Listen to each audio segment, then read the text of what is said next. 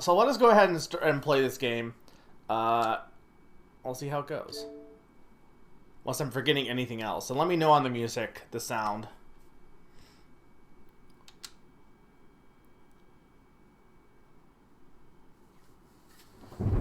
Game that did not get nominated for the Game Awards.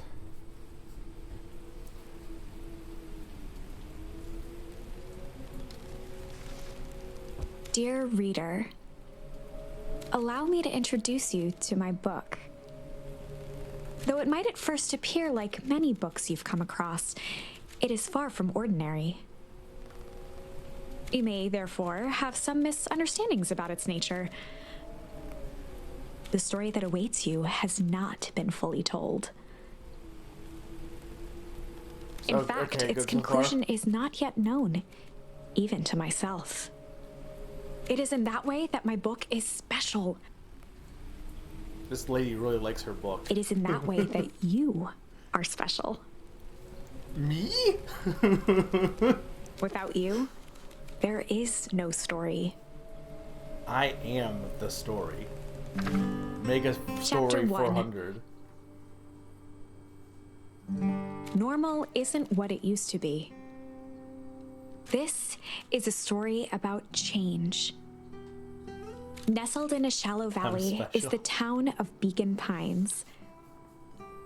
Far from the town square, across the river, past the neglected welcome sign, a young boy walks alone at dawn. His name is Luca Van Horn, and like you, dear reader, he's here for a reason. What are you here for, guys?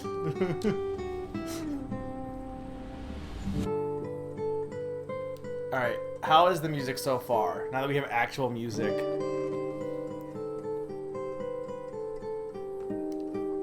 This seems like summer music.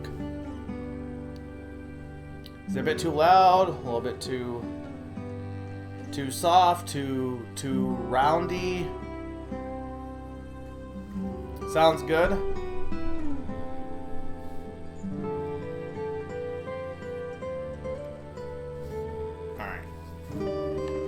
Hearing any other if you want to object. Okay,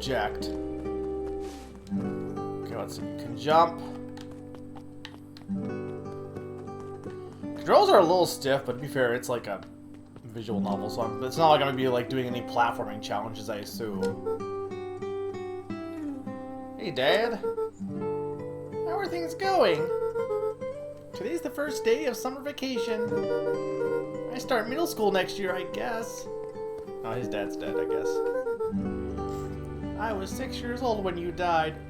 What 6-year-old monologues about their dad dying when they were 6? Oh, I guess he's not 6 now, though. He was 6. So he's probably like, what, 12? Oh, yeah, see? I was right. Exactly 12. And it's been 6 years now. From here on out, you'll have been gone longer than you were here. Feels like that should mean something. Mom always said that this tree was your favorite spot in the world. Me too. Hey, Luca. I knew I'd find you here. Rollo was Luca's closest friend. He possessed many fine qualities, but subtlety was not one of them. Well, after I banged on your door until your gran answered, and after I checked the pond and climbed up the treehouse, then I knew I'd find you here. Rollo finally noticed the tears welling in his friend's eyes and the flowers on the grave. Oh, yeah, right. You and your mom always did this on your dad's birthday. Yeah. I didn't know you were going to keep doing it now that your mom's gone too. Wow, this kid. This poor kid.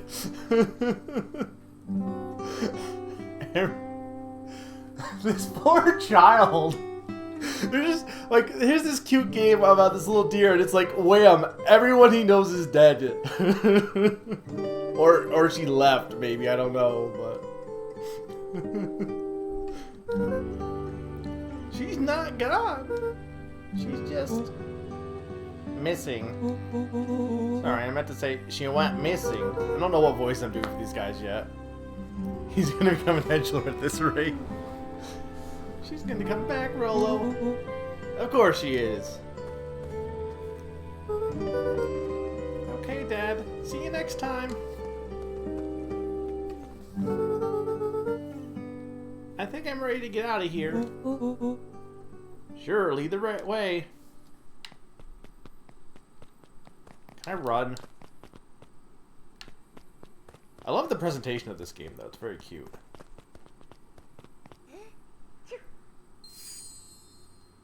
Tickle. Okay. What does that mean?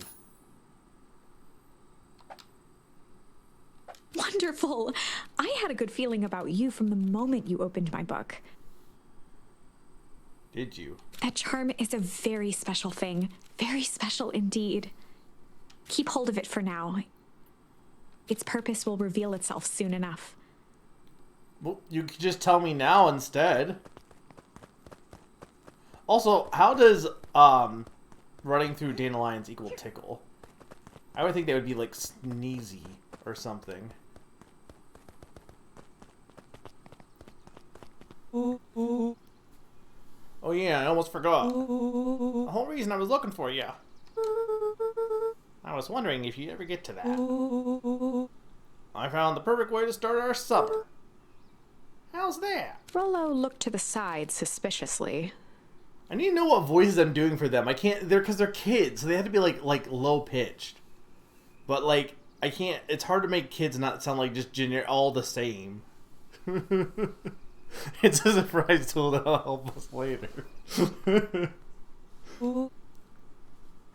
Not here. They might be watching. They who? Not so loud. We need to do this in secure location. Mission control. Alright, I just have to tell Gran that we can head out. What are you gonna tell her? I don't know. I'll think of something. If it's all the same to you, I'll meet you at the welcome sign. Your Gran still kind of wigs me out. I don't do well with new people. She moved in like half a year ago. Just meet me at the sign when you're done. Suit yourself. I won't be long. Tell Gran before heading out with Rolo. What if I just don't?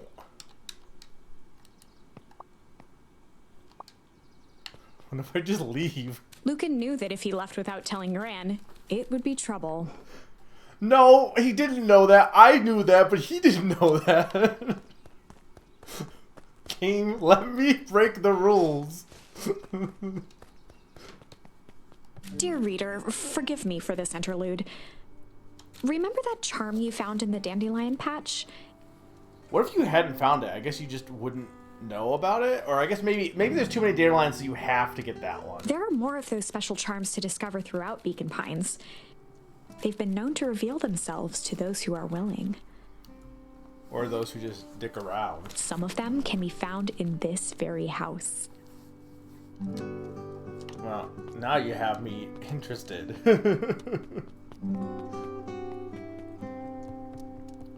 Since Gran had moved in, the house was more peaceful, more orderly, and more covered in flowery fabric.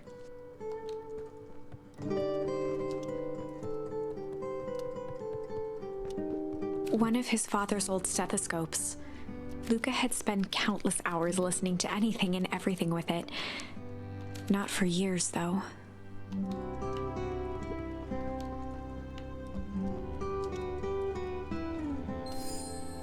Ponder.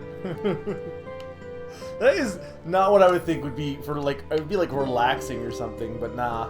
Ponder. I love the way he. I love the way he slid off that. I definitely did that as a kid. Just kind of like slink down. Gran had already lit the fire. She kept a warm house, as if by grandmotherly obligation. I need a run button. Just some dusty knickknacks. Okay, do we think the grandmother is upstairs or in the kitchen? No, Grandma's gotta be in the kitchen, right? Luca paused at his parents' bedroom door. He just wasn't ready to go in yet. Gran had commandeered the upstairs closet when she moved in. How big is that closet? Some things need shelter from a young boy's mischief, she said. Oh, it just means that she took over the closet, okay. Hide.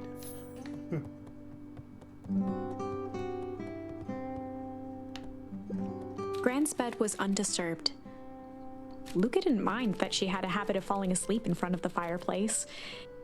It meant that he could read late into the night. I like this narrator. She's good.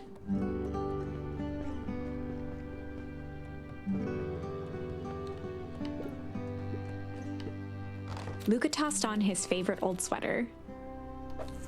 Even though it was the first day of summer, a chill still hung in the air. That's not how summer works. Also, chill is pretty good. Gran's moving in meant that most of Luca's things had been crammed in the corner. Luca was somewhat annoyed by the situation. Though, I have to ask, it's weird that the drawings are like he's very clearly pale in his overworld sprite, but those are very clearly less pale. But I mean, I guess they could just be a different deer, not him specifically, but...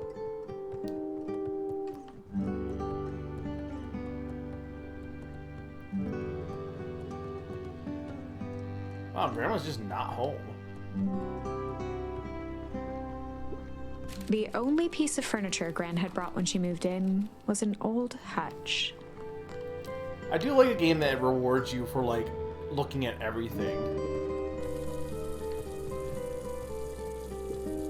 A pair of dull scissors, a broken can opener, a mostly empty bottle of glue, and some loose string. Junk. An array of prepared meals crowded the refrigerator. That is way too small. Also, that's not a refrigerator, that's like a ice box. Each labeled with the day of the week. I mean, I don't think it has, like, maybe it's plugged in. I don't know, but, like, most refrigerators don't have feet. I mean, it's just a style thing. Oh my, this is quite exciting. I am now certain that you are the one I've been waiting for all these years. Who are you? You'll recall I was a bit coy regarding the use of charms earlier. Yeah, what was that about? Excuse me, I tend to have a flair for the dramatic. Fair. You are about to encounter your first turning point. Ooh, turning point. There are certain times in this tale when everything hinges on a single word. Step forth, dear reader. All right. A sturdy old wheelbarrow. A beginner's guide to gardening laid open on the bench. Young Luca would spend hours hiding in the bushes, waiting for a chance to jump out and startle his mother. She always enjoyed humoring him by feigning terror. Footsteps are good also. I need to make a footsteps tier list. Nina has her fishing tier list. I need a footsteps tier list. I think this would rank pretty high. Hey, Gran. I'm gonna go hang with Rolo for the day. See you later.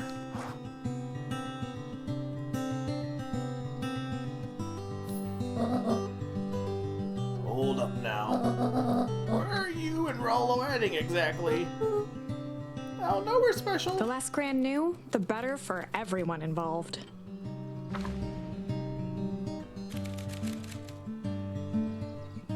You were just gonna go blank for the day. Okay, so apparently this will, like, this is the choose your own adventure thing. It really changes.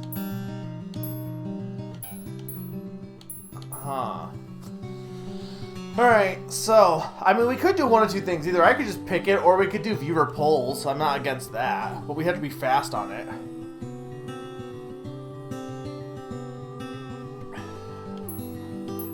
I mean, chill is probably what I would go with, but I probably shouldn't say that because that will influence it. But I don't know, like, what... The day, like, how would you go and hide for the day? What does that even mean? How does one hide for the day?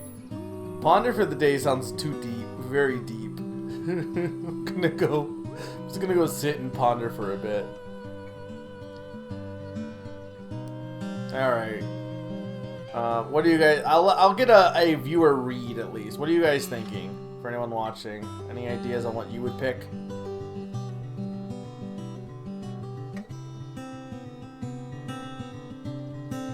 If not, I'll just pick. I just figured it might be, because it's a interactive thing. It might be fun to get viewer feedback, but.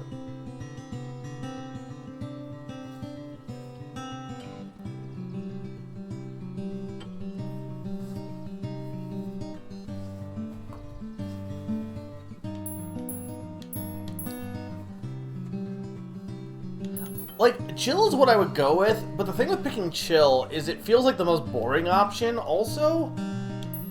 I feel like ponder might be more interesting, actually. What's the O for? Why are you owing? What is owable?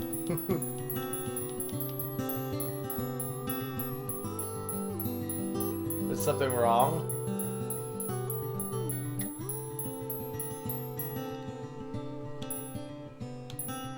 No one is speaking. Oh, you mean chatters or me? You can hear me though, right?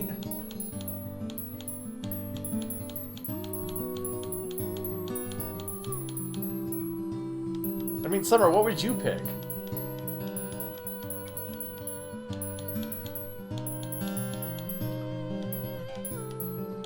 Would you pick ponder, hide, or chill? Ponder. I kind of figured that'd be what you'd pick. Hide just seems like, okay, like here's my read on it. Chill is the most like generic one. Ponder is the most, it feels like it would be interesting to pick, even though it's silly. Hide, I don't know what that would even do. That seems way too silly.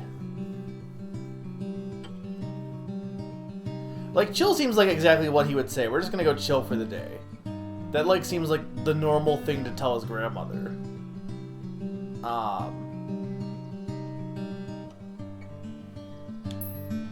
Let's just say let's go with this. We're gonna go ponder for the day. Let's try that. We were just gonna go ponder for the day. We were just gonna go ponder for the day. Oh, really? What are you boys going to ponder on such a lovely day exactly? This was Luca's chance to sell his alibi. You know, big stuff, small stuff, medium, mostly medium pondering. Nailed it. Well, make sure you don't overburden yourself with a preponderance of pondering. Huh? Oh, forget it. Off with you now. Impressive. You've managed to navigate your first turning point without too much of a mess.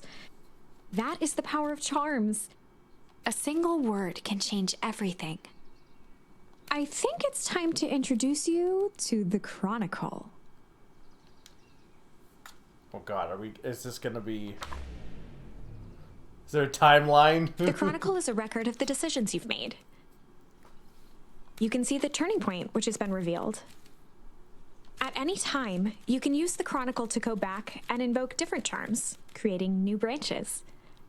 Luckily for us, this is the one and only turning point where the charms won't dramatically alter fate. Oh, well that's lame. It's the perfect opportunity to experiment with rewriting things.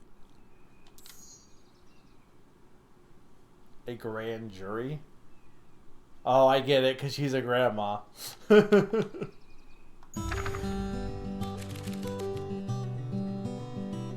Oh, I see. Now you can just do it again. Okay, well then let's try hide then. We were just gonna go hide for the day. We were just gonna go hide for the day. Hide? Traditionally, when one is trying to hide something, they avoid literally using the word hide. Yeah, but it was funny. Yeah, I guess Rollo bet some other kids that we could beat them in hide and seek. Aren't you a little old for that? It's not like there's much else to do around here. Well, make sure you boys are done playing your little game in time for supper. All's well that ends well.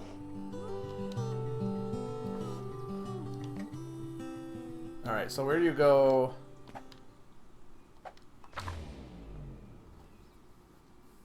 Okay, I see. So the backpack is right, is a B, and then the tree is Y. But I feel like it would make more sense for the Y to be, it would make more sense for Y to be, or the icon to be white and everything else to be blacked out. I feel like, but oh well.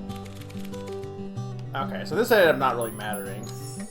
We were just gonna go chill for the day. We were just gonna go chill for the day. The best lies are built on truth. You boys always in a hurry to do nothing. We stick at what we're good at. Well, make sure you're done chilling in time for supper. Easy. Okay, but I don't want that one. I want the official one in the books to be Ponder. More interesting. We were just gonna go ponder for the day.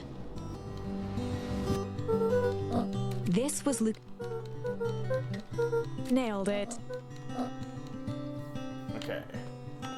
Alright, well that seems interesting. I'm curious as to how that's gonna affect things later on. Oh, and Luca.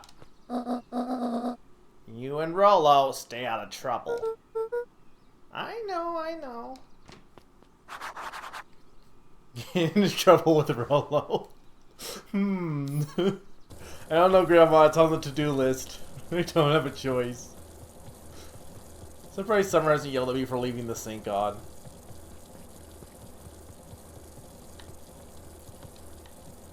Where is the exit here? Oh, it's over here. Time to be a mischief maker. I'm just saying, it's on the to-do list. It has to be done. Welcome to Beacon Pines. Come on, come on! Whoa! Dang it, Rollo! For a town that saw few visitors, the welcome was perhaps more grand than necessary. The road leading to Beacon Pines was long and uninspiring. A sort of natural barrier for the impatient.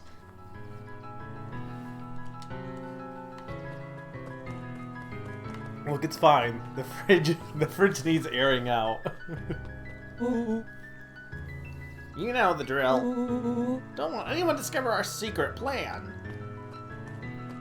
That slow walk back.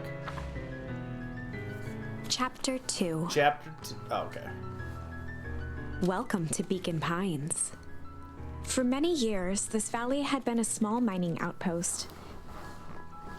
It's like almost all small towns. It wasn't until Sharper Valentine built his fertilizer company that Beacon Pines was established.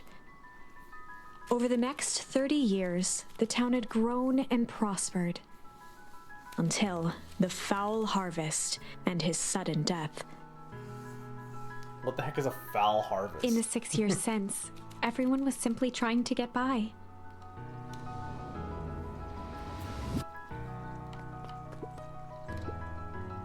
Old Pickler's Pond. Hey, Mr. Kerr. Hey there, pal. William Kerr was the CEO of Perennial Harvest Company. He had become a fixture around town over the past few years. After the failing of Valentine Fertilizer, the town was hungry to welcome a new source of employment. Excited for the big festival? Sure. Come on now, when I was your age, there is nothing more exciting than a town festival. The food, the music, the dancing. Sounds pretty alright. You're gosh dang right it is. I'm looking forward to letting off some steam myself. Make sure to invite all your little friends. I couldn't keep Rolo away if I tried. Excellent. Sorry, Luca, I gotta get back to the proverbial grindstone. Our harvest awaits and all that. Oh god, I don't know if I can keep that voice up, but hopefully you don't talk to him much. Who now? The left side's a little low. Festiva. Can I talk to him? I can't. Sorry, young Mr. Van Horn. I can't talk now. Very busy with preparations. Mayor Augustus Valentine was not busy. Oh, sorry, Gus. How many times do I? It's Mayor Valen. Flustered, Gus instinctively loosened his tie. Keep up the good work. I must briefly attend to a concerned citizen.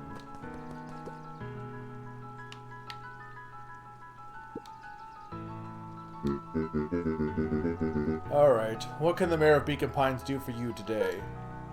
Oh, just saying hi, I guess.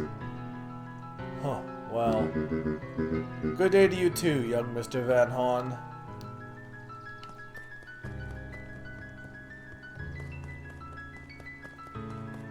Yeah, this is a summer soundtrack. It's like Piano the soundtrack.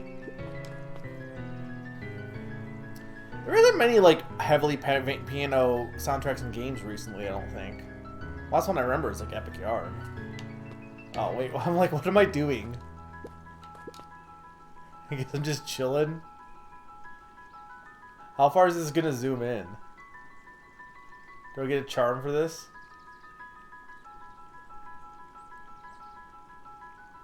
I guess not. I am chilling, but I didn't get a reward for chilling.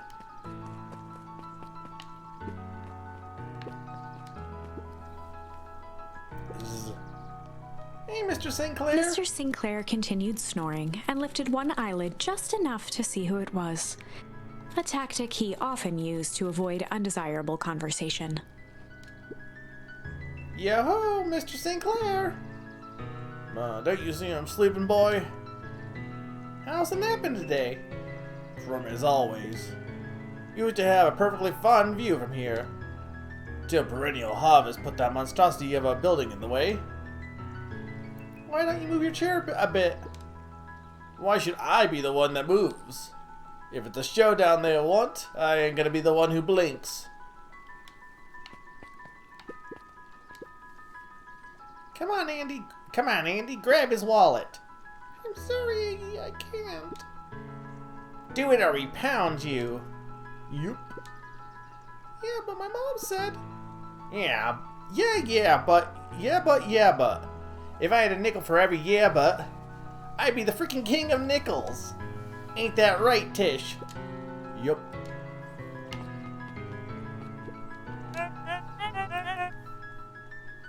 Mr. Van Horn, do you have a moment? It's just Luca. Golly, I'm sorry. It's my first week at Perennial Harvest. He pulled a pen from the pocket of his sweater vest and began to frantically jot something down on a clipboard. He's a red panda. Wonderful, it won't happen again. If we are going to be on first-name bases, then you can call me Pete. Oh, nice to meet you, Pete. Sorry, what are you writing? Oh, I'm just documenting. Gosh, it is exciting to be part of something so darn special.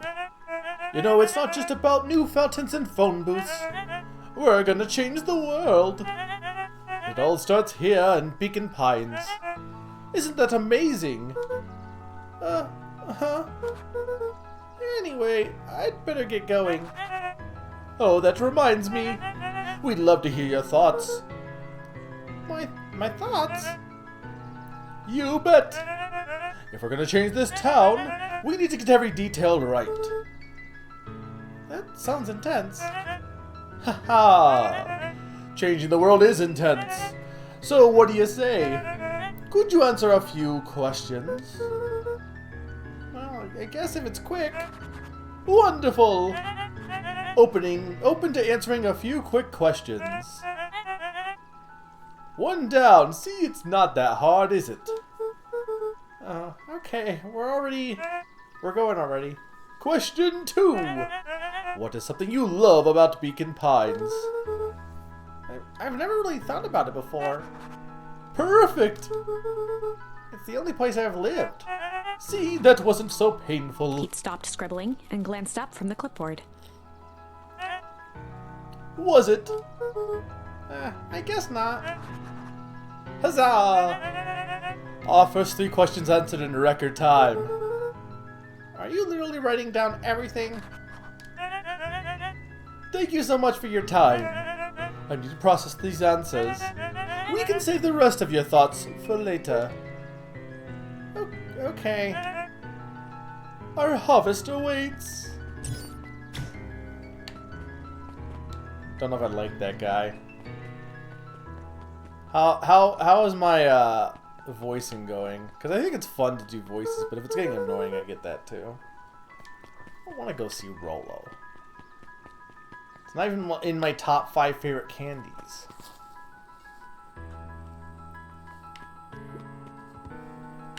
Wait, does this game have fishing?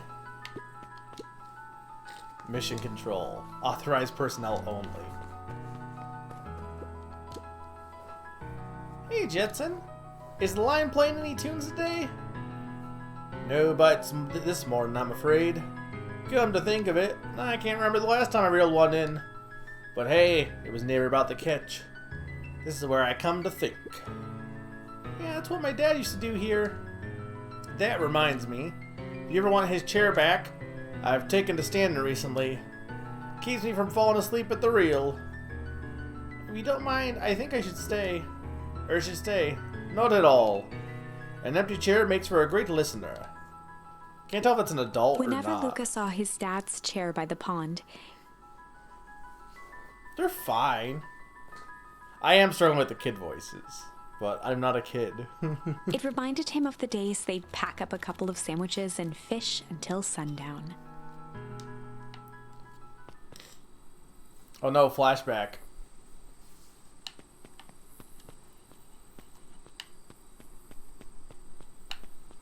You can't flashback in a flashback game. Luca opened the tackle box and picked the perfect bait.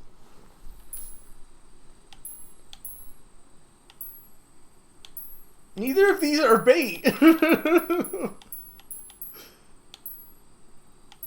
mean, I guess tickle because it's a worm, I assume. Luca gently baited a feather onto the hook. Good for skimming the surface. It's not how bait works. Give it a good cast, Nail.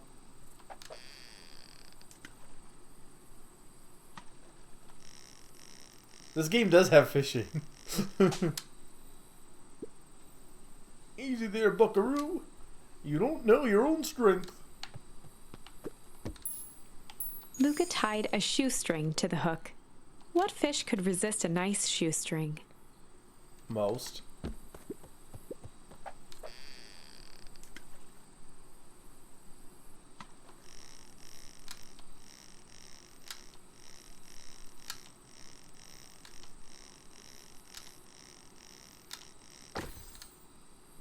You got a boot. Where do you think the other one is? Hard to say. Sometimes things just drift away. That's not fair. No, it's not. I don't know what I'm doing for his dad's voice. It's fine, he's dead. He's not going to show up that much. Well, wherever it is, I hope that the other boot at least has a sock to keep it company. Luca gently baited a feather. Good for skimming the surface. What's true that his dad is dead? I'm just stating the facts.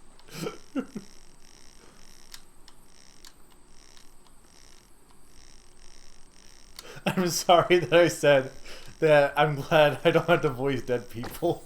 It's a duck. I'll be switched. Eat your old rubber ducky. That's just goofy. You were just a drooling ball of fur when you lost that. Cried for days, yuck. I told you it'd turn up. Don't know why I'm doing bad Goofy. Looks like we could use some new bait. What do you say we head out and find some more?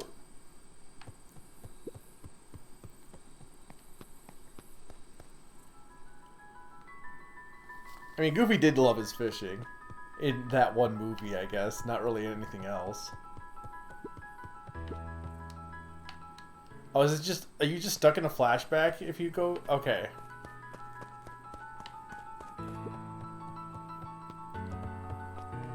I'm liking this game so far. It's cute. It's got a good art style, too. The boys had a good thing going. As long as they kept old Jeff happy. They had an endless source of precious materials to add to the treehouse. Yo, they financed the Game Awards?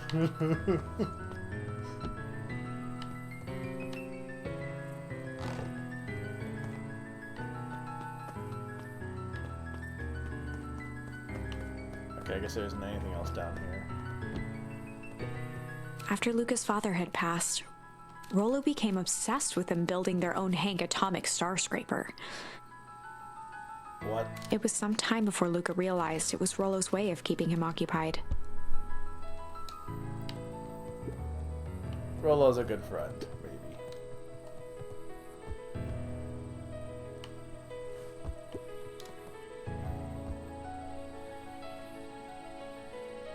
maybe. Look, I thought there was more to do. On certain nights, when the clouds were just right, the boys could tune into strange patterns of static. Rollo thinks it's aliens. He always thinks it's aliens. Luca's winter coat decommissioned for the summer. With the cold holding out longer than usual, he reconsidered its usefulness.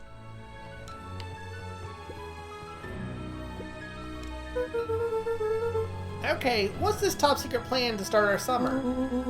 So you know about the abandoned warehouse by my place? Old Valentine's building? Yeah, well, it isn't abandoned. What makes you think that? Get this. Last night, it was glowing. Glowing? Are you sure? Kinda. That place has been empty since the foul harvest. Yeah. Who would ever want to poke around, even want to poke around that place? We would, Rollo. We would. Wait. It's just a busted old warehouse. I just meant we could do some research at the library. You want to actually go to the warehouse? What do you expect to find? Answers. My mom's out there somewhere. It seems like everyone wants to pretend that she's gone for good. You don't have to come, Rollo, if you don't want to. Luca, remember that time I sort of accidentally burned down the chicken coop? And you jumped in and said it was your fault before my pa thralled me? This is a flaming chicken coop sort of deal. I've got your back. Thanks, Rollo. Now that I think about it, poking around a decrepit fertilizer warehouse is exactly how I want to spend the first day of summer. That is summer in a nutshell. Flaming chicken coop.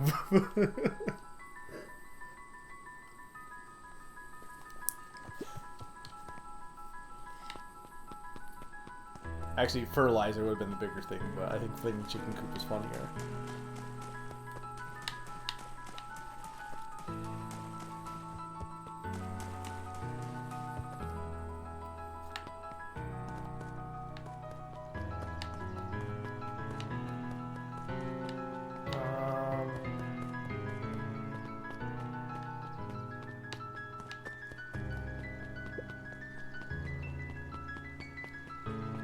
I don't know where to go next. You're new.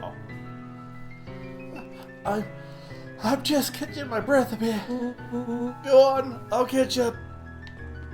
I need better kid voices. They need to grow up so I can voice them properly. Okay, what's this way? I can't go that way. This is just also Goose Game music, I just realized. Kinda. I didn't realize that was Rollo. He was hunched over, so I thought he was old. Last Chance Diner.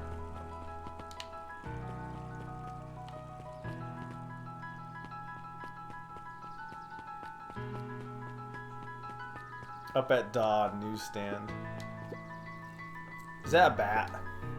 Sorry to wake you. No problem. It comes with the job. Dawn had dreams of becoming a big-time reporter. At night, she searched for the story that could be her big break.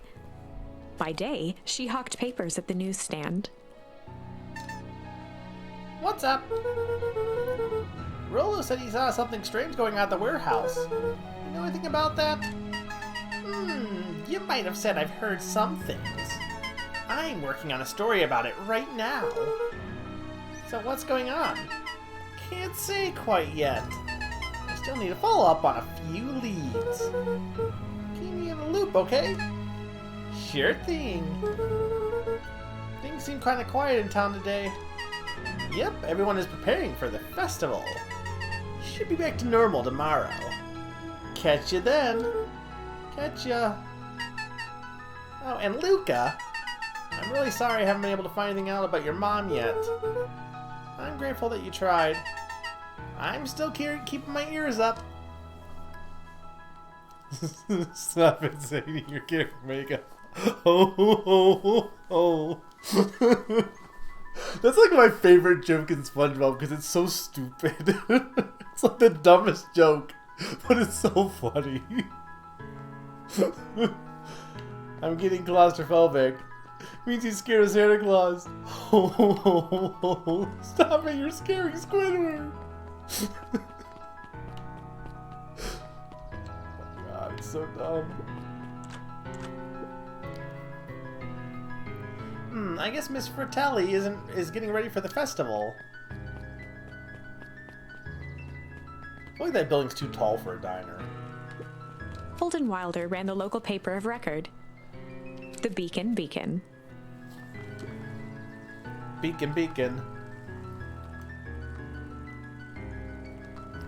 Hey, Mr. Wilder. Morning, Luca. What's the day have in store for you? I was wondering if you have any news about... News? The Beacon knows the news that needs knowing. Any news about the old fertilizer warehouse? Nope. Oh. Rollo thought he saw some lights there last night. Rollo ought to be careful poking around that part of town. The winds of change are blowing, and change is a dangerous animal. Change.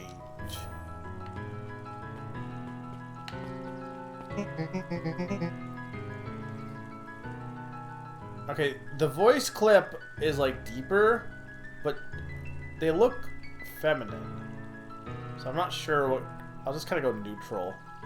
Luca, just the voice fella I was looking for.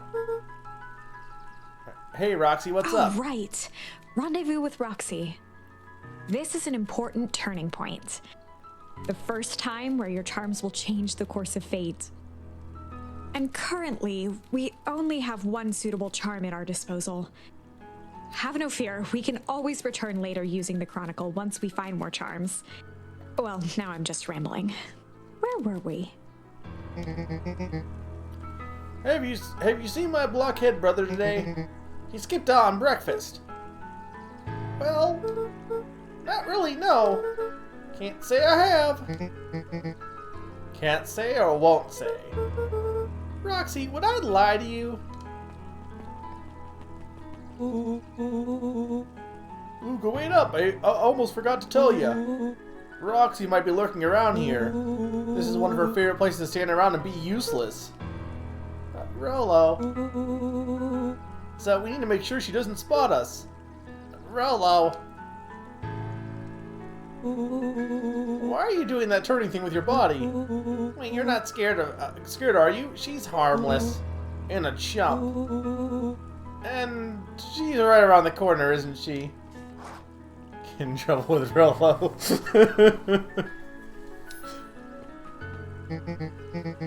Don't mind me, just standing here lurking uselessly. Oh, hey, Hey, sis. Nice weather we're having, eh? Couldn't help but notice you snuck out this morning before breakfast. Wasn't hungry. Also couldn't help but notice your morning chores were left unchored. Roxy, I'm gonna level with ya. I'm sick and tired of digging up carrots. We all gotta pick up our slack since the fall harvest. Almost every carrot I dig up is rotten, and the rest look like they were hit with Hank's atomic shrink-o-ray. All the more reason to keep on digging. There's gotta be more to life than puny carrots. Look, Roxy, Luca and I have places to be, so if you don't mind... Oh, I do mind, and I'm not gonna catch hell again because of you. So either you march yourself home and harvest those carrots, or I haul you home myself. Rollo froze as Roxy took a step toward him, What'd I do? cracking her knuckles. What thing I do? Luca knew he had one chance to save his friend from being dragged home. In the past, he found the best way to deal with an enraged Roxy was to be a little chill. I'm curious what the other options would be. In the past, he found the best way to deal with an enraged Roxy was to be a little chill. Come on, Roxy. It's the first day of summer. The sun's shining and we just want to take it easy.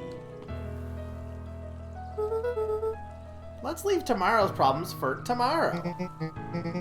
That's great and all, but Rollo's problems have a way of becoming my problems. And Pa always says, tomorrow's work is best left for yesterday. March, you big oaf. Aw, rants. I expect a full report about the Valentine place. A full report! Okay. So, Fitz, what are you up to this lovely day? Nope. Cool, cool, cool.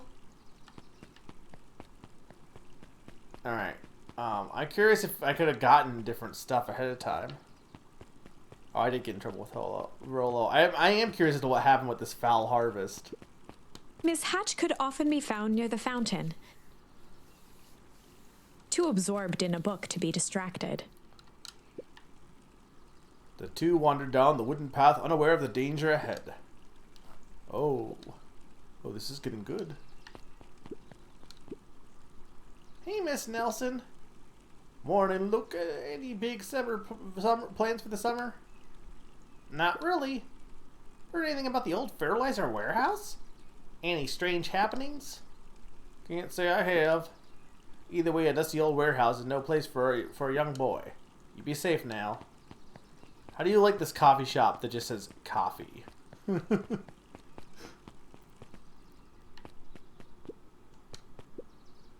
Piper.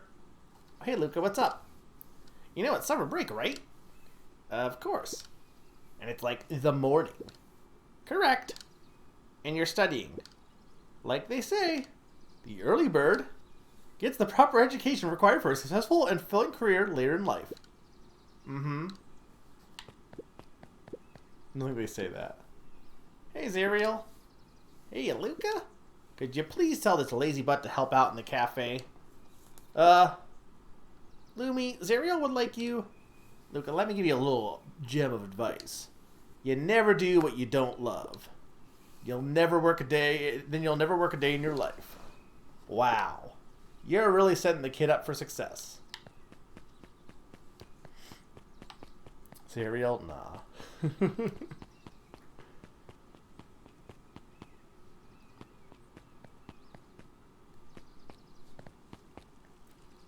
Samuel.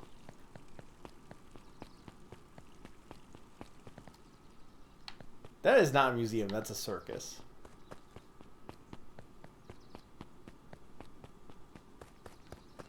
No touching. Touch. Touch. Touch. Touch.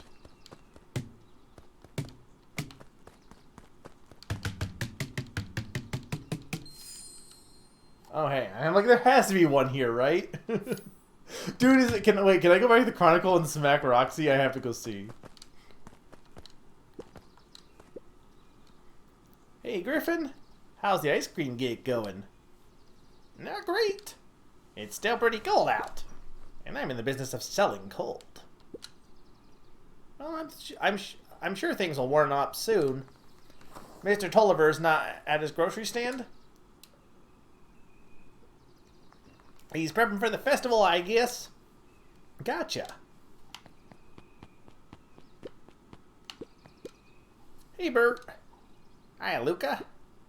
I'm doing some fact-checking for the town's history exhibit. Look, kid, I'm just here to put up the lights.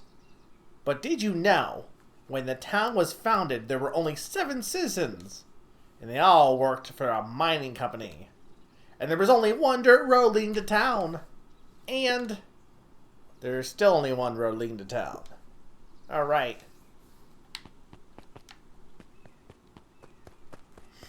I mean, I tend to just gravitate to that. But to be fair, it is a mining town. It's not that weird. My default is just everyone is southern. Okay, hang on.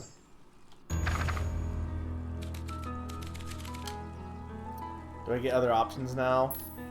No, I still can only be chill. In the past, he found the best way to deal with an enraged Roxy was to be a little chill.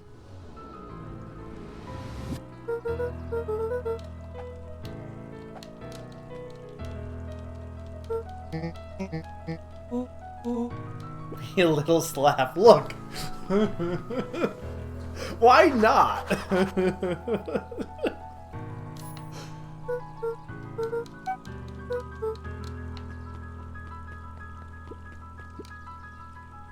Trevor Valentine, founder of Beacon Pines. Never underestimate what a great man can do given time. A bit much, if you ask me. Indulgent. What if I change? What if I do that?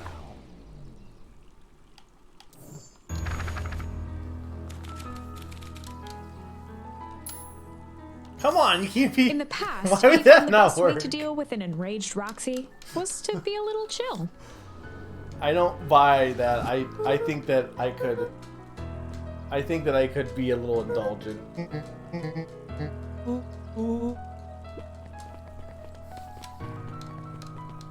It kind of sucks though that they're like, oh, you get choices, and so far we haven't had the ability to make choices yet. Unless I just missed one, but I've been pretty thorough. Hey, Solomon. Apologies, no time for chit-chat. I can't tell if these people are like adults or just short. Jeff's or kids hardware are just closed short. down about a year ago. The effects of the foul harvest stretched wide. When there are no crops in the field, tractors don't need fixing.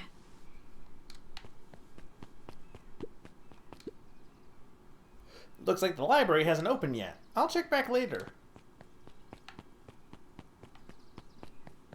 Deals. Luca, my boy, hold up a tick. Oh, hey, Mr. Nancrete. I was just on my way to... I just sold the last jar of your grandmother's preserves. Can't stock the shelves fast enough, turns out. That's great, but I'm actually... I guess Juniper would just have to swing by with some more of her lovely jam. Uh-huh. Well, don't just let this old man slow you down. You just remind her that she still owes me that dance. A promise Gran regretted the second it was made. Will do. She's a fine woman, that Juniper. Yep, she's pretty cool, I guess. A real fine woman. Gotta go. Sweeter than any jam on earth. I don't like this man.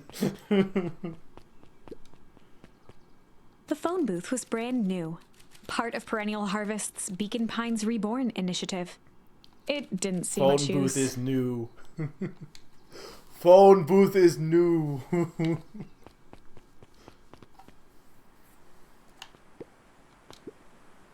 Oh, hey, Luca. Hey, Joey. How's the bug hunt going? Not great, Hugh. Bugs have been shy. I can't do a Brooklyn accent. How do you do a Brooklyn accent? Let's see. Gabagool. Hey, bugs have been shy this week. Bugs getting shy. Oh, sure, bugs aren't that different from people. Sometimes they just want to be left alone. I can't do it. If you're going into Weepwood, just be careful where you step. No bug crunching. Got it. Yug. Nah.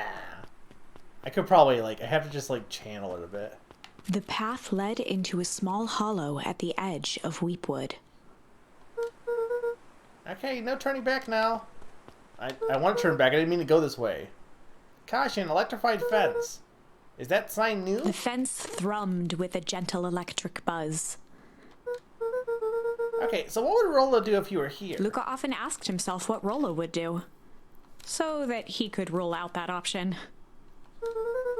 I'm definitely not touching that thing. Luca knew that if he gave up now, he'd never hear the end of it from Rollo. Darn it, I want to go right.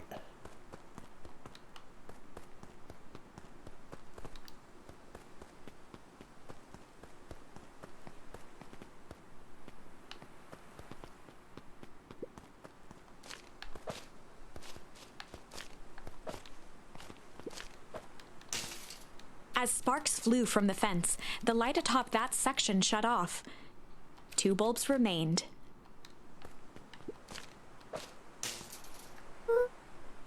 That's 2. 1 more to go.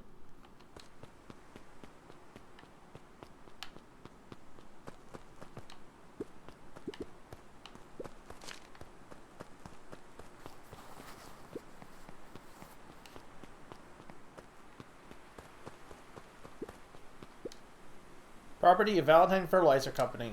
Looks old.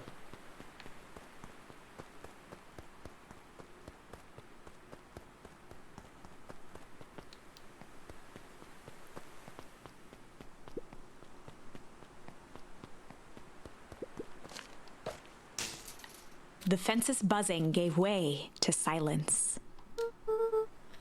Okay, moment of truth. Every kid in town knew the old Valentine Fertilizer building. Long abandoned, the warehouse once served as the industrial heart of Beacon Pines. Now, it stood only as a reminder of things left behind.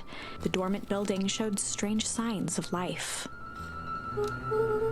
Okay, so Roller wasn't exaggerating for once. What's going on here? There was only one way to find out. Soylent Green is people.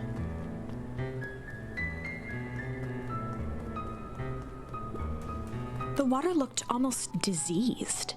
It flowed slowly into the woods. The hose emitted a subtle sound. It was actively draining some kind of liquid.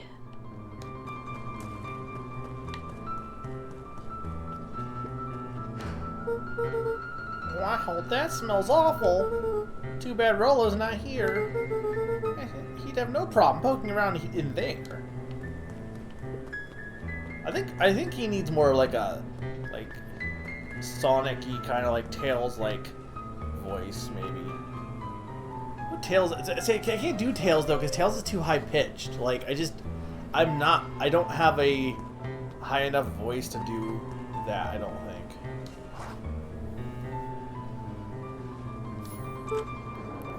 Locked. Luca thought he heard faint sounds coming from the other side of the door. He pressed his ear against the cold metal to hear better. A zipper. Footsteps. The sound of footsteps grew louder.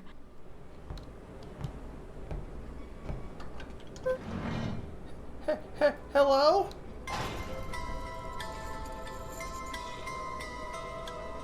Hi. Shit. Shit. Can I be more shit? Is that now an option? The heavy steel door knocked Luca to the ground. Disoriented, he looked up to see an imposing figure silhouetted in a green glow. It lunged toward him. He tried to scramble away, but felt a gloved hand latch onto his ankle. Luca watched his fingernails leave trails in the dirt as the hand slowly dragged him back through the door, into the lab, into the green light. This is a story about shit.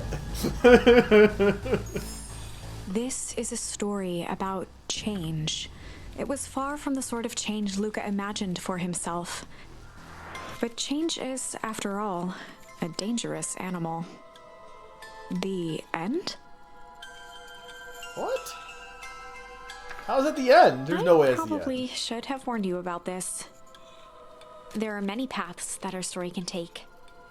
Well, what did he change into? Dead? Most will end in tragedy. But don't let that discourage you. We will find I'm pretty sure the this is ending like, that you don't the have a story choice. deserves. I just know I'm it. pretty sure you're just like forced into this path for like learning purposes. From here on out, a charm will have a check mark when it's been used to its full potential at a given turning point. Now, let's try something different. Look, I feel like a choose your own adventure that has like a definitive ending isn't really a choose your own adventure at that point. But okay, so that's saying that like that's the whole. That is the whole. The furthest you can go in that route is that. Be More Shit is actually a thing. That's actually a thing. I was joking.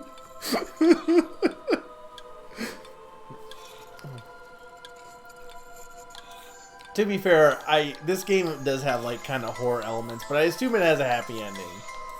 Maybe. Well, okay. Before I do shit, I'm gonna be right back. I'm gonna get some water and stuff, especially for this because there's a lot of reading. So, but I'm really enjoying this one. I hope you guys have been enjoying the stream. I think I've been having fun with this one. But we will try and not have Luca die this time by being more shit. So I will be right back, guys, in a 2-minute break. And when I get back, more Beacon Pines. Stick around.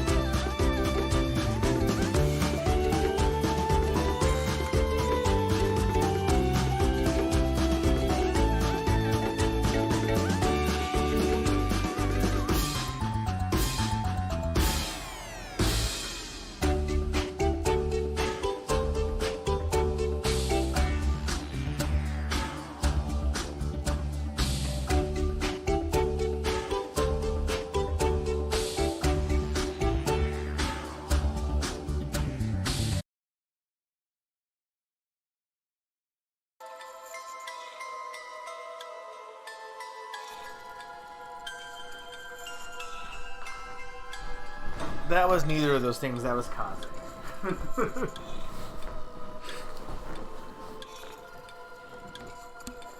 Kaze in the Wild Masks. Literally, it's like the only Kaze song I have, so it's played a few times.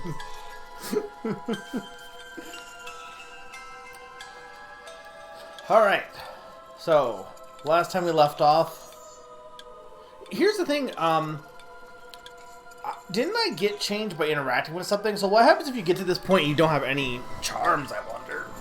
Do you just, like, get forced to go back to a turning point, I guess? I mean, you must. Anyway, we gotta go back to Roxy. Was to be a little shit. In the past, he found the best way to deal with an enraged Roxy was to be a little shit.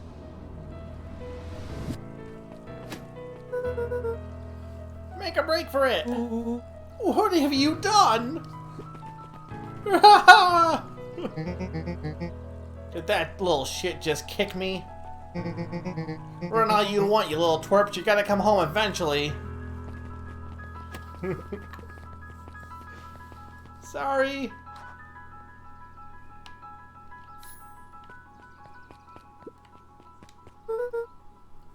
Sorry about that. Rolo can get overexcited sometimes. Solomon Valentine, current ward of and future successor to the Valentine fortune, huffed as he brushed off his pants. A town of complete and utter fools. One wonders if it's worth taking anything here seriously. Either way, I'm really sorry. No matter. How are you doing? Is he young then? He must be young. I can't tell. Me? Yes, with all the business about your mother and whatnot. Oh, I'm getting by. Still no word from her at all. No. That is truly a shame. Shame? These icons are the best. Look out for like good emotes to use. Your grandmother has taken residence to keep house. Yeah. And how is that going? We mostly stay out of each other's way. You make it sound like she's rarely at home. It's not like that. It's just she has a lot to do. Mm-hmm. She's still settling in and trying to figure out how to make ends meet. Indeed. Well, count your blessings. It's better to have a caretaker who's rarely around, in lieu of one who tries to compensate by smothering you with attention. That doesn't sound so bad. Trust me when I say, it's best to rely on yourself. Family has a way of correcting more problems than they solve.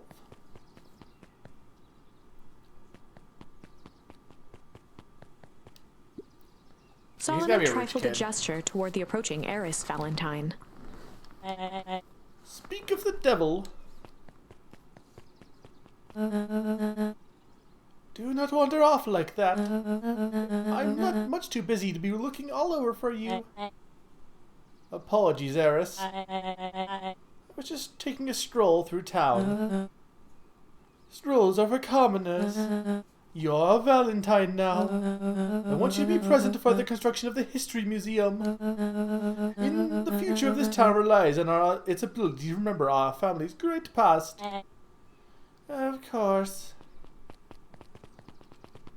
Hi, Pawn. Things are happening. What do you know about this game? Besides that it's a game that didn't get nominated for the Game Awards.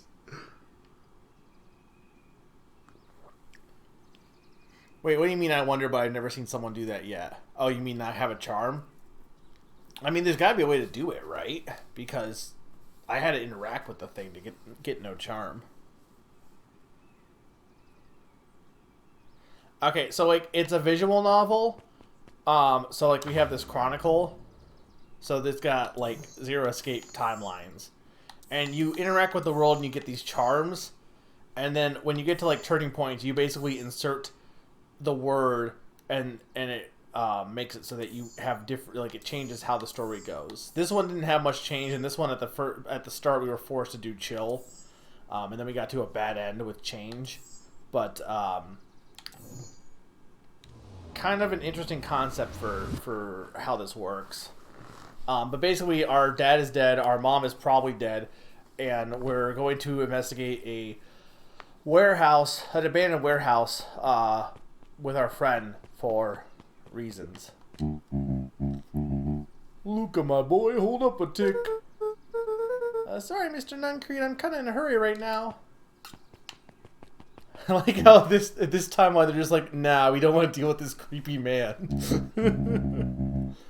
Boy's got too much of his father in him.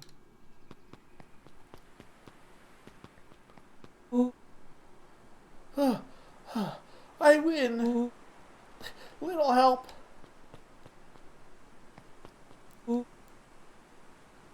I am the champion. We were racing. Did that road get longer? Like everything ever changes around here. It seemed longer. You're just lightheaded from the run. You really need to pace yourself better next time. Not sure why I would take advice from second place. Has that sign always been there? Wait, what? Caution, electrified fence. No, that's definitely new. Creepy. How are we gonna get around an electric fence? Don't worry, I got this. Why did you do that? Pa always says you can figure out what the plan was when you're done. Great. What now? Well, I did my part and established that touching the fence is bad. I'm sure you can handle it from here. I'll supervise. From a safe distance.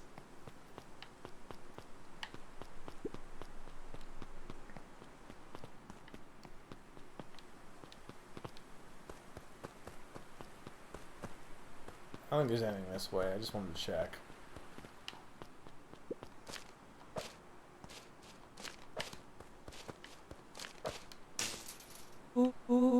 Whoa, you're a genius. No, I'm just a shifter. You are all shitters. You're using your shit abilities. I'm not gonna explain that because I don't want to spoil it, but I think that did it. Luca, you never fail to impress. As the glowing windows of the old warehouse came into view, Rollo began to bounce excitedly. Check it out. Dang, Rollo, you weren't exaggerating for once. Was there ever any doubt? This definitely needs investigating. Good thing there are 2 ace detectives on the case. Luca used that moment. This is bizarre. This is awesome. Rumble. Why is that the icon for Rumble?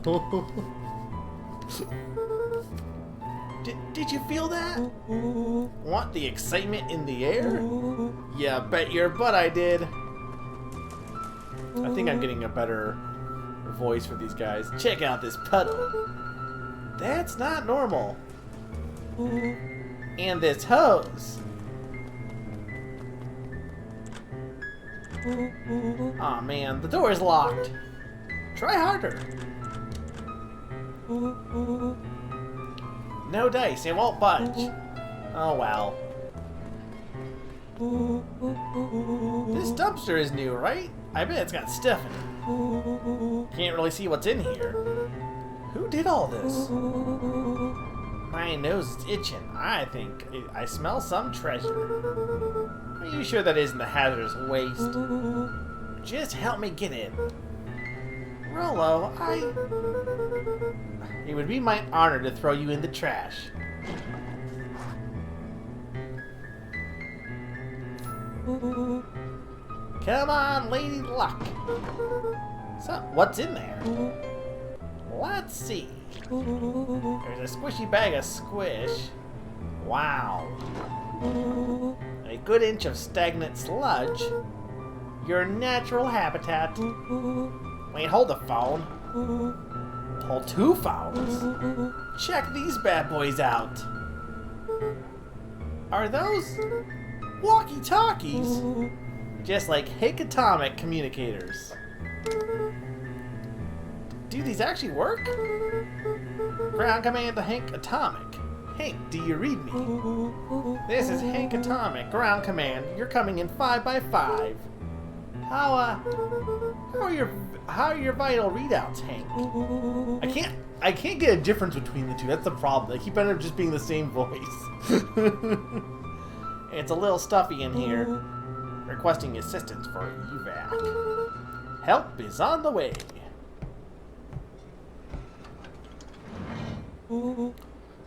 What was that? Someone's coming. Give me your hand. I'm trying. My hands are covered in squish.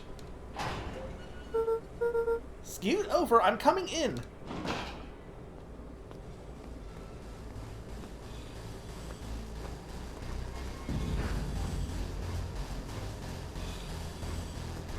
Didn't even bother looking in there. Tell me you saw that.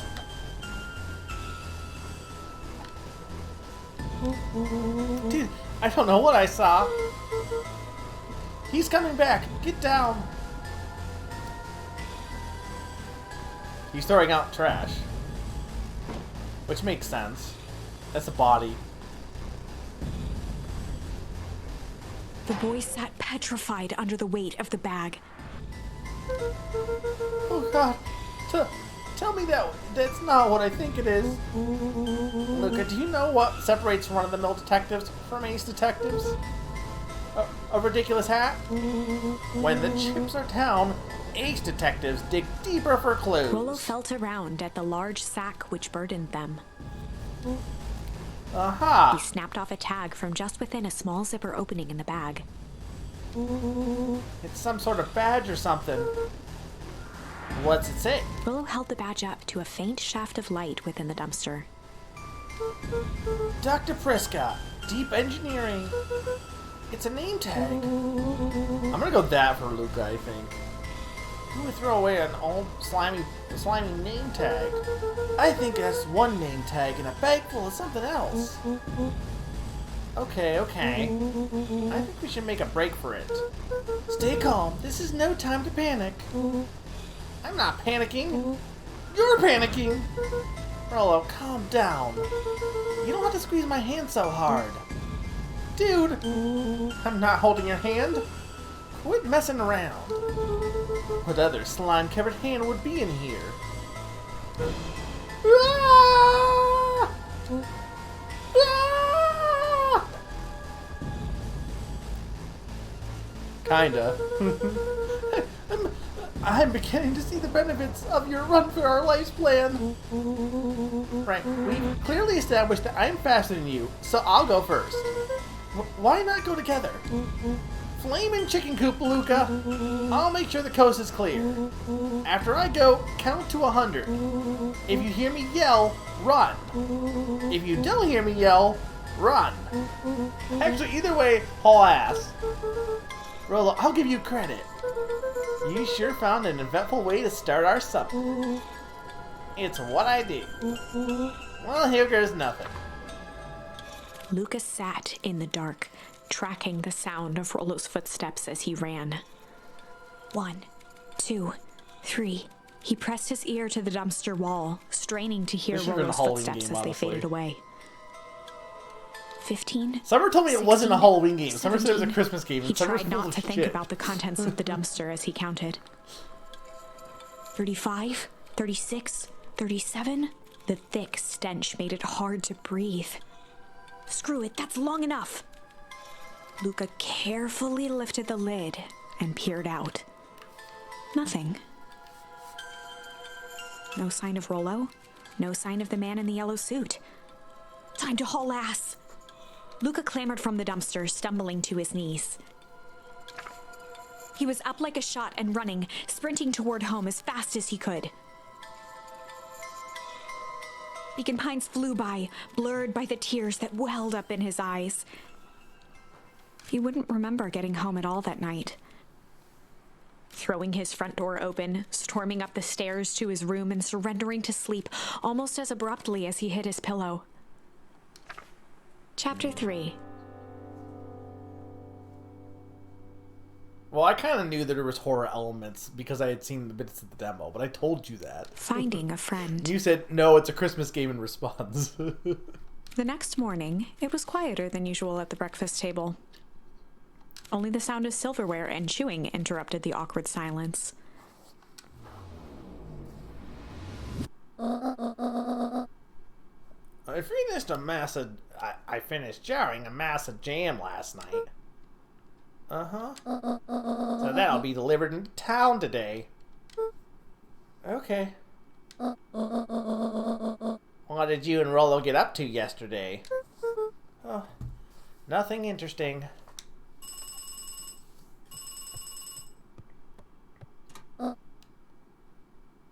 Hello? Phones don't talk. Calm down.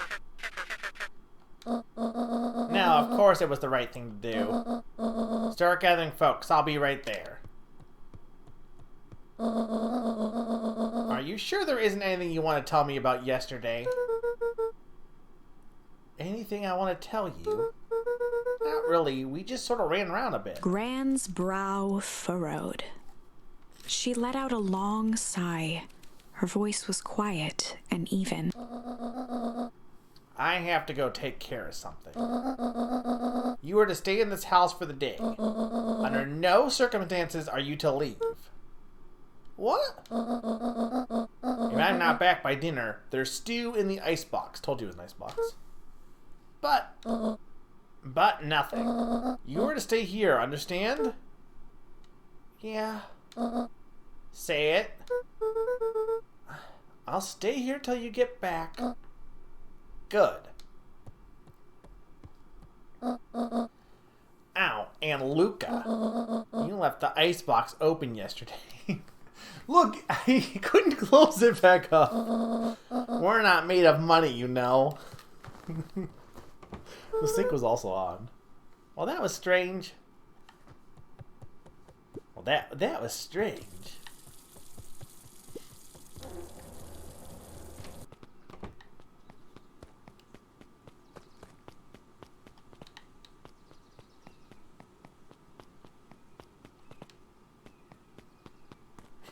I did nothing wrong.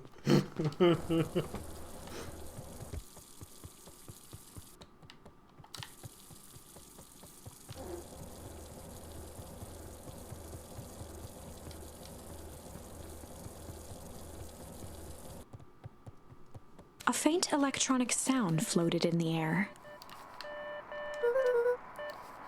Is that coming from upstairs?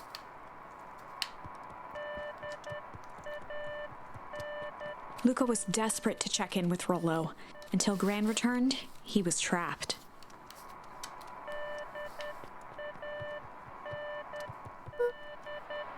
Hello? Is anyone there?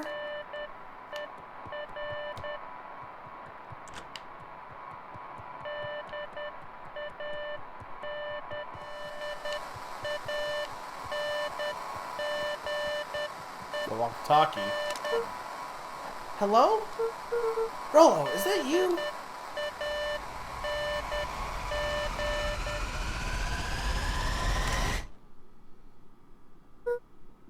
Over? Strange.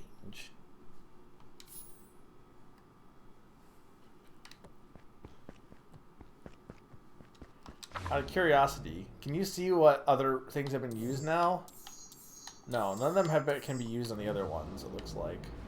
Well, at least, maybe I can if I go back, but I'm not sure if, like, they appear...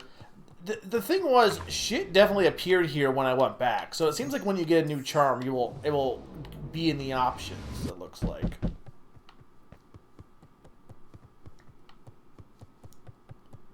No, you can't be a little strange.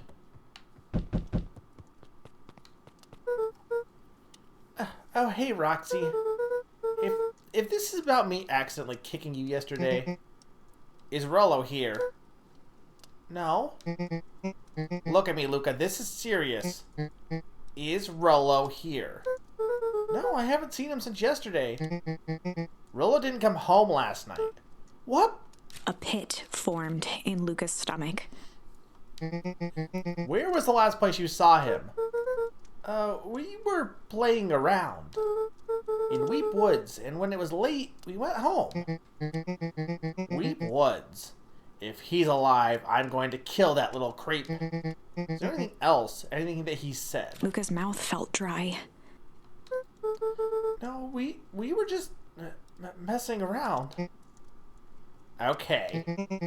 I need to go let people know to check the woods. You stay out of trouble. Go see if he's hiding in the library or something. Thought I was supposed to stay in the house. Luca could feel his heart beating in his throat. Rollo. Where are you? But Grandma told me not to leave.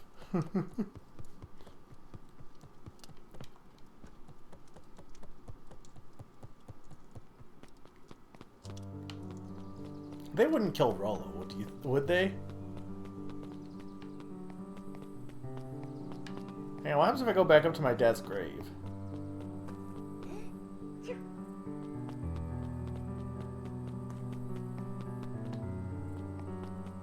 Nothing. Okay. Things are still looking and sounding good, guys.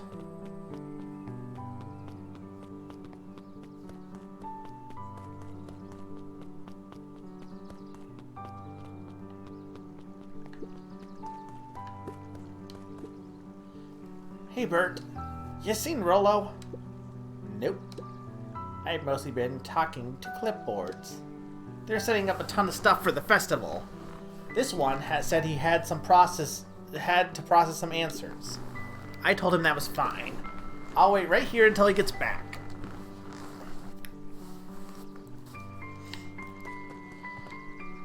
I didn't kill Luca or Rollo. He killed himself.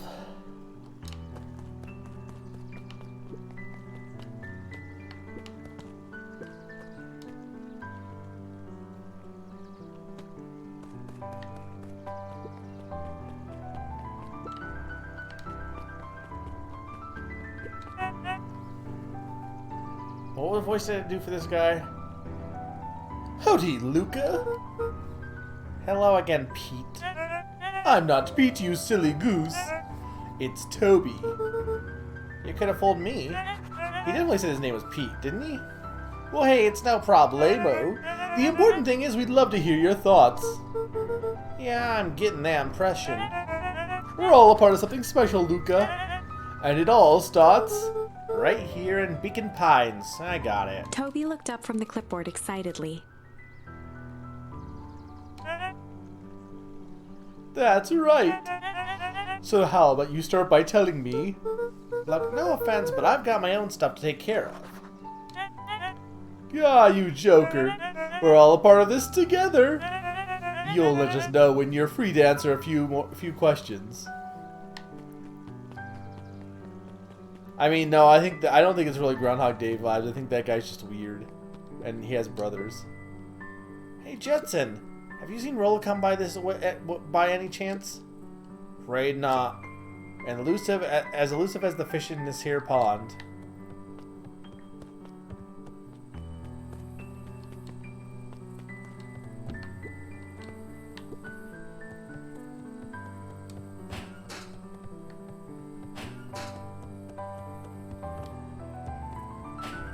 Oh, that's actually a door. I didn't realize it was a Luca door. looked up at the satellite dish. Rollo nearly killed himself putting that up into the tree. Hole. While it didn't turn the radio into an interstellar communicator, as he'd hoped, it did at least boost the signal enough to overhear truckers one town over.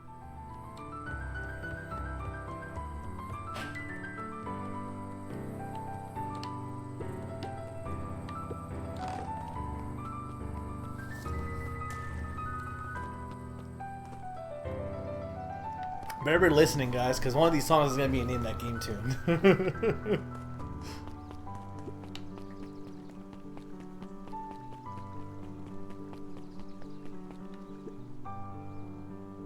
We really need to get back to work. Just a couple more minutes. If Roxy said she will be here, then she'll be here.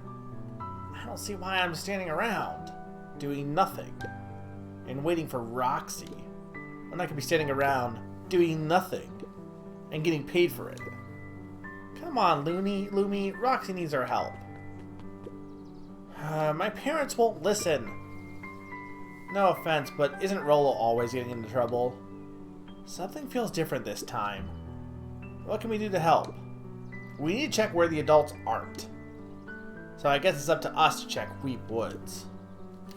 Our shift doesn't end for another couple hours. We could spend the time making posters. That'd be great, I guess. Right, Fitz and I will check Weep Woods. We'll be back later to pick up the posters. I think my dad has a map of Weep Woods. Let's swing by my house and grab it before we head out.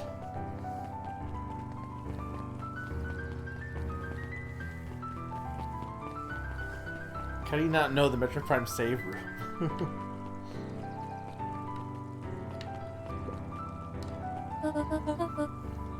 What's this all about, a missing child? I must stress, the situation is completely under control.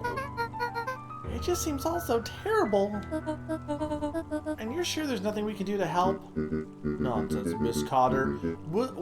Young Mr. Cotter will turn up safe and sound. I'm sure of that. Or I'm certain.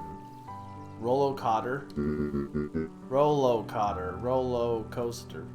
You just focus on settling in. I trust my sister has supplied you with suitable lodgings.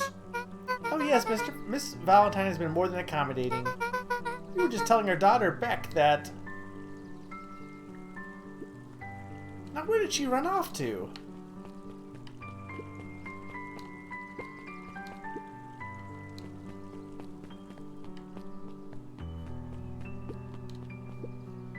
Hey, Dawn. Is it true about Rolo? Yeah, he didn't come home last night. I wonder if it's connected. Connected to what? I was checking our reports about increased activity around town. What sort of activity? Windowless trucks, mechanical noises, strange lights. Your typical shady stuff. Who would be doing all that, and why? Well, I have a few leads. The Valentine family is always suspicious. Perennial Harvest certainly has the resources. Do you have any idea where Rolo could be? The best part to start looking is where the trail went cold. Where'd you see him last? We were in Weep Wood, right by Valentine's fertilizer. I'll check Weep Wood when my shift ends. I do my best work at night. I like her.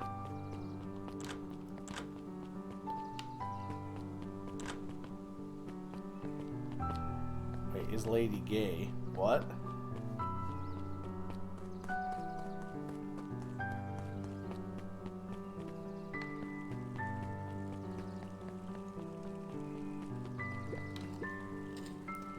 His eyes went wide in disbelief. What do you mean, vanished? That's impossible. Oh my. He doesn't even see the danger he's in.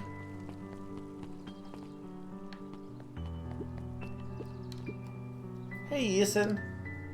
History Museum. It's laughable, really. Did you happen to see Rolo in there? No, just a shadow of a family. Clinging to the town, clinging onto the past. Cling. Feel free to check for yourself, but don't expect to have your mind blown.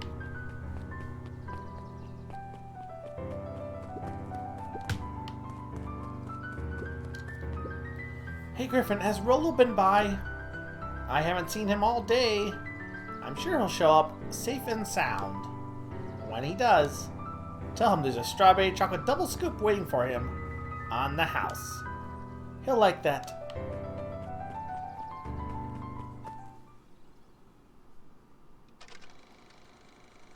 Oh. We all know Beacon Pines is a great town. What you may not know is great towns grow from mighty roots.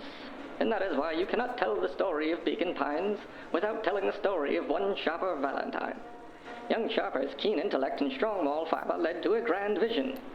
A vision of a community dedicated to a better tomorrow. In his own words, a better tomorrow is within our grasp, but it requires a singular mind to harness it. Lucky for us, he decided to grow that vision here, in Beacon Pines. And how does one grow a better tomorrow? With fertilizer, of course. Valentine's Fertilizer Company became the lifeblood of a town yearning for purpose. But then tragedy struck, a scientific experiment gone wrong.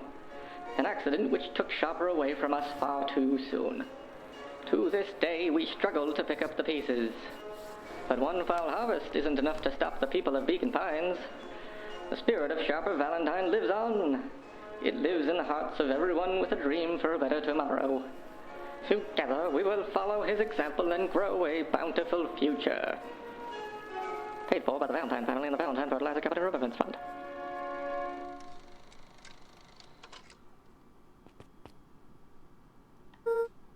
That was unhelpful. A little bit. I need to go up here, right? Or maybe you haven't yet.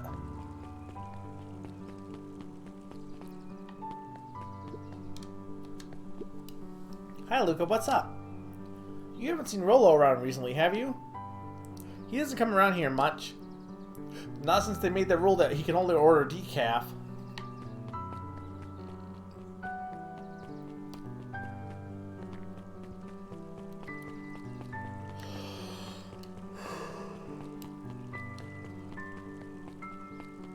Yeah, I mean, that was a shadow of a family, huh? They said to check the library, but I want to do that last.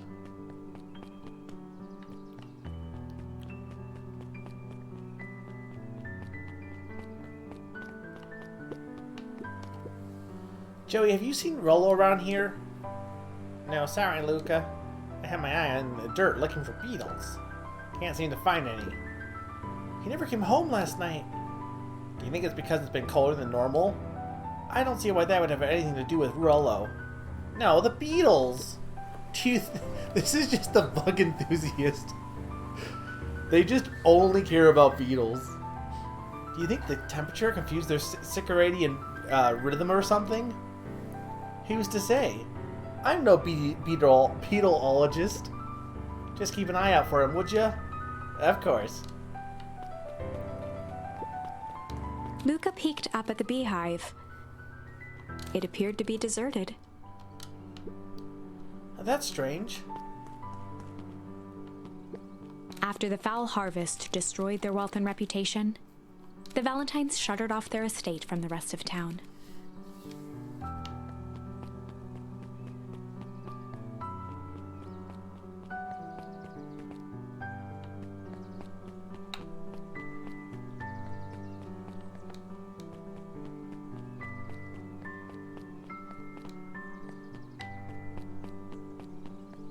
There's nothing here.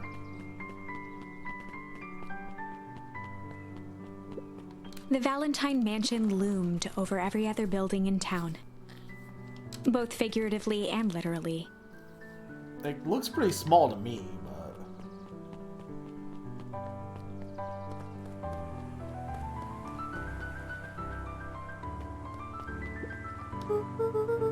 Dang, they boarded the way in.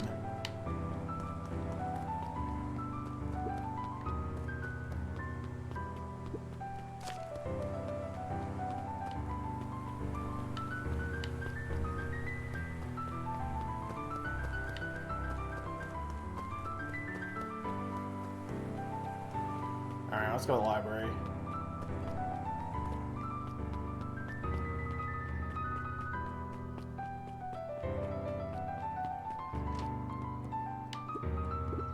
Oh, the cobs I've eaten. A salad-centric travel guide for the mildly adventurous. Fun. Sally Seashore's simple, succulent sundries. Luca brushed off a smudge of dust. Or maybe it was flour. 30 recipes so easy you'll doubt it's even edible. Succulent. peek behind the curtain. The Methods and Ruminations of Patrick C. Montesquieu. One of the greatest acting minds of our time, by Patrick C. Montesquieu. Oof. There were rarely any actual new additions. Simply a variety of existing content rotated into the front display each week. Not fooling anyone.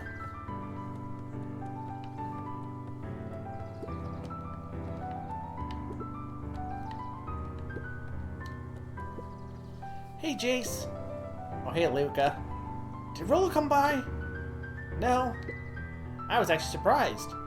He's usually here early on days when a new issue drops. Rollo's the biggest Hank Atomic fan I know. Besides myself, that is. Well, if he does swing by, tell him to meet me you know where. I don't know where. No, but he knows where. Oh. Roger that, Space Cadet. The bottom corner shelf was a dusty array of thick science books. Only one binding was clean enough to read. Cellular Biology and the Chemistry of Mitosis. Boring. Mycological Phosphorescence. Ugh, more like my complete loss of interest. The entire top level of the library was devoted to comics, most of which were Hank Atomic and the myriad of lesser revered spin-offs.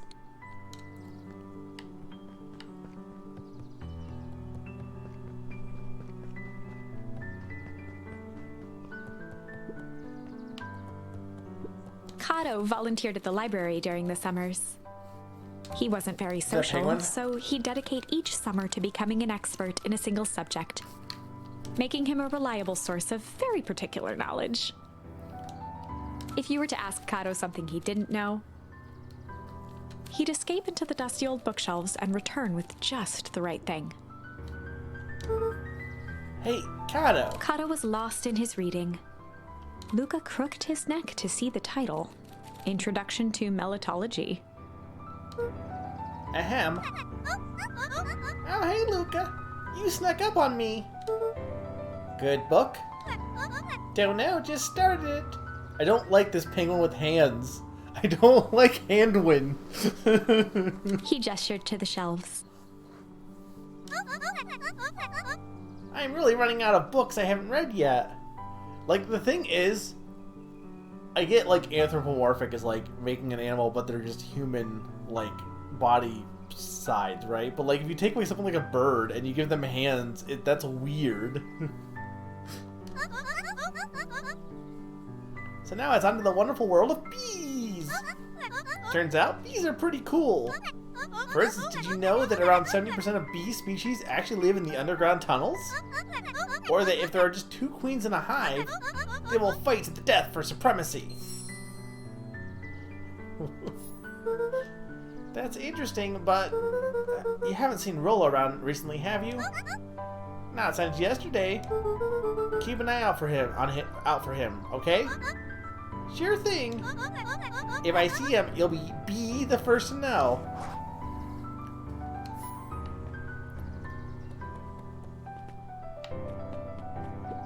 Oh, you're on the cover.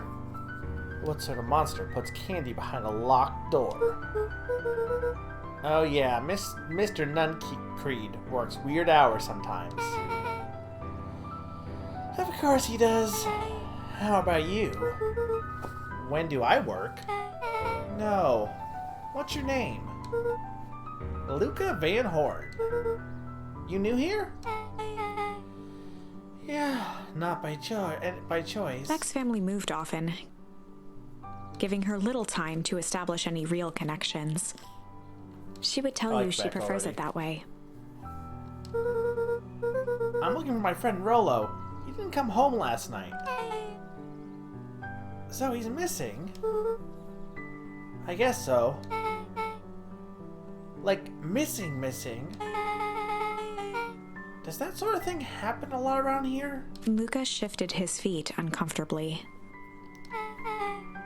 Well, that sucks. Yeah. So, I should probably get going. Hey, wait up. What? Beck pulled a coin from her pocket. I'm coming with you. What? So says the unlucky penny. Unlucky. Yeah, well, technically it landed on heads. Leave this kid to find his friend alone. But I always do the opposite. See, that's what I do too. Oh, that's kind of like me and Rollo. I guess Rollo is my unlucky penny. That settles it. A person should never be without their unlucky penny. Let's go find him. The name's Beck. Pleasure to meet you, Beck. I suppose I could use some help. Alright, try to keep up.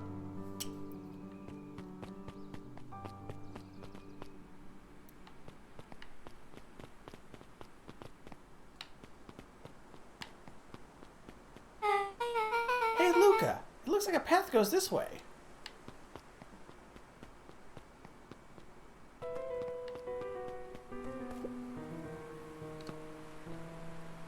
Okay, I think I did see part of this at this point with the demo, but I only, like, it ends, like, right after this next scene, so...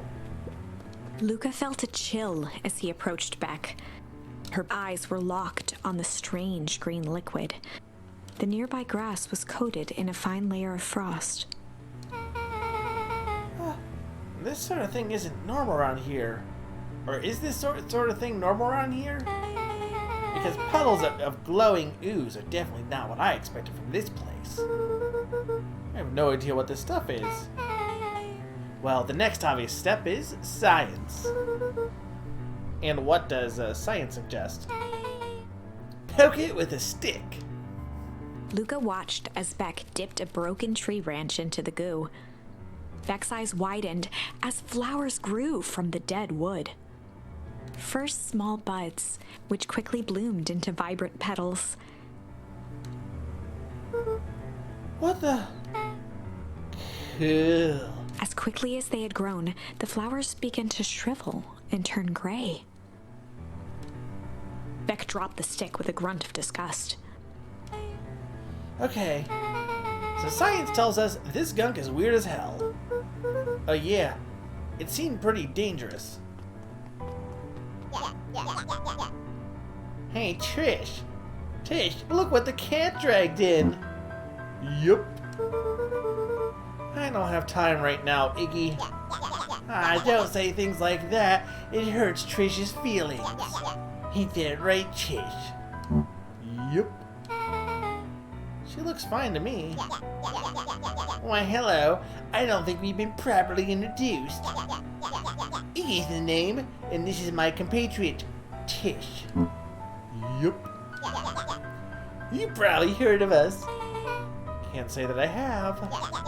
I'll forgive you just this once on account of you being new around here. Why would you hang out with this dude? Oh, he seems pretty alright. Iggy, why do you have to be so... you? Has anyone ever told you that his parents skipped out on him? Shut up. It's true. They got tired of having such a pathetic kid and left him. Iggy, I'm gonna say this only one time. Don't talk about my family.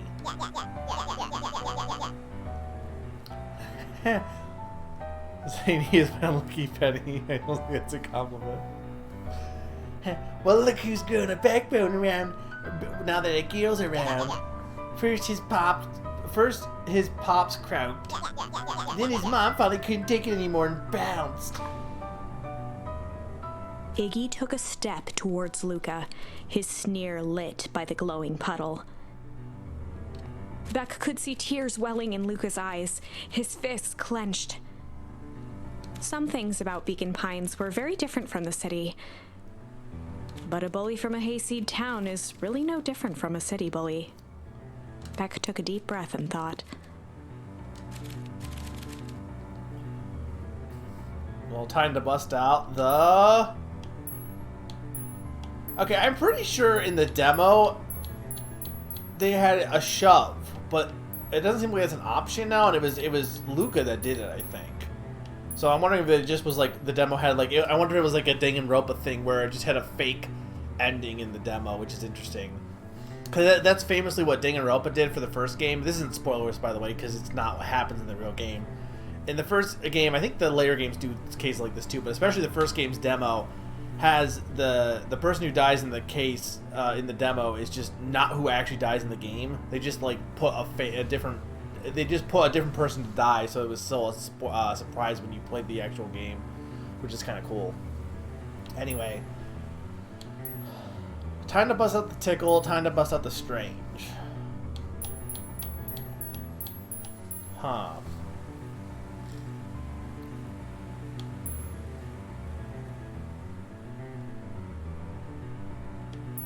I'm gonna go with the strange.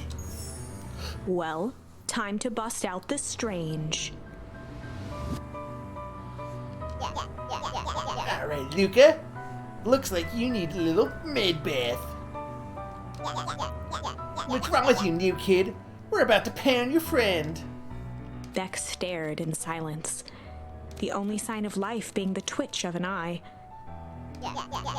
It's weird when people don't talk. Yup. Stop being a weirdo.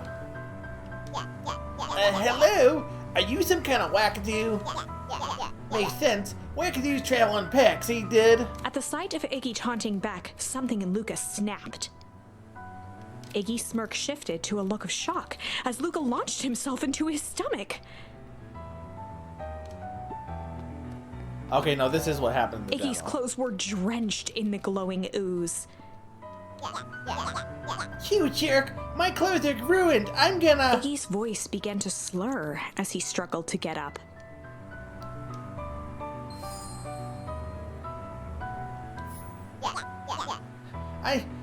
I don't feel so good. Help! I'm sorry, I just... Oh shit. Yup.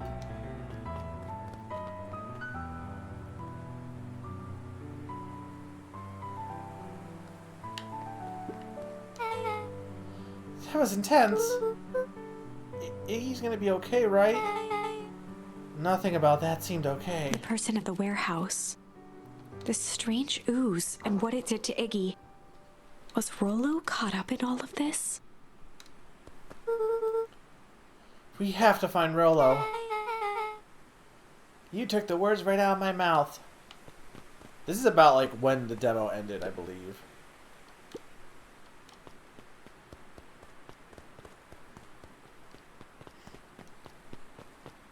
Now, if we go back to the Chronicle... So technically you can now put struggle on this one, it looks like. So you can see what's on that path now. And Strange... Yeah, Strange we're still following. We've done... So yeah, this one has been fully explored. So it branches in two paths. This one will go to this...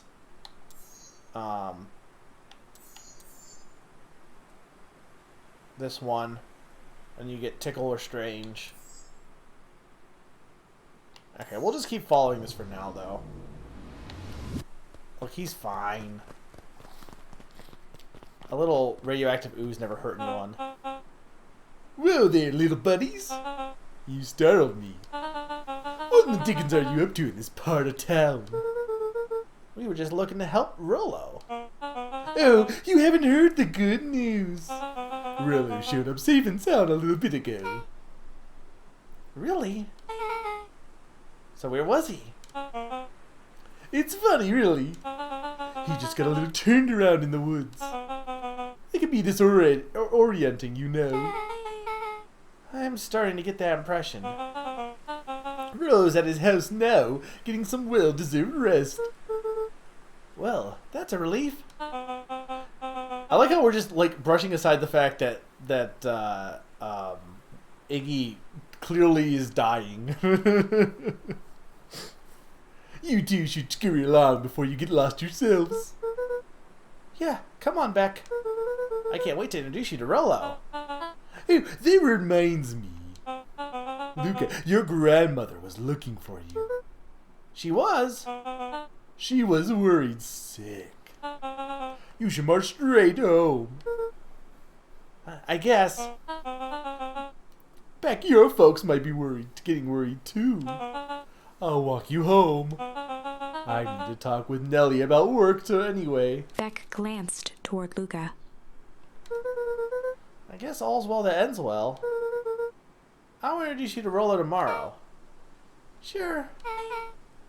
I'm glad he's okay. I don't trust this guy. Rollo was safe. Doubt. A wave of relief washed over Luca, which was quickly replaced by a sense of dread. Gran is going to kill me. To be fair, What's-Her-Face said to leave. If he hurried, he might just make it home before sundown. Chapter 4. Our harvest awaits. Well, that's not foreboding. Luca took a deep breath and gingerly opened the door, steeling himself for Gran's wrath.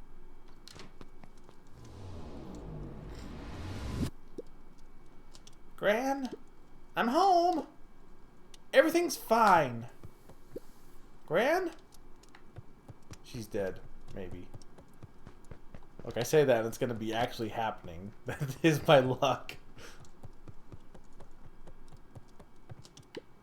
Gran? I know I wasn't supposed to go anywhere. I was just helping look for Rollo. Gran? Roxy came over. She was worried about him. So I figured you wouldn't mind if I helped look for him. It turns out Rollo is safe and sound.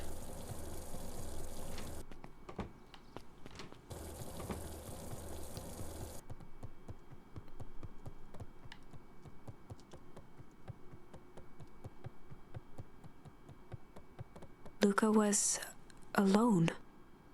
The house was empty. So Gran's not back yet. I guess that's a good thing. Nothing to do now but sleep, I guess. Yeah, that means the hyena was lying. Luca was sitting by the pond, listening to small waves lap against a rock. His father sat in a folding chair in front of him. Without turning, he spoke. "Why don't you grab me some nice bait?" "Sure thing, Dad." Luca hopped over to the tackle box and popped open the lid. Inside was a rolling, buzzing mass. "We're fishing with bees?" Luca's father gave a warm chuckle. "Well, you catch more fish with bees than honey. Pick us out a good one."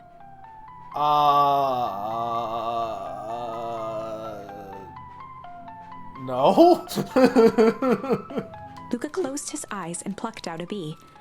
He could feel its wings struggle between his finger and thumb. Holding it at arm's length, he hurried over. His father deftly baited the hook and examined his work. "Interesting choice." With a practiced flick of the wrist, the line buzzed in a graceful arc.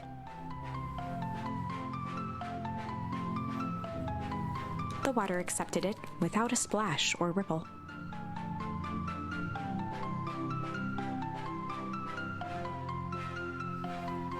The wrong choice, but I respect it.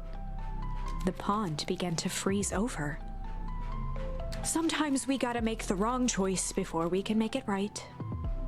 Pallid ice propagated across the still surface with an alarming speed. Luca scrambled back as the ground beneath him turned cold. "Dad, I don't understand." "Sorry, kiddo. Understanding isn't always part of the deal."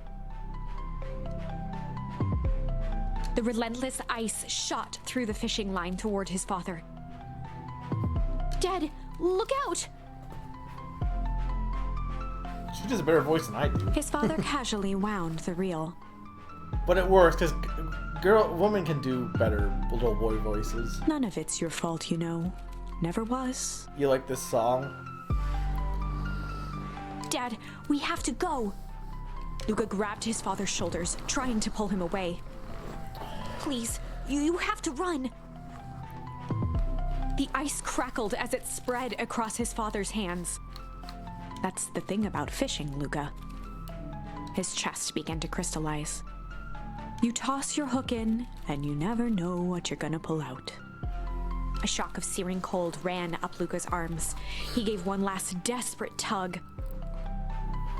What's this? A wholesome father and son bonding experience completely devoid of bees? A large influx of bees? How to feel to stop to that?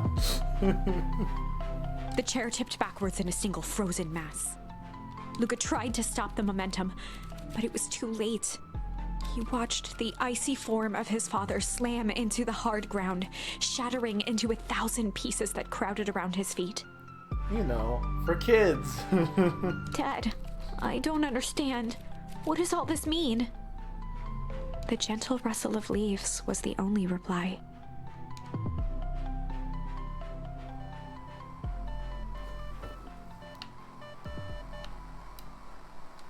Luca's eyes struggled to focus on the walkie-talkie. Rollo? Faintly, he could hear Rollo amongst the noise. Luca. Rollo, is that you? Luca. There?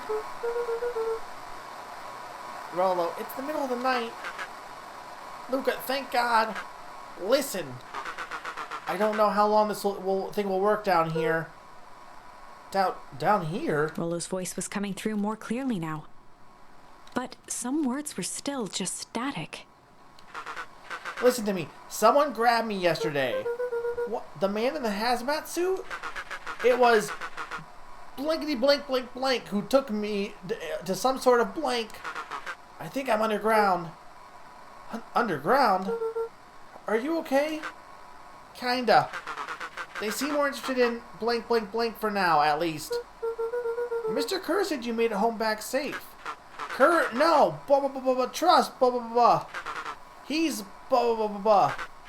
Hold on. Someone's coming. The signal went silent. Rollo. Rollo, where are you? Luca held still, waiting for a response. His pounding heartbeat marking the passage of time. Okay, I think they're gone. Blank, blank, blank, blank is getting worse. I can barely hear you. Rollo's voice began to fade. Losing signal. Not much time. Mission control. You need to... The treehouse. The treehouse. With that, the signal died for good. What's he trying to say about the treehouse? What's at the treehouse? The antenna. He wants me to use the antenna in the treehouse to get a better signal?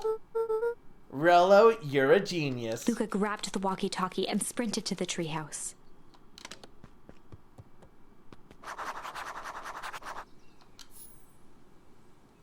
Alright, this actually might be another break point. Just so Luca heard a group of footsteps approaching. Or we can get more dialogue. He dashed behind the bushes to avoid being spotted.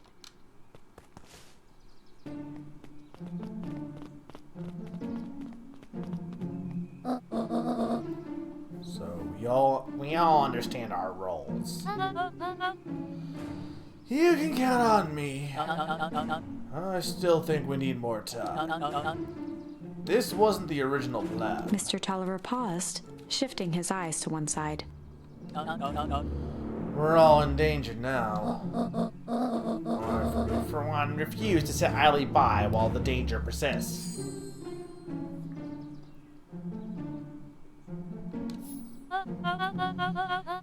Here I am. You just keep your wits about you. Mr. Tolliver took one long, quiet breath.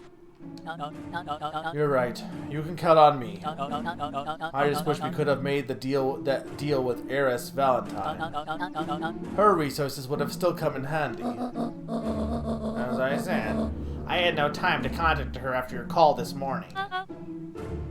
Plans changed. How is Luca holding up? He's fine.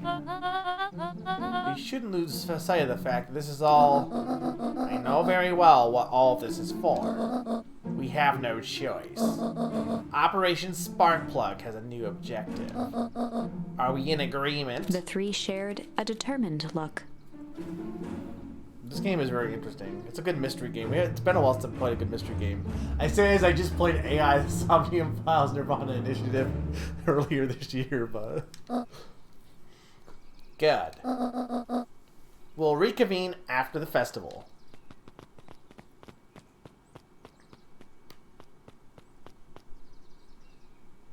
And also, well, okay, later alligator doesn't count. That wasn't a mystery. Entirely. Gran, why are you meeting with Miss Fertali and Mr. Tulliver late at night?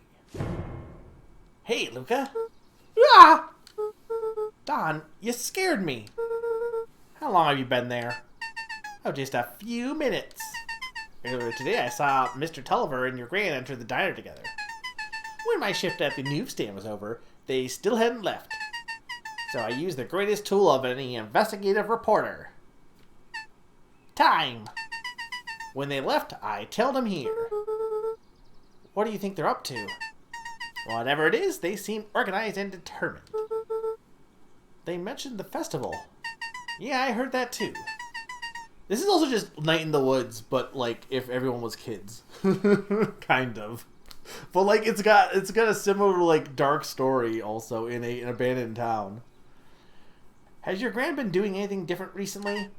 Anything strange?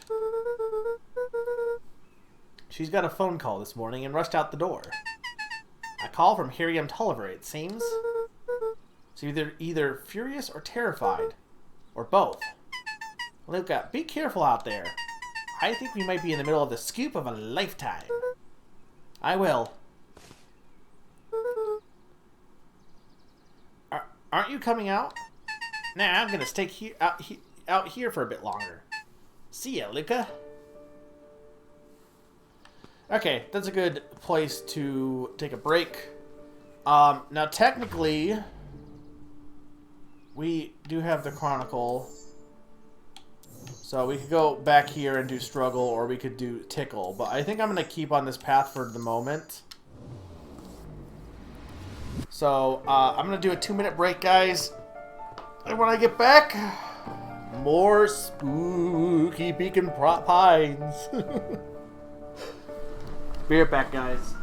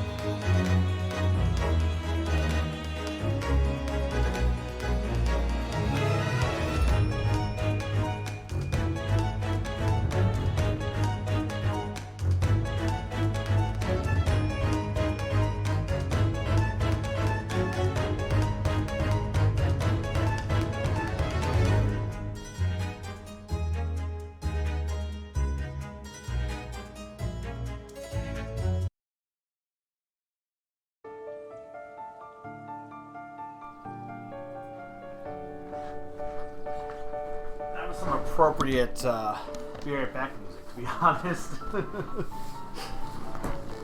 For what's going on right now. Welcome back. So, creepy stuff is happening in the town of Beacon Pines. It's up to Luca to save his new home. Okay, so he was heading to the treehouse. We're not going to go there just quite yet. I did it. I changed the sign. Splendid. Did anyone see you? I don't believe so. You were right.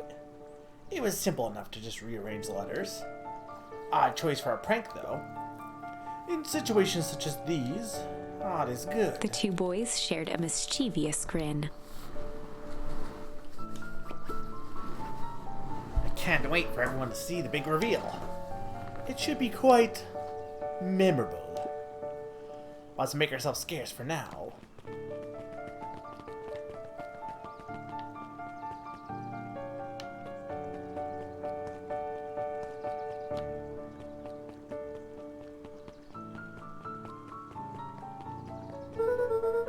I better hurry up to the treehouse. Yeah, I'm curious what my other options though are.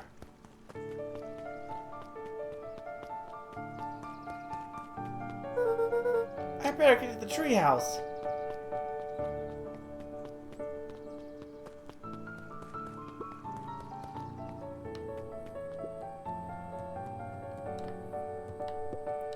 Can you just always fish?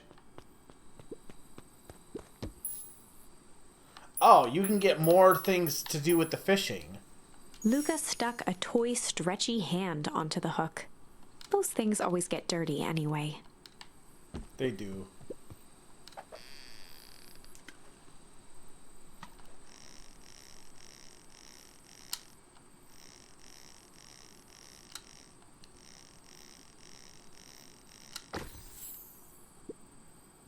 Should we give it to Mom? She likes jewelry. That's a sweet thought, Buckaroo. I'm not sure she fully appreciates a pawn bracelet. Luca tied a small magnet to the line, fishing with the law of attraction. I don't want to use bees.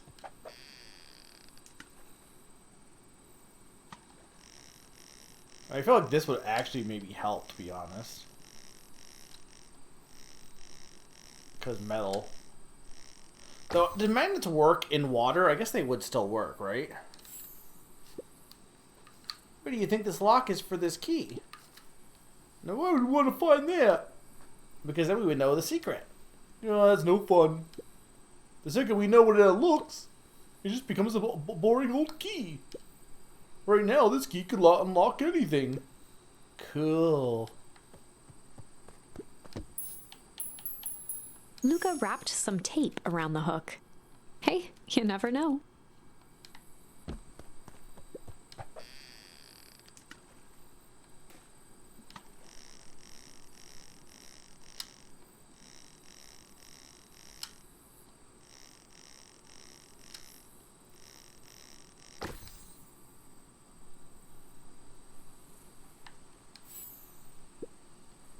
It's got a bunch of big words written on it.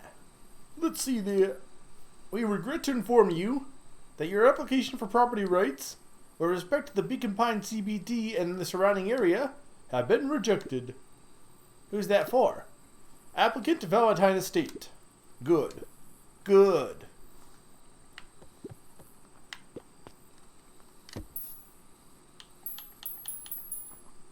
Luca placed a sinker on the line. Sometimes the best stuff is at the bottom of the pond.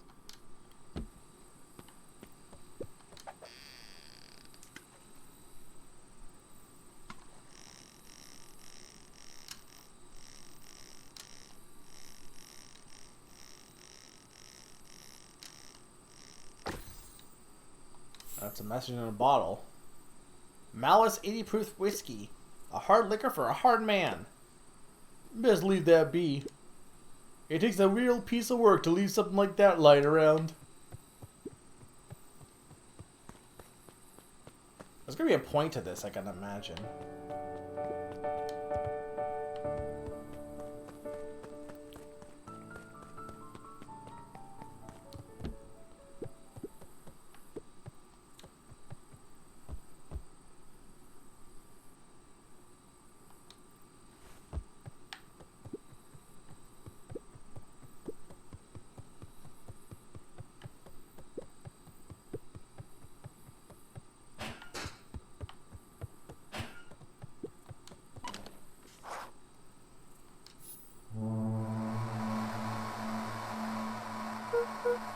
Rollo! Rollo, are you there? I'm at the treehouse now, Rollo. Mr. Kerr said you were all right.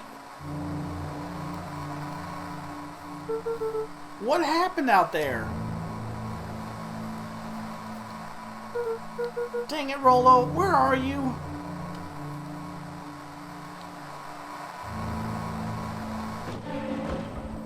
Uh-oh. Who's there? Luca could only see a cloaked shape behind the rocket. I've got weapons in here, so you better come out right now. He strained to hear as a muffled voice began. Weapons. How could you hurt something that's already dead? Fear gripped Luca's throat. Who are you? You don't recognize me. I guess I don't even recognize myself anymore. Luca stared at the ground for a moment, trying to place the dampened voice. The figure shifted slowly from behind the rocket, revealing itself to Luca. I'm a monster. And now they hunt me like the beast I am. Iggy. Luca reached over empathetically. Iggy's tone jolted to dejected anger. Don't touch me. This is all your fault. Luca slumped to the ground, overwhelmed by guilt.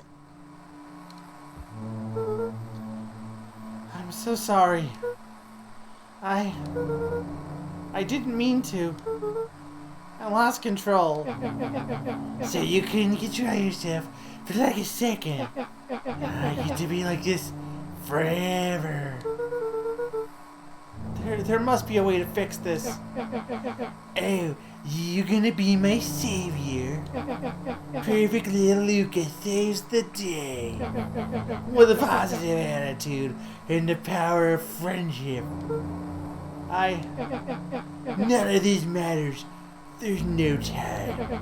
They're after me. They chased me all through Weepwood. I only came here to hide. Hide from who? Who's after you? Luca! Luca! Rollo! It's not safe, Luca. Rollo, where are you? The treehouse. I'm at the treehouse, Rollo. Where are you? No! Luca! The treehouse isn't safe! They said they were going to the treehouse. I was trying to tell you to stay away from the treehouse. Who said they were going to the treehouse? The clipboards. What did I tell you? Those perennial harvest rackadoos are after me. They've been chasing me, yelling questions at me. What sort of questions? They were saying the same stuff they always do. But it's different now. Less asking, more threatening. We're gonna figure this out, Iggy. Yeah, well, thanks. Hello? Is anyone present in this arboreal domicile? There's a lot of shit happening here. Yeah, to be fair though, we did push Iggy in the ooze, so it is a little bit our fault.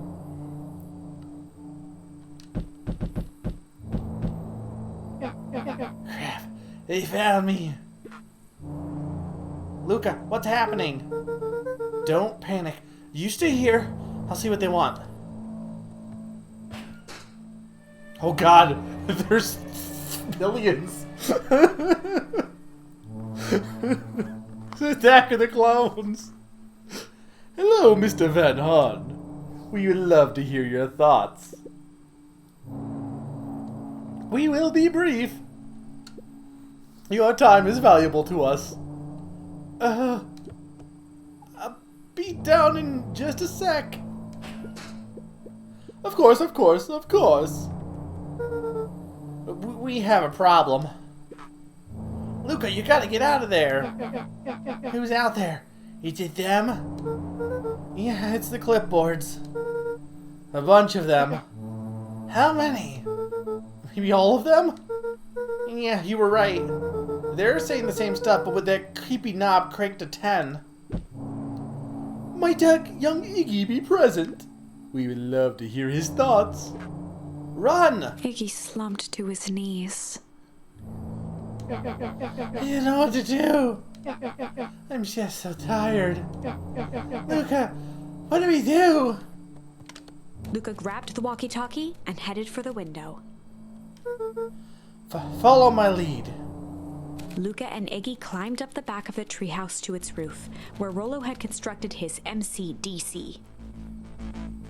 What? The Mission Control Defense Cannon. What? From behind the crowd of clipboards, William Kerr strode forward, a warm smile on his face.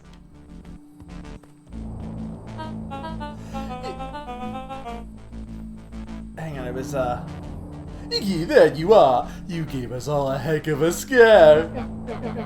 Go away! Just leave me alone! Oh, I'm sorry, Iggy, but no can do. Don't worry, though, we're here to help. Help? Then why are you chasing me? Luca, can you talk some sense to your pal here? Just look at him, he's not well. What's wrong with him? What did that gunk do to him? Well, that's a pretty honkin' big question, Luca. All you need to know is that he's sick. He's real sick, Luca. I just need you to let us up there and take care of him. You told me Rollo was okay, that he was back at his place resting. He is, poor fellow, just got a little bit lost. That's a lie. That is a hurtful thing to say, Luca. I thought we were buddies. What? Because he let you ramble on like a wackadoo? Nobody likes you, you creep. Kerr's smile faltered. Why don't you pop on down here so we can have a face-to-face? Yelling like this is gonna give us all a heck of a sore throat. And who wants that? Luca's grip tightened on the MCDC. The only thing they fear is you. What is this, Doom? What did you do to Rollo, you liar? Well, shucks, Luca. The only teeny tiny fib I told you was that he was at home. He is resting, and he is perfectly safe. For now, at least.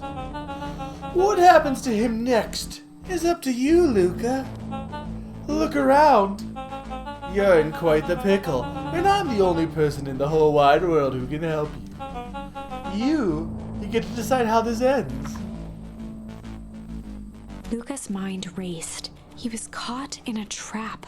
What do you do when there's no hope? Iggy wiped his cheeks with a sleeve. What are you gonna do, Luca? Hey, Naran. Luca drew himself up and decided to take the only option they had left. Sure. Luca drew himself Chill is up not an option. and decided to take the only option they had left. Fight. He swung the Mission Control Defense Cannon around, aiming it confidently at the smirking face of William Kerr.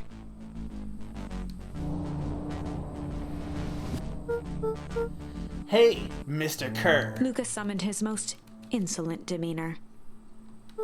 Rollo sends his regards.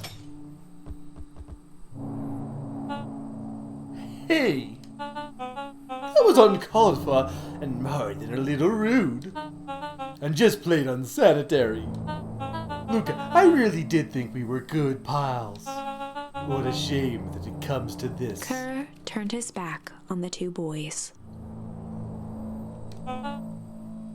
End this. With a nonchalant wave of the hand, he made his exit.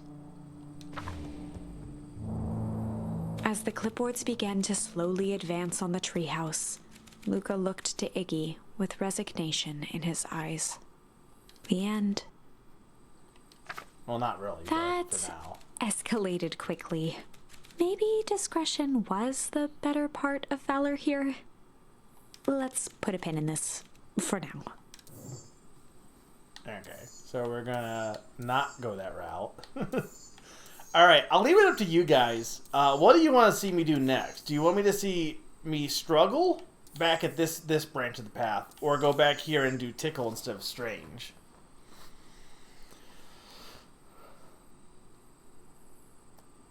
Remember, strange resulted in the bully getting oozed. To be fair, that first bad ending wasn't really a bad ending. It just couldn't proceed.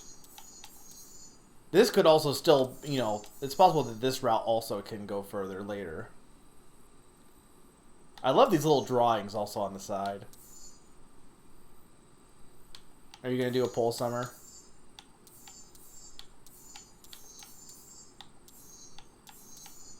So for anyone that's jumping in, like Naron, there's this kind of choose-your-own-adventure branching path story of sorts, but it's more like, it's really not a choose-your-own-adventure. It's more like Zero Escape for Kids, kind of, for kids, but...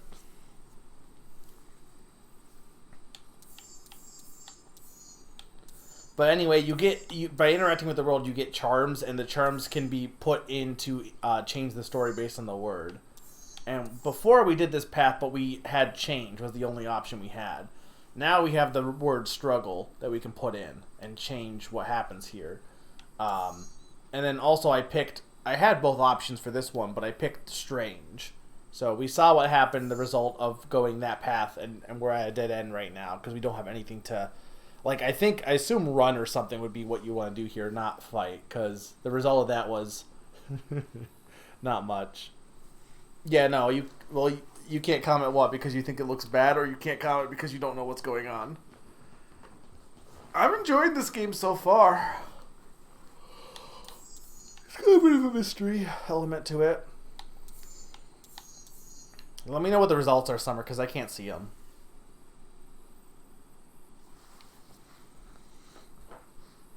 I assume you're actually running a poll.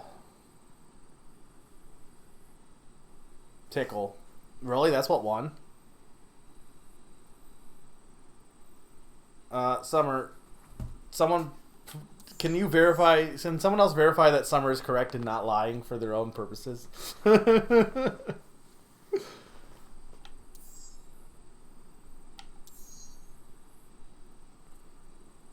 Okay.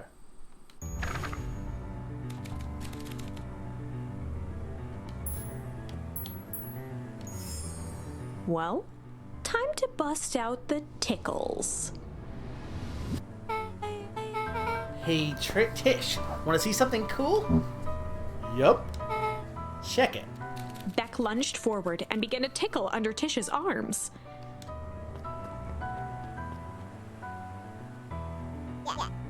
What the? Tish, is she tickling you? Yup. Yup. Yup. Tears began to form in Tish's eyes as she gasped for breath between gales of laughter. Yup. Beck redoubled her efforts until Tish finally had had enough. Yup. What just happened? She seems nice. Sorry for the interruption. I think you were just threatening us. Iggy's eyes darted around, a realization dawning on his face that he was now outnumbered. I just remembered. I had somewhere to be. See you around, new kid. Iggy kicked at the puddle before making his escape. Uh-oh. Oh. What a little creep. Oh, Beck, I think you got a little ooze in your hair. Beck shook the ooze out of her hair as best as she could. Is it bad? It depends on what your feelings are about having a more mature, refined look. Oh, God. Chapter 4. The Best Policy. Luca paused for a moment, catching his breath. This song right here. He'd only just met Beck, and somehow he already managed to drag her into this mess. Hopefully he could make it up to her, but finding Rollo was his primary concern.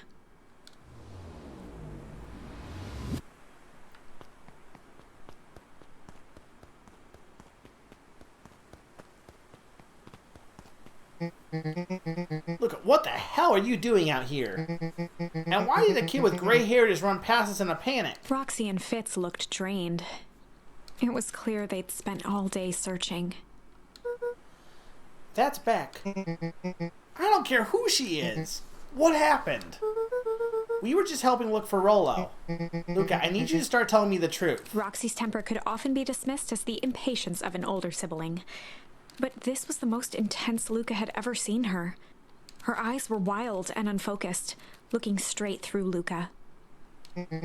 We're running out of time. In a torrent of rambled words and tears, Luca broke down. Rollo and I were just playing in Weep Wood yesterday. We were investigating lights at the old Valentine warehouse, but someone was in there in a strange suit. We hid in the dumpster and a heavy bag dropped on us. And I think it was a body. So we ran, but we got split up. And I ran home. It's all my fault. And now my best friend may never come back. Wow. Just a wow. Roxy, still exhausted and angry, softened briefly as her eyes hunted the ground in thought. With a determined sigh, she looked up at Luca. It's not your fault, Luca. Rollo's gonna be okay, I promise. Roxy drew herself up. I'm gonna fix this. Luca, go home. But I want to help. It's too dangerous for a kid. I can't just sit around I have to do something. Roxy tried to think of the safest place to send Luca.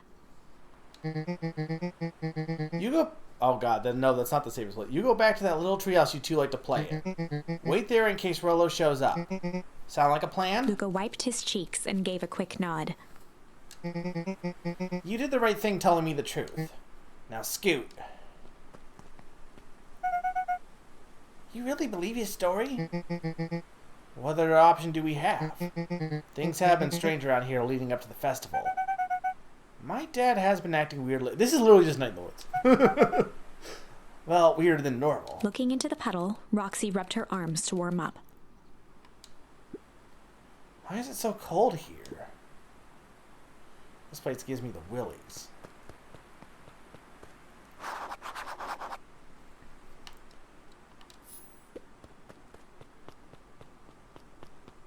I can't even go back that way.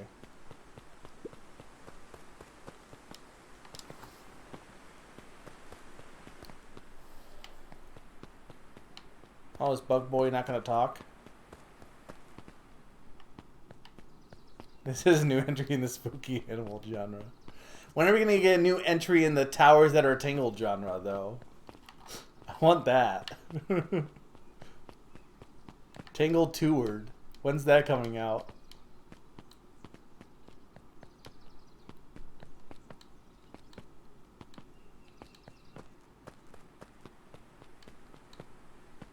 Mr. Nuncree jumped with a start. Whoa, don't sneak up on me like an old fella like that. Who are you talking to? What? Luca motioned to the phone booth. Oh no, I was just checking because I thought I heard a ring. But dang thing never does, of course. Yeah, I've never really seen anyone use it, really. Yo, thing's a waste of money. Yeah. Me. Any word from Rollo yet? I don't know what I'm doing with this guy's voice. Not yet. Long time for a boy to lose his way. Rollo knows those woods so too well to get lost. I suppose you're right. If this game doesn't have commentary on depression. To be fair, Naran, the game starts off with us finding out that Luca's dad is dead, so...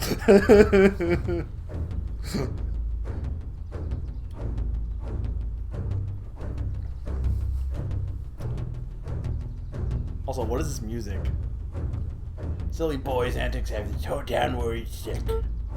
Antics? We all know Rollo likes to play a little prank. You think this is a prank? What other possible explanation could there be? He's not playing a prank and he didn't get lost. Someone took him, I know it.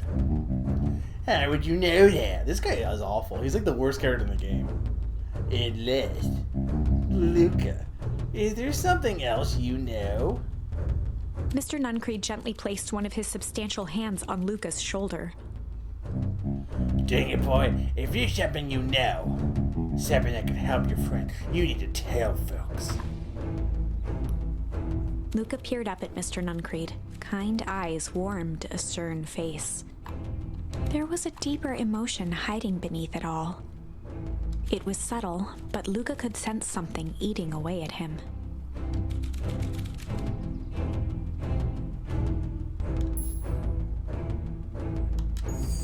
There was a shame lurking behind those eyes.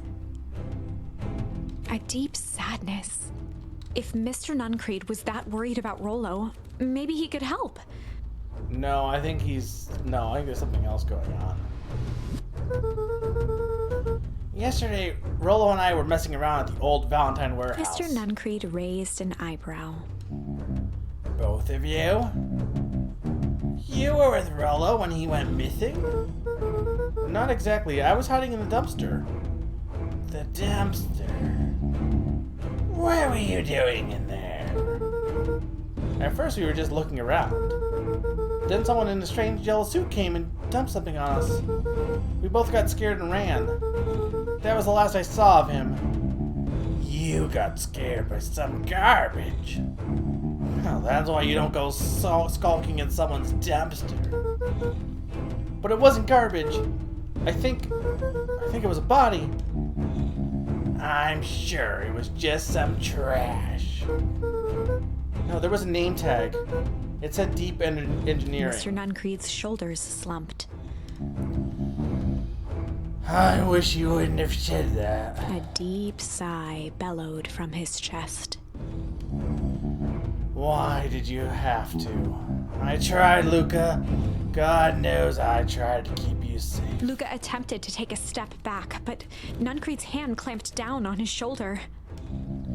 But you Van Horns just can't help yourselves, can you? We were all so close to being done with this. With a firm shove, Nuncreed manhandled Luca into the phone booth. What are you doing? It's out of my hands now. The door latched shut with a mechanical hiss. Shit. As Luca pounded the glass, the floor dropped from under his feet. The inside of the phone booth was now a loose capsule plummeting at gravity's whim. Luca winced and pressed his hands to the walls. This is so freaking Nathan Woods. I think it's better than Nathan Woods though As so he far. braced for impact, the capsule hurried to a surprisingly smooth stop. What is with all like abandoned like rural towns being everyone is like summoning occult voodoo in all of them? I don't have any voodoo in my town. He felt a cold rush of air and opened his eyes with hesitance. Two large figures in hazmat suits occluded his view. Luca heard the deep, resigned voice of Mr. Nuncreed over an intercom. He knows too much. The end. Everyone Wait. dies. No, That's the rest belt for you. this isn't the end. I know there's still much more. Somehow this went wrong. Okay, let's try something else. Okay. So we kind of only have one option at this point.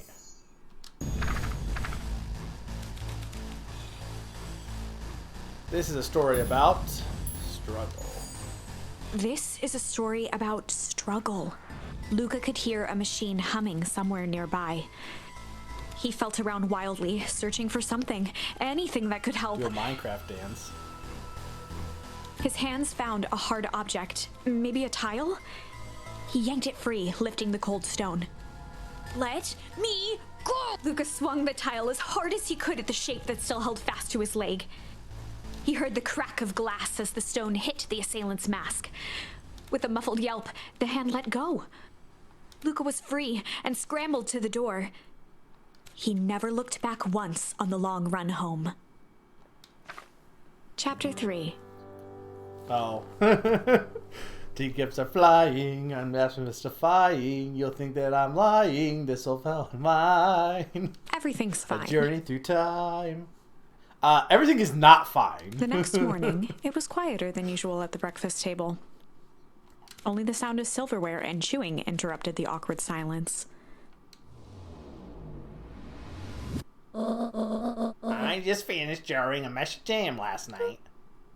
Uh-huh. So that'll need to get delivered into town yet today. Okay. So what did you and Rollo get up to yesterday? Rollo had things to do, so I sort of porked around town. I've set the jam down by the front door. There's 2 batches to drop off. Uh-huh. One for Mr. Trolliver at the Bag and Wag. And another for Miss Fratelli at the diner.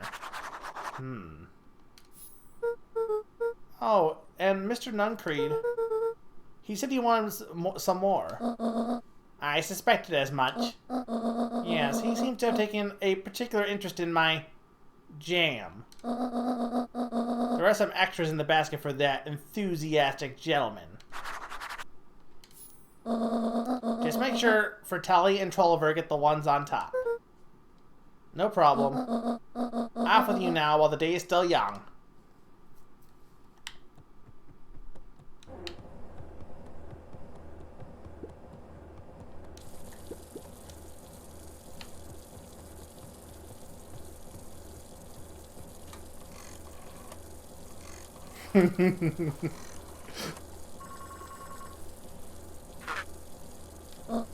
Hello, it's Jennifer Hartford. So she's not even my... Well, no, I guess I had a different... No, because she could be... I guess my mother's grandma then. Before you hang up, just hear me out. I have a business proposition. The simple matter is we both have the same problem that needs solving. Very well, we can meet tonight.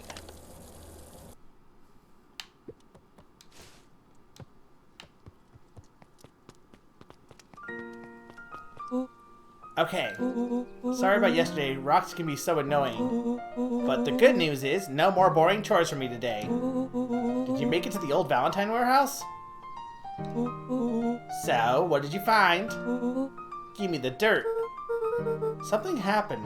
There was someone else there. What? Who was it? Was it aliens? I knew it would be aliens.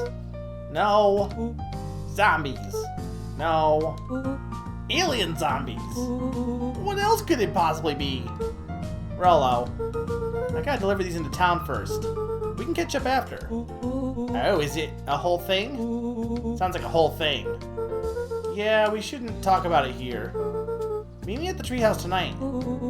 I'm not sure what this treehouse is that you speak of. Meet me at Mission Control. Roger that, Space Cadet. That's how all meetings get set up. Why give a time or place? Yeah, you just meet me tonight. That's how true friends just know where to meet.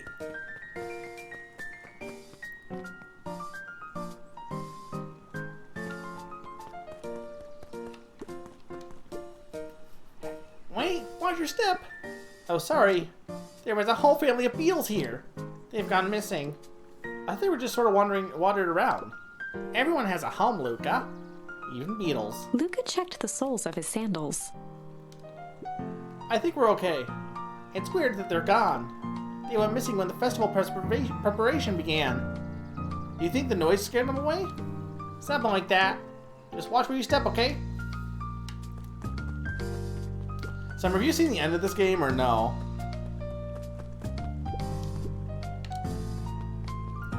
I guess I'll go this way first. Do you think jam would make good bait? Depends on what you're trying to catch. At this point, anything.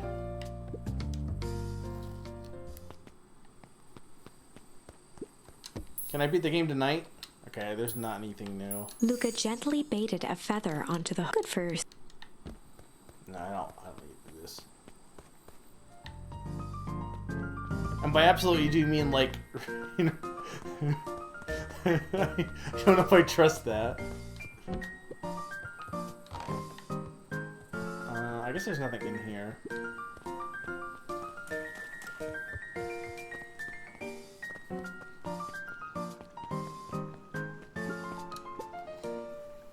Can make it beat by 1 a.m. Eastern. That's not that long, 7 to 8. No, 7 is, hang on. 7 would be 4 more hours. Unless you mean 7 more hours from now. But 4 more hours would be...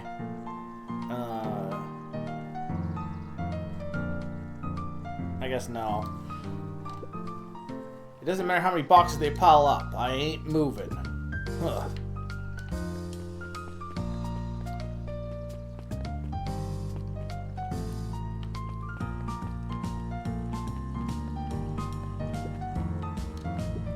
Last Chance Diner.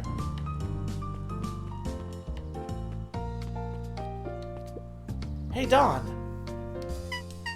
Hey, Luca, what's up? I got you on jam delivery, eh? Yep. Yeah, have you seen the new kid around yet? New kid? Yeah, I came in from the big city. Hey, her parents both got jobs here. But get this. One of them is working for William Kerr at Perennial Harvest. And the other is working for Eris Valentine. And the Valentines represent Beacon's past. Perennial Harvest has positioned itself as the town's future. Must make for some interesting dinner table conversations. I can imagine.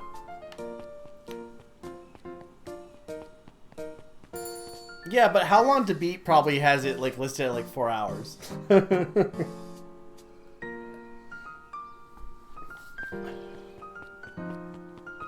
No, total is like subtract 20 minutes for setup up chat, 2 hours, 40 minutes in, 4 hours, 20 minutes, so just before 1 a.m. So you're saying I can beat it before 1 a.m.? So I can do it. We can do this. We'll see. If I could just be left alone, young Mr. Van Horn. Oh, sure. Sorry to bother you. It's just that Mr. Kerr has asked me to make the opening speech at the festival. Being mayor and all, you might expect me to be a charismatic speaker. Truth is, I'm terribly nervous. I don't really think I'm cut out for this sort of thing. Cut out for being mayor or for public speaking? Both, I suppose. I never really chose any of this. It's more my duty to my family. For our legacy. That sounds like a heavy burden. As for the festival, just speak from your heart. I'm sure it'll be great. Well, if it isn't my favorite jam runner. Hey, Miss Fratelli. Look at you. She leaned forward and pinched Luca's cheek. You're all skin and bones. Love a good diner. Is your grand not feeding you? She is, it's just... I understand. You know, I taught your mama how to cook back in the day. You may not even remember, but yeah, you and her used to help out in the diner. See that picture over there? Yeah, it's you helping your mom back in the day. So cute running around your little apron taking orders. The whole situation just breaks my heart, what happened with Eleanor. Break. I love that the charms don't have anything to do with what's necessarily the context of where you learn them. They just happen to be something that represents the word in some other context, potentially. I've got a feeling she's out there somewhere yearning to be with you again. Few things in this world can keep a mother from her son. Luca shifted the basket uncomfortably. Oh yes, let's see here. Mrs. Fratelli lifted the cloth and inspected the jam. Ah, they even have my name on them. Wow, thoughtful. She carefully lifted out her jars of jam. You tell your grand hello for me, Luca. Will do.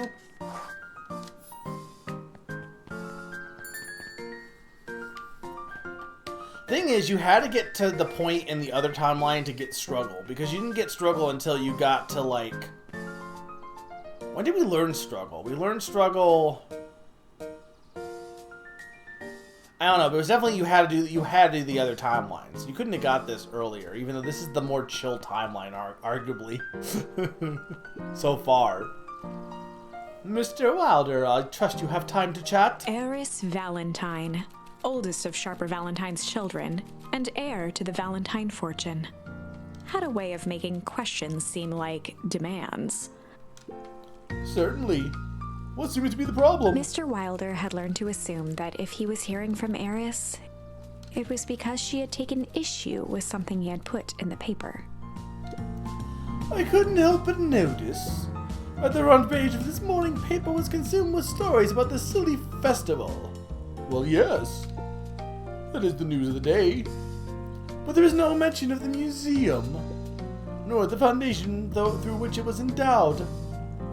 I'm sorry, Miss Valentine. My readers are more so interested in this town's future, rather than any one family in particular. There was a time, Mr. Wilder, when the goings-on of my family were the only thing this town cared about. Well, things change, ma'am. And you know change is dangerous. If you finish that thought, I'll make that monocle a permanent fixture of your anatomy. My apologies. Good day, Miss Valentine. Did I give you the impression this conversation was finished? Mr. Wilder averted his gaze and began to polish his monocle. Well, good day, Mr. Wilder.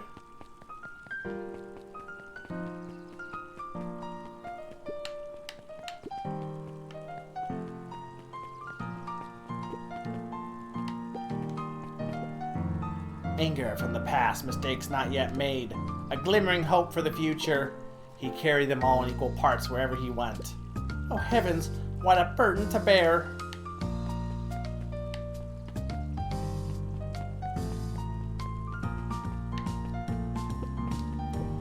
A Piper?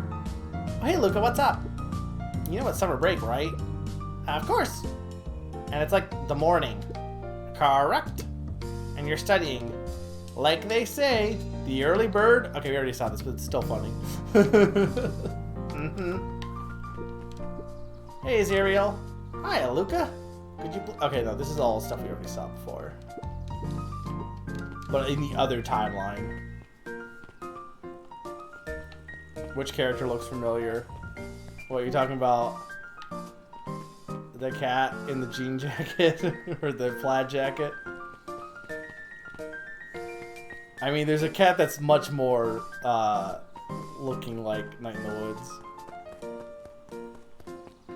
Oh, the blue croc, also Night in the Woods. To be fair, that's Grandma, though. Oh, we don't need to watch that. I never saw that before. How do you keep the ice cream cold? We keep them on ice. Where do you get the ice from? I don't know. Somewhere cold. How do they keep somewhere cold? Look, Bert. Do you want some ice cream or not? No, I'm good. Huddled at his counter, Hiram Tolliver was meticulously shining apples. More accurately, Hiram Tolliver was meticulously shining one apple. Hello? Yep. With a yelp, Mr. Tolliver fumbled the apple, flailing at the air as it fell. Oh, sorry. No bother, no bother. He leaned forward and lowered his voice. I see you have something for me. Yeah, Gran just gave me some jam I'm supposed to give to you. He leaned in a bit further. Jam? Oh, he's acting kind of suspicious. Yeah, these ones on top. She wrote your names on them. Mr. Tolliver leaned back, speaking loud enough for anyone to hear. Ah, yes, the jam. Thank you so much for delivering this jam to me. He reached forward and snapped up the jars of jam, giving Luca a little wink. I shall put it on my store shelves, post haste. Okay, I should finish my deliveries. Of course. Of course. He leaned in for a final whisper. Of course. Weirdo. No problem, Darwin. I'll probably still be here because I'm kind of engrossed in this one.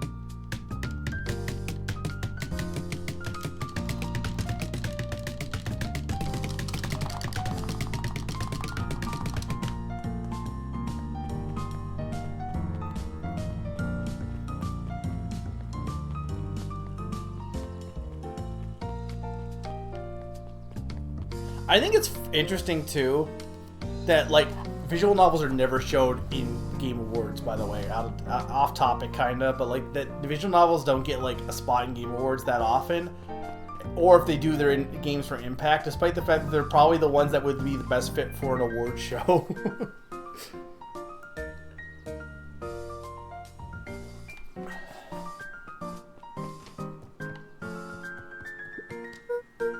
Hey, Akato. Good afternoon, Luca. Oh no, Naran's missing the weird deformed penguin kid. Can I help you find something? Maybe, maybe not. Try me. Well, there's been some weird stuff going on at the old Valentine warehouse. Can't say I know anything about the old warehouse. But empty hives don't stay empty for long. Huh? Kato motioned to the book in front of him. The more I read about bees, the more similarities I see with people. If a hive collapses and fails, it doesn't stay empty for long. A new queen will set up shop pretty quickly. So you're saying it would make sense for someone new to start using the warehouse? Nature abhors a vacuum. Hey, Jace. Oh, hey, Luca. Have you seen this new issue of Hank Atomic? Not yet. No spoilers, please. It's awesome. It's a flashback. No spoilers, please. We get to see how mild-mannered Henry Adams becomes Hank Atomic, man of space justice. Jace, no spoilers. Oh, sorry. My point is you're gonna love it. Alright, Jace. Catch you later. Roger that, Space Cadet.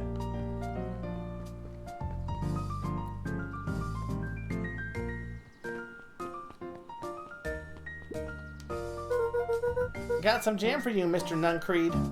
I'm evil. Luca, you seem chipper. Well, aside from being on delivery duty, it's a nice day. Mr. Nuncreed eyed Luca for a moment, then nodded in agreement. I suppose it is. So, do you want your jam? Oh, hooray. Usually Juniper drops these off herself.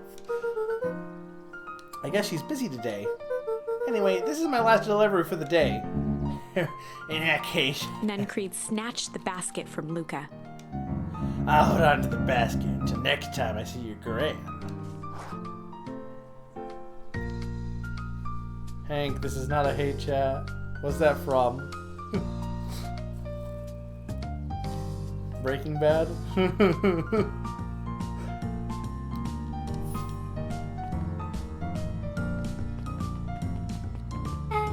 Hey, you!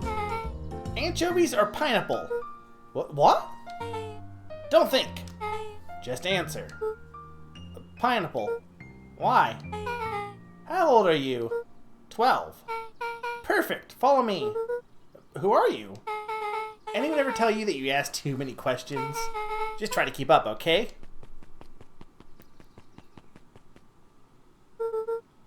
What just happened? Well...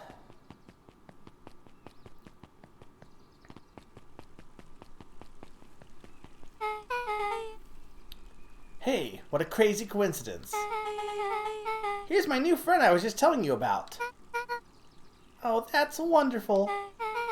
Yep, we just hit it off. Oh, really?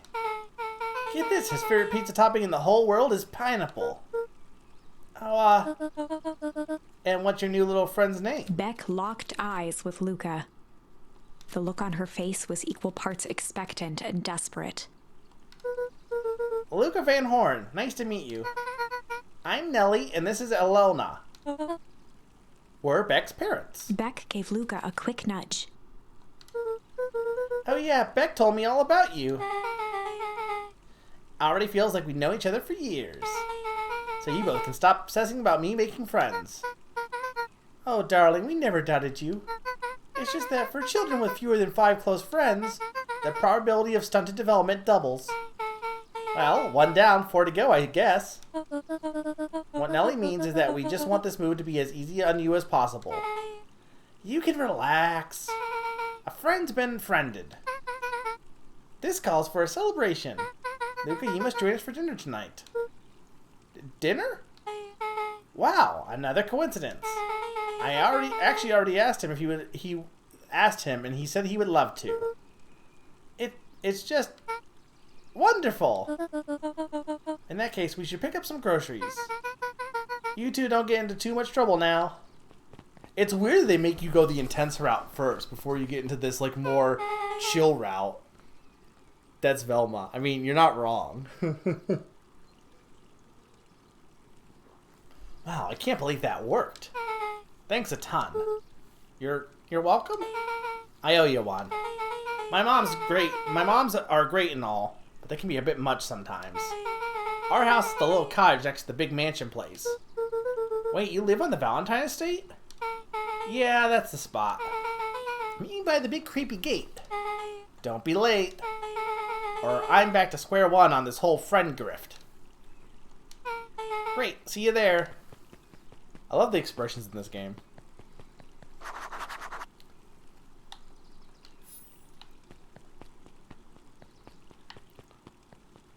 What are we doing on... I think I'm going to take a quick break here just because I need more water due to the nature of this game. It's killer on my throat. I'm going to keep going. I mean, honestly, I'm not against trying to beat this tonight just because I'm really engrossed in it. But I get that probably not everyone's going to be able to stay up for that. So, you know, the VOD's there. But we're going to keep going for longer. Still probably a little bit longer before people have to get going to bed. But I'm going to take a quick 2-minute break because I'm still curious. We haven't even got any new words, have we? I don't think so. So we're kind of stuck on this path at this point. I can't remember where we got struggle. It was definitely on this path here, I'm pretty sure. So we're kind of like funneled into doing this at this point. So, but I'll be right back, guys. 2-minute break, and when I get back, more of this very fun game.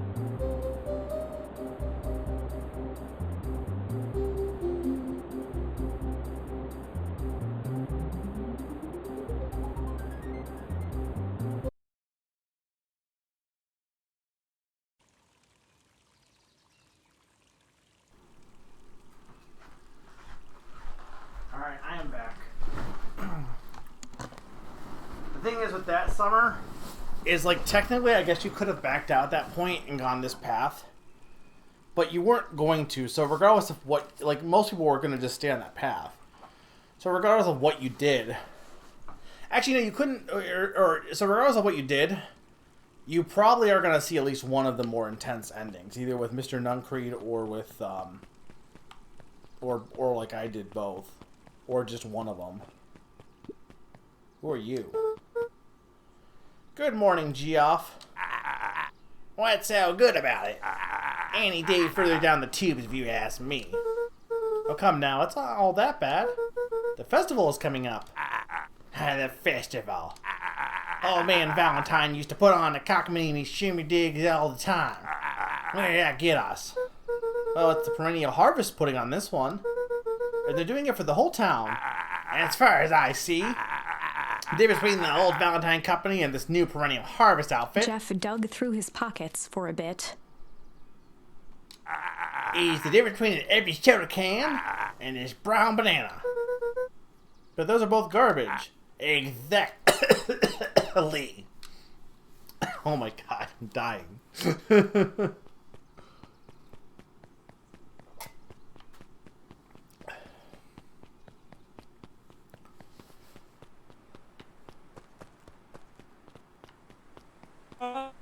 Oh, there, little buddy. What brings you to this neck of the woods? Oh, I was just wandering around a little bit. Wandering? How wonderful. Children and their wonderful wanderings. Oh, to be young. Anyways, I can't let you pass just now. Top secret business that way. Mr. Kerr winked with a wry smile. Oh, I'm just shaking your chain. Perennial Harvest is just making a few improvements. He gave Luca an energetic thump on the shoulder. I better head home now. Our harvest awaits. Yeah, he's not, clearly not evil.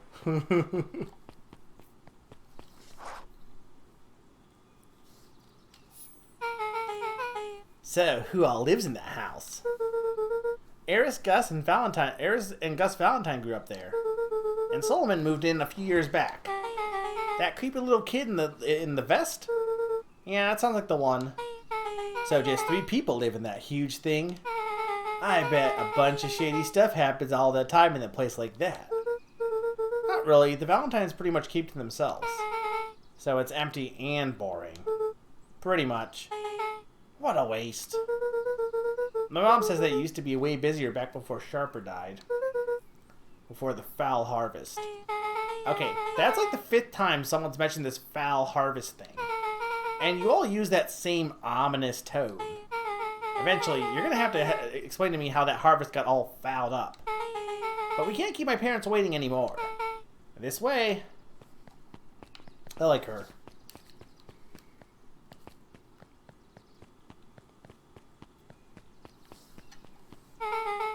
Most kids would have just ditched me by this point. Why are you still here? You look like you could use some help. You know what, Luca? You're not so bad. Let's get through this as simply as possible. Just eat, smile, and nod. Smile and wave, boys. Fun. Great. Whatever you do, don't bring up their work. I think I can handle that. Beck took a long breath, then gave a firm nod. Here goes nothing. Chapter 4. Chapter 4. Dinner with the Moodwills. Ilona Moodwill was worried about change. A gardener at heart, she understood the necessity of change, relied on it even. But there was a difference between the controlled world of her plants and this cluttered cottage in a strange town. Almost done. Nellie was a blur of activity, digging through boxes. Sorry, love, couldn't find the dishes. We'll have to make do with paper plates. Dinner went by without much conversation. As she watched Beck and Luca finish up their pizza, Ilona let herself relax into the chair. The things she cared about were still here. Nellie finally had the job of her dreams. Beck was beginning to take root. Ilona's task was simply to tend to them. She could do that.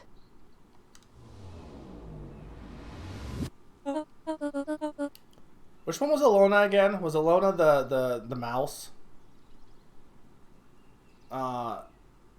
So Luca, tell us a bit about yourselves. Where do you live? Oh, I live with my grandma. Over on the other side of the river. Your grandma? Where's your parents at? Beck Manners.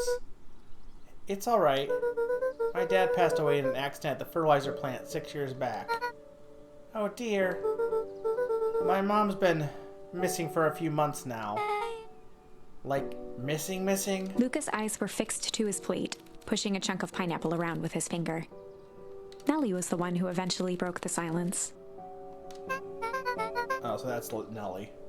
Luca, how did you like the pizza? Oh, it was good. Very good. Normally we put more effort into this dinner. Ilona nervously gestured toward the boxes. We aren't fully settled in, and Beck hasn't mentioned that it's your and Beck had mentioned that it's your favorite. I'm sorry. Are we just skipping the part where he said his mom was missing? Beck. I'm sorry, Luca. This move has us all a little tired. Luca wiped his face with his sleeve. No, it's fine. So Beck said that you moved here for work? Beck gave Luca a swift kick under the table. Ow! I mean, what brought you to Beacon Pines?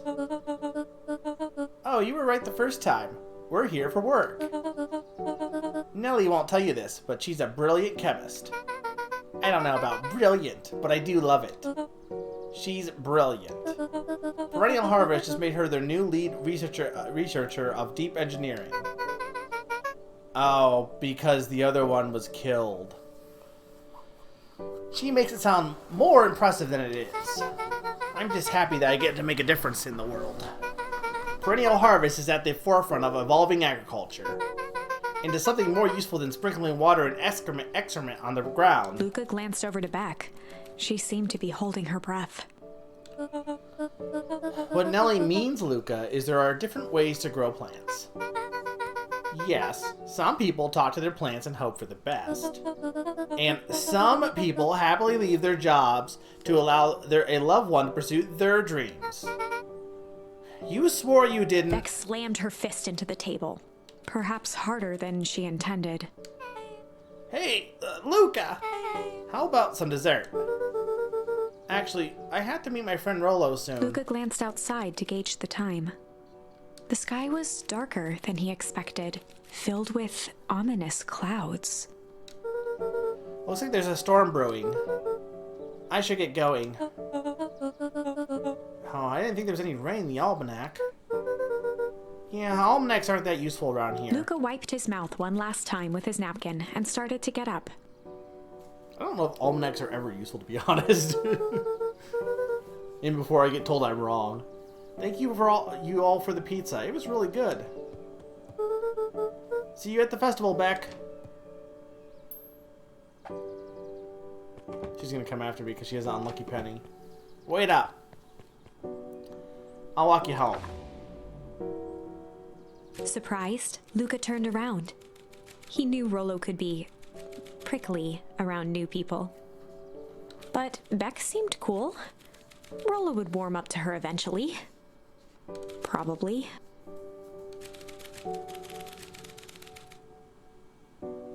Luca began to respond. The sky answered for him as the clouds began to...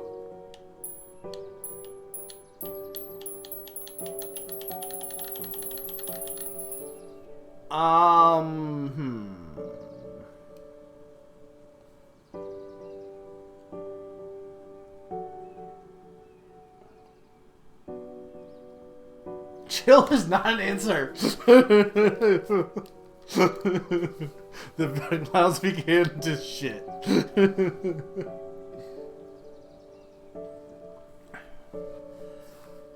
Okay, if the clouds rumble, wouldn't that mean that she wouldn't walk with me then, probably? Break would probably be... Because the break means that there is actually a good thing in this case. Let's do that. Luca began to respond, but the sky answered for him as the clouds above began to break, revealing patches of star-filled summer night. Moonlight filtered down, shimmering in the treetops. Sure, you can meet Rollo. You're not going home? No, I promised Rollo I'd tell him about... Lucas stopped himself mid-sentence. Promise you tell him about what? Spill it out, bub. We're thick as thieves now.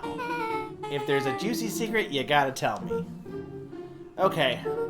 You can come to the treehouse and I'll tell you both what happened. Heck yeah! Lucas saw Beck skulking by the gate. So, you're telling me there's nothing mysterious or creepy about this place? It's mostly boring and empty. I refuse to believe that. Big spiked gate, looming mansion, rich reclusive owners. It even smells shady. Beck grabbed the wrought iron bars and shook the gate. Mark my words, you decadent nightmare house. You will reveal your secrets to me! No. What did you do? First of all, I told you so. Second, hide.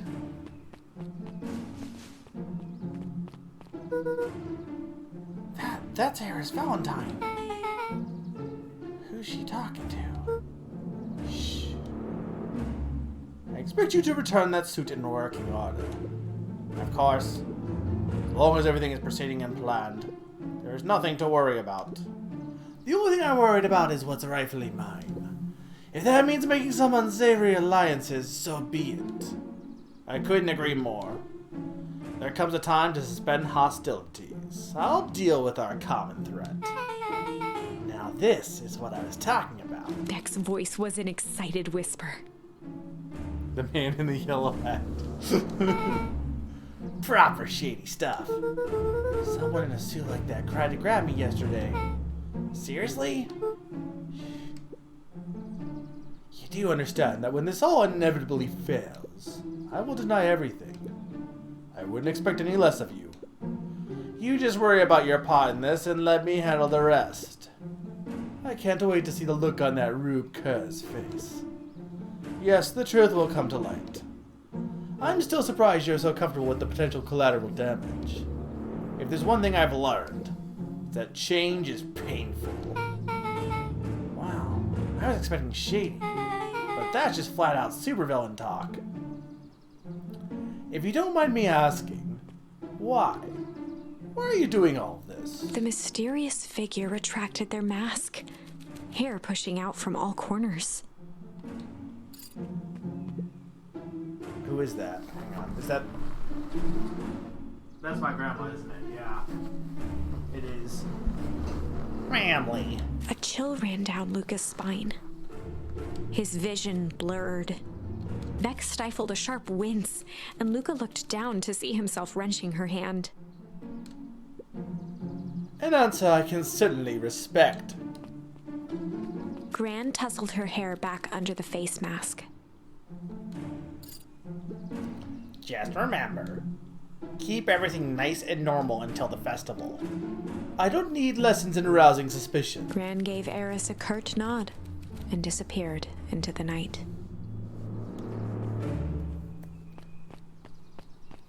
Her hair is still, like, revealed also.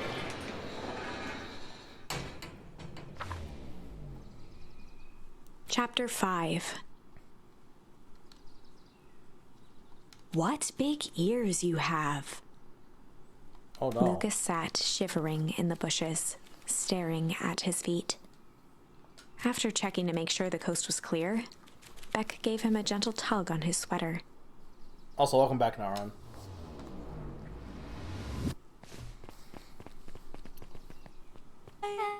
What's wrong? You look like you've seen a ghost. Why are you so scared of that old lady in the hazmat suit? That was my gran. That was your gran? Yeah. Okay, well, I'm sure there is a perfectly reasonable explanation for all of this. Let's just get to the treehouse and figure things out there. Lead the way.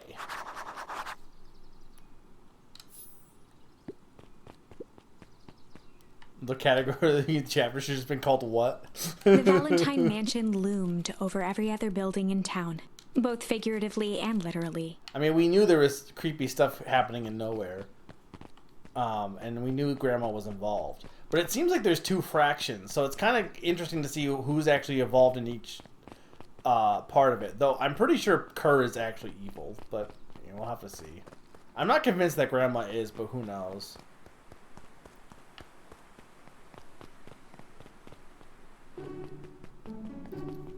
These freaking clipboard men. What? I can't remember what. I just did a dumb voice for this guy. For the last time, well, last time, there's nothing to worry about. Of course, we're not worried. The clipboard finished writing with a scratchy flourish and looked up. I like how they don't have a name, they're just called the clipboards now. Just dotting our I's and crossing our T's. Well, maybe try minding your P's and Q's. Mr. Nuncreed, arms crossed over his paunch, gave an exhausted sigh. If there's anything you need knowing you, you'll know it. Absolutely. If you'll just sign here, acknowledging everything is accurate, we'll be out of your hair in a flash. Oh, for the love of... He snatched the pad and scribbled his name so hard the pen nearly snapped. There. And would you like my eternal soul as well? The clipboards looked at each other for a moment, almost pondering the possibility, then broke into laughter as they walked away.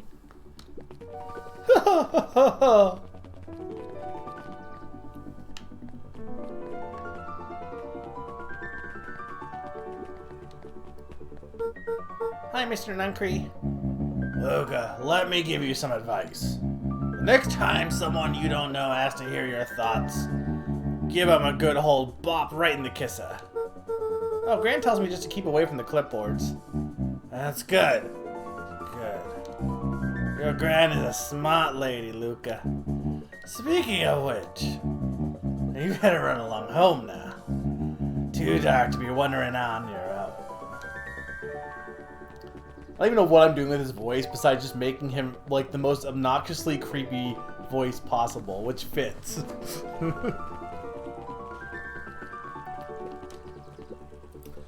The answers you seek will be revealed to you in due time. The question is the figure intoned. The question is the figure intoned. Are you prepared to live with the truth? I like how this lady is just reading our. She's just reading our book. I wonder if that's the narrator. I am making him cough. Look, it works. I better not dilly-dally. Gotta get to the treehouse. Another day, another dollar. See you tomorrow, Z. Have you noticed how all the perennial harvest folks order the same drink? Decaf cappuccino with extra foam. Why? I don't know. I just thought it was a little odd. Pretty weird for sure. Well, the customer's always right. See you bright and early tomorrow. I can't wait. Can I go in here? I can. Oh, I can't. It's locked.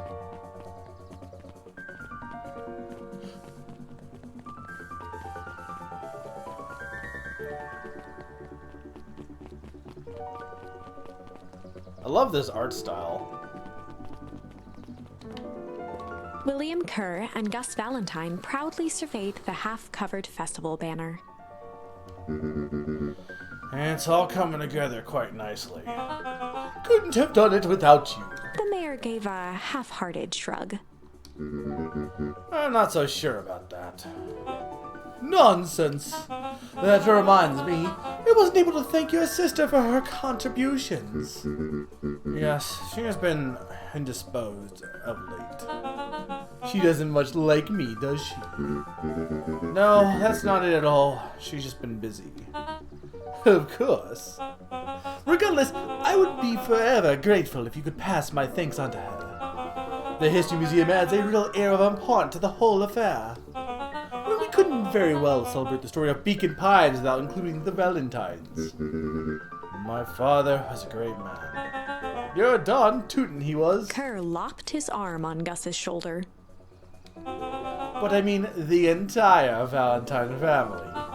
Present company included. Can I ask you something, Mr. Kerr? Call me William. Ask away. William, why are you doing all this? Gosh, I never felt one needed a compelling reason to throw a party. Not just the festival. All of this. There's gotta be 100 down-their-luck towns out there. Why is Perennial Harvest so interested in helping Beacon Pines? You know what I love most about the agricultural business. Seeds. Seeds. Yep, little bundles of potential. With a glimmer in his eye, Kerr gestured grandly toward the horizon. You treat a seed right, nurture it, feed it. It can grow into something truly special. You see potential here? Undoubtedly. The seed of greatness is already under our feet. All I need is a little nudge. I kind of went from like not Pink Panther. What's the name of the panther from Hanna-Barbera? Snagglepuss. Into like just my traditional like overly creepy clown voice. And the right leadership, of course. Oh. Good night, Mr. Valentine.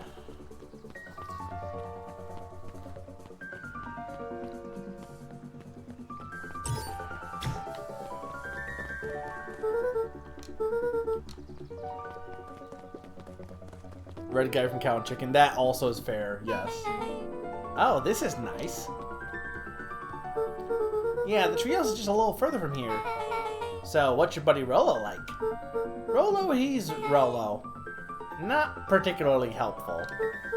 Sorry, I've just never really thought about it. Lots of energy.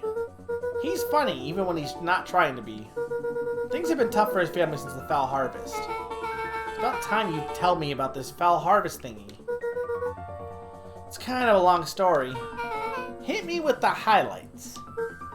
Okay. There used to be a fertilizer company here called Valentine's. They were kind of a big deal. Ooh, big deal fertilizer. It was a big deal to us. Their stuff really worked. Farmers loved it. So Valentine's grew and grew. Beacon Pines pretty much grew up around it. Most everyone in town either worked for Sharper Valentine or used his fertilizer. Things were good. I'm sensing a big but there. Around 6 years ago, Sharper Valentine suddenly died. And something changed. Changed how? Could have been a bad batch. Maybe it was the water or air or soil. Nobody knows. But all of the crops died. And everyone blamed the Valentines. The Foul Harvest. Yeah. Valentine's fertilizer went out of business. Half the town lost their jobs. Jeez. And next year the crops came back, but something was different. You plant a crop, do everything right, and it's sort of a crapshoot what happens. And no one knows why? Nope. I take it. Rolo's farm got the short end of the stick. Yep, for some reason their farm was hit harder than the others. That sucks. Things have gotten better since Perennial Harvest came up to town. The Beacon Pines Reborn initiative? Yep, first thing they did was give the town a deep scrub. And they even put us up in hotels one town over for a week while they got decontaminated the groundwater. Huh. We better get going.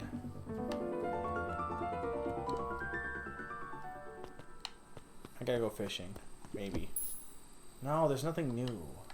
Luca placed to think sometimes the best stuff is at the bottom of the pond. How much do we have? Quite a few.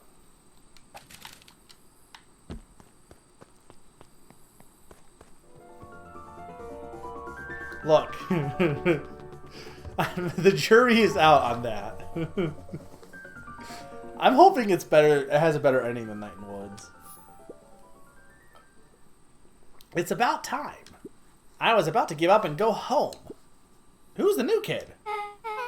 Name's Beck. You must be Rolo. I see my reputation precedes me.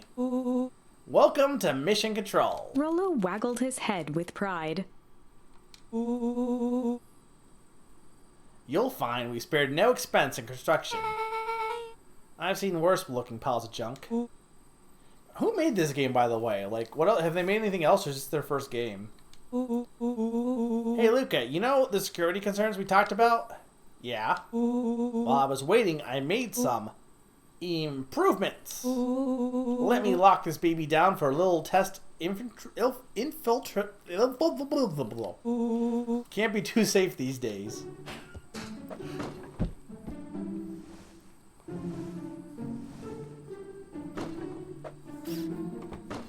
Well, don't jinx it, Naron. Are you thinking this is pretty and good so far now?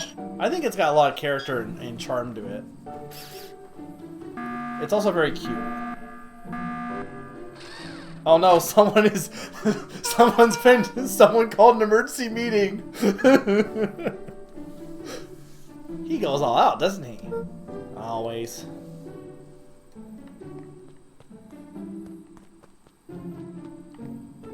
The Amogus sound.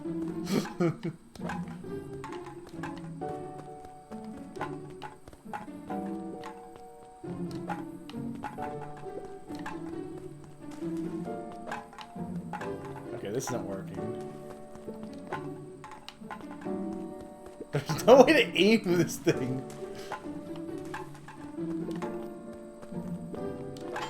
There we go. Oh God.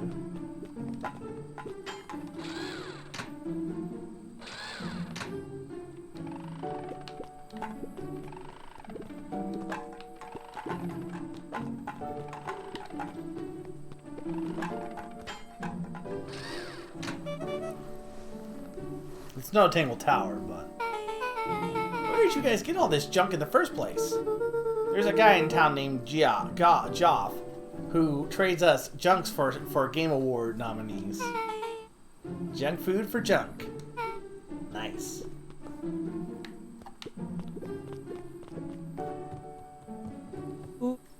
So, pretty sweet security, right?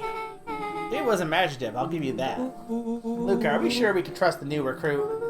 I'll vouch for her. Thanks, I guess. Oh, Luca, you promised to fill me in about the Valentine warehouse. Luca sucked in a long breath. So, like I said, there was someone there. What were they doing? I don't know, but the place was lit up and active. Maybe they were squatters. I don't think so. It seemed more organized. When the man pulled me in, I saw some sort of equipment running. A man pulled you in? Yeah, but I got away. You keep saying it was a man. They were wearing a mask, right? Yeah. Then it could have been a woman. How did you get away? I grabbed a rock or something and broke their mask. They let go and I ran. Dang. That's intense. No wonder you freaked out when you saw your grandma. Yeah, that's the other part. On our way here, Beck and I saw Eris Valentine meeting with Gran, wearing the same sort of hazmat suit. Rollo let out a low whistle. And they weren't there for idle chit-chat. It was a proper clandestine meetup. So let me get this straight. There's an operation in full swing at the Valentine warehouse. You were almost abducted by a strange man or woman in a protective suit, and then you saw your gran in the same suit talking to Eris Valentine. Pretty much. I'm beginning to think this town is kinda awesome. Rollo and Luca shot back a look. No offense. And so we can logically conclude aliens or alien zombies have infiltrated the town. And their leader is your gran, and she tried to murder you. First of all, and for the last time, there are no aliens. Second, it couldn't have been my gran at the warehouse. I broke the person's mask to get away. The mask Gran was wearing wasn't damaged. But she definitely is hiding something. Maybe. Your gran is weird, but she might be the most boring person in the universe. And all she does is sit around all day making jam. What could she possibly have to hide? I don't know. We haven't talked much since she moved in. Moved in? Your gran isn't from here? No, she came in a few months back to take care of me after his mom went missing. Did you know your gran before? Not really, no. It's been years since I'd seen her. Luca, don't take this the wrong way, but are we sure your gran is on the up and up? Luca gazed out the window. I'm just saying. It sounds like strange stuff has been happening since she showed up. We could say the same thing about your family. But you're right. Luca, your gran is hiding something. And Pa always says, folks only bury stuff worth digging up. We need to investigate your house. If my gran is really hiding something, don't you think I would have noticed by now? That's kind of the whole point of hiding something. I guess you're right. Gran has been leaving the house for hours at a time this week. I'll call you two tomorrow when the coast is clear, and we can start getting to the bottom of this. I'm always game for a good snoop. You can count me in. Chapter 6. Chapter 6. Secret Lair. Summer forged ahead, but the nights Summer? only seemed to grow colder. Luca walked home slowly under the pale starlight, cautious to avoid any more surprises lurking in the shadows. Reaching home, he slipped quietly into bed, half dreading what they might discover the next day.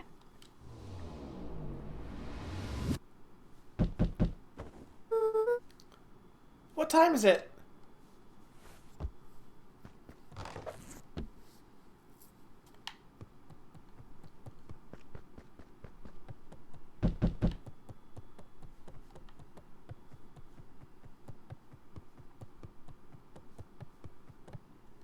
Narn, how cute do you think this deer is? He's very cute, right? Hello, what on earth is that? That ridiculous thing on your head. Oh, this. It helps me think. You're gonna need a lot more of those. Joke all you want. We'll see who's laughing when I crack this case wide open. The coast is clear. Yeah, whatever she's been up to this week, it's been keeping her busy most of the day. Very well. The game is afoot. Luca and Beck rolled their eyes as Rollo strutted across the room. I like Luca and Beck. Rollo, to be fair, you haven't really got to see much, but he's definitely like the big doofus of the group for sure. I like Beck a lot. If I were Gran, where would I hide my darkest, deepest secrets? Perhaps where you might least expect it. Rollo flung open the cabinet with confidence. Aha! He coughed as a veil of dust hit his face. I think it's safe to assume anything that's dusty isn't what we're looking for. I love the smug face that Luca makes. Or maybe that's what she wants you to think. Then again, any good detective knows not to trust their first hunch. First hunches are for suckers.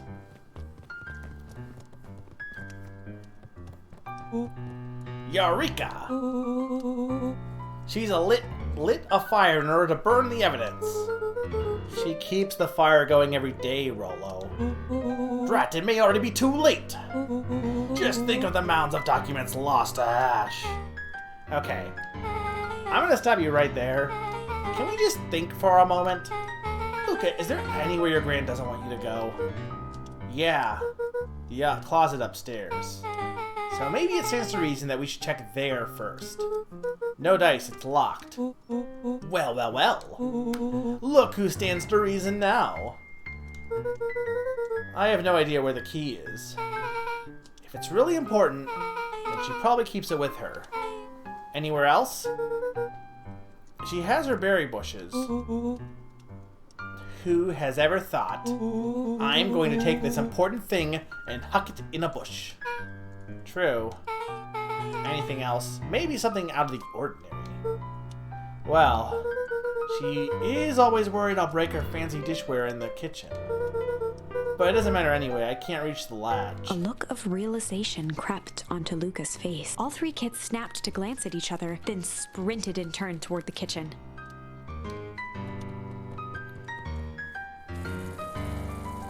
Oh, the narrator. Yeah, the narrator's really good. It's still on. Alright, Rollo. This is your time to shine. Yeah. You've caught upon my expert detective skills. And now I shall proceed with... Before he could finish, Luca scrambled up Rollo's back. Hey, this isn't my idea of detective work. Every squad needs a good lockpick. And every good lockpick needs a sturdy head to sit on. This is beneath my standing. Stop complaining and hold still. Got it. The three crowded around the hutch to peer in. With the glass doors opened, a perfect porcelain display gleamed in front of them. Their eyes searched for anything amiss. But the only distinct feature was its impeccability. Well, that was anticlimactic. Yeah, I don't really know what we were expecting. Like, oh hey, let me just link on this random teacup and... As Beck pulled on one of the teacups, it slanted forward with a hollow click. The entire hutch began to rustle and slide under its own power. Oh. Seems like your Gran has been doing some remodeling. Dude, only two types of people have secret lairs. Evil masterminds and superheroes. So which one do we think she is? We're about to find out.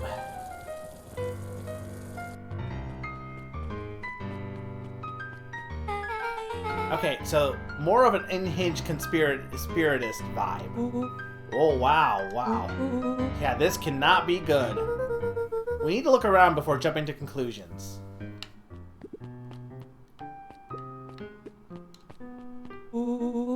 What do we have here? Barrels marked caution explosive. And jam jars? That's enough jam to feed the whole town. What kind of incendiary jam is your Gran making? Incendiary. She wouldn't have had me walk around town delivering bombs, right? Only one way to find out. Rollo casually spun open a lid and dipped his finger in the jam. This is a bomb factory. They're bombs. Huckleberry. He smacked his lips. And a hint of brown sugar. And... ink. What? Rollo plunged his hand in the jar, fishing out a soggy slip of paper. Aha! Rollo offered the slimy note to Luca and licked his fingers clean. Oh, I thought it was jam when I went to buy one. The pie you ate was a bomb. Samus, it's fine. It's gonna be all good. Everything's gonna be a happy ending. Probably. It's addressed to Miss Fratelli. Grand Jam Graham? It says, last night I used the disguise Ares provided to scout the location. The timing window should be possible. Operation Sparkplug is a go. Aw man, are they doing a heist? Whatever it is, it can't be good. So, more a bombshell than a bomb, am I right? You're new here, so I'll let it slide. But I'm the bad joke guy around here.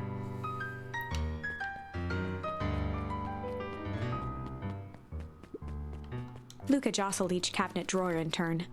Only one was unlocked. He fingered through the filing cabinet, pausing at a bulging folder labeled Walter. For a long moment, he just stared at it. Was Walter the dad? What do you got there? It's my dad. Looks like some of his old medical files. Your dad was a doctor? Luca nodded and caressed the label with his thumb. What, you gonna read it? Here, let me help. Rollo swiped the folder from the drawer and began leafing through the pages. He whistled. How about you actually read some of it? One sec. Dense documents such as this are a lot like a cheeseburger. It's best to skip straight to the middle. Don't know if I agree with that. That's where all the meaty bits live. Wow, I had no idea we were in the presence of the preeminent scholar in dense documents. And cheeseburgers. By all means, proceed.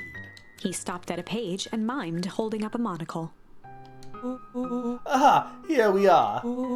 Follow-up examination of Terence Wilby.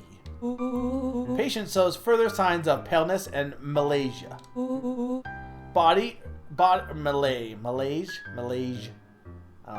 Body temperature continues to drop. He now describes soreness of muscles and joints. This is similar to the symptoms exhibited by Miss Wilby just a few days past. Still waiting on lab results from Joseph. Rollo looked up with heightened surprise. See? Creepy. Yeah, that's kind of disturbing. Who's Joseph? That's Mr. Nuncreed's name. Wait. Rollo's finger traced across the page. There's more scribbled in the margins. Could it be contagious? Mr. Wilby claims the tap water in his home had been contaminated. Perhaps environmental. Lab results only raise more questions. It's like he came back to this report later and made those notes. So it might be related to something else. Rollo scanned through several more pages. Here, the writing looks shaky. I just couldn't help her. This disease, or whatever it is, progresses so fast. And with his wife's passing, Terrence's conditions follows close behind. Exacerbated by the loss. Enough is enough. I need to take matters into my own Luca, hands. staring blankly at the cabinet this whole time, spoke softly. What does it say next? Rollo rustled the folder, trying to loose more pages. That's where it ends. What? There has to be more. Luca frantically shoved the remaining cabinet folders, trying to find another labeled Walter. Luca, I think that's the only one. It's alphabetical, see? What did he mean, enough is enough? How did he take matters into his own hands? This is bullshit! Luca slammed the drawer shut.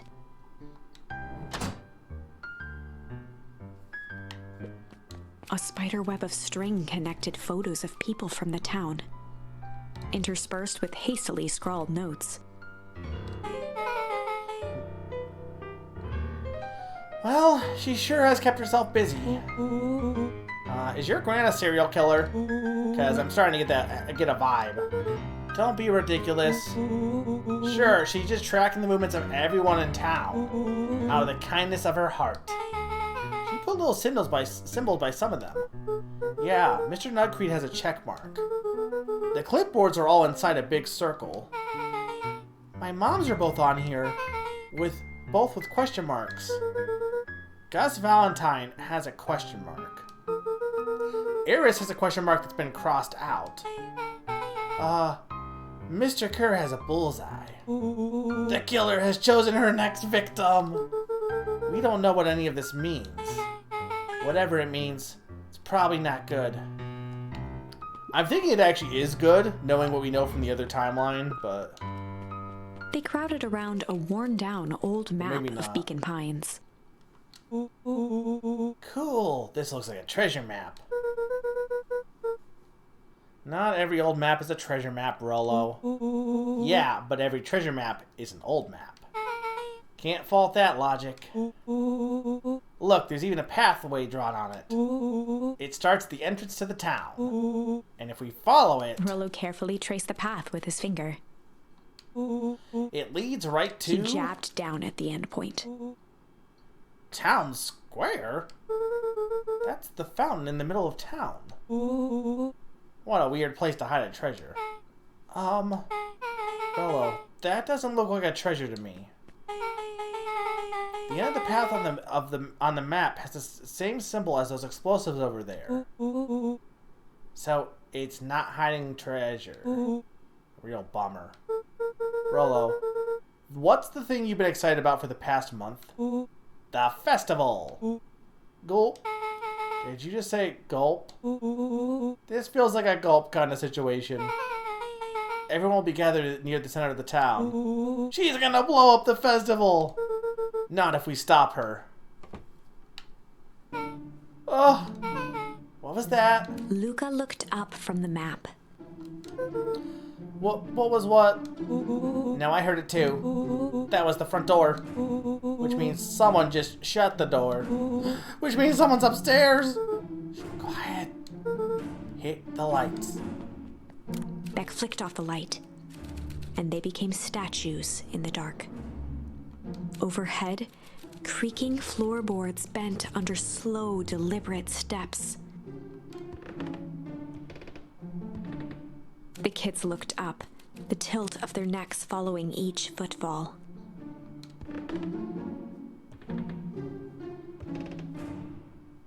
Then suddenly, it stopped. Without realizing, they'd been holding their breath. All three exhaled shakily and glanced at each other. A muffled male voice broke the silence. Hello. A final few footsteps reached the entrance above them, and the voice now echoed down the stairs. Anyone down there? The three kids shuffled to the corners without a peep. As he began to descend the stairs, the man's voice punctuated every new step. Thump. Thump. Yoo-hoo! Thump. I'm not here to hurt anyone. Thump. I'm just here to help. Just Thump. At the bottom step, the man paused, squinting to search the room for signs of life. Huh. Guess it's nothing. Rollo shifted suddenly. Luca gave him an intense, chastising look and whispered through clenched teeth. Rollo, don't. It was too late. Rollo was already inching toward the stairway. He screeched as he charged toward the shadowy figure. Flaming chicken coop! With all his weight, Rollo tackled the man to the ground. Rollo! Mysterious creepy man? Anyone there? From the dark corner, they saw something move. Oh, I didn't know if I had it in me. But there was only one way to find out. Holy crap, Rollo, that was awesome. Wait, did you just kill that person? Luca scrambled to the hunched figure on the ground. Pressing his fingers to the man's neck, he sighed with relief. You sure clobbered him good, Rollo. He's knocked out cold. As Beck flicked back on the light, Luca and Rollo both gasped in stereo. Old Man Jenkins? Yeah, I knew it was him. Mr. Tolliver.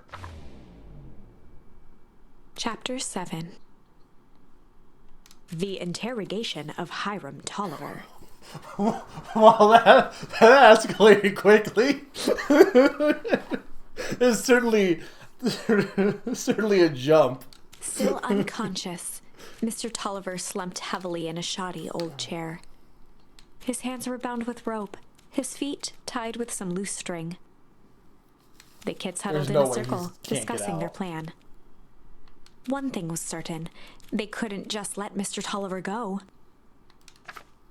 They needed to know what he was doing in Luca's house. After some deliberation, it was decided. They'd run the classic good cop. I don't have any options. Chill cop. They'd run the classic good cop, chill cop interrogation. I'll handle this. Just gonna play it cool. Luca walked calmly to the light switch, flicking it off and on a few times. Mr. Tolliver shook his head, gathering his wits. Holly, I sure got my bell ring He rung. looked over to find Luca, who returned a calming grin. Sorry, Mr. Tolliver. This was all a big mistake. Luca, what is going on here? Why do you have me strapped down? No one's fault, really. Rollo just got a little startled. Rollo's here. Rollo and Beck emerged from hiding to give a timid wave. Well, alright. Mistakes happen. You kids gave old Hiram a good scare. Just let me out of these ropes and call it even. Luca glanced over to Rollo and Beck, who replied with skeptical looks. Mr. Tolliver, why are you in my grand's basement? I'm here to help, of course. Help with what? What's my gran up to? If you'll just cut me loose, I can show you. How do I know we can trust you? Mr. Tolliver exhaled with disappointment. Okay, have I ever done anything wrong wrong by you? No. And since your gran moved to town, haven't I been nothing but welcoming? Yeah. Why would I turn my back on your family now? It's just, all this stuff seems pretty weird. A board with names of people from town, an archive of my dad's old disturbing patient notes. Luca gestured to the corner. Bombs! I can explain everything. You just need to untie me. You kids deserve an explanation. You need to refill water, but to be fair, I'm gonna take a break here soon as well, so probably after this interrogation I'll take another break. Luca looked again to Rollo and Beck. This time they shrugged. Luca began to slowly loosen the bindings. Of Isaac. Mr. Tolliver gently rubbed his wrists. That's a good lad. This'll all make sense in time. He edged imperceptibly toward the stairs as he spoke. You see, this town has secrets, Luca. A very dark past indeed. Before the kids had even noticed his movement, Mr. Tolliver was at the light switch. A past that must be brought to... He punctuated his final words by flicking the switch and rushing up the stairs. Light! Son of a... Beck darted to the wall and turned back on the lights. It was too late. Rollo confirmed what they all heard. He just locked us down here. Mr. Tolliver's muffled voice came from behind the door. I wasn't lying, you know. This is for your own good. You kids just keep tight down there and let the adults handle this. They looked bewildered at each other. Play it cool, huh? Not now, Beck. They heard the staccato thump of quick steps exiting the house. The kids looked down in resignation. This isn't how it goes in Hank Atomic. For some reason, they'd always assumed it was up to them to save their town. Luca opened his mouth, hoping to conjure some magical words to make this right. Only a hollow croak escaped. The end. The end. But not really. Well, we certainly aren't going to find a grand resolution to our tale locked in a basement. Back to the drawing board. Alright, so our options are... It looks like you only have one option, actually. For a game that has a bunch of, like, choose-your-own-adventure, they really don't give you a lot of choice, to be fair. Which I think tends to be the case with these kind of games, unfortunately. So all we can go is we can go to where the clouds rumble. But we will do that after I love these drawings. These drawings are so good. I want to see them in, like, better... Because they got the weird darkening effect because of it, the lighting of the table, but they're so good. But I'm gonna be right back. 2-minute break, and when I get back, we will see what is going on in the creepy town of nowhere. Yeah, I mean, it kind of seems like it's supposed to be linear, but that's why I said it had choose your own adventure vibes. But I didn't say the word choose your own adventure because I didn't know, and I figured it's more. Like I said, it seems like it is more linear. Though it is interesting. I've been pretty thorough with checking stuff. I'm pretty sure, like, if you didn't check certain things, you would have less options, which could be interesting. But to be fair, it's no different, like, with Zero Escape, right? Like, technically speaking, well, you could say it's more linear. We did have an option here. We could have not done this. We could have done Rumble first. Same thing with, like, technically speaking, after this point, we could have gone back to this path for a bit. So you do have a little bit of choice. It's just like there's a lot of, like, you get locked in pretty faster than I would expect, I guess. But anyway, I'm gonna be right back, guys. 2-minute break, and when I get back, more of this. I don't know how close I am to finishing this. I mean, at this point, I'm kind of, like, locked in potentially. Summer said 1 o'clock, so that's only, like, hour and a half. So we'll have to see. I don't know if I trust Summer on this. It's not like I've been going slow at all or anything, so. But I'll be right back. 2-minute break. Hope you guys have been enjoying.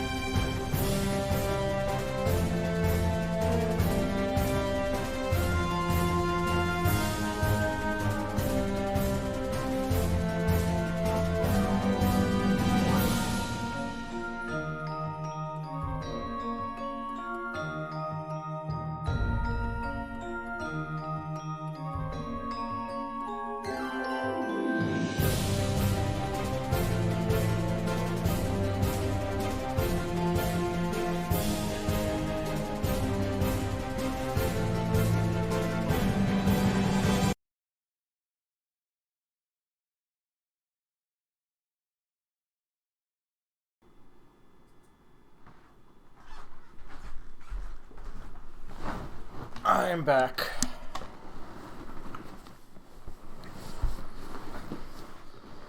Oh. All right.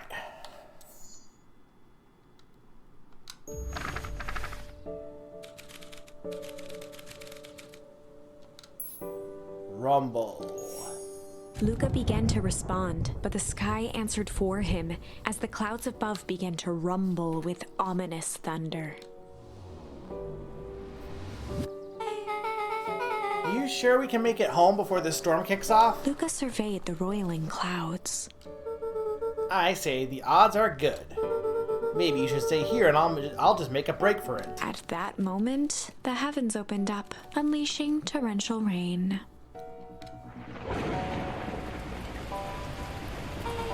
Care to recalculate those odds? Hurry inside, you two, before you catch a cold.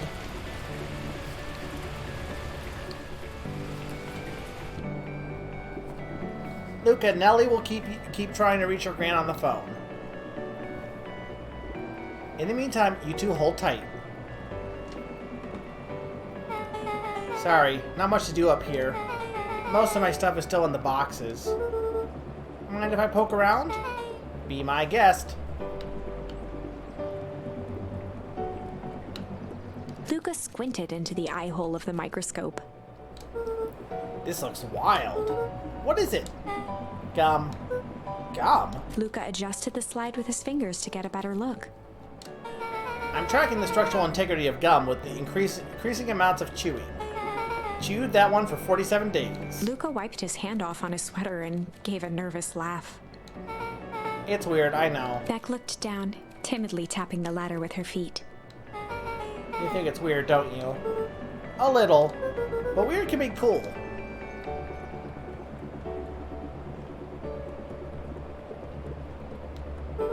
Oh, wow. Rollo and I have a radio just like this at the treehouse. Probably not exactly like this one. My mom and I tore the whole thing down to the bolts. Fitted it with some state-of-the-art vacuum tubes. She seems pretty awesome. She gets carried away sometimes. I think she feels guilty for working too much. And so when she does have some time for me, she showers me with high-tech overcompensation. Luca flicked at one of the toggles. I bet you can get all sorts of stations on this. Not out here in the boonies. You wouldn't believe the stuff I could pick up back in the city. But around here, it's all farm reports and static. Aw, shucks. Luca bent down to examine the bouquet of wilting flowers. Judging by the odor, they were well past their prime. Pungent. He flipped open the Good attached cop, card. pungent cop. Happy trails from Coach Walker and all the Fairview Condors. Boy, you aren't kidding about poking around, huh? Oh, sorry, was this from your old school? The most recent one, yeah. Some schools gave me some going-away cards. Some did flowers. When they're really trying to feel good about themselves, they do both. So you moved a lot. Yeah, that's the thing with having a brilliant parent. There's always a better job somewhere else. These flowers would last longer if you put them in some water. That's the sort of thing I would do if I cared. Well, you cared enough to keep them is all. Luca, can I ask you something? Of course. There's no way you landed. Dang, didn't that hurt? I'll be honest. That hurt more than I expected. At least you look cool doing it. Beck took a moment to watch the rivulets of water running down the window. Do you ever feel alone? Like, even when people are around? Well, Rollo can be pretty absent-minded sometimes. I'm serious. Does it ever feel like your family doesn't care what you want? Didn't used to feel that way.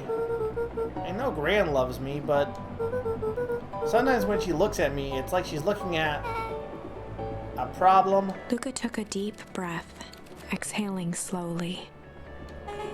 I know the feeling. How do you deal with that?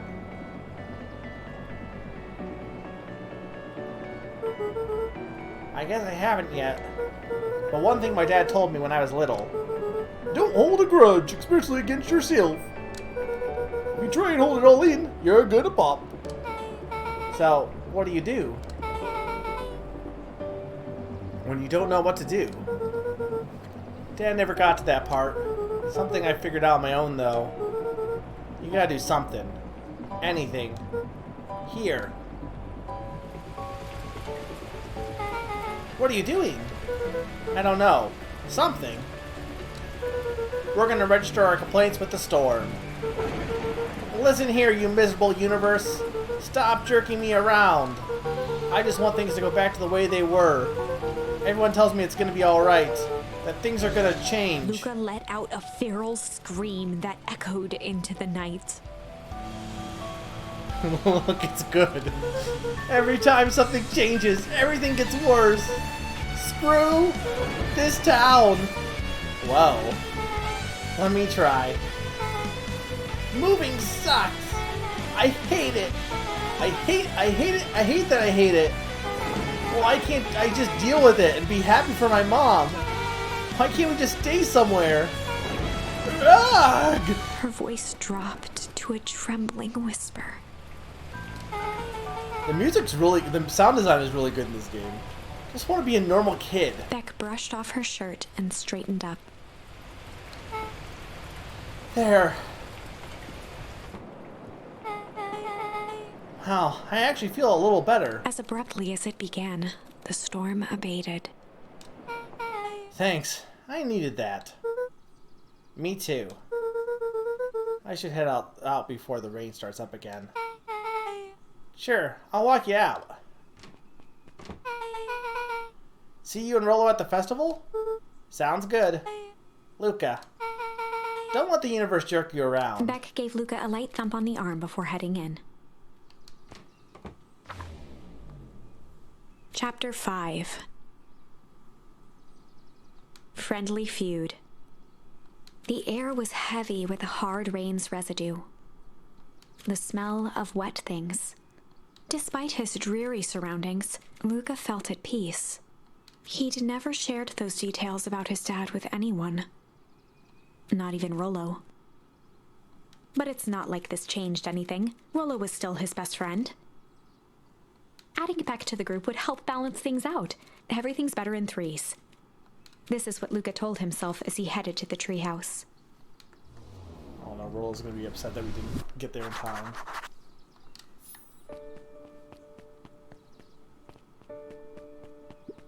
The Valentine mansion loomed over both figurative. Hey Don, tracking down a lead? You bet. I heard a juicy new rumor. Turns out when Sharper Valentine died, he left behind a peculiar last will and testament. Peculiar how? He didn't just give his kids an inheritance, there were conditions. Like what? Document stipulated that Eris had to take on a child as her ward. A kid our age who just showed up to town one night with a lawyer.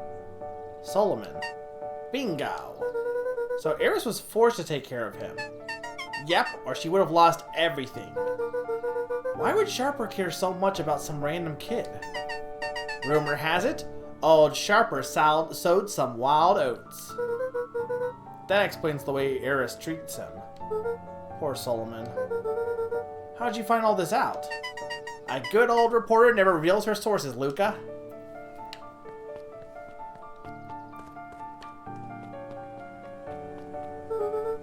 I'd better not dilly-dally. Gotta get to the treehouse.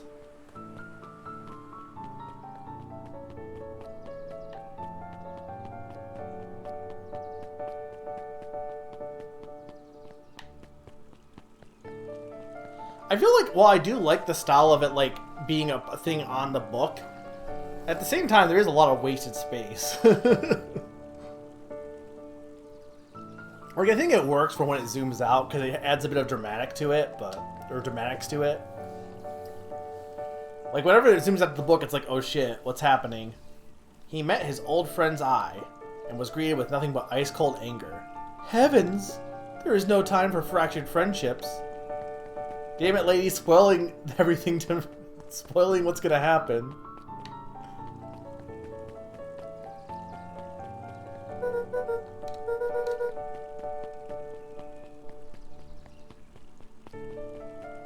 I like how I can go this way, but there's nothing over here anyway. I know I can't go in the diner if it's anything like the last chapter, or the other timeline. Excuse me? What are you doing? Just oh my god, my voice is dying here. Oh, these guys have the dumbest voice. Just locking up for the night, sir. Oh, wonderful. I can only assume this means that all the festival preparations have been completed ahead of schedule. Not exactly, sir. The storm set us back a bit, and it's getting late, so we all decided to... You all decided? Yes, sir. I was unaware that your job involved deciding things. We are all here at Perennial Harvest because we believe in creating a better future, yes? Yes, sir. Very much, sir.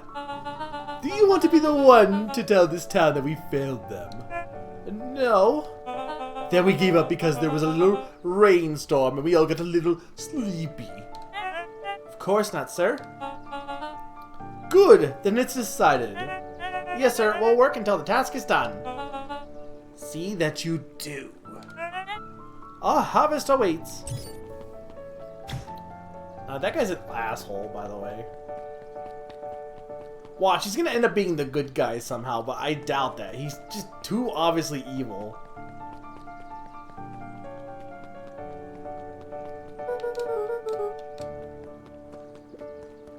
I love the walk cycle also. Can I do anything more with this, I wonder? I can. Luca wrapped a twig of thyme around the hook. Some fish have refined taste.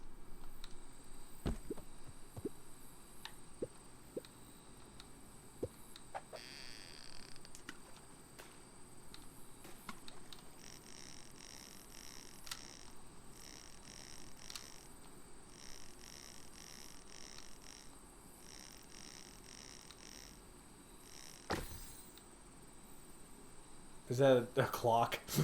Pocket watch. Property of Sharper Valentine. Figures. If he had his way, property of Sharper Valentine would be written on everything in this town. Should we give it back to him? He may not even want it back. The man's got a contentious relationship with time. We'll keep it here in case he ever wants to pick it up, yup. Might be the worst thing I did for this playthrough is making the dad goofy. Rollo, are you still up there? I'm sorry. Rollo isn't accepting visitors at the moment. Come back never. Luca had only ever heard him speak in this stiff yet gentle tone a few times.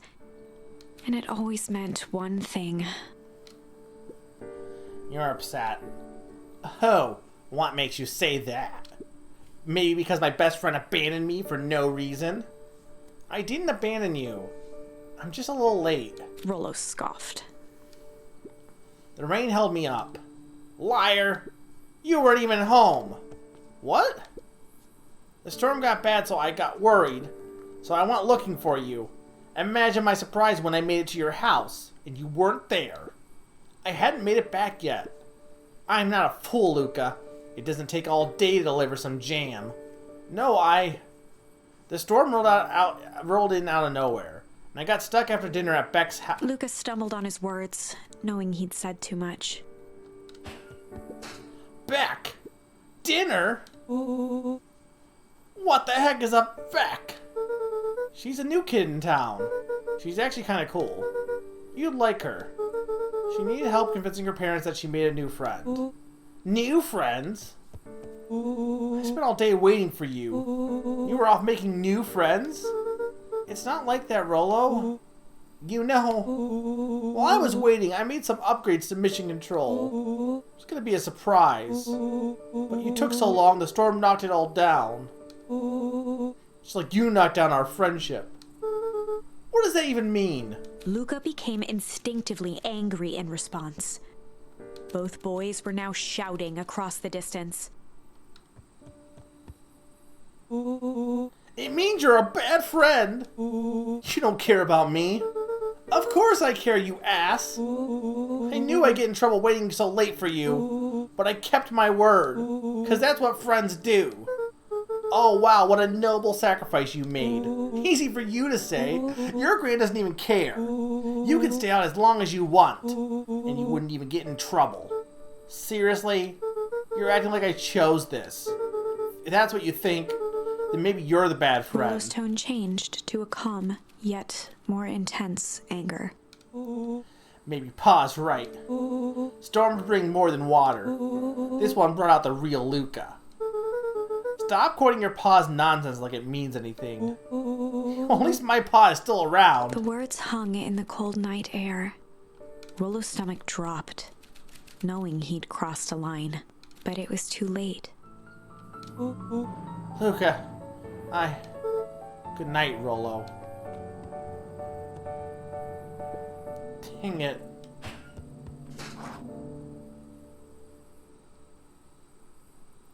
A family game.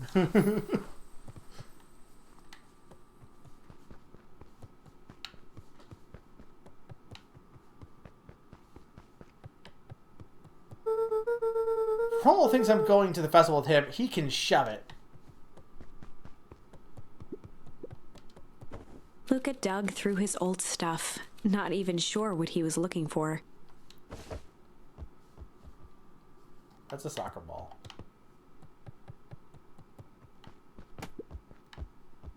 Rollo, what a jerk. Calling me a bad friend. Oh, I'm Rollo.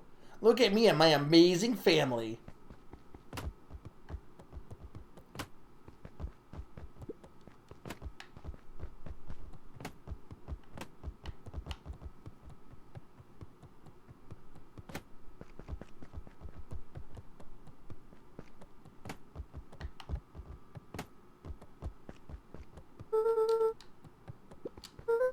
Guess I'm never supposed to make new friends. Weep. Sad. Luca. Gran cooed gently from the hallway. I'm evil. You slept straight through breakfast. Luca, are you alright? Fine. Just don't feel like getting up yet. Okay, I'll leave this oatmeal by the door. I'm evil, by the way. I've got to run out and do evil things. Okay. I'll be back later in to check in. Summer, am I close to beating the game? Sure. Luca just wanted to be alone. He waited to hear the sound of the front door closing.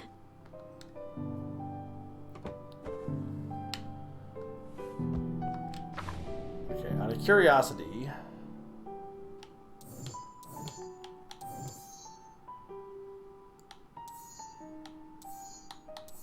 I mean, I guess that there wouldn't be anything because there wasn't any other paths unless it got added, I guess, but... Halfway? I don't believe you. I bet Rollo's still going to go to the festival. Huh. He's gonna be miserable.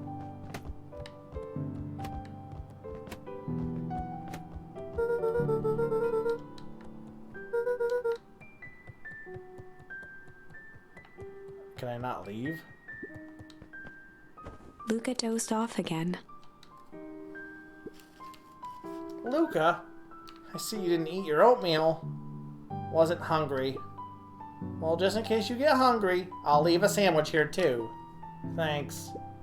Rollo came by. What'd he say? He wanted to talk to you. What did you say? I told him you weren't feeling well. Good. So your plan is just to sit in your room all day? Pretty much. Well, I need to pop away again for a few minutes. If you decide to end your pity party and go outside, I think it'd do you some good. Noted. Luca still couldn't bring himself to go out. Besides, if he ran into Rollo, he'd have to actually confront the situation. There's never anything interesting in the festival anyway.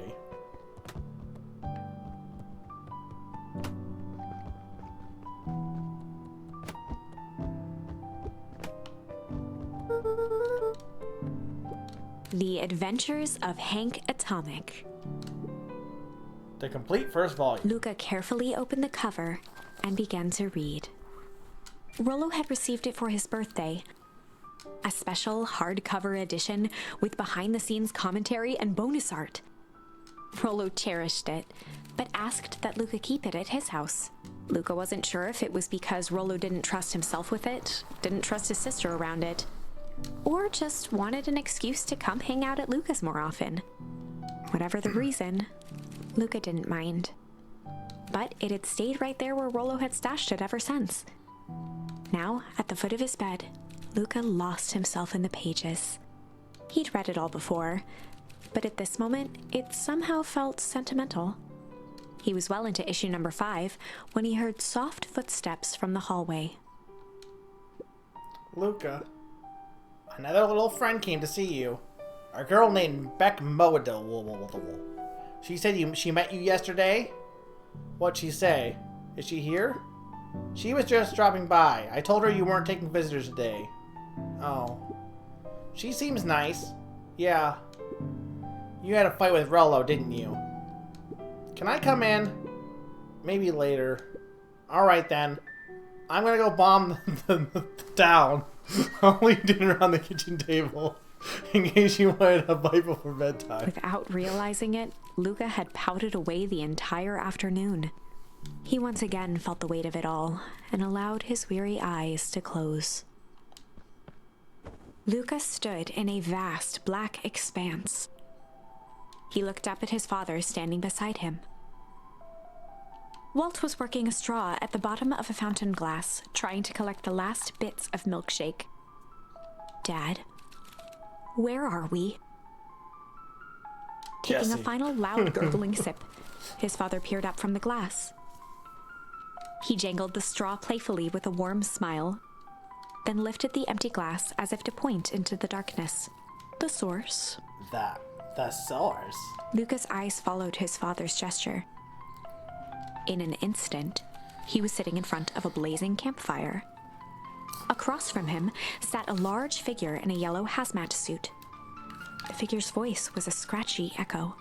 Well, if it isn't the man of the hour. Make yourself comfortable. Luca held his shivering hands over the flame to warm himself. It doesn't work that way here. Their yellow-gloved hand pointed to the base of the flame. It's a cold flame, see?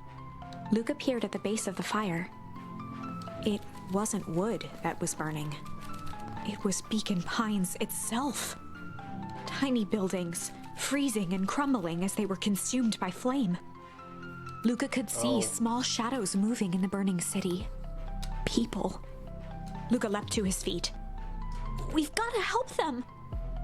The figure gave a dismissive wave of their hand. Why waste energy helping people who can't even help themselves? The figure bent down to examine the panicked crowd as they desperately tried to stop the flames. They only care about what's right in front of them. Not like us. Luca's voice was a trembling whisper. Us? The figure slowly stood up, grabbing its helmet with both hands. With a jolt and a twist, the suit emitted a gasp. A cloud of torpid mist escaped, slowly revealing the face within. Luca's own face looked back at him. Older, worn, distant.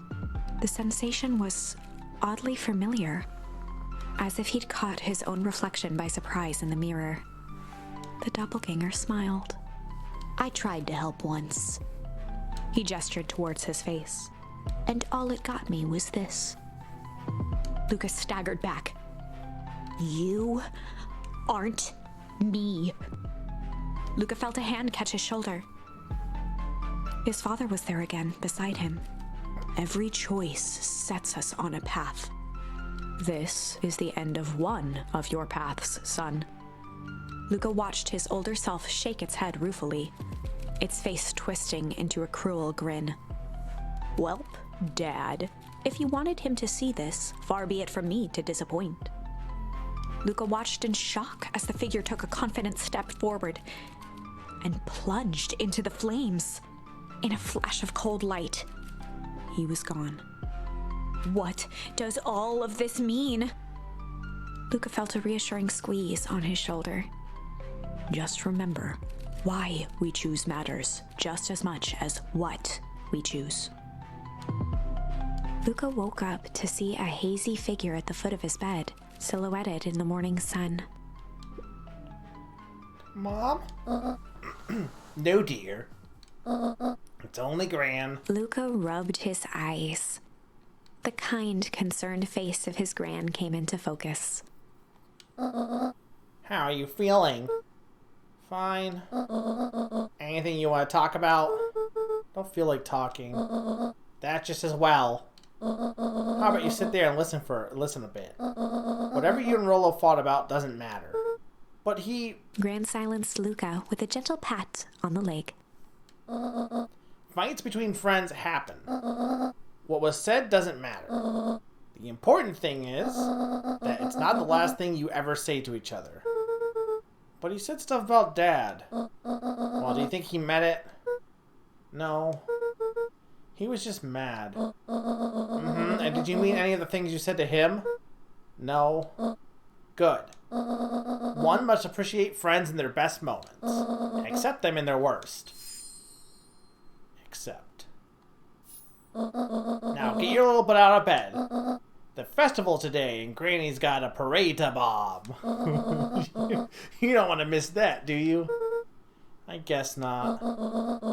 Seems like a good opportunity to make amends with Rollo, doesn't it? Luca gave a reluctant nod.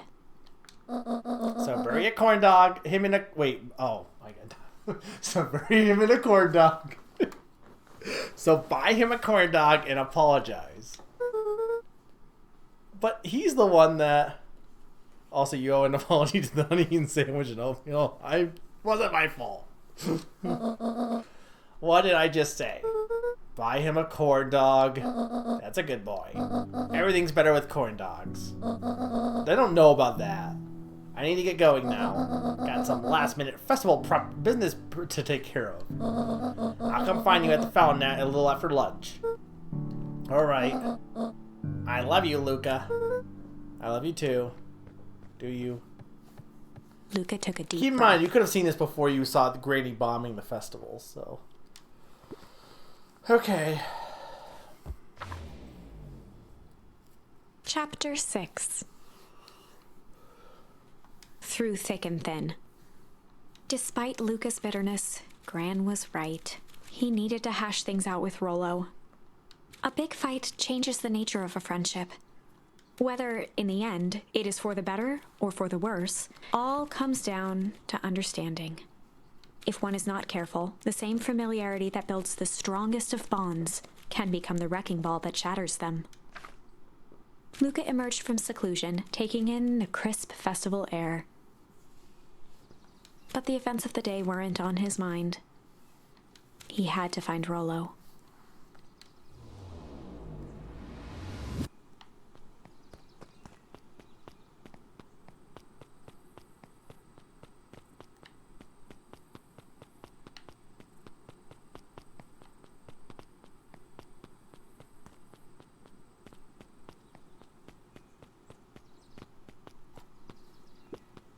There you are.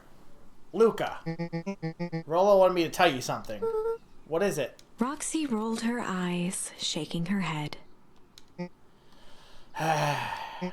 Space adventure, though you needn't buy it. If ye be brave, go somewhere quiet.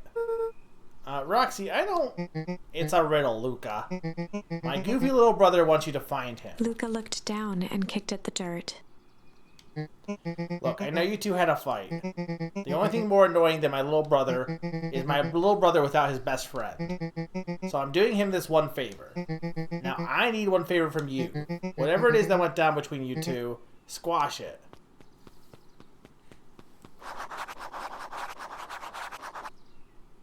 The library.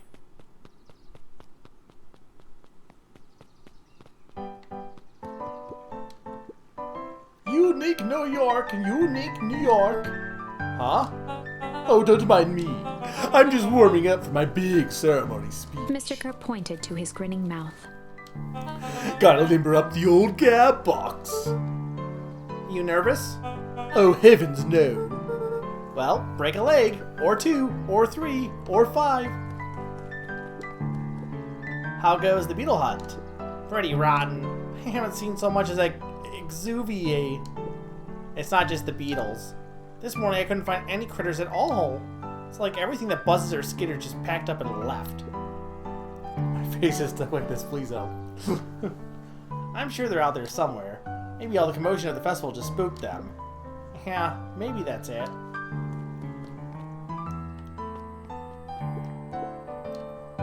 Did you hear? After Mr. Kerr gives his big speech, they're going to have the first annual biggest catch competition. As long as a boot qualifies as a catch, I'm a shoo-in. Good luck.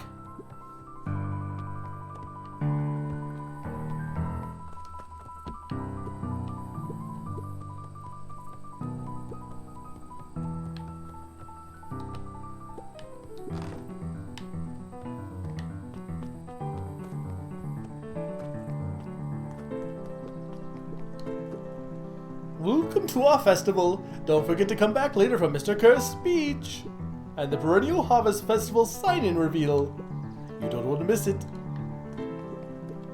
I don't know who Perennial Harvest thinks they are impressing with this ridiculous festival. Totally. This town's still falling apart. The weather's still cruddy, and the season's harvest looks like it's going to be worse than last year. You said it. No amount of corporate pandering is going to change any of that. Exactly. But the lemonade at the drink stand over there does look pretty tasty. Fitz. I'm still going to be mad at them. I'd rather just be mad while sipping some delicious lemonade is all.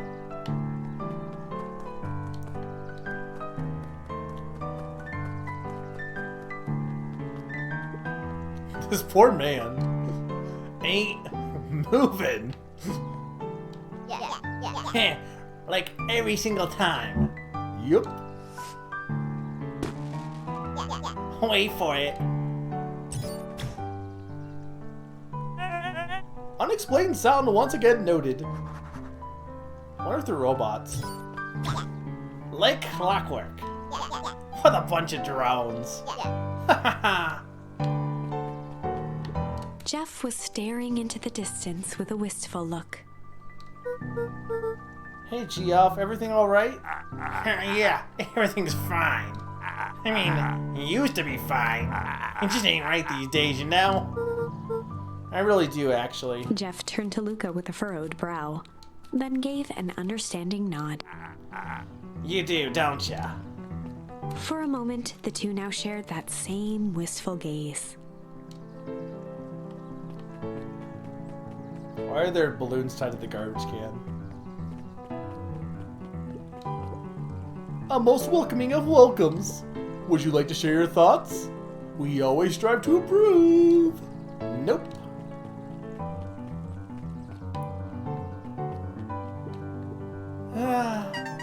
I got a question for ya. What do you think this whole festival is for? The way I figure it, Perennial Harvest is trying to win over the town. Like a bribe, but with balloons. Cynical, I like where your head's at. That's what I assumed at first too, until I eavesdropped on a couple of the gossipy clipboards. What if I told you this whole thing is really a special shindig for a super secret guest of honor? A special guest? Who? I haven't dug that deep yet, but whoever it is, PH thinks they're a big deal.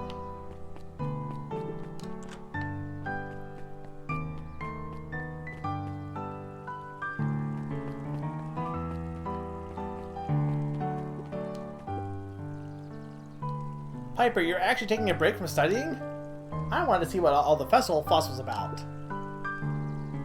There hasn't been an issue with desyncing, has there? I'm listening, I'm not sure if there is or not. But I can't help but notice. You still haven't brought your backpack full of books. Look, a backpack's carrying more than a lot more than just books. True, true. So what you got in there? Books.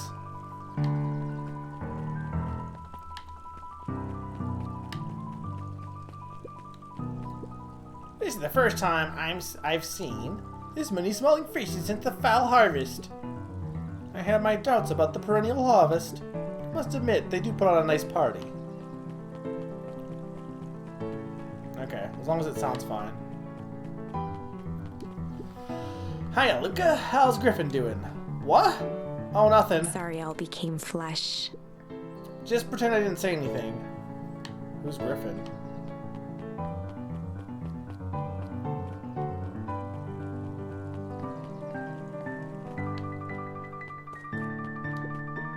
Luca, did you know that Beacon Pines is actually unincorporated? A lot of people didn't know that.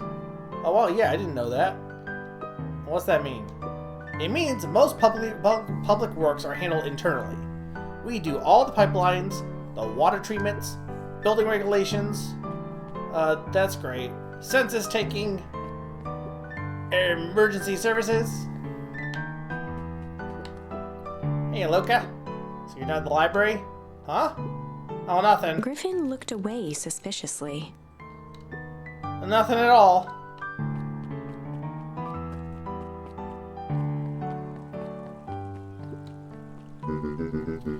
I was able to return the Perennial Harvest safety suit you borrowed. I don't think anyone noticed. good. Now, will you tell me what you needed it for? It was a favor for an enemy of my enemy. This isn't gonna harm Mr. Kerr, is it?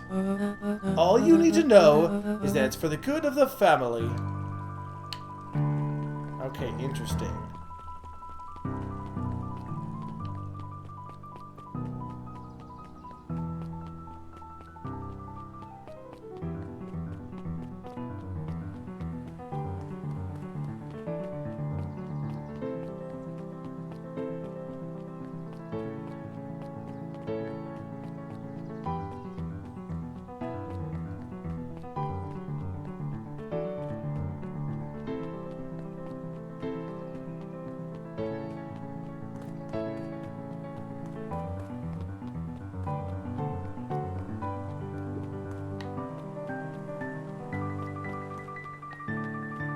Not really anything over here.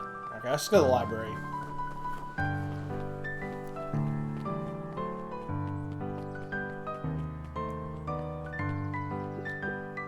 The library, somewhere quiet. Oh, the cobs I've eaten. A salad central.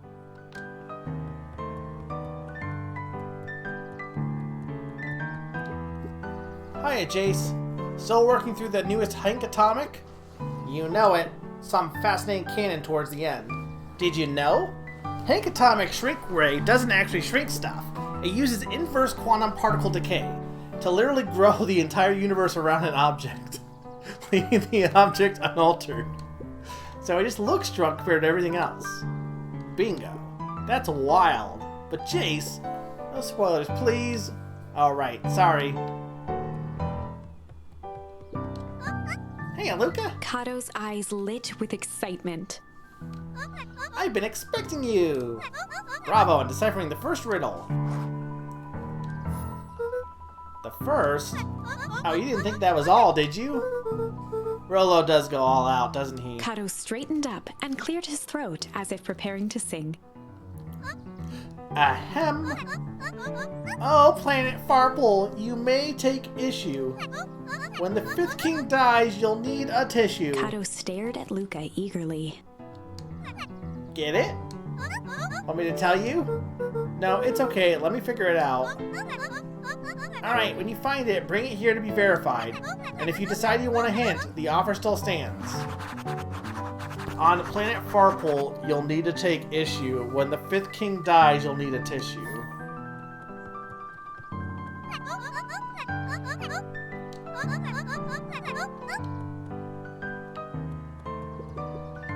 Luca grabbed The Issue with Self-Help, a helpful guide, from the shelf.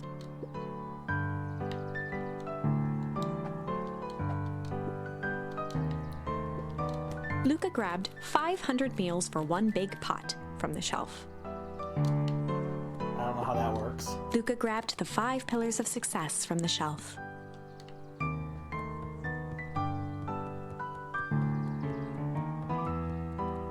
There were rarely any actual, simply a... Luca grabbed The Modern Science of Atomic Radiation from the shelf. Luca grabbed Natural Photography, Volume 5 from the shelf. It's gotta be over here, right? Luca grabbed The Adventures of Hank Atomic, issue number 4 from the shelf. Luca grabbed The Adventures of Hank Atomic, issue number 5 from the shelf. It's gotta be 5 because of the fifth king. Ah, you found it! Kato removed his book from the desk and replaced it with Luca's, turning on the lamp. As he slid the book under the purple light, 2 words glowed. The Adventures of Hank Atomic, issue 5.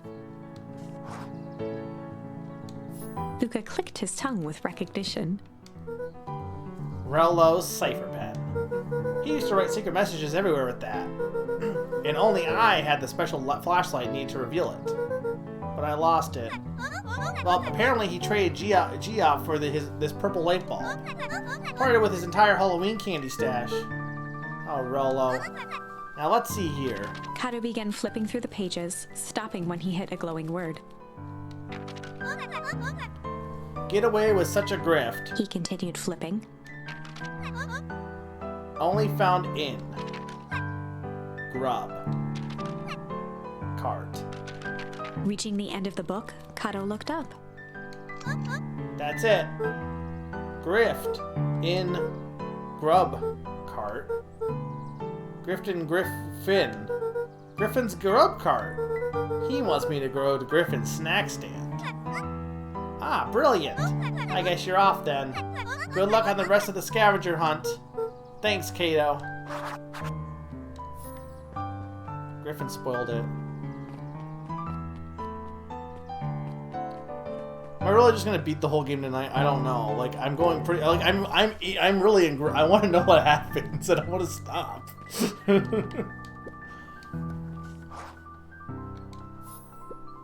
Hey, Griffin. Did Rollo come? Before Luca could finish his sentence, Griffin handed him a corn dog. Oh, that's it? Bought and paid for. Enjoy. I thought there was supposed to be some riddle of something. Luca shrugged, taking a sizable bite out of the corn dog. Yuck. It's cold. Oh yeah, that's been sitting here for a while. Rollo wanted me to be sure to give you that one specifically. Well, that's just... Luca tongued at his cheeks, feeling something rough between his teeth. He reached into his mouth and pulled out a slip of paper. Oh, come on. He shook off the bits of corn dog to read the slip.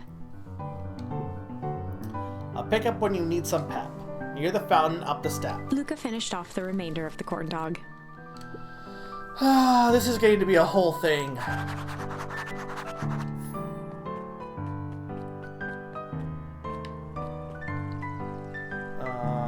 hang on. Pick up when you need some pep. Near the fountain up the step. Okay, that's the coffee shop.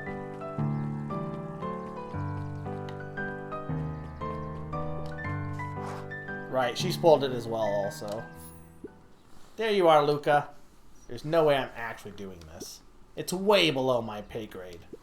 Come on, you big stiff. Let the kids have some fun. Fine. But Rollo owes me one. Lumi waved his hands around sarcastically as he began. No, I didn't know that was a... What takes flight but has no wings? Your final task of friendship brings. See, that wasn't so hard. I feel cheapened somehow. I think it's sweet. It's the treehouse, it's a rocket. Why do we have late music all of a sudden? Oh, or he's right here. Hey. Hey. Did you find the comic book? Yeah. And you got the corn dog? Yeah. Well then, I know it doesn't make up for what I said, but here, you've earned this. Rollo sheepishly handed Luca the balloons.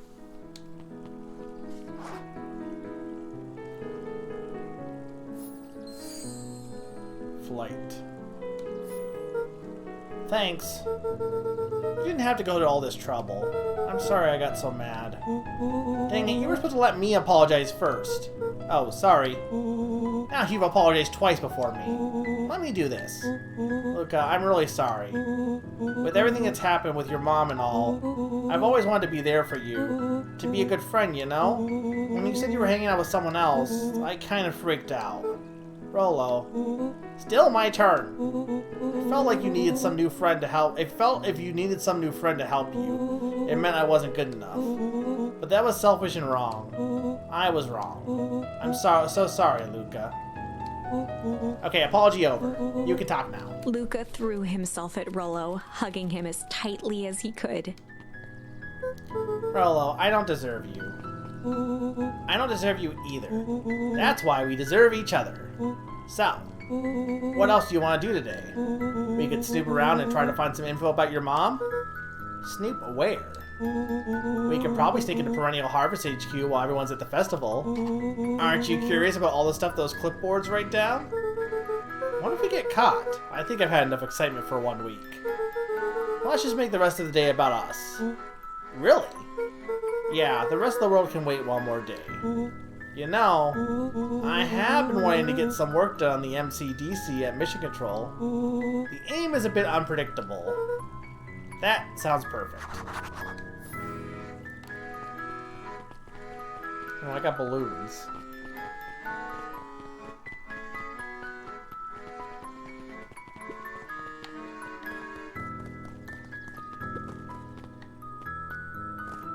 No, they weren't in there.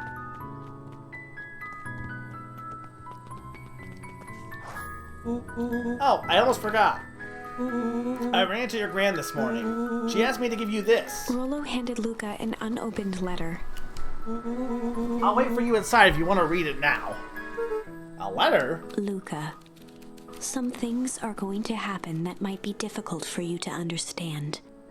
If I am honest, I hardly understand them myself. But whatever happens, I need you to know that I love you. None of this is fair to you. You have already lost so much. We both have. I wish there was a simpler way forward. But if there is, I haven't thought of it. God knows I've tried. Everything I've done, I did for you. I hope someday you can accept that. Love, Gran. I love you too, Gran. Luca folded the paper into his pocket and headed up the ladder. What's up with the letter? Anything you want to talk about? Maybe later. Sure, whenever you want. You know, you really didn't have to go all that trouble just to apologize. I know, but we've been looking forward to the festival for weeks. And after I ruined everything with my big mouth, this is the best way to make sure you had a good time without me. Rollo. Luca was at a loss for words, but that was fine. Words aren't always necessary. The festival seemed nice. Was it nice? We can still go. Nah, this is fine. Well, there's always next year. Sadly, this was untrue. A distant rumble shook the treehouse. Huh? What was that? Aw, man, we missed the fireworks. It was not fireworks. It was a bomb! It was something the boys couldn't possibly comprehend. Something as old and cruel as time itself.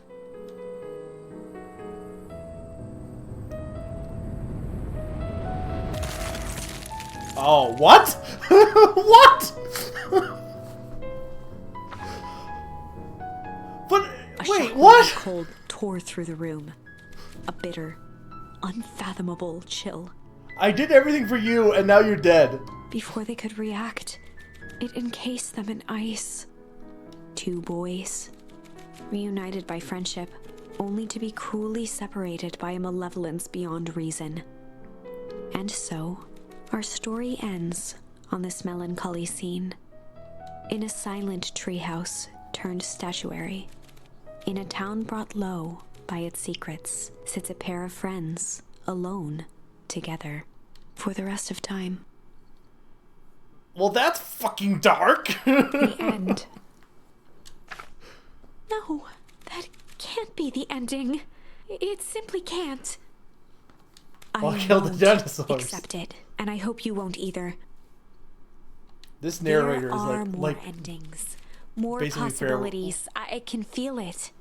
has the same vibe as I do. It's like, no, I gotta find an ending where they don't die. We're just going to have to sort through them all until we find the one that fits. She's desperate. Okay, so we got good cop, hard cop, you. And then we can go back to this timeline and do flight. I might need to take another break. I'm still gonna go. I know it's late. I kind of still want to keep going. I mean, I know I honestly at this point could do another stream of it, but like I'm too engrossed in it to stop and then come back. This is one of those things where I'm like, I need to finish it off. So I also get like, it's late. I get the VOD. But Summer, if you're here and you want to do a quick poll for for PK and Salas to vote, as well as you, I think you can vote in the poll. I'm going to be right back, and then we'll decide if we want... I'm kind of thinking just stay on the timeline we're on, but we can decide between going back to this timeline or going back here to do hard. So I'll be right back, guys. 2 minutes. And yeah, this was probably the darkest ending so far.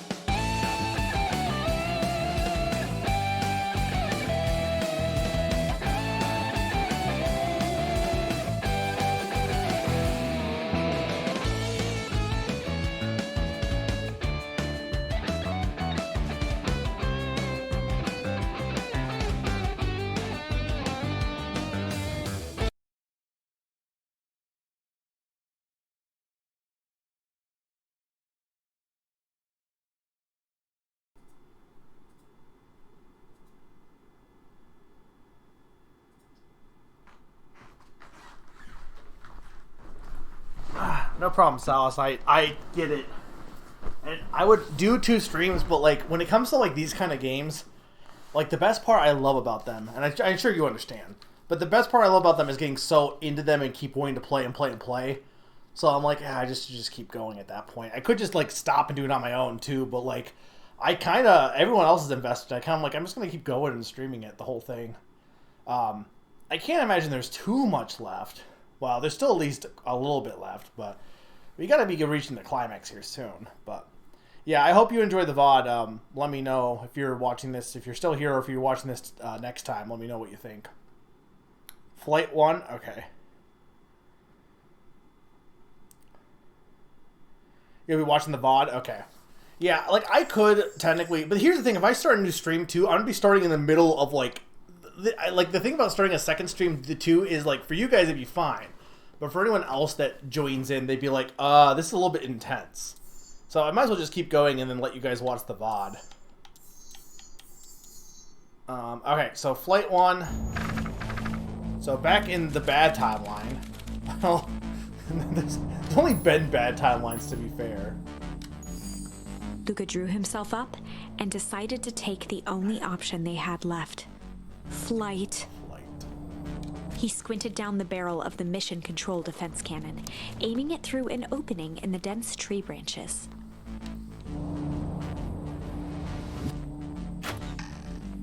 He looked up with surprise as it struck true and taut. Wow, I can't believe that worked. Hey, Mr. Kerr. We'd love to hear your thoughts, but I'm afraid we have places to be. Come on, Iggy. See you, Jack. Fine. We know where that leads them. This way, we'll take the tunnels. Luca and Iggy winced as they sprinted through the thicket. The branches clawed at them, reluctant to give passage. After what felt like a marathon, Luca stopped in his tracks as they reached the clearing. What the? That was all he was able to say before Iggy slammed into his back. The boys tumbled down a steep decline and crashed with a wheezing thud on a surface as hard as ice. In fact, it was ice. Worst level. Chapter 5. Signs. Bad movie. They stood silently, catching their breath. The sky was like sapphire. With each breath, a plume of steam escaped from Luca's lungs. Let's keep moving. Luca pulled Iggy to his feet as they gazed across a snowy terrain.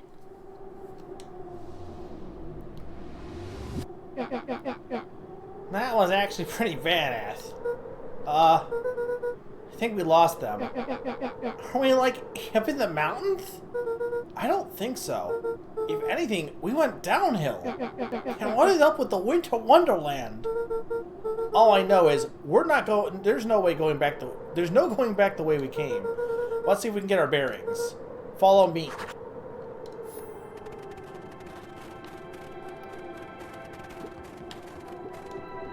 A disc of smooth metal was lightly covered in snow. 2 faint seams were visible along the surface. A manhole cover? If it is, I've never seen one like it.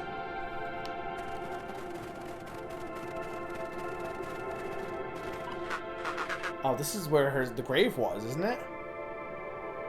Maybe? Luca, are you there? Luca had almost forgotten the walkie-talkie he was carrying. Is that Botho Kerr? I hope nothing bad has happened to you out in those woods. Luca looked at Iggy with hesitation. No need to be rude. With a resigned sigh, Luca responded. It seems like the only dangerous thing in the woods is you. He speaks, the young man of the hour. Now, how in tarnation did you end up with one of our radios? Just lucky, I guess. Boy howdy, you Van Hans are all full of surprises, aren't you? You knew my parents? I never had the honor of meeting your father, but your mom sure was a handful. Luca winced, shoving the walkie-talkie back into his pocket. We gotta keep moving.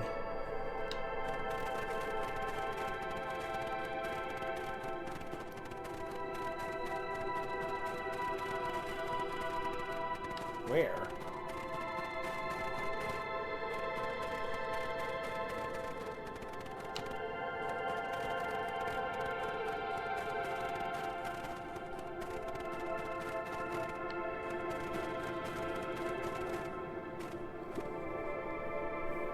What's the readout? Sitting just above 258 Kelvin. If everything got turned into snow, why didn't we get frozen this time? That's down a bit from last time. Should we report this to Mr. Kerr? Still within safe ranges. It might be spreading, but it's under control for now. Even a small nudge in the equilibrium could cause a cascade. Dude, relax. Just a few more sites to hit before we can punch out. Let's get this over with.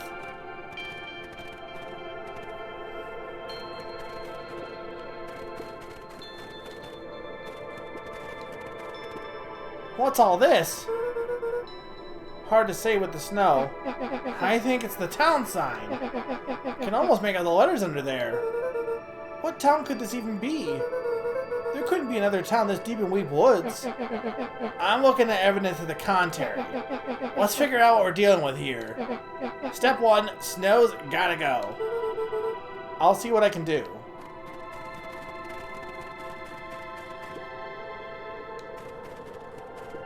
I find it best to chuck stuff first, and ask questions second.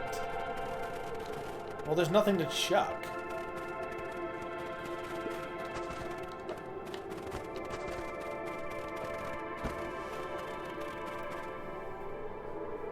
The boys stared in disbelief at the sign that now clearly read, "Welcome to Beacon Pines."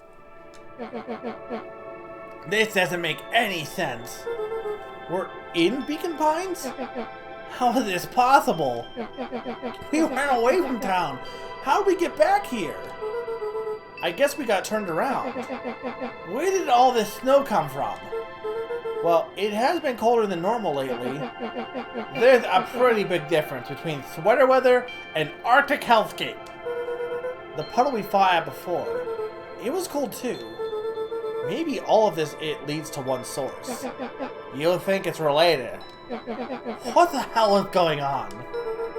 We're gonna get you some answers. Let's keep moving. How did this happen in the time we were gone? Did we time travel? The fencing glistened, each chain link encapsulated with a translucent layer of ice. Looks like the stuff they put up around Weep Woods. The stuff who put up? I don't know.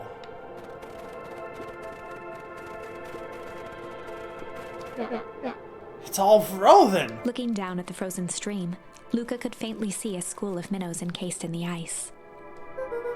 Whatever happened here, it happened fast. The fish didn't even have time to run. Or, you know, swim run. Swum. I really wish... Here's my problem with this. I really wish... that guy was still sitting here saying not moving. Nope, not getting off my chair. That would have been really funny, but I get that it would kind of like not fit the moment, but it would have been really funny. Footsteps trailing Luca went hush. Well, wait, this can't be the same town though, because this isn't what the building looked like, did it? He looked back to see Iggy's face twisted with confusion. Wait, hang on. Okay, so they said that they, or one of the timelines, they said that when he was explaining to Beck about Beacon Pines, and about the foul harvest, they said that the whatever guys, the perennial harvest or whatever, when they came in, they took all the townspeople and put them in hotels, like out of town, from a town over while they decontaminated the water and stuff. What if what they did is they just built a new Beacon Pines, and this is the original Beacon Pines? Everyone's gone. I mean, this could be just wrong, but I could see that actually being the case, maybe. There's nothing here but more snow. There must be an explanation for all of this. We have to keep looking. You can look all you want. I quit. Iggy, we have to keep going. You don't get it, do you? There isn't one of your pathetic Hank Atomic stories. We're not gonna save the day. We're not even gonna save ourselves. My faith is mangled. The town is destroyed. Everyone we ever know is gone. We don't know that. You can't just quit. Do whatever you want. I'm done. Iggy, it's gonna be okay. Luca peered upward at the darkening sky. He let out a long, foggy breath. Faintly, Iggy began to cry. Seeing Iggy in such a pathetic state gave Luca a sense of compassion, and more than a little guilt. It is getting pretty late, I think. Probably not a great idea to stumble around in the dark anyway. Luca allowed himself to collapse next to Iggy. Let's just rest for a bit. The boys huddled together for warmth and comfort. If not for exhaustion, their minds would be racing, trying to make sense of the events of the day. As it was, all they had energy for was to sit in silence, numb.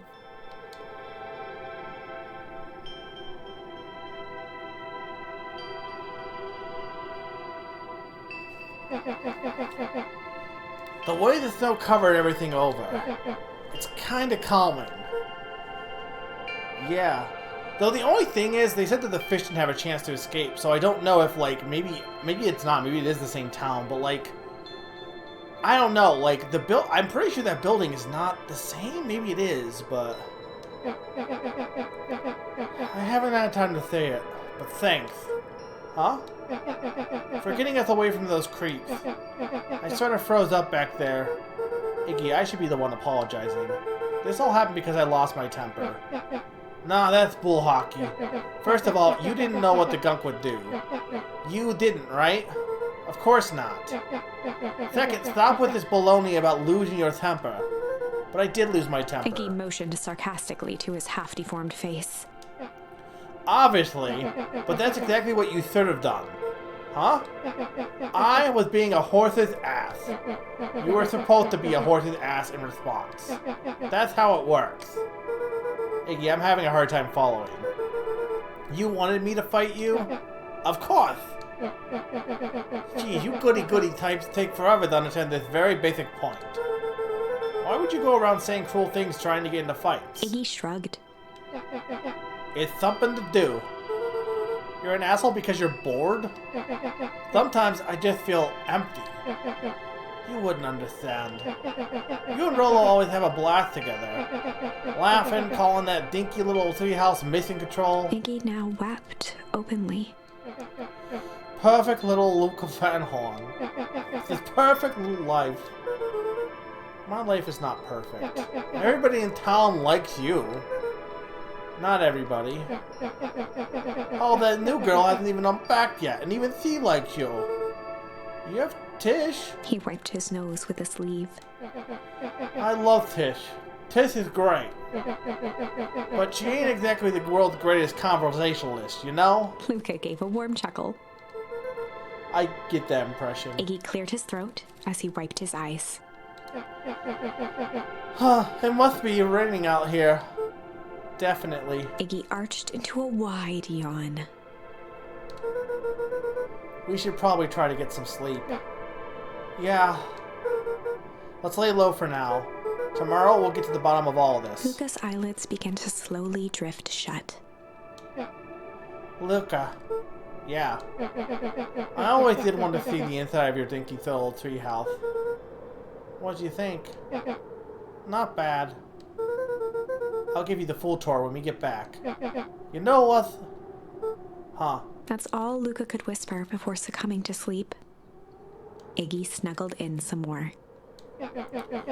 When it comes to the worst days of my entire life, this one wasn't half bad. The house smelled of warm bread. Luca was playing with toy blocks on the living room rug. He looked up to see his parents on the couch. His mother held his father's head in her lap. She idly stroked his hair while humming a song. A voice behind Luca spoke. "This is how you remember them, huh?" Luca turned to see his own face. The doppelganger from his dreams, still clad in a yellow hazmat suit, still carrying a look of disdain behind empty eyes. Okay, hang on. Well, I guess you would have had to have done those paths to get to this point, I guess. But it's weird that the dreams are happening on different timelines, and like, I guess because again he's a shifter. Aww, look at this perfectly cozy scene. You know it wasn't really like this. The figure picked up a toy block and inspected it. It's amazing the facades that one can build given the right materials. Not that I blame us. These are a child's memories, all warm and fuzzy. You don't remember, do you? Luca snatched the block from the figure's yellow-gloved hand. Remember what? The doppelganger pointed to the couch. The last day we saw him alive. The day he chose to abandon us. You know, here's another question I have. I wonder if Gran is actually Gran, and maybe it's actually like your mother deformed. I don't know. Just a thought. I'm trying to start to solve the mystery here at this point. I think I have enough clues to get a little bit of a stab. Luca turned to look at his father, still lounging on the couch. That's not true. He didn't abandon us. The doppelganger waved his hand dismissively. Everything is true here. It's just a matter of what we choose to see. Let me show you. The world flickered and pulsed. Luca was sitting next to his bed, listening to his heartbeat with one of his dad's stethoscopes. The doppelganger limped into the room. Now, we both know that's not how this went. He grabbed Luca's hand and guided the stethoscope to the floor. Luca heard muffled shouting, brought close by the stethoscope. It was his parents, fighting. Do you remember what we did next? Luca gave a slow nod and crept down the hall to peek through the banister. He could see the outline of his mother at the bottom of the stairs. Damn it, Walt. We can't afford to get involved in this. I did what I did for the family! She was scared. His father stepped forward. What am I supposed to do? Just watch? There's a sickness in this town, and we both know who's behind it. I swore an oath to help people. I won't turn my back on them. Luca's mother grabbed Walt. She was crying, pleading. I can't lose you. Walt calmly removed Eleanor's hand from his shoulder. What's right is right, and what's wrong is wrong. I could never live with myself if I let Sharper get away with this. Eleanor raised her voice. Spare me your bullshit platitudes. What about our son? Luca flinched, dropping the stethoscope down the stairs. Walt turned with a panicked smile. Luca, is that you, buddy? With tears in his eyes, Luca descended the stairs. Mom? Dad? What's going on? Walt dropped to a knee to meet Luca eye to eye. Nothing, buckaroo. Your mom and I just got a little overexcited is all. Luca placed the stethoscope against his father's chest. His heart was racing. It sounded like you were going somewhere? Walt gently removed the device from Luca's ears. Listen to me, Luca. I have some business to take care of. I'll be back in time to tuck you in. Luca hugged his father tightly. Promise? Walt stood up and walked to the door. I promise. With a wink and a grin, He put on his hat and strode out into the evening sun.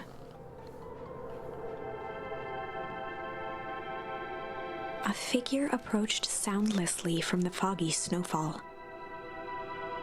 It stood above them, lingering in contemplation. Slowly raising one hand above Iggy, it snapped out 2 brisk raps on his head.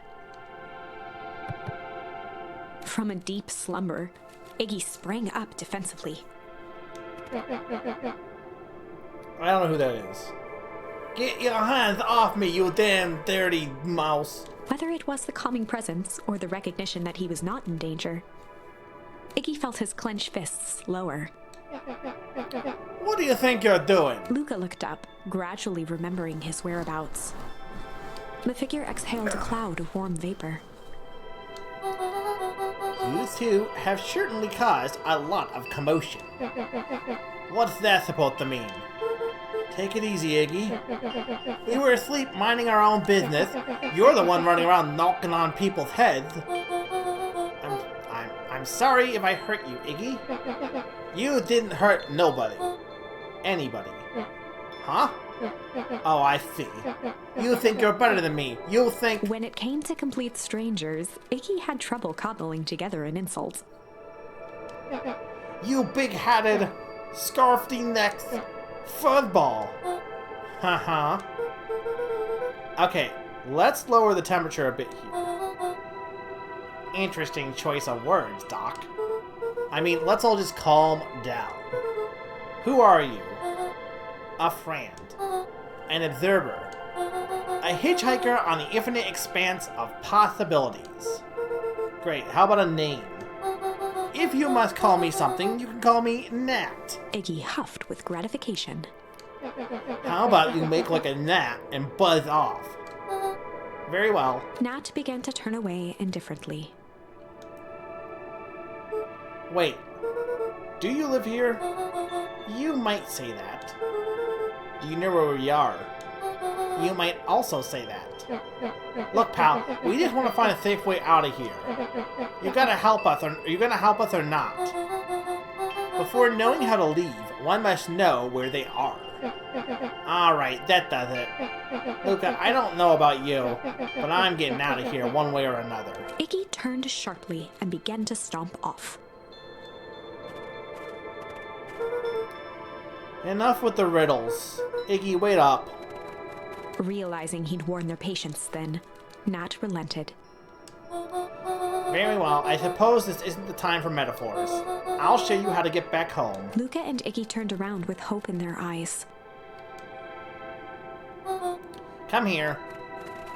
Nat took a deep breath in. Close your eyes. Nat exhaled slowly, then snapped his fingers.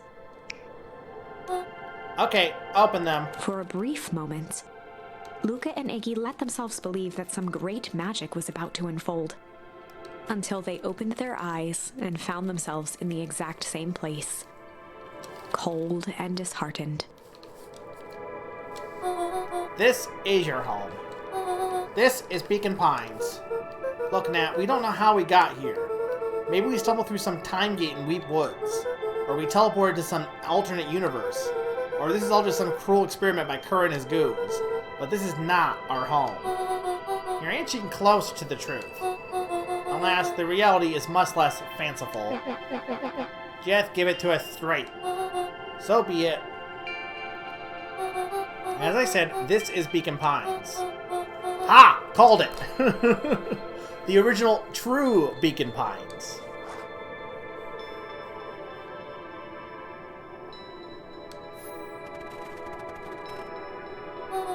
You both grew up here, but the town you've called home for the past several years is a replica. A remarkable achievement of engineering, to be fair, but a replica nonetheless. That's impossible. It's too much work. You need like a whole town to replicate a whole town. Indeed, to pull off such a feat would require immense labor and power. That which could be moved would be moved. That which could not would require a precise duplicate. We would have noticed. Someone would have noticed. You'd think so, unless the auditing was impeccable. Mind-numbing attention to detail. As for the innumerable trivialities which complete the tapestry, well, you can leave that to the miraculous thing we call a brain. It has a real aversion to discontinuity. I don't know why I'm having a hard time. A revulsion, even. The brain has a wonderful way of smoothing out the rough edges, keeping us sane. So, you're saying that someone made an entire new town and moved us all and no one noticed? Precisely. But why? Why is the question that can never be answered with certainty. The best one can do is uncover... Nat narrowed his eyes, furrowed his brow. The source. Why did you say the source like that? Why indeed? Luca began to laugh uncomfortably. It's all ridiculous. There's no way they could... He looked down at his feet. His eyes started back and forth in contemplation. With a sudden pain, a thought struck him. If this really is home... He sprinted off into the pale distance. As Iggy turned to follow, Nat called out. Iggy, it's not too late to turn back. Simply head west through Eep Wood.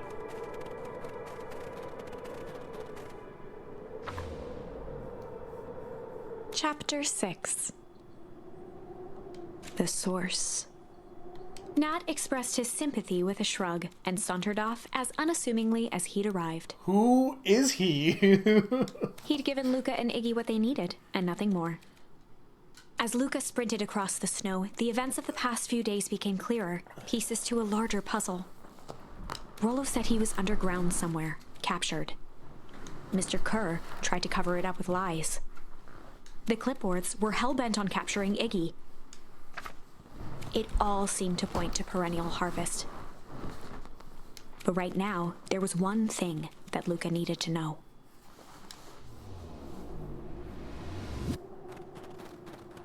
Luca stopped dead in his tracks.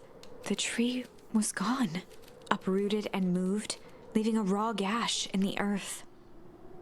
He dropped to his knees and dug wildly at the cold snow. His numb hands hit something hard, a headstone. A dry whisper escaped Luca's lips. You're here. All this time, I thought I was visiting you. But you've been here, alone, in the snow. Dad, I'm so sorry. They ruined your favorite spot in the world.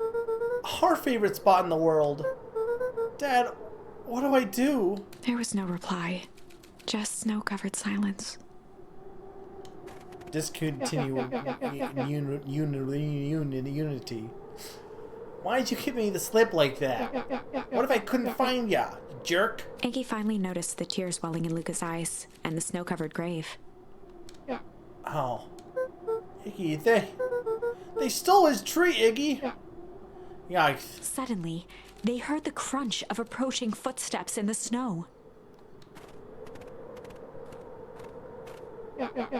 We gotta hide!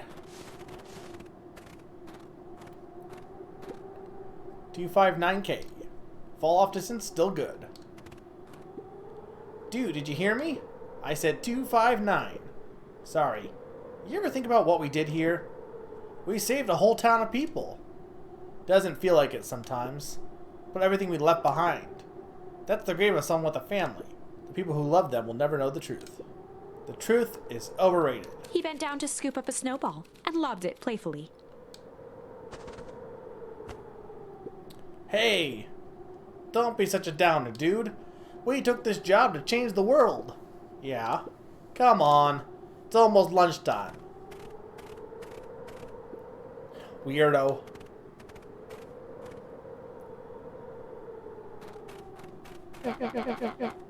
Yeah, I thought I was a jerk.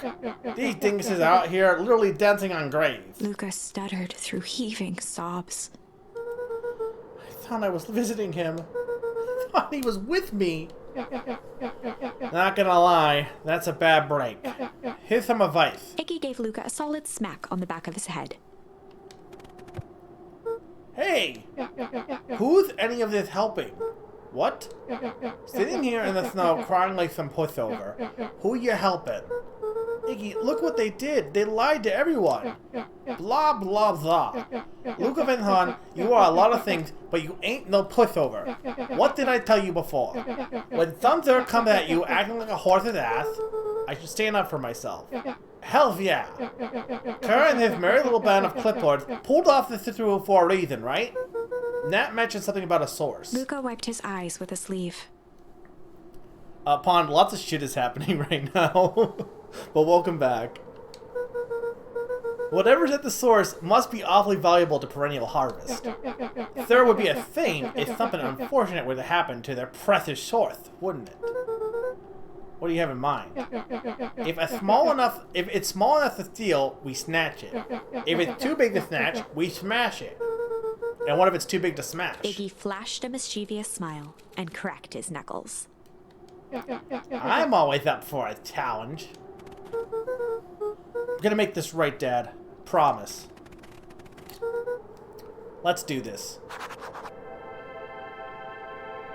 I'm locked and loaded in this game. Like, it's... Like, I haven't streamed, like, something like this since, like, Tingle Tower. I think was the last one I got really engrossed in for visual novels, at least. I don't know if this is, like... I just... Something about the game just strikes the right... charm with me. It strikes the right... It... I don't know. Tickles the right bone.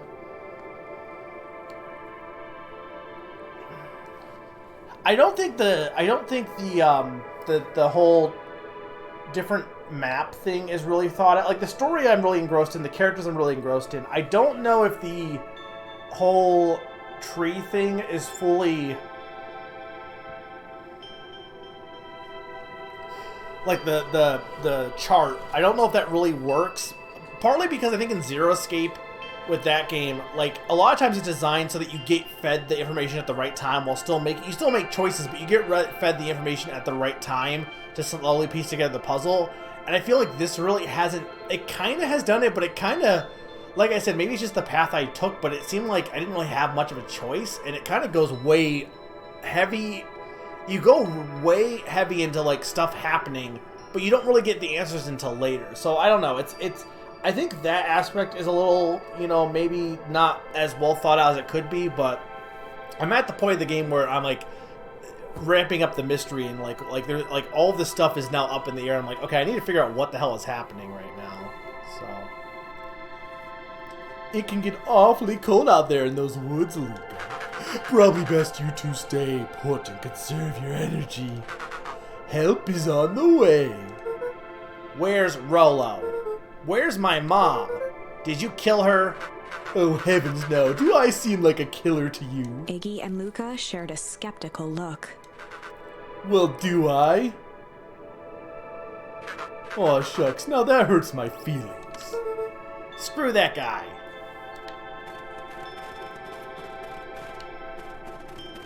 I mean, I'll ask Summer, when you said you saw someone stream this, right? Did they take, like, a drastically different path than what I did, or not? It seems like it's probably the same, mostly, right? Out of curiosity.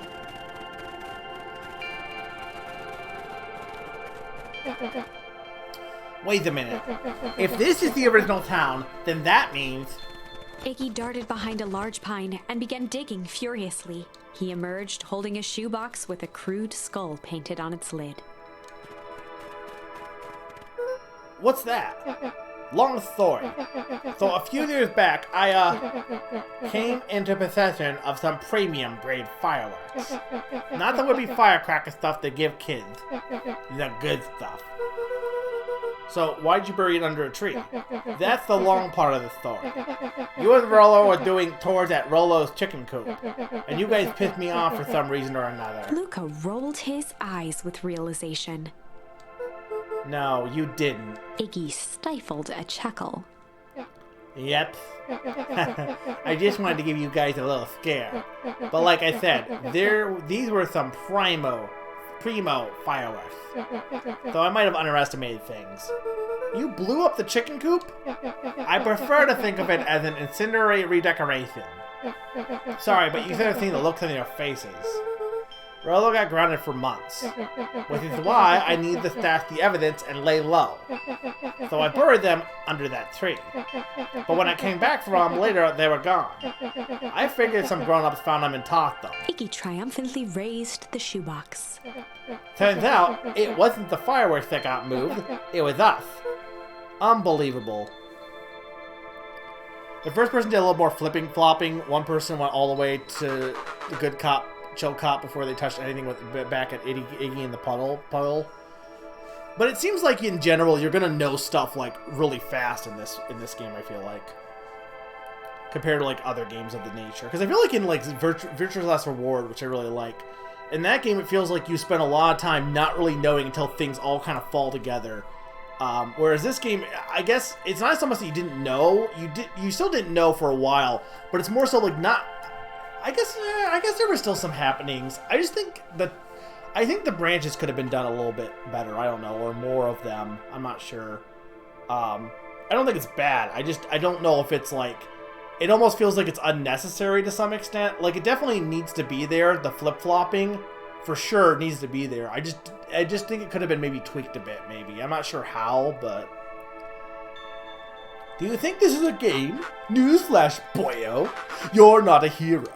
You're a little brat who is winning way over his head. A hero is just someone who refuses to give up. Comics these days are rotting children's brains. Everyone thinks they're a spaceman or a superhero, but if everyone's special, no one is. I was also always partial to Hank Atomic myself. Is that so? Do you really think you have a chance against us? You have no idea how powerful we are! Prepare for blast-off, loser. Why are we still holding this radio? I have been trying my best, Summer, but to be fair, there's been a lot of voices to keep straight, and I think I've been doing my best. Can you at least give me that? Also, I can't keep some of the voices because my throat is dying, so I have to like just default to what I'm used to. That's a hole. Crooked. Just like this whole sticking place. I think it's interesting though, like I'm pretty thorough, but if you weren't thorough, you'd be missing a lot of like, what would happen if you just were missing a bunch of, like if you play this and you just didn't know about, like, there's a lot of charms you could be just missing, you know?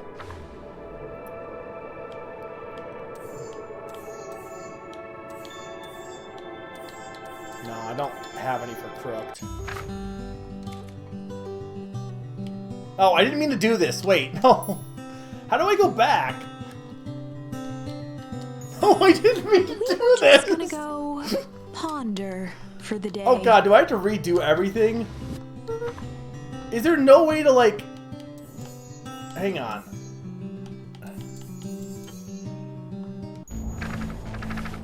This is the one problem, is if you do this and screw up, then you're just screwed? Okay, thank you. Okay, thank you. Thank you. Okay, we didn't lose that much. I wasn't paying attention. The game's like, we know you're gonna be a dumbass. We foresee this.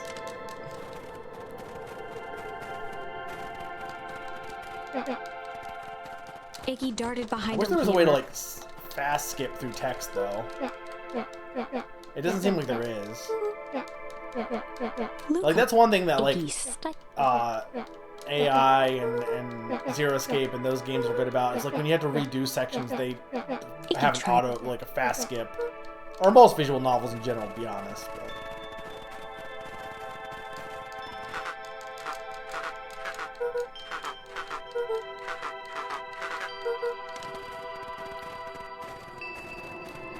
Also, I was thinking about this because Nam originally, when the demo was being shown, Nam was like, this was a game they were interested in. But like, yeah, this is definitely just not a Nam game, and I'm kind of glad the demo does show enough of it to make you realize, oh yeah, this is just way darker than what you might think just looking at the game from afar. Luca and Iggy inched up to the edge of the hole with bewilderment in their eyes. Arctic air breathed out of the cavern in heaving gusts. Echo! Echo! Echo! Echo! Echo! Whoa. I can see why they wanted us to move all out of town now. But why would they dig up a giant hole? I think this is it. This is the source? It's literally one screen over also. It's a dang hole! How did we smash a hole? Oh god, there he is. Oh, it's much more than that, my annoying little friend. Kerr. Where's Rollo? I wasn't lying before. He's safe. Well, safer than you two at least. Drats, it's cold. You had to drag me all the way out here, didn't you? Mr. Kerr gazed down the abyss in contemplation. It really is something, isn't it? What did you do to our town? What is all of this? Well, that's a doozy of a question. This is the source where they collect the unrefined... Kerr scratched the back of his head. Honestly, boys, I don't understand any of this well enough to explain it. The fact of the matter is, I'm not paid to know.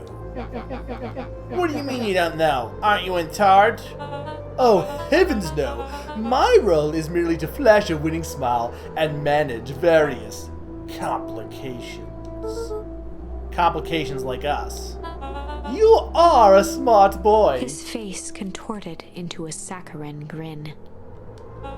It really is nothing personal.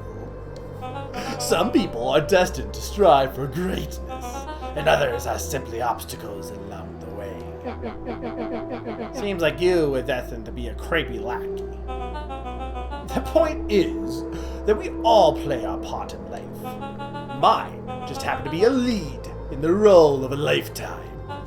And you happen to be extras ready for your curtain call. We aren't giving up without a fight.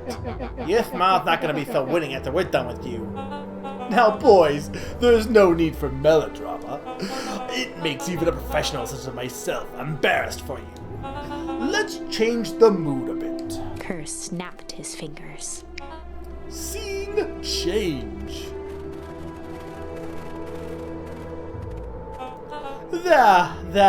That's better. Deal with them. Iggy turned to Luca with a sly glance. Why are you smirking? Because I have a box full of fireworks and you don't. Iggy waved the box into the air, threatening to drop it down the hole. Stop. Let's not do something regrettable. Don't tell you, regret is one of my specialties. Out of curiosity, what would happen if I threw these in your precious hole? Nothing at all. You're a terrible liar. I'll have you know, I am an exceptional liar. That's far enough. Iggy plucked a single bottle rocket from the box and held it up with reverence. Stop, you fools! Call off your guns. After a long pause, Mr. Kerr flung up his hand with frustration. Very well. You can all head back for the night. It has been a long day. I'll handle these two from here. Mr. Kerr sighed into the frigid air. It's just us now, Iggy. You can put that down. What, like this? With a nonchalant flick, Iggy tossed the firework into the hole.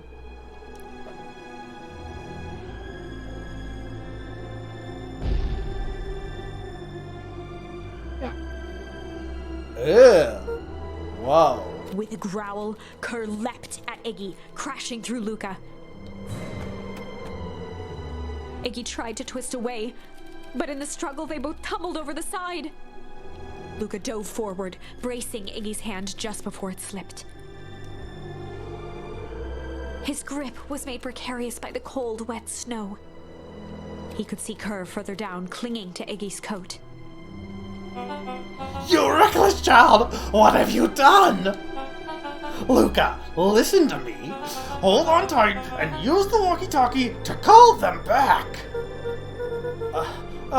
What channel do I use? It doesn't make a damn difference. They're always listening. If you do that, the clipboards will just haul us up and snag us both. The only way that you get out of this is if Kerr's out of the picture. Let's let go and save yourself. If he lets go, we both die. I don't want to die, but seeing the look on your face makes it almost... Well, this is fucking dark. Mr. Kerr, you've had a long life. Why don't you actually do something selfless and just let go? Mr. Kerr gasped with insult. Long life? How if you know I can still play 25? You should have heard me sing the part of Phileas Young. With a wild look in his eye, Mr. Kerr began to hum a proud melody. Prom-dum-dum, prompty-dum-dum. Wow, can you believe this guy? Well, so glad we got that at this dark moment. Luca's hand began to cramp. His voice began to crack. Kerr, just let go. No can do. If you want to save your friend, you'll have to save me too.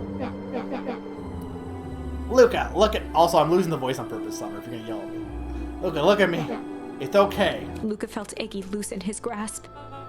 You aren't gonna kill your friend like that, are you? Every muscle in Luca's body burned. I'm not his friend. Yes, you are. I'm just a no-good bully. Like you, Kerr. Iggy, no. Luca felt his hand slipping. And I told you what you need to do to bullies. I can't. It's your only way out of this mess.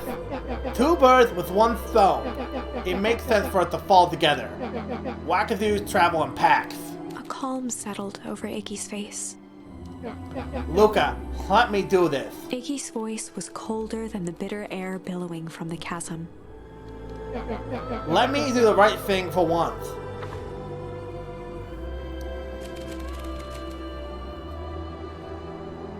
Luca had no choice but to... Oh God.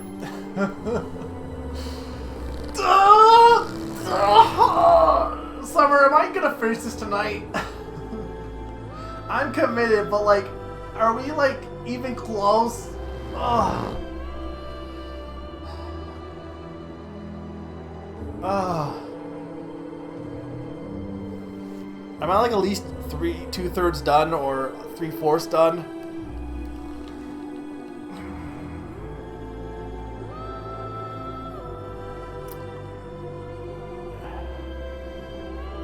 I'm not sure which to pick, but I know what I do need. I need another break because my throat needs water. 2/3? Okay. Alright, I'm gonna be right back. I need to see this through. When we get back, do we kill Iggy or do we refuse to kill Iggy? Which might not even save him, to be fair. You can let me know in the comments if you want. If anyone's there, let me know, and it might influence my decision.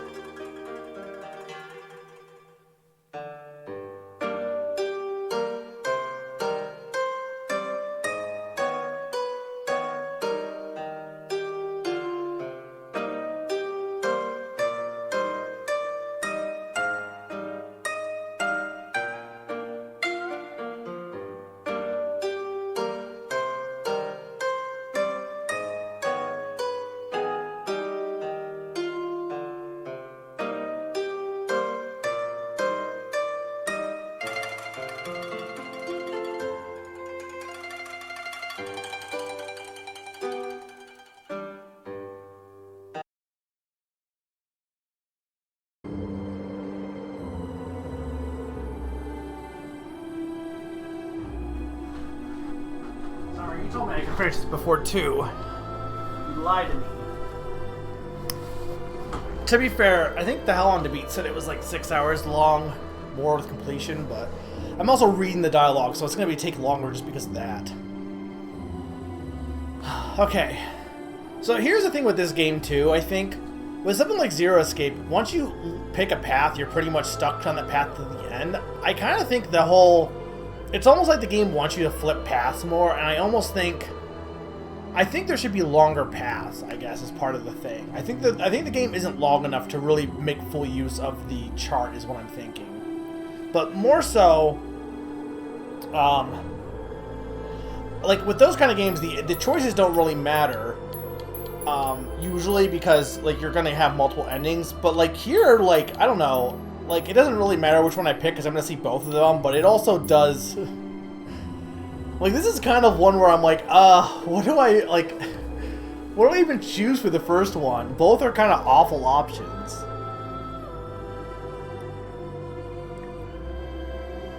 Less than 2 hours? Are you gonna stay for the rest of it, Summer? Do you promise me? You promise? Cross your heart and hope to fly? Stick a cupcake in your eye? Absolutely, I promise. Alright, 7 a.m., here we go. I'm gonna do this for an hour. Alright. Luca had no choice, but let's just do it. Luca had no choice but to accept Iggy's request. With a quiet blink, Luca watched a teardrop sail down into the howling void. As his fingers slowly gave up, he met eyes with Iggy. Good.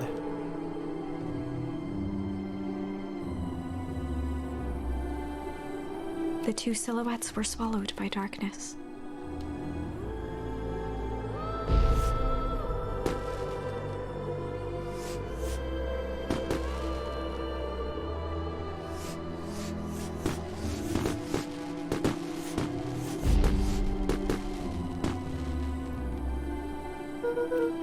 Hell of a goodbye, Iggy.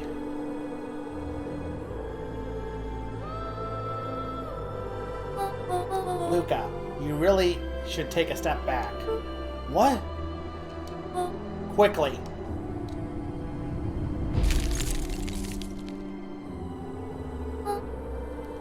You think there's a way to get to this point without accept? What do you mean? You're saying get to this point and only have decline? Interesting. Did everyone you watch say accept? I think you can't, like, after Iggy's entire, like, monologue, you can't make your first choice be refusing, I feel. Curious. Ah, but of course, those fireworks of Iggy's must have been just the right amount of energy. We should get out of here before perennial harvest arrives. Not until you tell me what just happened. Your friend's sacrifice just saved this town. For a little while, anyways. How? Tempest liquamine is a peculiar substance. It can change the relationship between matter and time itself. But doing so requires unfathomable energy. In a closed system, that energy can only come from its surroundings. A useful side product of this property being, by adding precisely the correct amount of energy to it, one can create cryogenic cascade. I'm confused. So, the gunk makes things cold, and the fireworks have made the whole freeze over? That's one way of putting it, yes. As dumb luck would have it, the fireworks weren't strong enough to generate a runaway reaction. I shudder to think what would have happened in that case. We have some idea what that would look like. Oh, I see. So, when they did the bomb or whatever, that's what caused everything to blow up. It will take them a good while to safely break through through and access the source again. If you know all this stuff, why haven't you been helping? I have been, in my way. Each one of us has a role to play. Iggy's role, it turns out, was to buy us precious time. Mine has been observe and wait. Wait for what? You. Me? Why? What's my role? A fierce twinkle flashed in Nat's eyes. Luca Van Horn, you are gonna save the world. everyone got there with both, and Nat one turned and walked chose west. decline before accept. But I have a hunch that it's possible. I'm just not sure how. You get what I'm saying, Summer, with the whole timeline thing. I don't know if it's like super, like, I don't know. It just seems like it does impact the game a bit, but like, I don't know. It doesn't seem like it's really that consequential, and I feel like it could have been worked out better. Maybe I don't know. I don't know how. And these are my initial thoughts. And I'm not saying it's bad. It's just like, I don't know. Like, it seems like in some games like Virtue's Last Reward and stuff, the timeline, like, it really enhances the game. Whereas here, like, it does. It's definitely not that it doesn't. It definitely does. But I just don't think that, I think the thing was it's a smaller game. It's not as long of a game story-wise. I think that's probably just part of it on its own, is the fact that there's a shorter story that can't make a longer timeline because there's only so much story they have to work with, so. Dumbfounded, Luca followed behind him, trudging through the snow. Every step taking him further away from everyone and everything he knew, and closer to destiny. To be continued in... Okay, see, I was waiting for this. So that was the one thing about Virtue's Last Reward. Virtue's Last Reward had a lot of cases where you had, like, you get to a point and they'd be like, okay, you have to come back here when you have more information.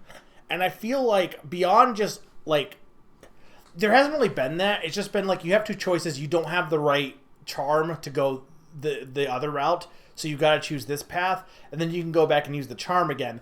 But you're not really using information that you gain from the other paths to, you know, proceed in, like now it looks like I'll come back here with more information, which is an interesting, which I think was a fun thing about that in Virtue's Last Reward, because it kind of felt like you were putting the pieces together of the mystery as you were getting pieces from different timelines. Whereas here, it kind of just feels like, okay, you finish this path, now go to another one, kind of thing. I think that's kind of how my thoughts are for this. Beacon pines harder. Oh. Beacon pines. Revenge served cold. Is this real, or is it actually not being to be continued? Second time's a charm? I'm so confused. Wait, that's it? This ends with a crummy cliffhanger just when it was getting good? I was even starting to like Iggy. No way. I refuse to be associated with some never-ending parade of sequels. Let's go back and find something more definitive. Okay, so now we can go and we can either choose to refuse, or we can go back to the good cop, hard cop. I kind of want to just see what the refuse is, honestly.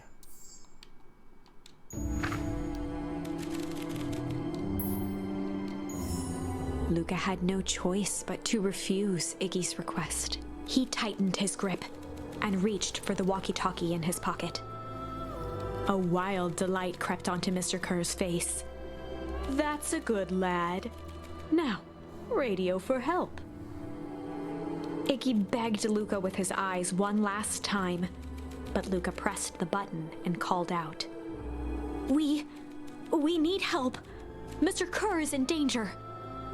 It wasn't long before they were once again surrounded by clipboards. Mr. Kerr sighed with relieved frustration. There you are. You really are a worthless lot, aren't you? Mirror, now. A clipboard dutifully produced an ornate ivory hand mirror, and Mr. Kerr began preening his tousled hair. Ah, that's better. Mr. Van Horn, I applaud your sharp thinking under duress. I'll put in a good word for you with the founder. Take them away. A swarm of hands overpowered Luca.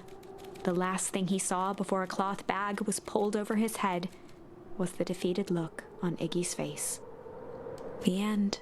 Okay, yeah. I knew that was a bad ending.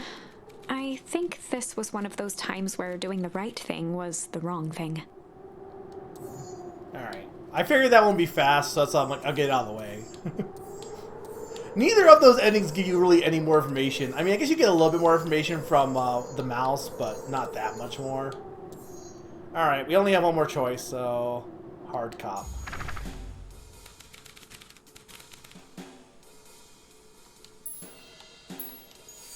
They'd run the classic good cop, hard cop interrogation. Rollo brandished a steely gaze. I've got this. Read about it 100 times. Rollo swaggered past the chair which propped up the slumping Hiram Tolliver. Without even looking at his captive, he began with a long, blustery drawl. Well, well, well, Mr. Tolliver. Mr. Tolliver remained motionless. Rollo spun around to face him. He'd clearly expected to rouse Mr. Tolliver with his booming voice. Mr. Tolliver. Beck and Luca gave each other an unsure glance. Rollo slammed his fist on the table. I said, Mr. Tolliver! He grabbed the table lamp and beamed it onto the unconscious face. Mr. Tolliver groaned and slowly lifted his head. He recoiled with a muddled, weary squint. I'm surprised you haven't talked more about this game, Summer, because I think you would said it's one of the best games that came out this year, because I'm really, like I said, I'm really feeling this game. What in the world? The chair wobbled as he attempted to straighten up. Who? Who's there? Mr. Tolliver could only make out rough shapes through the glaring light. With a gruff tone, Rollo hoped to both conceal his voice and intimidate. I'll be asking the questions here, punk. Now, hold on, let's just calm down. Oh, I am calm. I'm as calm as a carrot in dirt. As for you, looks like you're sweating. The doubtful expression on Beck and Luca's faces transformed into awe.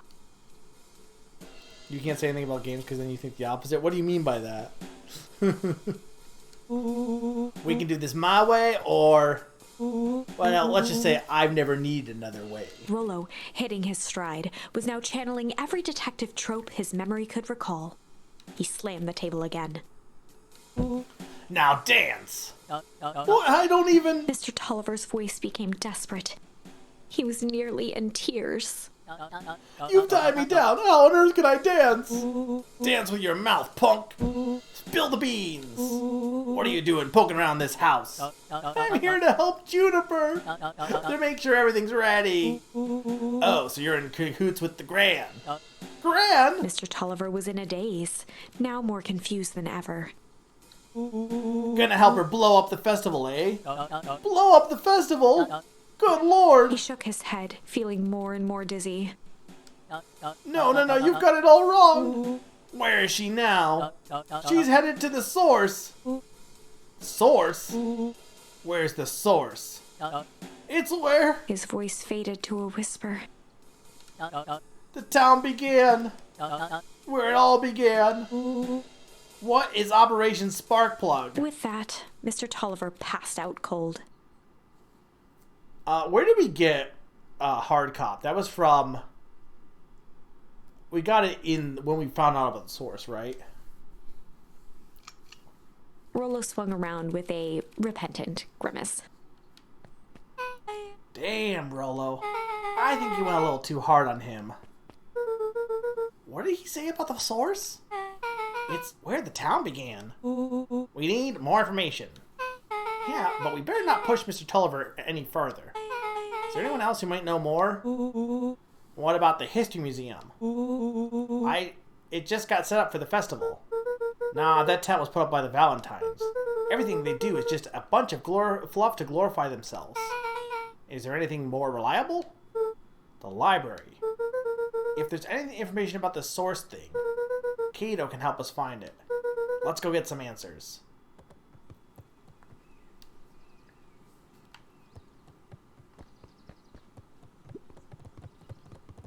When the two coffee baristas were giving you the riddle for Rollo's apology, they said giving the riddle wasn't too hard. What? Oh. So technically you could have got this before I went to the right, so you would have known, so you could have found out about the source from this side. But you wouldn't have known what the source was. or that the town, like, you get that from the other side, basically. The bottom corner shelf was only one by cellular. This is a dang nice library. Thanks, we work hard on it. Aren't you a little young to be a librarian? Oh, Kato hung out here so much, eventually they gave him a set of keys. I just keep an eye on the place for Miss Novak sometimes. They got you working for free. It's quiet and I get access to all the books I can read. What more can a person want? Fair enough. What can I do for you all? We need a favor. I already told you in Rolo, I can't put you on any higher on the wait list for the next Hank Atomic. And if you're here with more candy, I'll have you know I can't be bought. Call it a personal code of consciousness. Actually, we're looking to do some research. Now you're speaking my language. What are you looking for? That's the thing, we sort of don't know. What do you got in the history of the town? There's the county record archives. What's in those? Birth, deaths, newspaper clippings, stuff like that. Pretty boring readings. But they do go all the way back to when the town was founded. Great, we'll start there. Chapter 8. 6 feet under, 3 towns over. The kids spent the rest of the afternoon combing through dusty piles of old county records, desperately searching for anything that could help them make sense of Mr. Tolliver's cryptic utterance. Luca tried to shake the thought of Gran's basement, but his focus wavered. Explosives, messages hidden in jam, dossiers on various town figures, and a corkboard threaded with photos. Gran was the only family he had left. He still couldn't bring himself to believe the worst. But the old map with the symbol of explosives in town square made that difficult. I get that, because, okay, it was town square, but it wasn't actually town square. It was town square of the actual town. As the sun began to set, the kids were no closer to the truth. If I have to read any more records, my eyeballs are gonna pop. We have to keep digging. If I dig another word, I'm gonna end up in one of those asinine death records. Rollo Cotter lived a full and wonderful life, till he read so much boring crud that his brain oozed out of his ears. Rollo shut his book with an assertive nod. You've got the better idea. Spit it. If you've got a better idea, spit it out. You sound like my sister. Keep pushing your luck, pal. And it won't be boring county records that kill you. I'll put you in the obituaries myself. Rollo muttered under his breath. You're a county record. Really? That's the best you've got? When I'm done with you, you'll be a footnote in history. Just like... Beck slammed her finger down on the open page before glancing down to read. J. Hartford here. I'd love to see you try. Hey. We're all a little tired here. Well, just take a minute and... Something tickled the back of Luca's mind. Wait, what was their last name, Beck? In the obit? J. Hartford. From the Brookville Tribune 8 years ago. That can't be right. What is it? J. Hartford. That's my Gran's name. Juniper Hartford. That's mom. That's mom. She's mom. I called it. Gran is actually mom. Maybe there were 2 J. Hartfords? Mrs. Hartford is survived by her daughter, E. Hartford. My mom's name is Eleanor. Okay, this is getting creepy. If your Gran is 6 feet under 3 towns over, then who am I living with? The question hung in the air. Alright, gang, I gotta close up for the night. Beck rubbed her eyes. How late is it? Almost 10. Oh crap, Pa's gonna kill me. I gotta go. Yeah, my parents will be worried sick. Okay, let's meet up as early as we can at the festival tomorrow. What are you gonna do about the unconscious man in your basement? I'll think of something.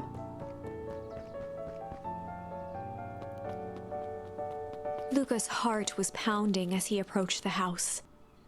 If he was lucky, Gran, or whoever it was, hadn't gotten back yet. That makes sense if, like, because the mom would be the enemy of, like, the Valentines, but then they were enemy of an enemy because they're both not in. They're not okay with the stupid hyena man either. So. And of course, there was Mr. Tolliver tied up and unconscious in the basement. Dealing with him would be the first order of business. Luca shook out his arms to calm his nerves before entering.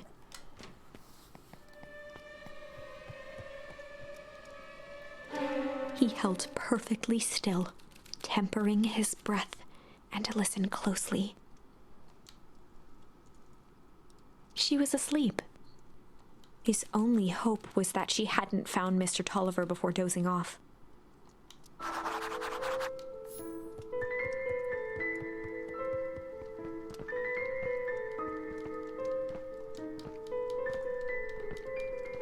Okay, it's not working.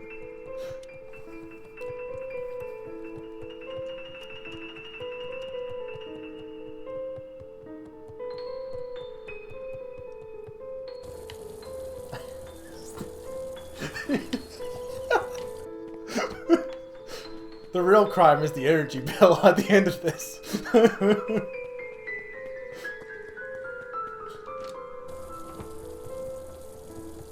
There's no way she wouldn't have. The frickin' portal is still open. Uh-oh.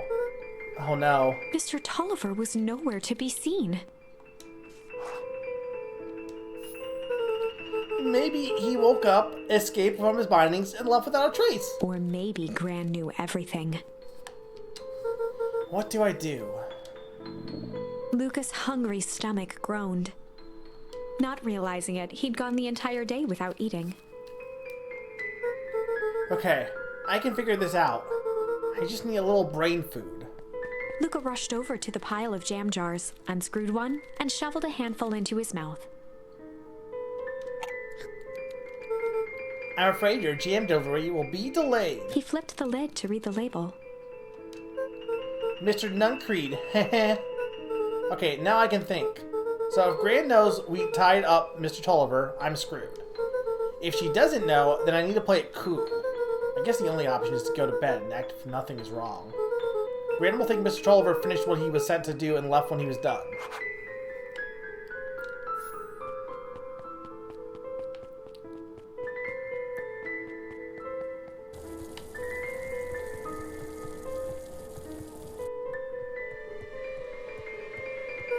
Gran? Okay, stick to the plan. Go to bed, play it cool. Isn't my grandma's As thing Luca with climbed the final stair, the emotion of the day dragged heavily on him. With each consecutive step, his legs weakened. His stride began to falter. Okay. No, I'm thinking I actually got poisoned. I was gonna say this, but I'm like, well, maybe not because nothing immediately happened. But keep in mind that I don't think Nuncreed is a part of whatever thing the Diner Girl and the and Tolliver and the Gran are a part of. I think he's working with what's his face, Hyena Man. So it's very possible she was trying to poison him. He tried to grab for the railing to steady himself. And unfortunately... something was wrong.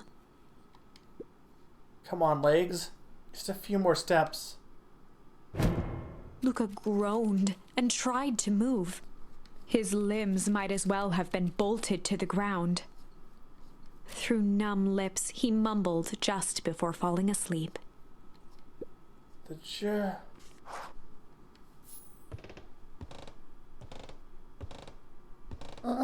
Sweet boy, what did you get yourself into?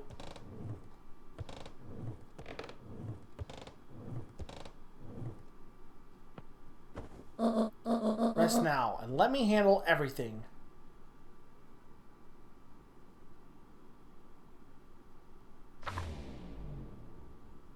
Chapter 9. A speech to end all speeches. Luca awoke to find himself face down in bed. He moaned into his pillow. Why would Gran drug him? Or rather, why was she trying to drug Mr. Nuncreed? Yeah, because he's evil. I mean, to be fair, why would you Shaking the want to Mr. questions from his Nuncreed? woozy head, Lucas snapped back to the matter at hand. The festival!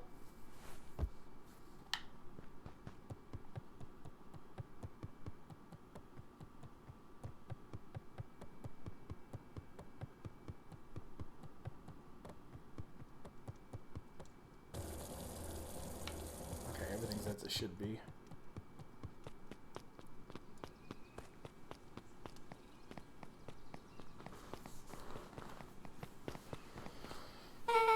Where have you been? Gran put something in the jam. Yeah, we know. Secret messages for secret conspirators. Not this one. This one was intended for Mr. Nuncreed. Put me to sleep. Whoa, ho, ho, sly devil. Sly. I think she's trying to remove him from the equation. He might be in danger. Have you found anything? We looked around, but haven't seen anything odd. Your Gran is nowhere to be found. But Mr. Nuncreed is just loafing around waiting for the speech. What speech? Mayor Gus just got up onto the podium. Everyone is gathering at the stage. Let's get moving. Oh, everyone is here. Who are those bunnies? Augustus Valentine nervously wiped his brow. Hang on, who is in this crowd that we haven't seen before? Mostly everyone, I think. Ahem, is this thing... hello, Beacon Pines. I'm Augustus Valentine, your mayor, and I suppose you already know that. Oh, yeah, before we get started, I just want to take a moment to recognize someone who couldn't be here today. This town wouldn't be where it is today without my father, Sharper Valentine. So I thought we could begin with a round of applause befitting such a great man. Even more than that old codger deserves. Gus cleared his throat and awkwardly loosened his tie. Right, where was I? William Kerr bounded on the stage with the energy of a preacher at a big tent revival.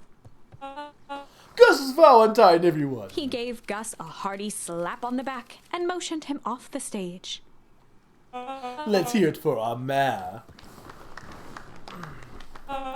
What a great turnout. Ah, heck, I didn't prepare anything. But I suppose I could say a few words. Would be ashamed to waste such a beautiful podium. Mr. Kerr pulled a thick stack of note cards out from his vest. Community, conviction, commitment. These are the things we celebrate at Perennial Harvest.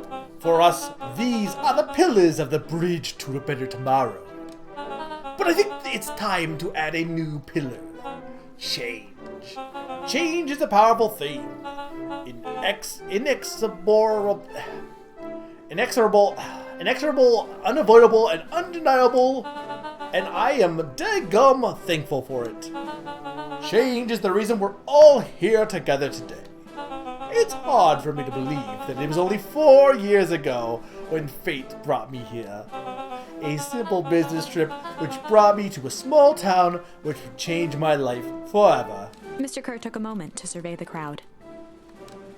You know what? He wiped away a single tear. From the second I set foot in Beacon Pines, something about this place has held me captive. You see, change represents opportunity. It represents potential.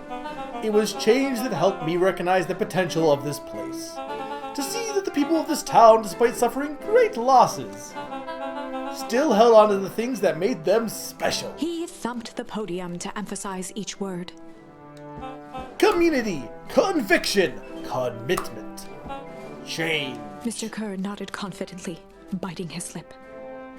The crowd was silent, in rapt attention. Fate made a perfect match that day. Nothing is more important to you all than community. And Perennial Harvest is a community first and foremost. Mr. Kerr methodically made eye contact with each section of the crowd. The only way you've made it through the foul harvest was an unshakable conviction. A conviction that a better tomorrow was just over the horizon. Perennial Harvest was founded on that conviction that we are that horizon. The festival is a symbol of our commitment to each other. His voice began to build to a crescendo. We now walk hand in hand into a future that we will shape together. And that is what change is all about. Grabbing the future by the scruff of the neck and making things happen. Change is a choice. And I am tickled pink that we will be all making that choice together. That's not how choice works. How great is that? Just imagine what we can accomplish. What was that? The crowd began to look around nervously. Don't worry, a little thunder isn't gonna ruin this day. Everyone remain calm. Mr. Kerr quickly flicked through his note cards. Where was I? Through all my travels, I have learned one true thing. One always reaps what they sow. We have all planted a lot of good in this town. And so it is with a happy heart that I can He raised his hands up to the heavens. Our harvest awaits! Yeah, okay, we knew this was gonna happen. They need to stop blowing up the source. At that moment, a merciless wall of impossibly cold air ripped through the crowd, instantly freezing everyone and everything it touched. For a man like William Kerr, this was a fitting way for things to end. On a stage, with an entire town frozen in rapt attention for the rest of time. The end. Okay, can we There's see that the actual ice end? again! Whenever I think we're getting close, it comes along and ruins everything! This poor narrator just wants a happy ending. I feel for her. Maybe we should just quit? Maybe you should just close the book, walk away, and never think of me again! Summer, I think I'm gonna walk away, okay? I'm just gonna close the book, walk away. What do you think of that? Would you be upset? Oh. No, I don't mean that. We got a little closer this time. We just need to try again. Please. Okay. Really, Sly Cop?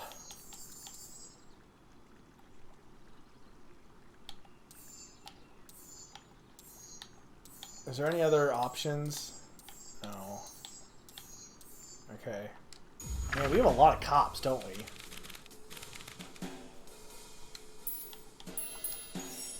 They'd run the classic good cop, sly cop interrogation. That makes sense, because this will be Beck then. Luca and Rollo ducked behind a barrel, leaving Beck to her task. Yeah, that makes sense. With a few crisp snaps, she roused Mr. Tolliver.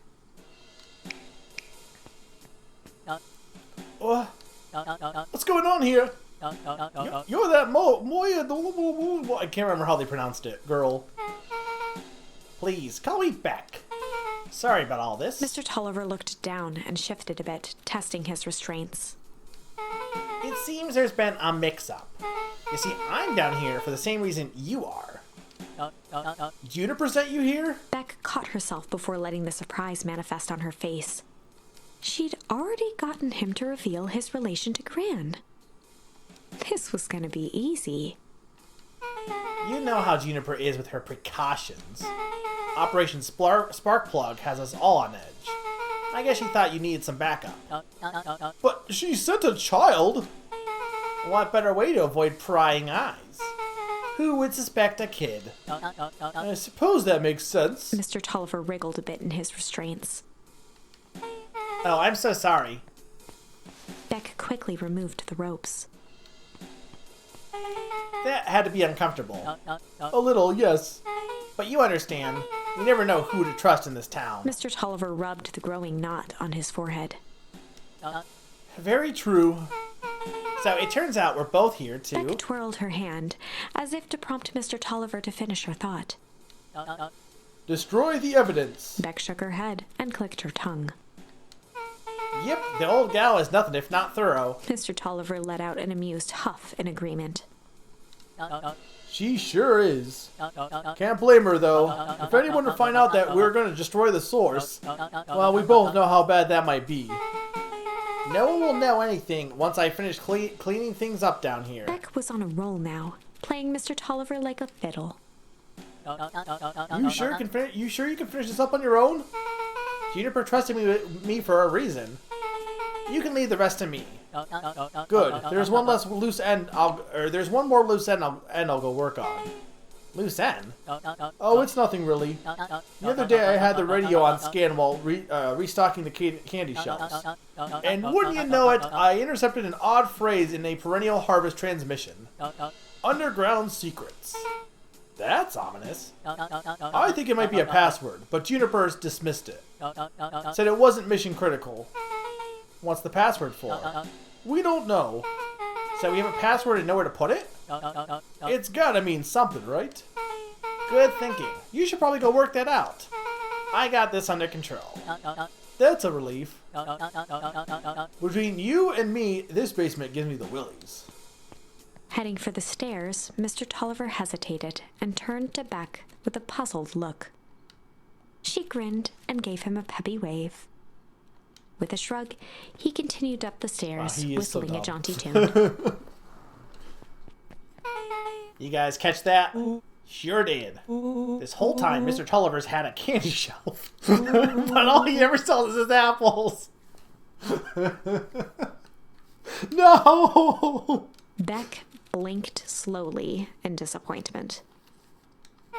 The password, Rollo. Well, sure, but once things are back to normal, I'll be having a word with Mr. Tolliver about the candy shelf. Fine. In the meantime, I've got an idea. She turned to the table and began tearing small scraps of paper. He said he heard a password on the radio. Any good spy transmission is never what it seems. Beck marked each scrap of paper and leaned back. We just need to find out the hidden meeting. Huh, okay. Now, technically speaking, you could have done this whole path and never have gone to the right, continue the right path at all at that point. Like, the flight you could have ignored. You could have just done this path. What's another word for underground? Buried? Covered? Could it be a cover-up? Maybe. It's one of those each letter is a number thingies. So, you would be 21. N would be 14. D would be... Ooh, it's an anagram. It's a nonogram? Nuncreed's drugstore. Luca and Beck looked at Rollo with amazement. Rollo, that was incredible. Well, it's either that or Kren's nude drugstore. Yeah, I think you were right the first time. How'd you do that? What can I say? I love ciphers. Well, I guess we know where to go next. Alright, and then this is going to lead us to be able to continue on where Mr. Nuncreed, attacks us. You scared me half to death. Sorry. You kids haven't seen Mr. Tolliver around, have you? Nope. He's got me waiting around for the last slice of pie. I swear, that man would be late to his own funeral.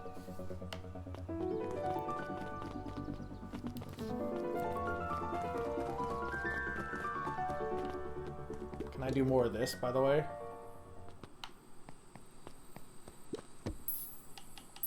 Alright, we got crooked at some Luca point. tied a bent nail onto the line. If all you have is a hammer...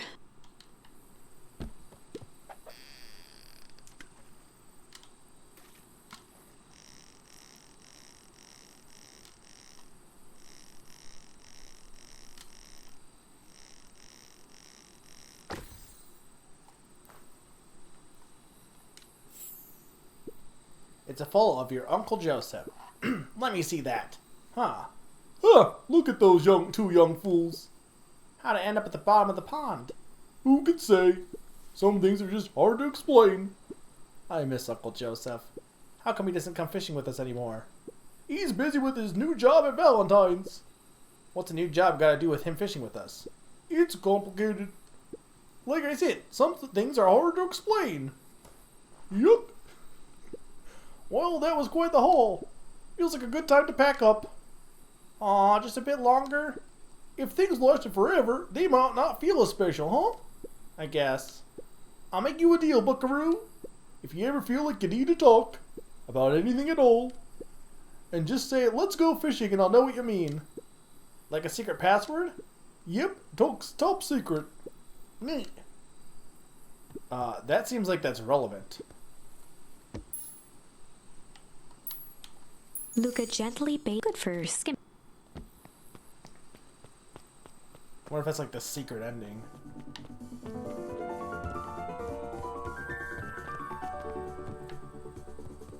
I'm just seeing if there's anything up here.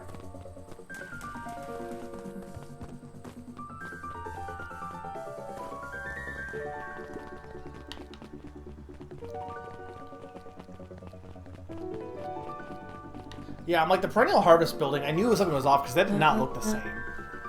You're late, Augustus. Sorry, sis. Was caught up with work. Work? You?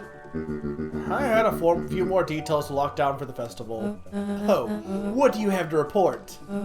What is this insipid town festival really about? I think Gus looked around nervously. Mr. Kerr really does want to do something good for the town. He's actually a pretty nice guy. You should spend some time with him. I didn't pull strings installing you as mayor so you could make friends. Your job is to help me figure out what Kerr and Perennial Harvest's true intentions are with this town. We have a responsibility. This is our father's town. Was. Excuse me? This was our father's town. He's gone, Eris, and he isn't coming back. Father left us with nothing but problems. Mr. Kerr came here and offered to help us. We accepted that help. We didn't agree to them turning Father's warehouse into a toxic dumping ground. That is just a temporary arrangement. The glow can be seen from our damn backyard. They are dumping their nasty little secrets on us. When this all inevitably goes wrong, who do you think will be blamed? Eris's cry hung in the air. We have a new choice to make now, sis. This town is going to change whether we like it or not. Are we going to choose to be a part of that future? Or forgotten in the past?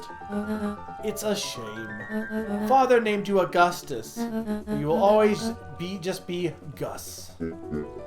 Good night, Eris. I'll see you at breakfast tomorrow.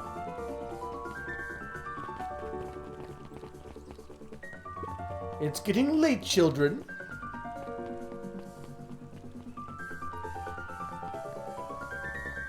Yeah, we gotta go to the drugstore. We better get to Nuncreeds. Knowledge, he spat with a sneer. There exists a gulf between knowing something and being able to do a damn thing about it. I do hate when the villain makes a good point.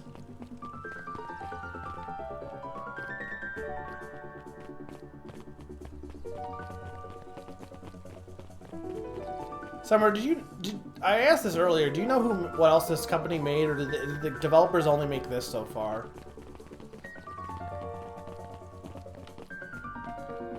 Okay, we gotta see more about this kid, because this kid definitely has something up about him, too. Solomon stood proudly at the entrance to the drugstore, holding a brown bag overflowing with black licorice. Hey, Solomon.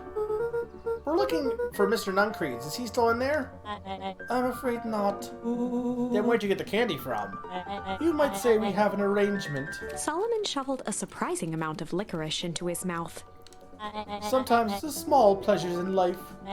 Though we might not always have family to rely on. Licorice has never let me down. Well, I can't say licorice would be my first choice. But whatever floats your boat. You can tell a lot about a person by the choice of confection. Oh yeah, I guess. I like sour gobs. I am certain you do. I always wondered why Mr. Nuncreed kept licorice in his stock. You must eat enough of it to make it worthwhile. There are many ways to earn loyalty. For some, it's as easy as cold hard cash.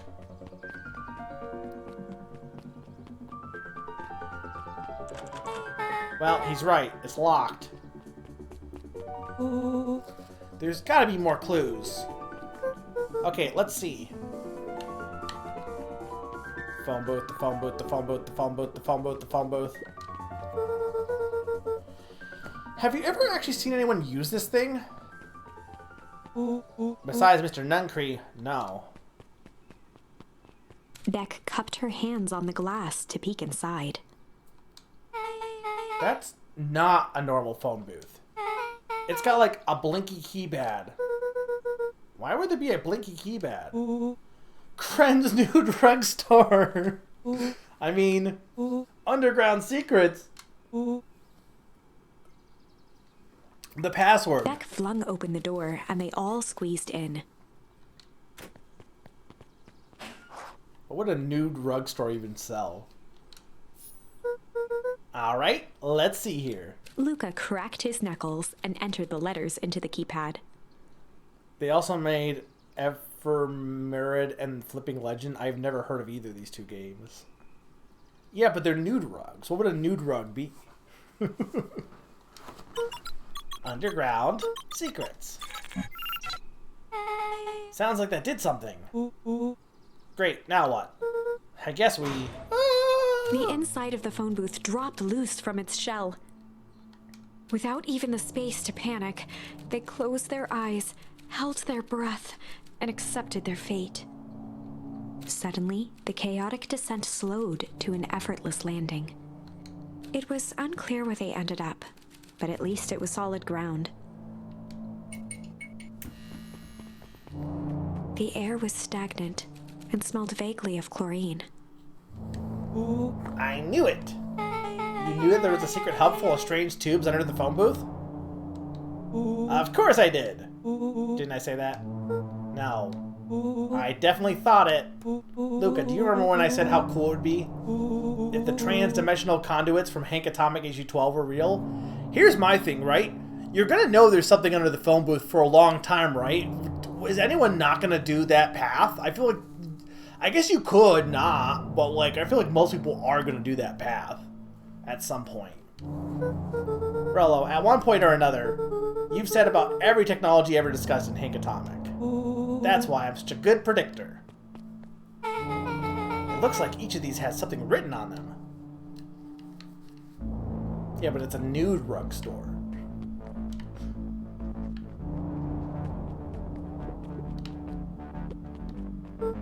This suit has a broken mask. So we have found our mystery warehouse creeper. We've at least found their hazmat suit. If it walks like a Nuncree and talks like a Nuncree, let's not jump to conclusions. I'm just saying.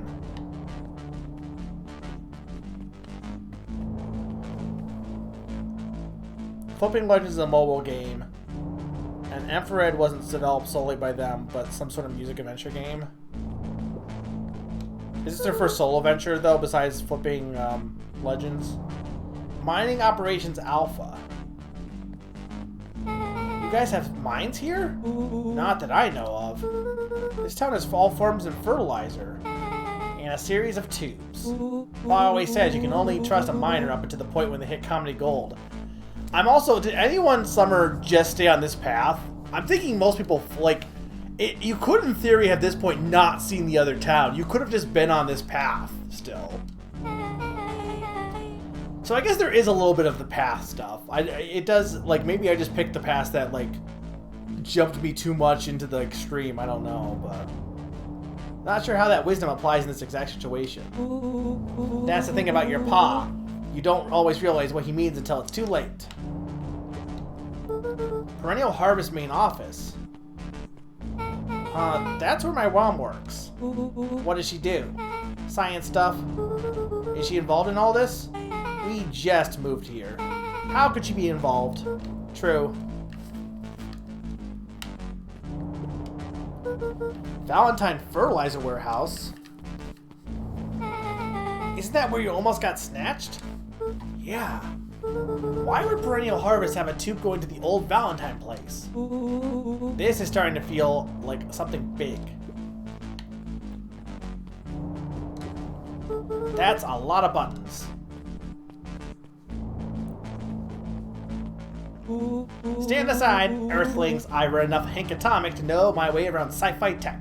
Rollo's hands hovered over the field of blinking buttons. Also, this is a game by... Also, I want to point this out, because I just finished Mario + Rabbids. And I have thoughts on that game, because that game has a lot of issues. The new Mario + Rabbids. But I wanted to point out, I get budget with voice actors, right? I get that you can't have voice acting everywhere. If you want to pay your voice actors, which you should, I get some indie, smaller games can't have the budget. I would argue Ubisoft doesn't have that excuse, but whatever.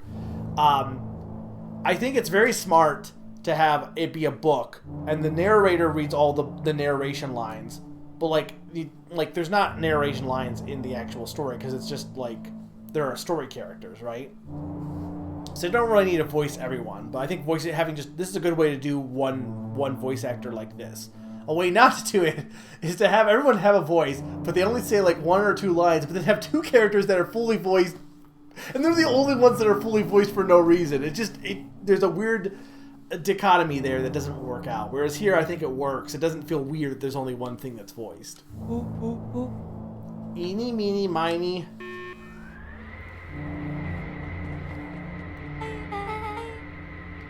Rello, what did you do? Nothing. I didn't even mow yet. What was that? Hide. Where? There's nothing but weird tubes down here. Just get back. There he is. Shit. Shit. Shit. Awesome. Y'all need to come with me. Now. We aren't going anywhere with you. Not until we get some answers. Mr. Underground Secrets. I told them it was an absurd password. But they love anything that makes them feel clever. They who? That's no matter.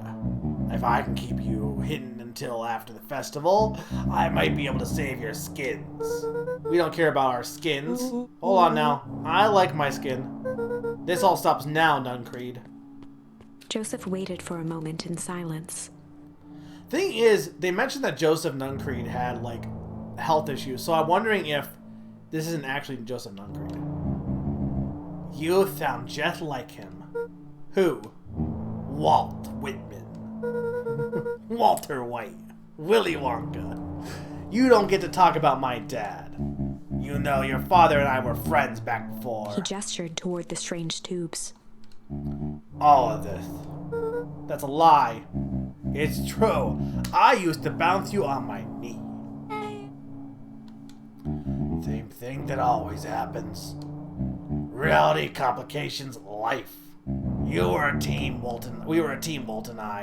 An idealistic doctor and a bright-eyed pharmacist. Both hell-bent on helping folks. Look, he's... Nuncreed is weird. Shut up. I don't remember what his voice was because it was dumb. So you were his sidekick? No. We were partners. I helped the patients and I helped him. Yep, total sidekick. Nuncreed let out a growl of a sigh. Luca, I need you to know this. I need someone to know this. One day, Sharper Valentine comes to us. He says he's got an opportunity. He found something. He don't know what is happening with his voice. He found something he didn't quite understand, and he was willing to pay us both handsomely to help him understand it. And my dad said no. Your father and I both believed in helping people, but the thing I could never get him to understand was, it's a lot easier to help others if you help yourself now and then. Classic sidekick in the villain plotline. Walt loved being righteous, almost more than he loved his family. He was wrong about one thing, though. When he begged me not to take Valentine's offer, he said, Joseph, if a person says yes one time to Sharper Valentine, he'll make sure they keep on saying yes to him until the day he's dead and gone. He shook his head wistfully. Sharper's long gone, but he's still got me saying yes. Is there a point to this sob story? Not really, no. Just an old man trying to lay what needs doing. Nuncreed took a menacing step towards the children. I tried to keep you safe. I tried to keep you and Juniper out of this. But you forced my hand. Luca began to laugh. What? What? You really don't know. My Gran isn't out of this. She's been scheming right under your nose. Juniper? Seems like she's planning on crashing the town's party. She's gonna disrupt the festival. Why was she... The color drained from Nuncreed's face. How does she know? Apparently she knows a lot of things. What? What'd you say? This isn't the only underground lair we busted into today. And honestly, hers is way cooler. She's got maps and explosives and bad intentions, big man. Nuncreed grabbed Luca by the shoulders. His eyes were frantic. You need to tell me what she's going to do right now. If she doesn't understand what she's messing with, tell me now, she's in danger, boy. I don't know. She had a map with a mark on the fountain in town square. The fountain, but why would... A jolt of realization struck Mr. Nuncreed. She knows about the source. What the heck is the source? If she tries to destroy the source, it could catalyze and... Oh dear God, she's gonna freeze us all!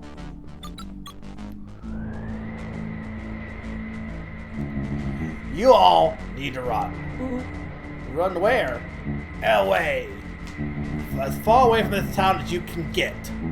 Head left and don't look back.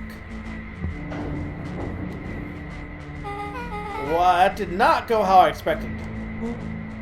So, we're totally following him, right? Totally. See you on the other side. You good? Yep. I love this town. We need more Beck in this game. Love Chapter Beck. 8. The cold, hard truth.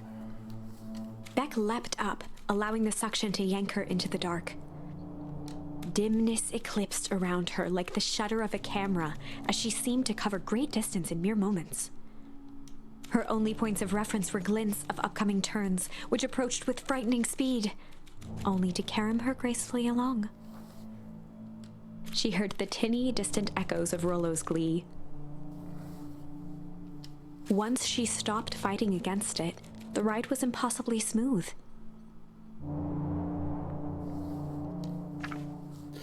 Then, all of a sudden, as if minutes had passed in an instant, light blazed into view. What did this tube say? The other tube said... What was the tube labeled? I can't remember. Because we're in the snow area, but like... The tube he came from was from the storage shed. The tube in the middle had to go to the headquarters. What was the tube on the left? A burst of wintry air snuffed across her face, and she was flung out into the cold. Mining site, okay. Okay, that's what I figured that was something.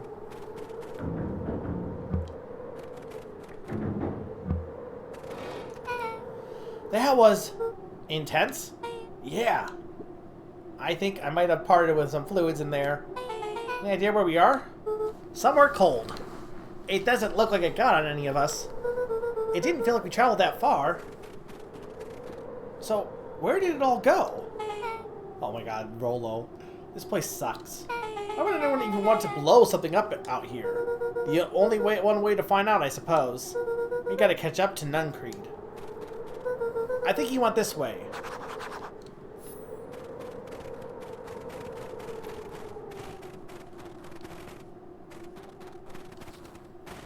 Okay, so no matter which side you go, you're gonna find out that the town was, I assume, is not actually the town. Maybe. Also, just don't realize, but... Okay, this is starting to feel really familiar. I may not be the most well-versed thing on all things Beacon Pines, but this does look like some sort of frozen replica of the town. Ah, I got it. It's so obvious now. Mr. Nuncreed is an alien. Rollo. Stick with me here. His species can only live in sub-zero temperatures. Oh boy, here we go. The source is their base camp dimension, so naturally they keep it cold. We found it by traveling through those metallic wormholes back there. The final objective, kill us all and shapeshift into Beacon Pine citizens of their choosing. You've never really had me, but you very much lost me there. You get used to it. We should keep moving.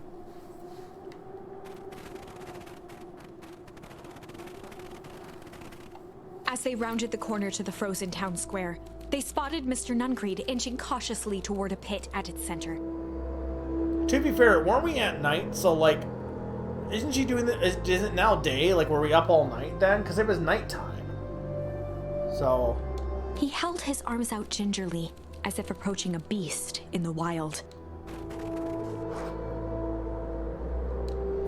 Upon closing the distance, Luca recognized what Nuncreed was after. Gran stood confidently at the edge, one arm outstretched over the abyss. Nearby, a wheelbarrow had been emptied out. She held a lit torch, which flickered in the bitter wind. Juniper, I don't know what you think you're doing, but I assure you this is not going to solve anything. If you drop that, you doom the whole town. Oh, it wasn't me who doomed this town. I've been watching you, Joseph. I know what you've done. You and your co-conspirators. Gran, what's happening? Luca, you and your friends need to leave right this moment. Mr. Nuncreed turned back toward the kids, desperation in his eyes. Listen to your grandma, Luca. This is between me and Juniper. Rollo and Beck held steadfast in awe. Luca approached closer. Mr. Nuncreed spun back toward Gran, his voice growing louder. You've got it all wrong, Juniper. Just hand over that torch. You don't understand what you're doing.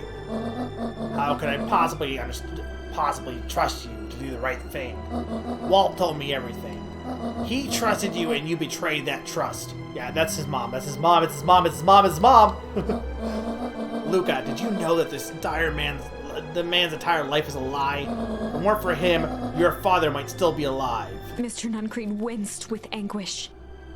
His voice hardened. That's not true. They both now yelled, not to each other, but at fate itself, making their peace with long-held burdens. The wind howled with encouragement. Walt was like a brother to me. But then I had to arrest him. We just had different ideas about how to effect change. Very convenient that your way to just happened to line your pockets. Now that's not fair. They menaced at each other, both catching their breath. The moment balanced on a knife's edge.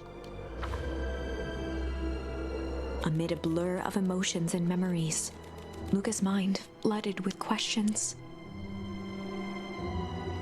The wind calmed, as if to give him the stage. In the stillness, he began to... Oh, God.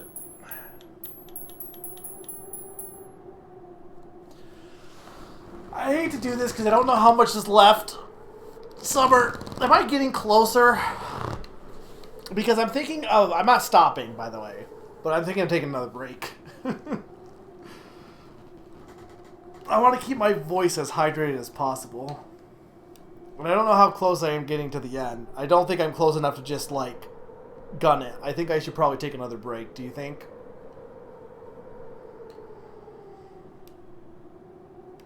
Also, you should realize that if Salas watches this VOD, you should be saying hi to Salas. Yes, but you can take a break after doing one of these. You're saying I should do one of these then? Yes, I'm getting close, or what's the yes for? Or yes, I should take a break.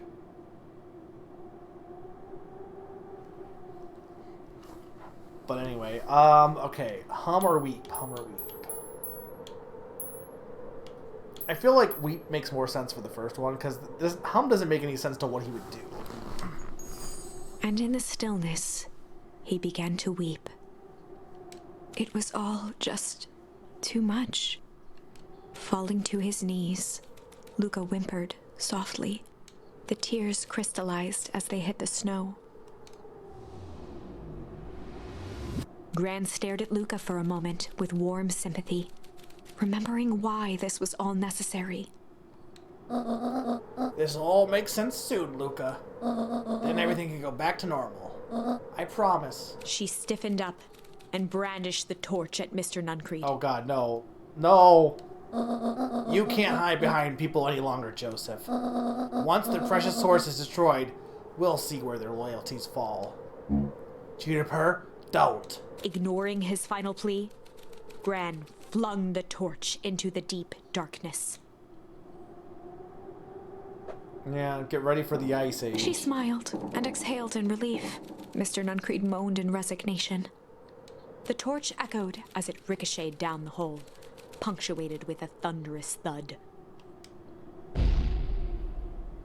You see, Joseph, I have learned one very important lesson in life. If you want things to change, then you must be willing to... Before Gran could finish, the ground shook her to silence.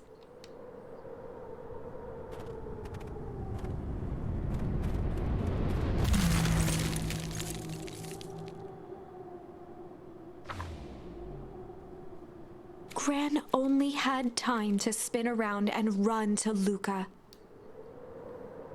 Her attempt to shield him, an honorable but trifling act. Unflinching love, pitted against an unthinking horror. There was no contest. Her warm embrace froze in an instant. That is where they remain, fixed in place, forever. And so, our story ends on this melancholy scene. In a town brought low by its secrets, sits the frozen statues of a misguided band of meddlers. The end. Well, that was dire. On the bright side, we finally figured out where all the ice is coming from. Now, we just need to find a way to deal with a mystic, unfathomable force of nature. That's easy. Oh, Fire and Ice. I love that game. I actually haven't played it. Okay. So, is that the only other option we have? Yes. Okay. Alright. I'm going to take a quick break. And then probably, hopefully, maybe the end of the story. I mean, look at the tree. The tree's almost fully built. We're going to do this path. And then there's probably we're probably going to go back to Nuncreed's back here. This is probably going to be the end of it, I imagine. The Windows to the Soul. Because it seems like every path either has 2 or 3. The only ones that have 3 seem to be this one and the first one. But I mean, that could change. But this one definitely has 1 more. You can tell the tree's not finished on that. This tree is technically finished on this side.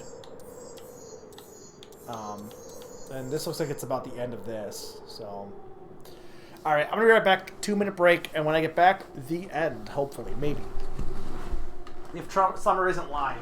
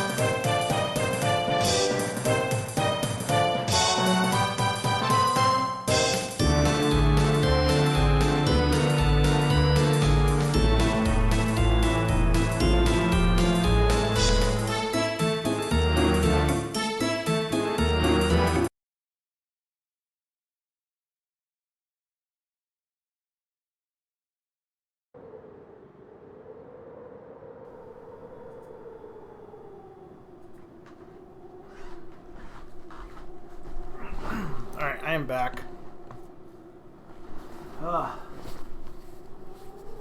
To be fair, when I started this stream, I was kind of thinking maybe I'll go all the way with it. I wasn't sure if I would just do a first look or do the whole thing. I kind of wanted to feel the game out. And the game hooked me enough for me to want to keep going. But that's why I'm only doing like probably just one Pokemon stream. That one I would do earlier, but I worked the night before, so I could not do it on Saturday, but I have an appointment on Monday, so I don't want to do it Sunday night. Alright, let's go back here. Sam, are you still with me? And in the stillness, he began to hum. After the death of his father, Luca had trouble sleeping. Each night, his mother would sit at the foot of his bed and hum a gentle melody. It was the only thing that could calm his mind. The only thing that, however briefly, could make it all seem okay. That melody pervaded every memory Luca had of his mother. Shivering in the raw snow, he began to hum it out loud.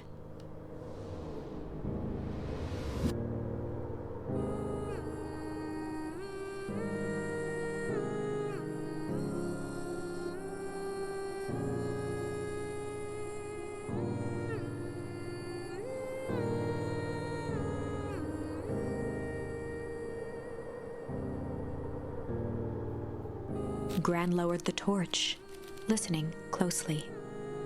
As recognition slowly set in, her heart sank. Those countless nights of consolation, the incomparable loss they shared together.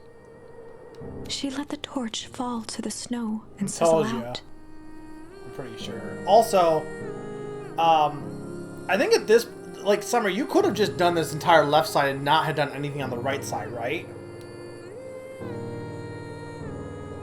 But I figure whatever side you do, you're going to realize the town is a duplicate. Because, like, at this point, you would come here and be like, okay, there's something weird with the town. Okay. A few steps. Was there any information on the right side before dropping to the snow herself? Know at this point that you wouldn't, like, if you just did the left side and didn't do anything on the right side, is there anything you would know on the right that you wouldn't know on the left? Because from the sounds of it, you would pretty much be able to figure out the town was a duplicate without being told, by just seeing this. And I don't think there was anything else that was really discovered besides just, like, clarification. I don't think there was anything on the right side that would be, like, you know, help us that much, at least.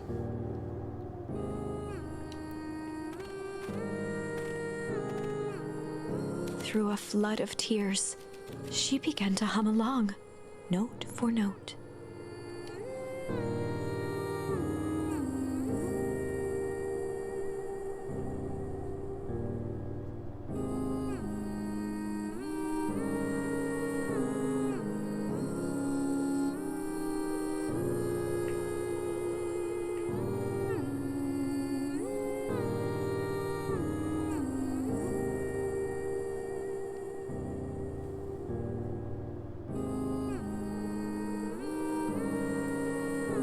Oh, you can't get this part, though. Well, you would, yeah. But to be fair, like, you could probably figure out that dropping in the whole freezes stuff just based on, like, I don't know. You don't really need to know, because knowing, like, there's some kind of magic science shit doesn't really help. Is this going to keep going on forever? Luca lifted his head in astonishment. The last time he heard that melody was the last night he saw his mother. Summer, I want to point out, you give me shit for not knowing stuff, but when it comes to, like, figuring out mysteries, I tend to be... I like to think I'm decently good. I did call the town thing before it, like, was revealed, at least. And I definitely called the mother thing way earlier. How do you know? I'm so sorry. Oh, wait, unless that's father? No, it's gotta be the mother. I'm so sorry, my little buckaroo. Buckaroo. The only people who call me that are my dad and your mother. Luca blinked through blurry, watery eyes, trying to see more clearly. Though, I want to argue that you would think that she would, it would be not that hard to figure out that he's, like, how much she changed to make herself not look like his mother, A. B, I don't know, I feel like that's, like, we'll have to see what the actual reasoning was, but... He could just make out the impression of a familiar face. He peered across the snowscape at the woman on her knees. Something about her was undeniably his mother. Only smaller, older, changed. So, okay, so she did get changed by something with the chemicals, probably. Mom? That's right, Buckaroo. Mom! Luca sprinted as fast as he could toward his mother. They held each other close, and the cold retreated from their bodies. Eleanor, I thought you were... gone? You should have known I have never abandoned my son. Eleanor looked down at Luca, tightening her embrace in an appeal for forgiveness. How? You're a smart man, Joseph. I thought you'd have pieced it together by now. You were exposed! Mom, I don't understand any of this. What happened to you? Where'd you go? Why'd you leave me? I never left you. I was always right here, Luca. Why'd you lie to me? It tore me up, Luca. I did it to keep you safe. I thought that getting answers would help us both move on. But the more I discovered, the more I realized the danger we were in. Until Perennial Harvest was stopped, it was better if everyone thought I was gone. You could have trusted me. These are bad people, Luca. They won't stop until they get what they want. And they don't care who gets hurt in the process. Then what do? We have to stop them. Joseph slumped into the cold, wet snow. They can't be stopped. This is too big. I tried beating them at their own game. I'm done fighting fire with fire. For the first time in a long time, her voice felt like her own again. No more lies. I see now. There's a better way to stop Perennial Harvest. The cold, hard truth. Luca gazed down at Nuncreed with pity. He looked small. Joseph stared into the snow, as if searching it for answers. Come on, everyone. We've got a party to crash.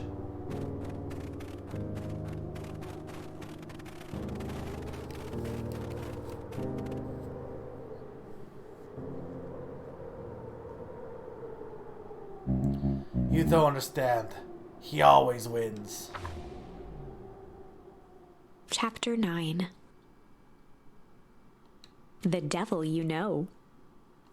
7 months ago, Eleanor Van Horn crept down the maze of sterile hallways under Perennial Harvest. She stopped in front of the large steel door marked Deep Engineering. No turning back now. She raised a trembling hand. The stolen keycard worked as promised, and the door buzzed open with mechanical efficiency. She was immediately hit with the smell of disinfectant. It was some sort of laboratory. In one corner was a desk covered in papers. Across the room stood a tall metal pod with hoses protruding from its base. She rushed to the desk and began shifting through the piles of papers. They were experiment reports on something called Tempus liquamen. There were dozens of them, every one stamped failed. Eleanor heard the sharp echo of footsteps approaching. She was out of time. Her eyes scanned the room, eventually landing on the strange pod. Muttering a curse under her breath, she dashed over and dove inside. Wow, you're not going to give us more of the recap? And that is what change is all about.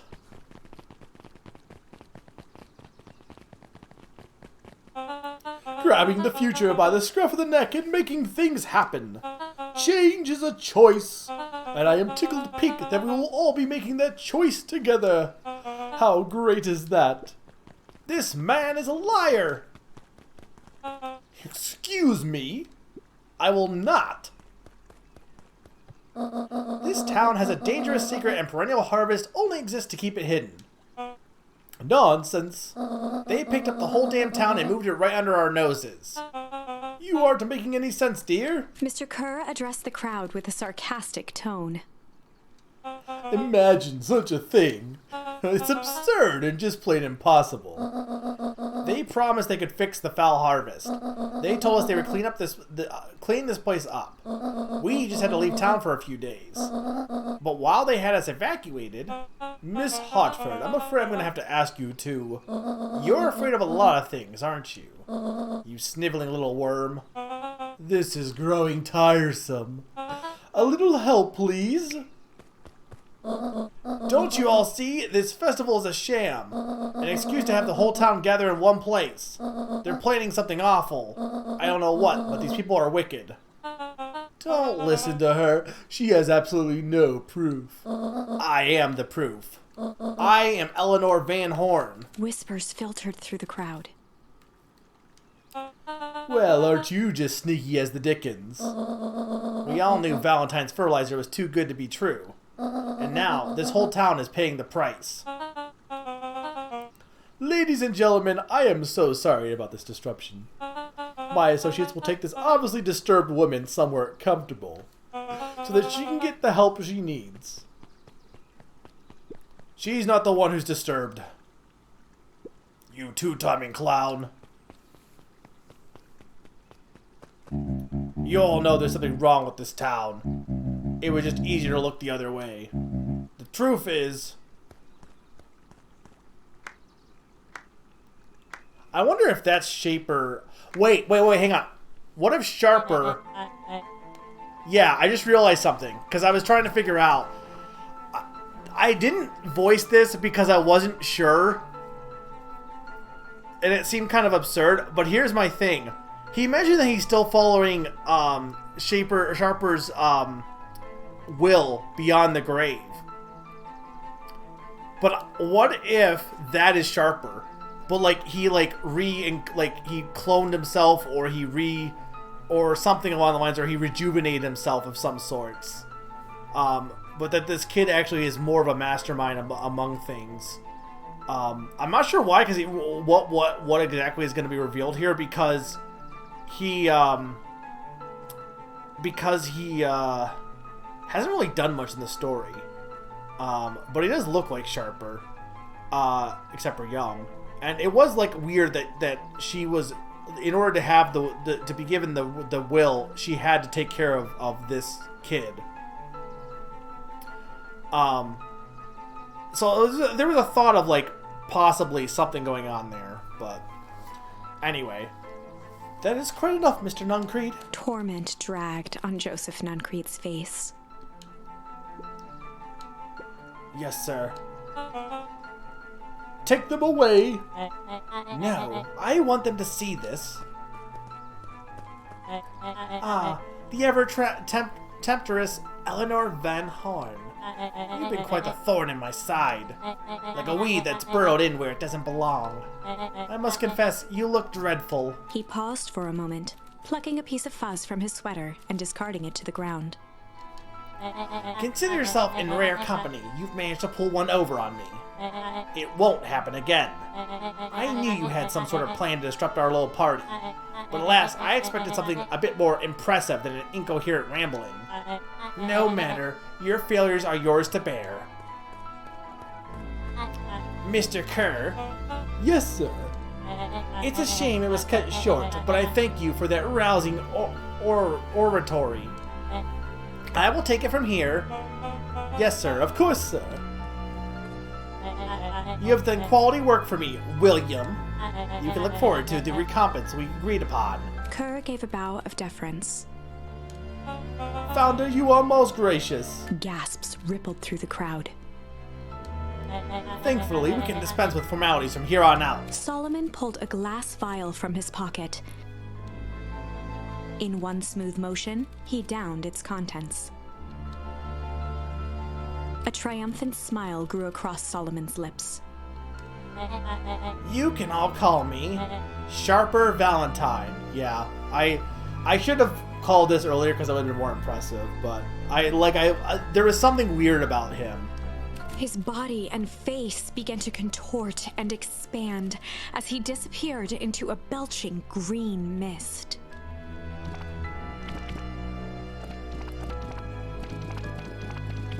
Is there a growth thing that works on humans? A hushed horror gripped the crowd. This is a story about change. What? No! Ah, so you didn't see this coming. Good. Sharper examined his new hands.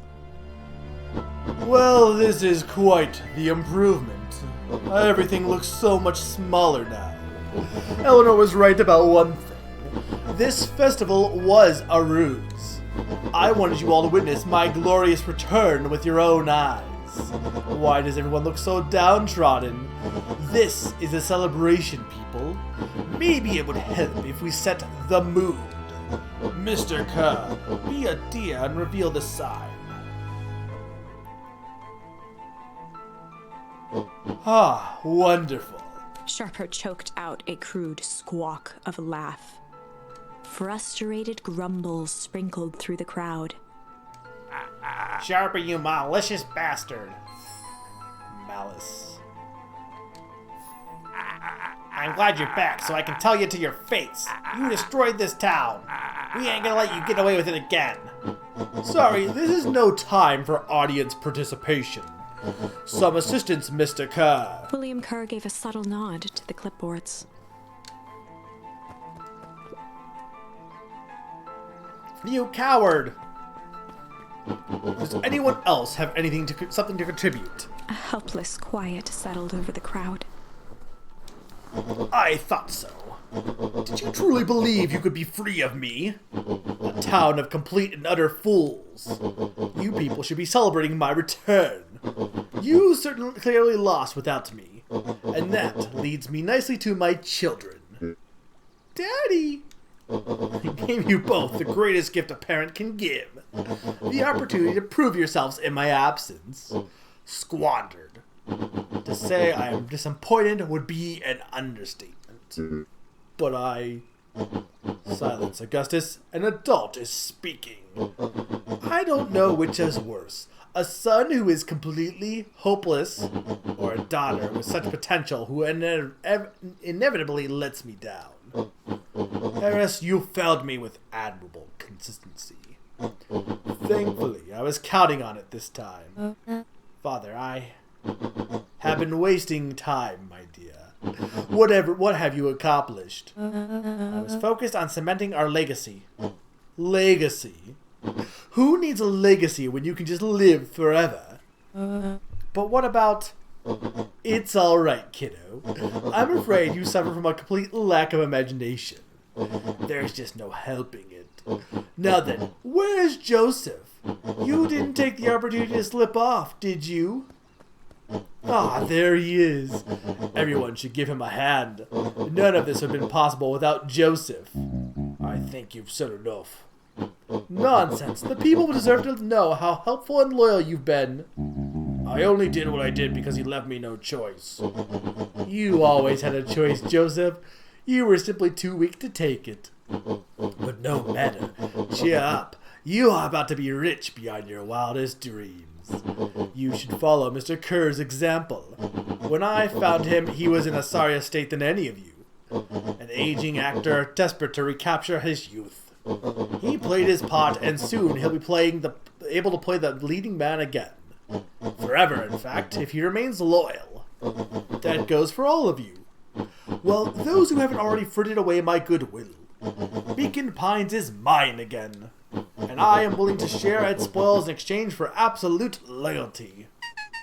Are you saying William Kerr was never in charge of Perennial Harvest? Huh. You think that puffed up black blatherskit could have accomplished all of this? Dawn, I suppose it's time for your big exclusive. Sharper addressed the crowd with indignant pride. He'd planned this moment for so long that now, at the deed's fruition, it almost felt frivolous. You see, I needed a figurehead to hold things down while I orchestrated my return. Someone to misdirect, lie, and blick this town for a spell. So I invented William Kerr. Take your bow. You've earned it. Mr. Kerr flourished a preposterously elaborate bow.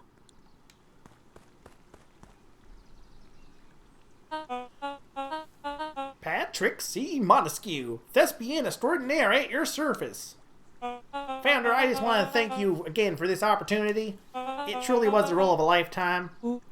Wait, so this Bill Kerr was a patsy the whole time? Now that your secret's out in the open, what's to stop this town from rising up against you? Oh, that's the delicious part. Fear. Thanks to our clipboards, I know what each and every person in this town fears most. And I will make those fears manifest for anyone who steps out of line. The choice is simple. I'm not afraid of you. The young hero. I've kept a keen eye on you, boy. You and your friends made a habit of disrupting my plans. What a pity.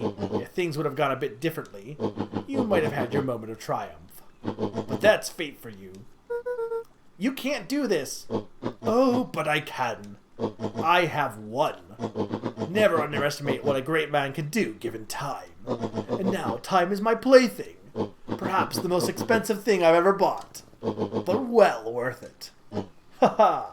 Sharper coughed up one final laugh and cracked his knuckles. Enough chit-chat.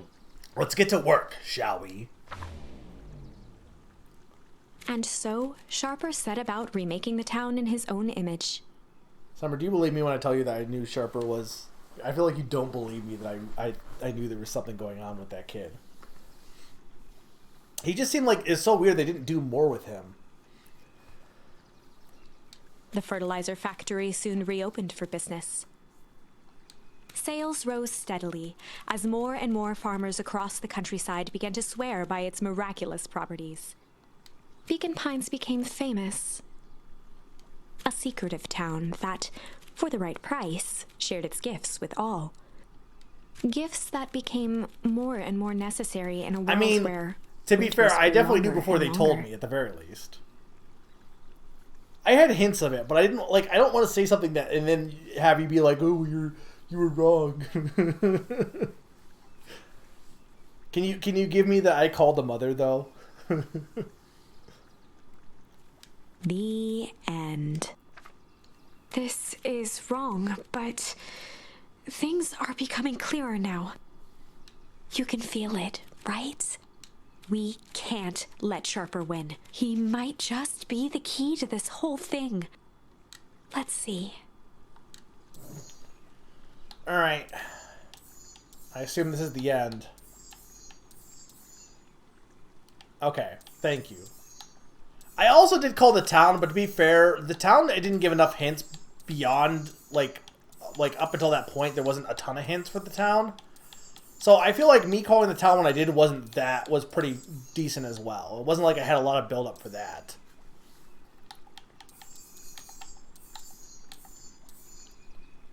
Alright.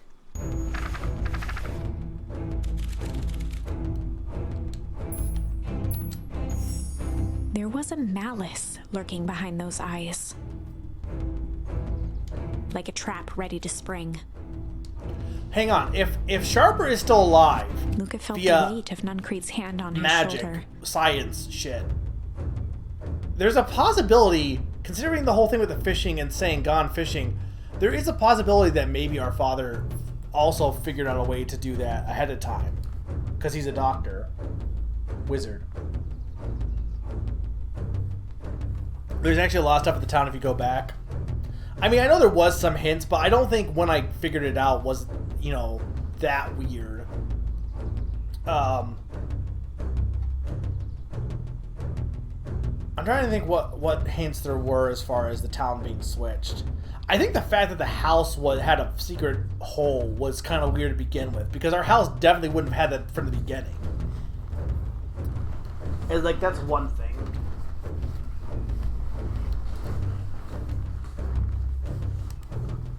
Something wasn't right. He didn't know why, but something was telling Luca to get out of there. Well, like, one character that keeps up in just one thing, Rollo says, really. What do you mean one character that keeps up? Also, that's not a lot of stuff, that's 2 stuff. I just want this to all be over.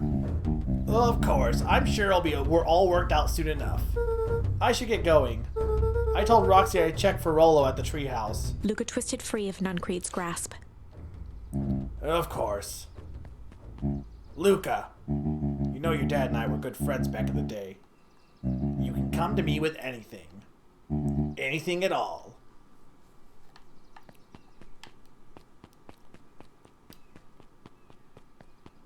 Well, the thing with the bug kid is I definitely knew there was something weird with the bugs vanishing. But the thing was, like, if you're saying that it was a case of, oh, well, the bugs used to be there, but they weren't anymore because they moved towns, I didn't really buy that because, like, when they moved towns, it had been a while at this point, right? So it seems weird that he would suddenly be talking about the bug, like, that whole aspect. I thought it was just a case of something with the weather and stuff, and because it was getting colder. I didn't think it was anything. I thought it was something looming. I didn't think it was something at the time that was, oh, well, they're not there anymore. The fish missing, though, was, yeah, that one I'll give you, definitely was kind of weird. The bugs, I think, a little bit less so. But the pond being completely empty, I think, is fair.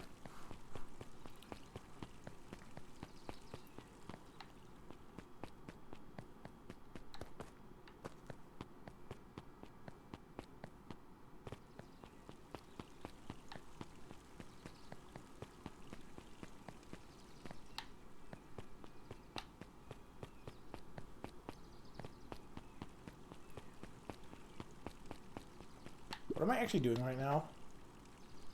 Oh.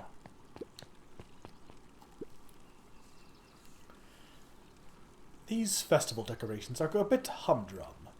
Now, if I were to throw a festival, it'd be a thing to behold. I agree this is all more than a little sad. It's worse than sad. It's boring. We did a little thing to spice things up? I'm listening. You know the festival sign waiting to be unveiled. It'd be a shame if someone... The two scurried off, eagerly formulating a plan.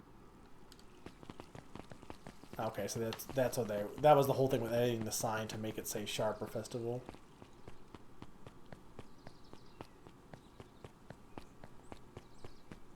I feel bad for Dawn, the only nocturnal creature to live in this town. Identify yourself, please. Nellie Moeldwill. I work here now. I am unable to locate you on our staff roll. Oh, I don't officially start until tomorrow. Mr. Kerr said I could come in early tonight to get a few things done. Hold, please. Clearance authorized. Thank you. Our harvest awaits. So I think some stuff of that ooze was probably stuff with aging. It was like the runoff from the aging stuff and growing stuff and using growth to go with like humans, not just plants. Because I think that's going to be explained more. But, like, considering the fact that the mother is aged and the fact that the hair on Beck turned white. Now, I don't know really what was happening with, and why they wanted to get, what's-her-face, Iggy, or his face, Iggy, because he wasn't, he wasn't quite, maybe he was going to go, well, maybe he had the final formula or something. It's kind of weird that he got so much of it. He wasn't aging. It looked like he was like, I don't know, just kind of mutating.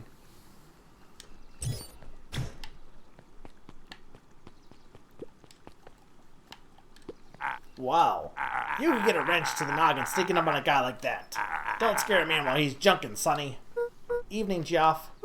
Isn't it quite late to be junking? I may as well ask the same thing of you. Find anything good? Also, some of you told me 1 o'clock. It's definitely not 1 o'clock. But ever since Perennial Harvest moved in, even the junk is trash. You can learn a lot about a person by looking at what they throw away.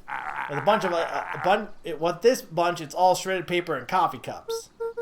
Well, I better get going. I didn't see nothing if you didn't see nothing. See what? Exactly. I have been reading as fast as I can.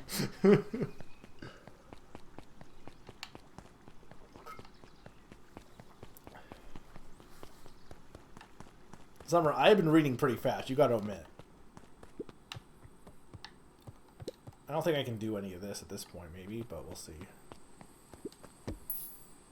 No. Luca gently baited it. Good for skimming. Did we use every one of these? Let's see. We used Malice, sly, hum. We didn't use crooked except for the fish, which I assume was what like it's used for. Flight, hard. We use a step. We use weep. We use pungent. We use a cinderary. Oh, we did not use a cindery, did we? I don't think we did use a cinderary.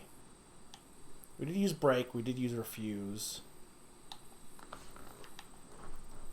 We used struggle. We used fight. I don't think we used succulent. Or succulent might have been on the fishing. Strange we used. Pull. I don't think pull was used. I don't think cling was used yet. Shit was used. Shame was used. Rumble was used. Change was used. Smack was used. Indulgent I don't think was used either.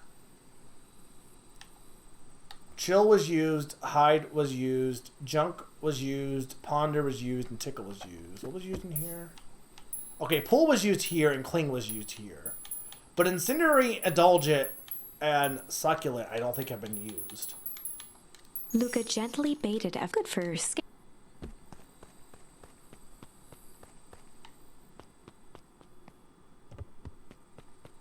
Have I found all the charms, Summer, by the way? I assume. So far. He aired a long holler into the woods. Rolo! Sigh. Rolo, wherever you are, I hope you're okay. Luca felt his eyes getting heavy and plopped into the beanbag. He conceded to its lumpy embrace.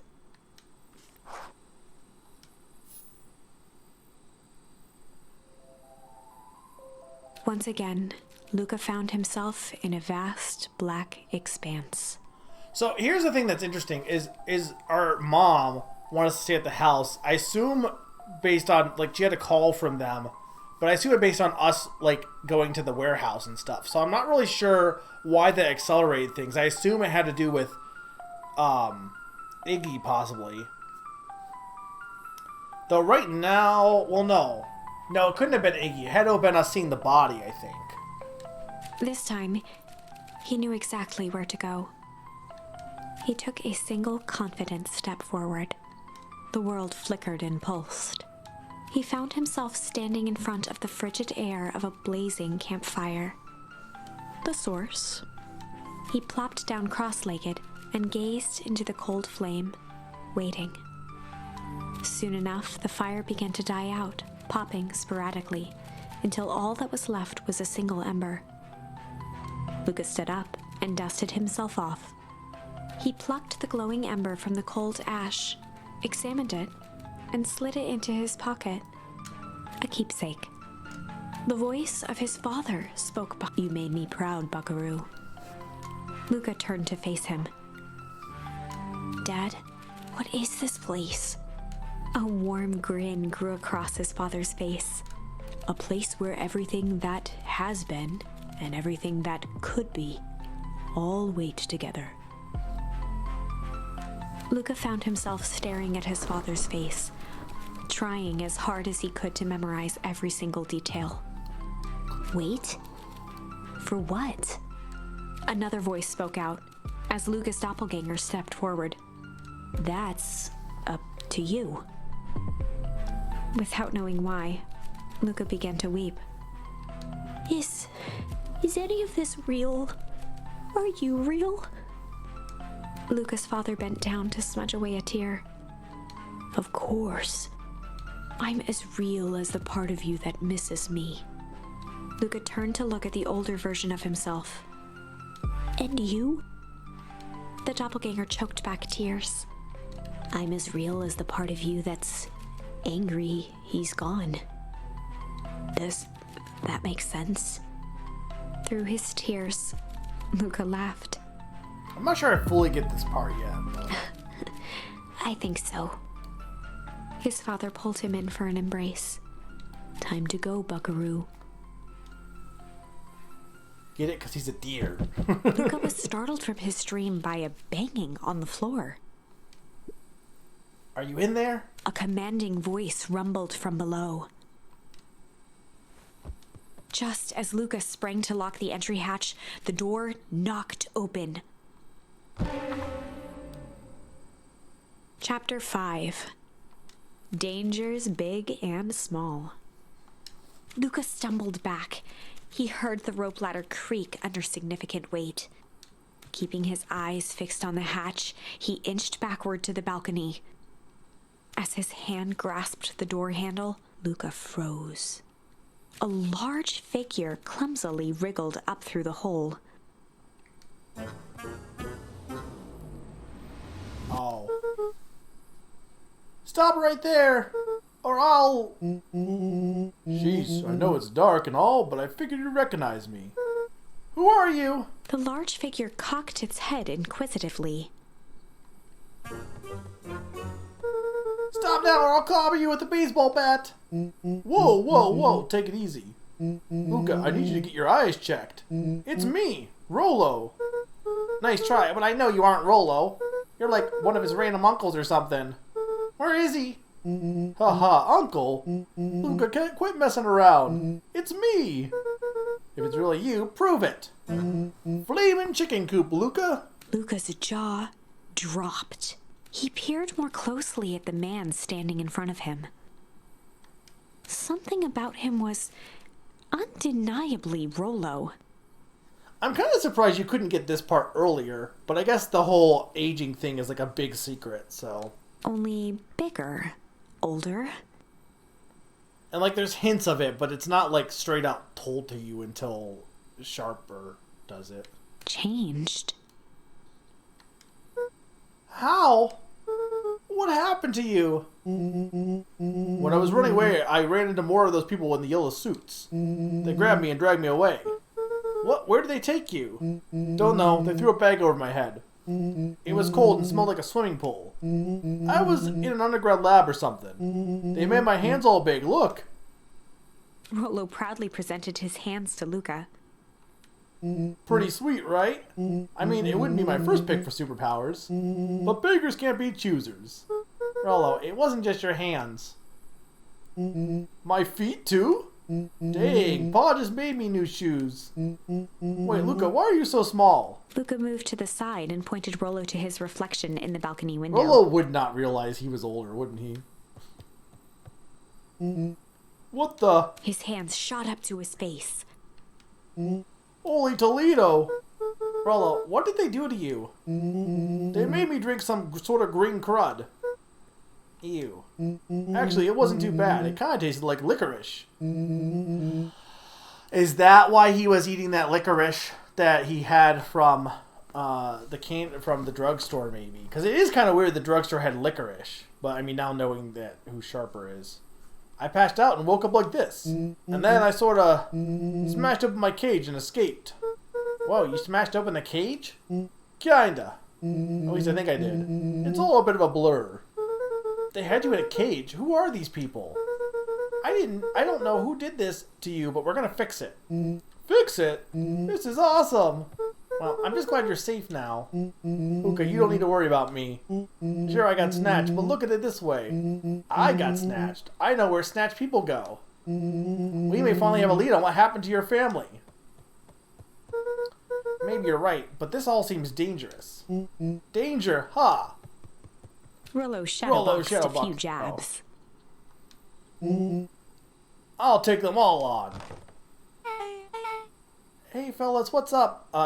At this time, you don't actually know Rollo at this point. With a yelp, Rollo dove behind Luca. Also, she didn't... Actually, yeah, we barely interacted with Beck on this timeline. Because on this timeline, we... Iggy splashed her hair, and then she ran off. So we only had a brief interaction with Beck when we were looking for Rollo. Oh, take cover! Did I come at a bad time? I like that the hat is, like, clearly not meant to go through the ears. Who the heck are you? This is Beck. Sorry, something truly bizarre just happened and I need help. I didn't know where else to go. So you're just hanging out here with your large adult friend? No, this is my buddy Rollo. This is your missing friend? One and the same. He seems a little old. I'll have you know, this is a recent development. What the heck does that mean? Oh, I'm sorry, you're the one who just showed up out of nowhere. So we'll be asking the questions around here. That's fair. How'd you find us? Your silly little treehouse? I think you mean our silly little mission control. I hate to break it to you, but your secret path isn't so secret. I can hear your racket from a mile away. See, Luca? This is why we need improved security around here. Not now, Rollo. Beck, you said something bizarre happened. Yeah, but... She shot a nervous glance at Rollo. Anything you can say around me, you can say around Rollo. This has been a weird day all around, hasn't it? Yep. Beck's eyes narrowed. Okay, so it all started when I made it back home. My first order of business was to try and salvage my hair. So I dyed it with some stuff from the chemistry set my mom gave me. Okay. I just need to play it cool. And hope no one notices. Notices what? Oh, nothing. I was just... Come over here and let me have a look. Oh, honey. What in the world did you do to your hair? I just kind of felt like a change. This is going to take forever to grow out. You were the one who said that change was a good thing, right? I was talking about your mother's new job. I was talking about us moving. Well, I guess I just took your lessons to heart. Ilona tried to put on a smile. Before I forget, I came up here to tell you that Nellie had to go into work. Tonight, her and Mr. Kerr decided it would be good for her to get some things done before tomorrow. That Kerr guy seems like a grade A creep. Beck. He is. Him and his weird cult of personality. You are not going to ruin this job for Nellie. It means too much to her. Oh, I know exactly how much it means to her. It means enough to her to exile her daughter to this podunk town. This place sucks. The people are weird. You just don't know them yet. It's always cold. We're in the mountains. You'll get used to it. I can't even pick up a single decent radio station on the radio. It's all banjo music and farm reports. You know, I grew up in a town not that different from this one. Is that why you're better at talking to plants than people? Okay, so here's what we're gonna do. First of all, you're grounded. What? In the morning, I'll have Nellie come and see what we can do about fixing your hair. You need to look presentable for the festival. But not another peep. She sighed, and after a moment, looked down at Beck sympathetically. I know moving is hard, honey, but that doesn't mean you have to make yourself miserable all the time. Other people seem to have that covered for me. Oh, and if you decide to rebel by dyeing your hair more... She flashed a sly grin and tousled Beck's hair. I'll just shave it off for you. Think of how rebellious you'll look then. Very funny. Thank you. Good night, sweetie. Good night, Mom. Wait. First of all, this town does not suck. Second, you need help because you got grounded? No. I'm sorry you got in trouble. It's my fault your hair got screwed up in the first place. Don't worry about it. I actually like how this looks. Great, can we get back to the story now? The next part is the important bit. I have this radio I upgraded with my mom, and I was too angry to sleep. So I tried to dial into something worth listening to.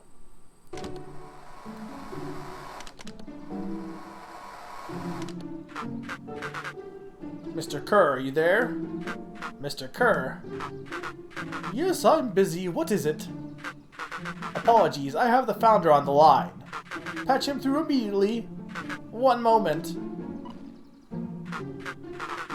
Hello, sir. It's so nice to hear from you. Skip pleasantries. What's your report on our new lead researcher of deep engineering?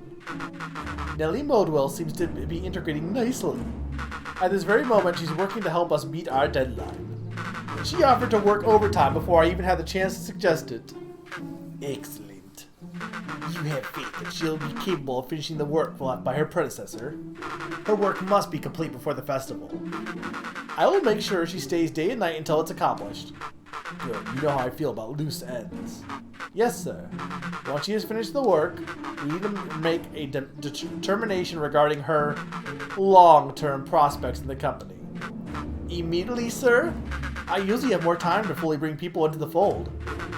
We are in Endgame, Bill. After your failures with Dr. Prescott, I can't afford to take any risks. Of course, sir. No loose ends, sir. Once she finishes the work, she will either leave the office completely committed to Perennial Harvest, or she won't leave at all. Perfect. Sir, if I may suggest, maybe we should lay just for a bit. Oh? It's just, we seem to be rushing to hit this festival deadline, and rushing into things has caused some issues in the past. I see. Please understand that I just want what's best for you. I'm eternally grateful for all that you've done for me. Bill, I'll make this very clear for you. I brought you in to make things run smoothly, not to have opinions. Of course, sir. Chin up, Bill. You're only a few days away from having everything you ever dreamed of. Yes, sir. Thank you, sir. Whoa. Yeah. So just so we're in the clear, when they were said loose ends, they were talking about murder, right? Like actually killing someone. Capital murder. Luca gave Rollo a quick elbow to the ribs. Who is this founder? I was hoping you guys would know. As far as we know, Kerr is the top banana at Perennial Harvest. He sounded scared of this founder guy. So we have an even topper banana on the field. What the hell is my mom caught up in? Has she talked about the job much? Not really. She said she was going to come in and continue the work of someone she respected. Luca, do you think the body at the warehouse was the person Beck's mom came to replace? That would make sense. Beck, it seems like Nellie's predecessor got loose ended. I'm getting that impression. Okay, so we need to get your mom out of there before the festival happens. That's 2 days away. Won't you just come home after work? The creep on the radio said they were going to hold her until then. So if she's not coming out, we got to go in and get her. Beck flicked a large sheet of paper out of her pocket and slammed it on the floor. Maybe this will help. Your blueprints? Well, it's really just a welcome map for my mom's PH orientation day. But it shows the layout. Sure looks like blueprints to me. Look, here's the reception area. There's a big room marked Founder's Office. It even has exits marked. Guys. We have a deadline, we have an objective, and we have blueprints. You realize what this is, right? Rollo started to wiggle with excitement. I think we're heisting. This is officially a heist. Chapter 6. The Heist. Ooh, I love a good heist. They spent the night's end huddled around that small map, formulating a plan to infiltrate the headquarters. What was Beck's hair look like before? Was it not blue? It would be no small feat. A modern facility equipped with all manner of technology. Not to mention the swarm of clipboards that would most certainly be scattered throughout. By the time the sun began to peek through the car window normal black used clads as don't a have makeshift hair. balcony door, all were in agreement. This could just work. The final day before the festival would be used to prepare. They'd need to pool every resource at their disposal, pull every favor with a thread. Even enlist some unsavory characters around town with important tasks only they were suited for. Luckily, there was enough ill will and mistrust toward Perennial Harvest that alliances could be found at a bargain. Summer, I don't believe you that I'm gonna beat this. I'm already overtime. But I am being close. Luca, Beck, and Rollo rubbed their eyes as they exited the treehouse. They hadn't slept at all that night. There was no time. The festival was to begin in 1 day, and they each had their assignments. Alright, quick recap. Rollo, you're gonna talk to Roxy.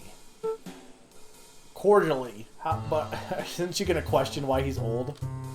Without her and Fitz, this whole thing could go bust. Me, Cordial is my middle name. Uh-huh. And how do you plan to explain your new... He waved vaguely at Rollo's sizable figure. circumstances. Well, she'll be so happy I'm alive she won't even notice. Beck snorted an involuntary giggle. And Beck, you're sure Alona won't just shoot this whole thing down when she hears it? She'll listen. Once she understands the danger Nellie is in, the danger we're all in, The plan will make sense. Okay. That leaves me with Joff and Iggy. How are you gonna persuade them? I'll think of something. They each looked at each other with sleepy confidence and nodded. Well, Godspeed.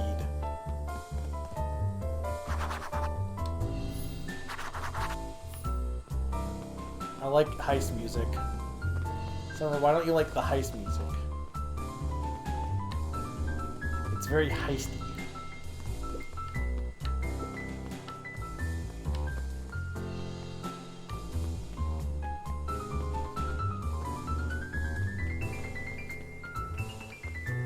I guess I gotta go further in town.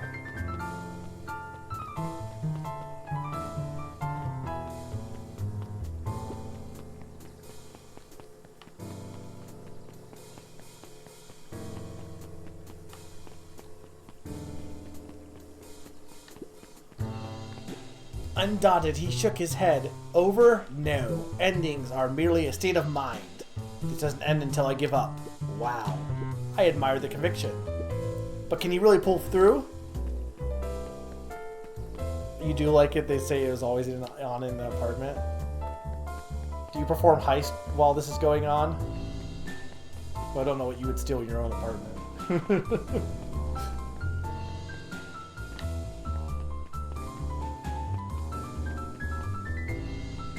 This is all just jazz, by the way. Well, it's the most jazzy music so far, I would argue. You ever wonder why agricultural company employs an army of survey takers? The clipboards, they say they're just trying to make us happy. Do they want to make us happy? Or just figure out what makes us happy? An important distinction.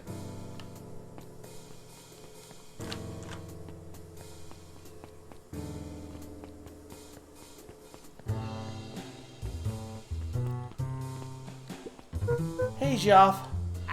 What can I do you for? Well, I know how much you hate perennial harvest. Hate's a strong word. Oh, sorry, I mean, I didn't say it was the wrong word. Gotcha. So, we're gonna break into the headquarters, and I thought you might be able to help. Jeff wheezed out a long snicker. You see, I knew you kids were alright. Great, so you'll help? The joy in Jeff's face drained instantly. Not a chance. But give me one good reason I should risk my hide aiding and abetting you rascals. Looking into the sullen eyes of his would-be accomplice, Luca blurted out the first word that came to mind.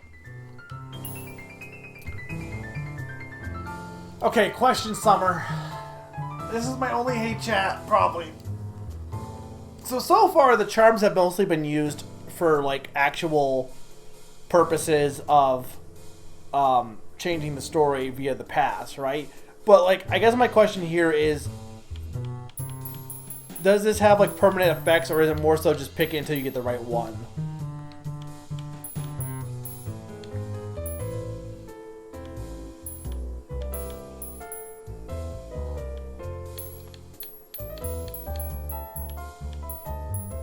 No, this is the right one sort of deal. Okay, so I gotta pick the wrong one and then the right one.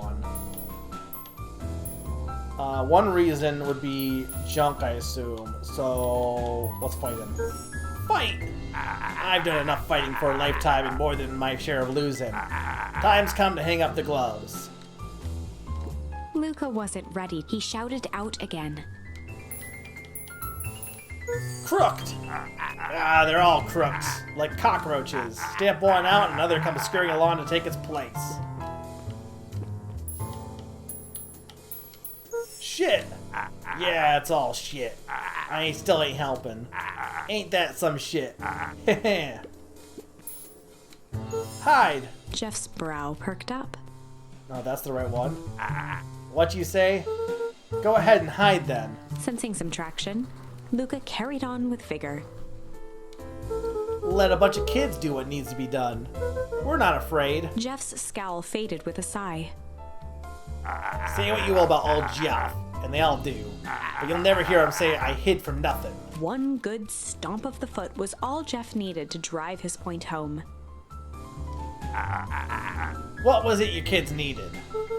Some sort of disguise. I've got just the thing. And while we're at it, that crate should come in handy. This ain't gonna be free, you know. I'm thinking 5 bags of sour gob should cover it. Put it on my tab. Luca offered out his open hand to seal the deal. With a firm and dusty grip, Jeff reciprocated. I like Geoff. Swing by first thing in the morning.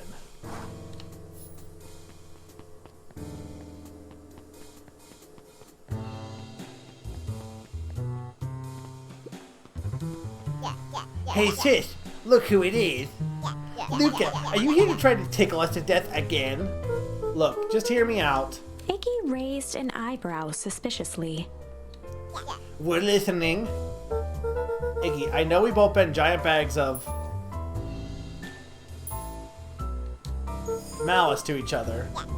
Malice? Wow, Tish, smart guy here with his smart guy word thinking he's impressing us. Scram, we ain't interested.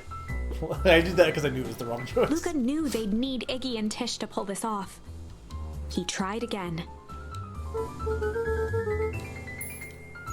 Shit to each other. Iggy gave a reluctant shrug. You're not wrong, but lately life has been kinda strange, you know? Iggy considered the point. Things have been weird around here. So I'm offering a truce and asking for your help. What do you say we break our hostilities, at least for now? We do like breaking things, even if the truce means less breaking things. What if I told you there was a way to have a truce and break stuff? Go on. I need you to cause a distraction so I can sneak into Perennial Harvest HQ. A wild-eyed grin spread across Iggy's face. My, Luca Van Horn, I'm impressed. And after all this is done, maybe you and Tish can come hang out at the treehouse sometime. Iggy glanced over to Tish, who nodded in agreement. Fine. But not because we want to see your crappy treehouse. We just like to cause chaos. With a quick nod, Luca was off.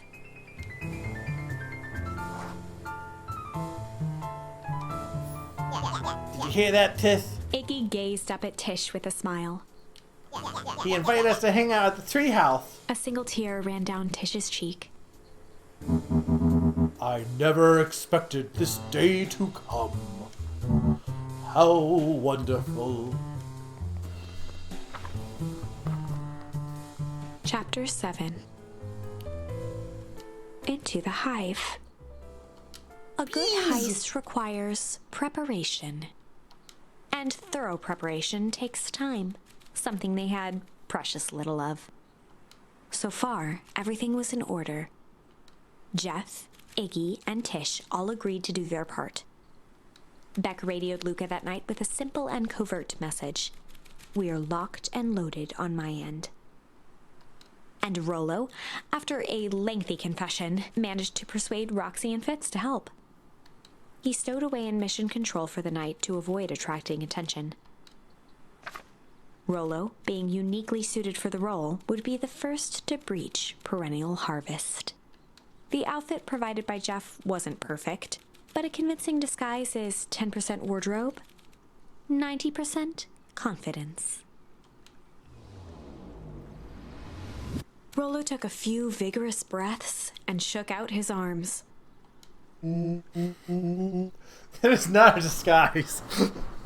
Stay calm, Rollo. You can do this.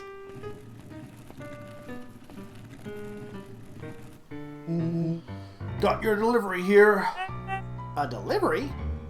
I don't have anything in my notes about delivery. One moment.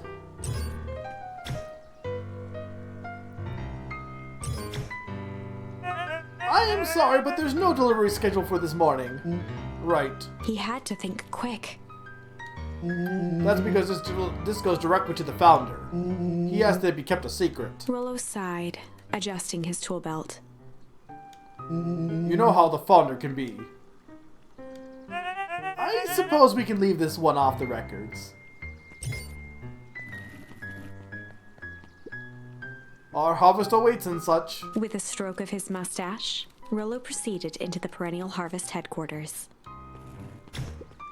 Our harvest awaits.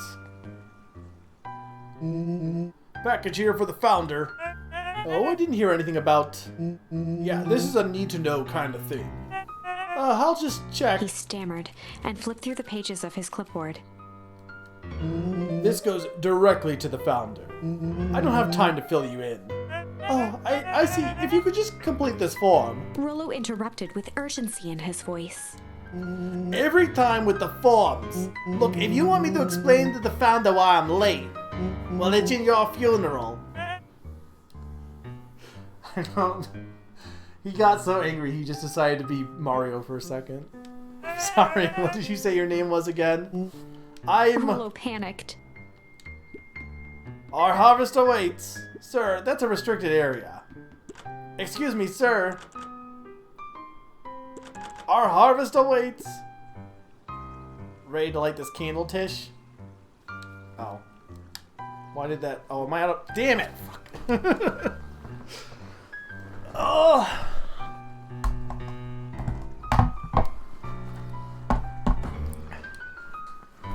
Hang on, I need batteries. Damn you, Xbox. Ugh.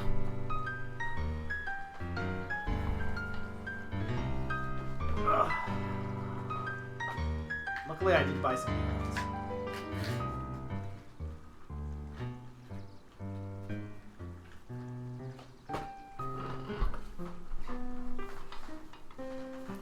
I have a controller.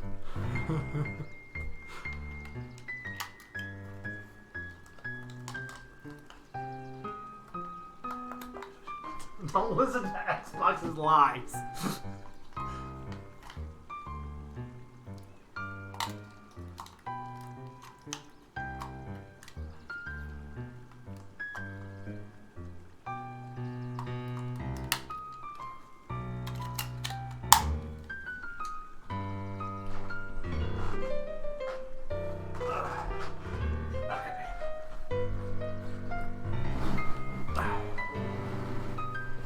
Ready to light this candle, Tish? Yup. Suck on this, perennial ham fist.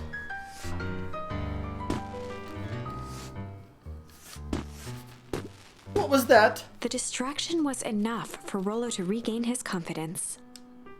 Just open the damn door. I got a job to do.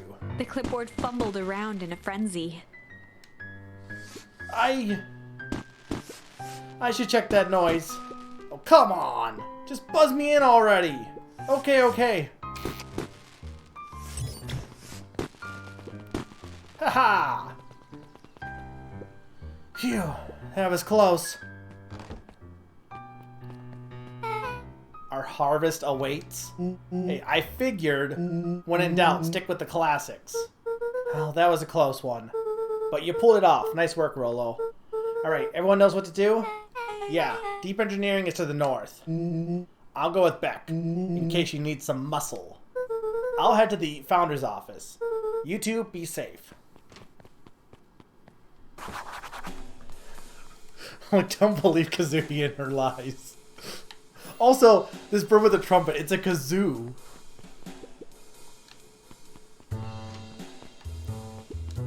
That's odd. That's not even any... There's not even any cups for the water.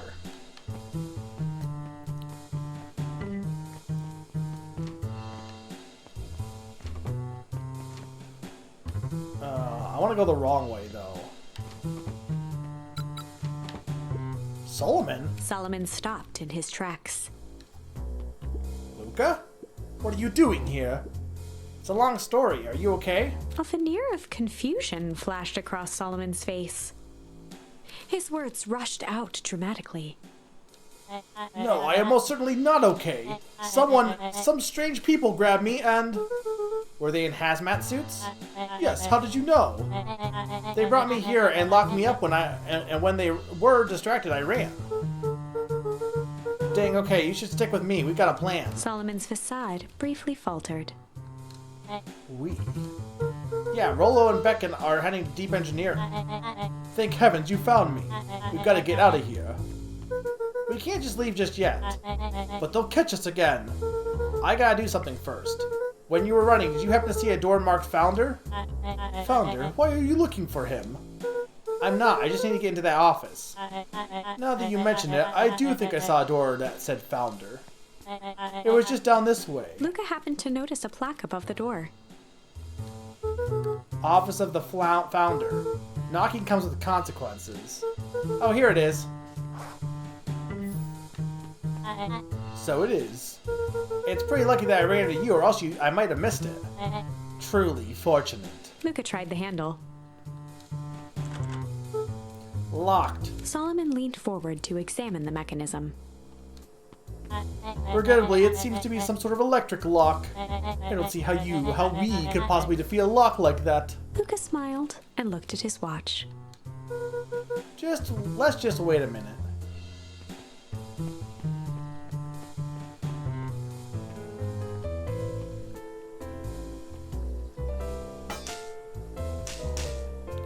Pretty much anyone could have done that.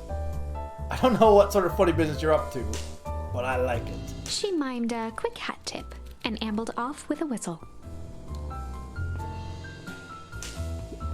Howdy. Good afternoon. The light on the keypad changed from red to green. How did you do that? It's good to have friends. Quick, let's get inside before someone spots us.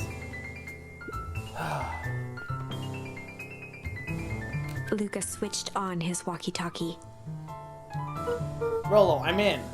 As expected, there's a control panel. Great timing. We're stuck at locked door marked 24601. I need you to let us through. What if someone catches us? We should get out of here. I'm not leaving my friend, Solomon. On the computer screen, a green cursor blinked in a password field. That's how you know it's an evil office. There's no cups. Surely you don't have a way to get around the password. Luca pecked out his best guess. Underground secrets. Well, hang on. Luca doesn't know this one. So is he I guess he is a shifter then. The screen blinked to life. Columns of green numbers glowed on a black background. How did you just guess that? Oh, it's this absurd password Rollo heard when he was down here before. Oh, okay. It's funny how someone arrogant enough to call themselves the Founder uses such a basic password. Or they were thinking several moves ahead, not expecting anyone to guess something so simple. These villain types always end up outsmarting themselves. Solomon's jaw clenched into a half smile. Your powers of deduction are as impressive as your luck. Luca quickly scanned the columns for number 24601. Rollo, I think this should do it. Bingo, bingo. Door's open. Luca, you never fail to impress. What is that slippery lout even doing down here? We have a friend whose mom is in trouble. We're here to get her out. I see. Okay, Luca, I think we're closed.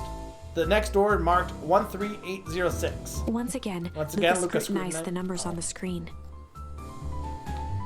In that moment of distraction, Solomon reached forward and pressed a large red button.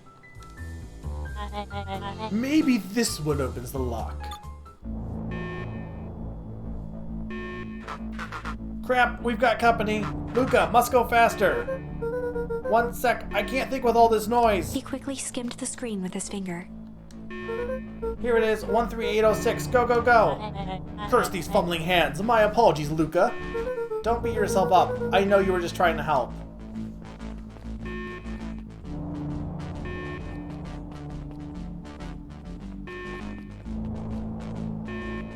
Aw, man. No water cups.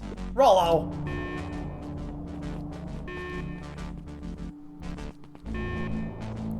I think the issue with this being the final route, and I think it's an issue that some other games of this nature have, is like Beck being good friends with them doesn't make sense on this route. Because, this is the one that she had the least interaction with them, I feel like. And it just, I don't know, there's certain things that this route just seems like it doesn't really work as far as, like being the actual ending route. Rollo, come in! Mr. Kerr approached with a sneer and spoke into his walkie-talkie. You can turn off the alarms. They're trapped. With self-satisfaction, he called into the hallway. My dear, this is a dead end. Nowhere to run. Hello, where are you? Are you okay? Yeah, I think we lost him. Making our way back to Nellie's office. Oh, I see. They were a distraction. Okay, you two rabble-rousers are coming with us. Nope. Make a break for it. How did they get in, though? Actually, well, how did they get in, Summer? Did that little shit just kick me? Don't just stand there after them. Well, yeah, but I meant more Rolo and Beck. More is my thing. Okay, I think that worked. Roxy and Fritz have them on a wild goose chase. I am having trouble following what just happened. Like I said, it's good to have friends. Rolo, how long do you think Roxy can distract them? Well, yeah, she showed... Oh, you mean... But, like, nobody was... But they weren't distracted, so how did they get in, though? Like, I guess the door ended up, like, having no power, so then... What? After the alarms went off? But they weren't planning on the alarms going off, so... How long can Roxy keep someone so pissed off they can't see straight? Let's just say we got time. Entering Nellie's office now. Mom! Oh, honey, what did you do to your hair? I thought you'd be happy I finally used your young chemist lab kit. You sure have a knack for making me incredibly proud in the most frustrating ways. We need to get you out of here. Who is your adult friend? Oh, I'm not an adult. Ever heard of a growth spurt? I've had more of a growth spew. No, that's not possible. Nellie leaned over to examine his teeth. Substantial banding on the enamel of the molars consistent with Tempest licamine exposure. Is that what you call the gunk they forced me to drink? You drank it? Oh no. They told me it was only being tested on plants. Oh, Beck, sweetie, I promise I didn't know. Mom, what the hell is going on at this place? I was brought here to work on the discovery of a lifetime. A novel chemical compound was discovered under Beacon Pines in a wellspring they called the Source. They name it Tempest licamine. It pulls energy from its surroundings in order to fundamentally alter matter's relationship to time. It was the secret to Valentine's fertilizer. They harvest the source, infusing small amounts of Tempest licamine into the product. It worked wonders, drastically accelerating plant growth. Crops would be ready to harvest in a fraction of the time. But it led to complications. The foul harvest. Perennial Harvest came in to clean up the mess, to succeed where Valentine failed. Well, there was things with the illness, too. What did it have to do with that kind of stuff, too, or...? But Tempest licamine is rebellious. Rebellious? You can think of it as a manifestation of change itself. It's volatile by its very nature. So the more you try to force it to do a specific thing, the more it resists, yes. I can relate to that. My role was to finish the work of my predecessor, Dr. Prescott, harnessing Tempest licamine to reliably manipulate an organism's age. Just imagine how many people we could feed. Mr. Kerr was very insistent that we achieve a successful result before today's festival. But you didn't, right? Nellie sighed. You know how much I love a good puzzle. I poured myself into the problem. It wasn't long until I discovered oddities in Dr. Prescott's notes. Oddities? They contain obvious errors, mistakes that someone of his reputation would never make. So I fixed them and now I get to replace my entire wardrobe. I am really, truly sorry. And those clothes were all hand-me-downs anyway. It sounds like Dr. Prescott figured it out, got cold feet, and intentionally sabotaged his own work. I had considered that possibility. I've sent a letter asking him to clarify his thinking. Mom, Dr. Prescott is dead. Kerr had him killed. What? I overheard them talking about it on the radio. It's why we gotta get you out of here. Like, now. Wait, the vial! I finally solved the chemical equation allowing direct control of aging. Mr. Kerr picked it up just before you came. All the more reason we gotta hightail it. Luca, we got Dr. Will. Heading your way now. Roger that, be careful. Alright, everything's on track. And what is your plan for escape? We'll go over everything when they get here. In the meantime, maybe we can dig up some more info.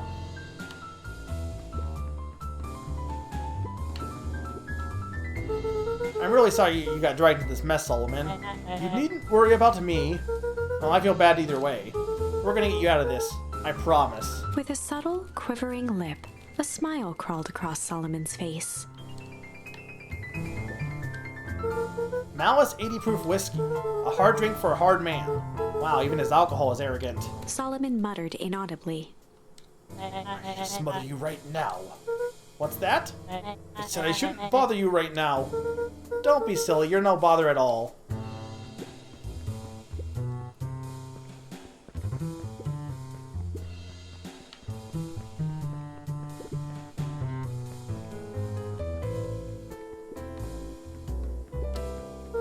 Let's see what else this bad boy has on it. Question, Summer. Is there something I can miss if I do it in the wrong order? So please tell me if I can. Hey chat. Security system. Time card logs. Payroll. You know, for being so evil, this guy sure is boring. Solomon once again muttered under his breath. Just you wait. Huh? Oh, nothing. Luca tugged on each of the cabinets. Dang, this must be good stuff. They're all locked. Perhaps not as careless as you suspected.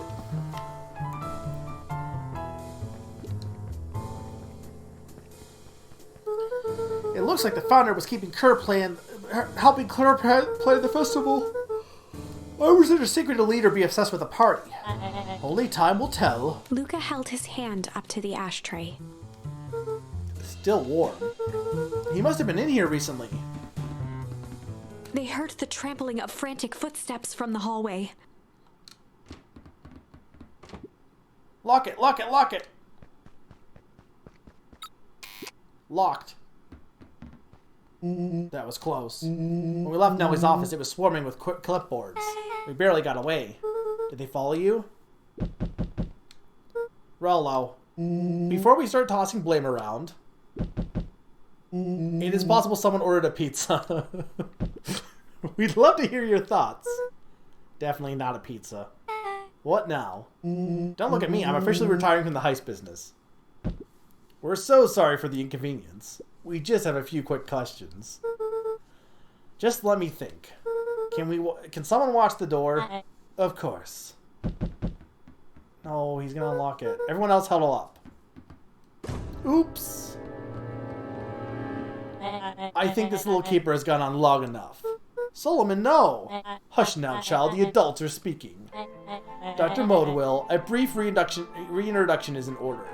We never met in person, but we have corresponded. You see, it was I who hired you. Solomon, the pathetic orphan child, the powerful and enigmatic founder. Sharper, the fallen progenitor who created this town. Perennial Harvest Valentine Fertilizer. All connected by a single thread. Yours truly. But that's... Her eyes searched the floor in thought. Solomon watched eagerly, waiting for the flicker of epiphany. With a sickened look, she peered into his soul. Ah, yes, now you've got it. Tempest Liquamine, you discovered how to reverse the process. Solomon clapped with genuine delight. Very good, Doctor. But why did he do that in the first place? There must have been a reason he de-aged himself. Though the discovery wasn't okay, it wasn't intentional. Solomon glanced down, examining his youthful form. And the effects went a little too far for my taste. And that's why you needed me to finish Dr. Prescott's... Okay, he wanted eternal life, not to do this. Which you did admirably. Mr. Kerr, the vial, please. Kerr presented it with a theatrical twirl of the hand. May I present to you the eighth wonder of the... Before he could finish, Rollo snatched the vial from Kerr's palm. Wow, this stuff sounds pretty valuable. Be careful, you fool! You have no idea what's in your hand. Actually, we do. You just did the whole evil villain monologue thingy about it. Rollo casually tossed the vial to Luca. Gosh, maybe I'll have a taste. Luca jiggled the vial mockingly. Seize him! Luca, over here! Have another inch, and move another inch, and I smash it. She held it tightly behind her back. Solomon sighed, speaking in crisp, measured syllables. You have no plan. I'll smash it, I swear. Fine, risk killing us all. Or, if you're lucky, nothing happens. Then what? We capture you and grant you much less leniency. He pursed his lips with feigned sincerity. But I give you my word, if you hand it over now, none of you will be harmed. A deep uncertainty washed over Beck. You're a smart girl, Beck. But there's no shame in being outwitted by someone smarter than you. We both know there's only one way this ends. She looked to Nellie shakily. With a dispirited nod, Nellie sighed in defeat. Beck slowly approached Solomon. That's a good girl. Beck, don't do it! We can't trust that jerk! I'm sorry, he's right. With apprehension, Beck conceded. Solomon pocketed the vial and brushed off his shoulder with a sharp flick. Mr. Kerr, you have allowed yourself to be humiliated by a group of children. Report to my office tomorrow for a performance review. The blood drained from Kerr's face. Of course, sir. But first, you have a speech to make. Try out there and give me the introduction I deserve. And don't forget to smile. Yes, sir. Yeah, but the festival's not today, is it? And to think, all of this effort is thanks to the effort of Mr. Van Horn. I don't understand. How is this all because of me? Ha, I said Mr. Van Horn, silly child. Dr. Walt Van Horn. Your father was always a thorn in my side. I offered him an opportunity to be a part of something great. But the fool was blinded by righteousness. He even broke into my laboratory in an attempt to sabotage my work. Solomon shook his head with gratification. But the universe has a funny way of correcting course. By meddling with a force he didn't understand, Walt showed me its true potential. As fate would have it, Luca, your father's dying act was to grant me eternal life. A muffled applause resonated faintly through the walls. I mean, I guess fair. Well, that's my cue. After the festivities and my subsequent ascension, I will return to deal with all of you. Until then, I suggest you use this time to reflect on your magnitude of your failure. You three, keep post outside the door.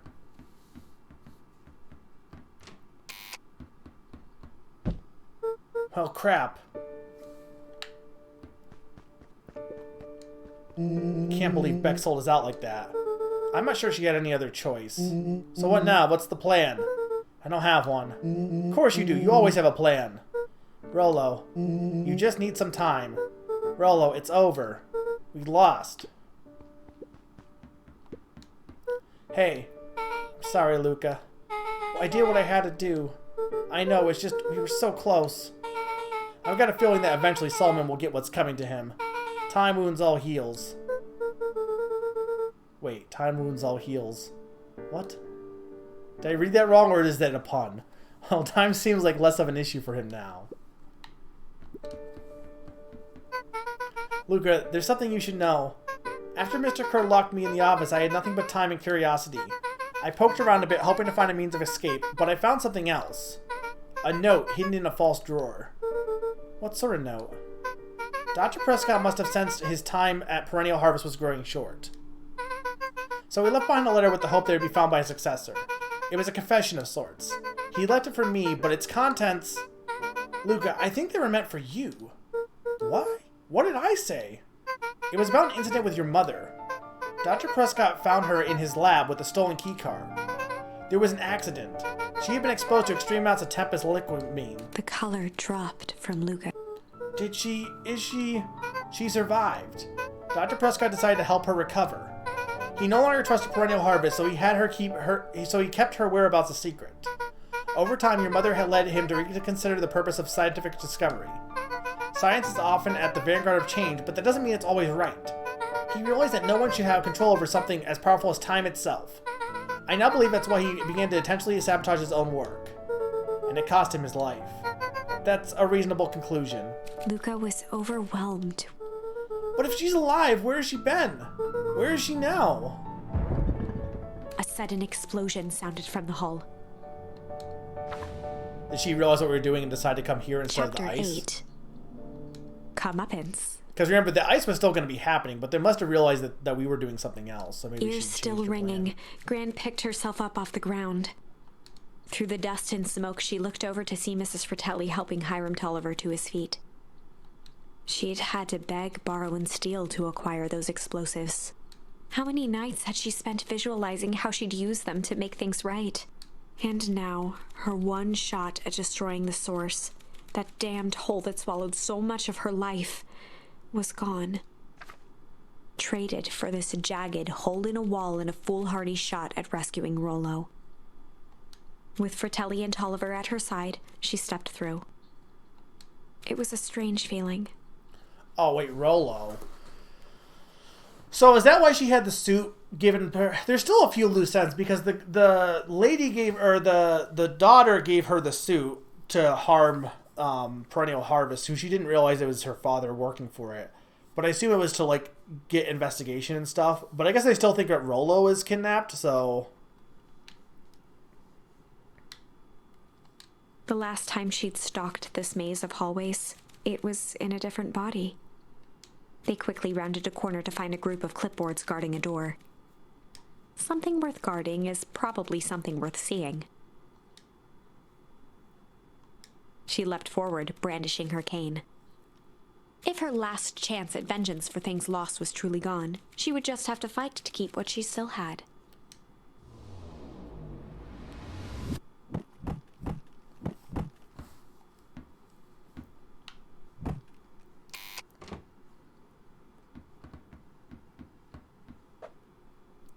Gran, what are you doing here? Luca, what are you doing here? We're here to save Nellie. We're here to save Rollo. Hey, Miss Luca. Hey, Mrs. Lucas Gran. That's awful nice of you. But I'm fine. Oh no, what did they... Gran, there's no time to explain. We have to go now. Come on, everyone. We got a party to crash. They made their way out from deep within Perennial Harvest, just as Solomon finished up his speech. How is this any different than from the last time, though? Thankfully, we can dispense with the formalities from here on out. Solomon pulled a glass vial from his pocket.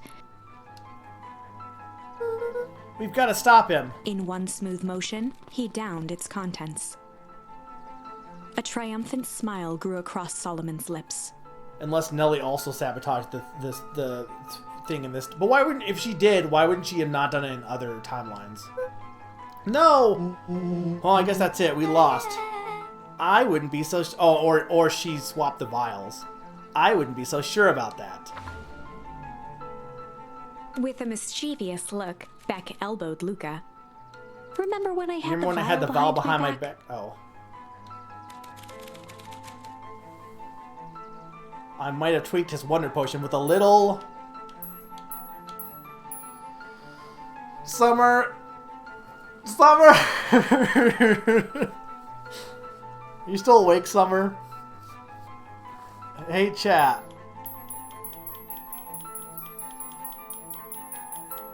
You know I'm gonna ask.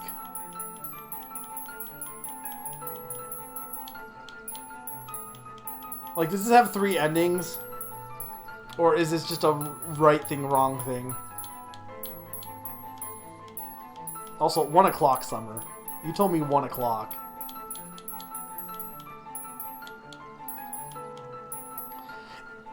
This has 3 endings. Okay. I assume 1 is the best ending.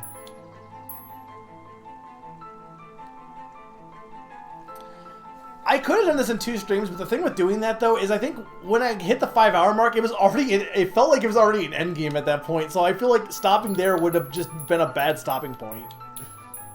I'll go with Junk first. I might have tweaked his Wonder Potion with a little junk. Can't wait to see the look on his face when he realized he drank his own cigar ashes. How did ashes get into the vial? It was pretty easy to mess with the vial when it was behind my back. Oh, that's sneaky. Well, it's a bad habit anyways. Paul always said bad habits are like 50-yard field goals. Huh? Hard to kick. You can all call me Sharper Valentine. His body and face began to contort and expand as he disappeared into a belching green mist.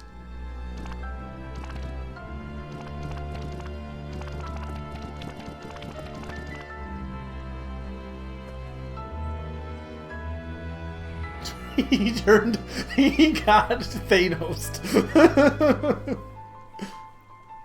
Well, that's one way to kick a bad habit. As the last of what was once Sharper Valentine wafted into the air, the crowd began to disperse, still numb from what they had just observed. Sharper Valentine was gone for good. His end would be a new beginning for Beacon Pines. A new chance to let go of the things they had lost and grab hold of a new future. The end. Well, I'd be lying if I said that wasn't a bit gratifying. If that feels to you like a good note to end on, I won't stand in your way. No, not quite.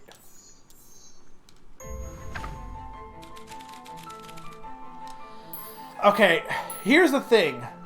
I'm thinking change is probably the right answer. So, I guess, Summer, should I just... Because I want to have the wrong one first. I should say malice, correct? Because this is a story about change, so change should be the correct answer. Yep, okay. I might have tweaked his wonder potion with a little malice. Malice? The whiskey from his office? Yeah, dude had an unfinished glass on his desk.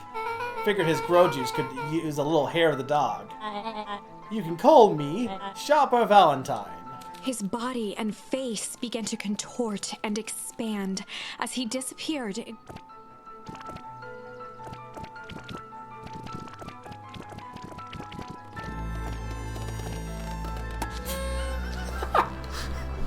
I don't think that's how science works. Now that's what I call 80 proof whiskey. Damn, dude. The crowd gazed in stunned silence at the now empty stage. The quiet was broken when William Kerr sprinted off stage and into the distance. He was never seen around Beacon Pines, or anywhere else for that matter, again. Watching the silhouette of Kerr disappear over the horizon, Luca began to laugh. First, a low chuckle that became uncontrolled, heaving laughter.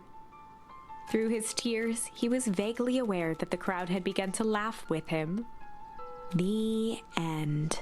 Oh, that's kind of dark. That was unexpected. Perhaps a bit of an absurd ending for my taste, but who am I to say? I'm only writing the damn thing. Alright. Actual ending. Oh, wait, hang on. I want to... Oh, I didn't see what the picture was. Damn it. I wasn't paying attention. I might have tweaked his wonder potion with a little change. Like pocket change? Your unlucky penny. Yeah, I plopped it in the vial when no one was looking. What's that gonna do? No idea. That's the beauty of science. Now we observe. You can call me Sharper Valentine. His body and face. I mean, this at least is actual chemical compounds, at least, but he's a baby.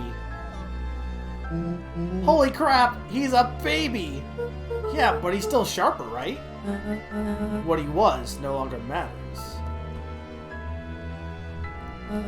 This is an innocent child. I apologize for all the harm my father has caused you. Eris awkwardly cradled the squirming child. She looked to her brother, her voice shaking with uncertainty. Augustus, what do we do what Valentines always do. Fuck things up. What must be done. I'll hurry home and prepare a crib for father, or a young Sharper. That'd be a great help, thank you. She looked back down at the infant with equal parts kindness and terror in her eyes. Is his brain still an adult brain, though? With a shake of her head, Eris addressed the crowd with a stern scowl. Okay, everyone, show is over. You may leave now. I feel like there's a lot of open ends Epilogue. still. There's still a lot of questions. Beacon Pines' coldest summer on record came and went without much fanfare. But I assume the cold summer had to do with all the science stuff they were doing then, with all the Tempest stuff, I assume. Folks shared what they had, and none were left wanting. The new school year was ushered in by the falling leaves of autumn. After everything Luca, Rollo, and Beck had been through, middle school was bearable. Oh, so Beck's just gonna stay here even though her mom, like, doesn't really need to live The here chill anymore? of winter didn't seem to bother people much. Luca didn't realize that Gran was his mom in this one, though. What was the point of the fishing, though? There's gotta be a point of the fishing still. They kindled a hope for a better future in their hearts. When spring arrived, farmers planted their crops with a sense of joy and optimism. We never And used as the Incinerary. dawn of the first day of Or- summer came again, its There's a light lot that we didn't slowly use, spread right? through the shallow valley. Or could I have used it somewhere else? It crept over the town square, across the river, past the neglected welcome sign, and came to rest on a young boy sleeping at dawn. His mind at peace, knowing he is here for a reason.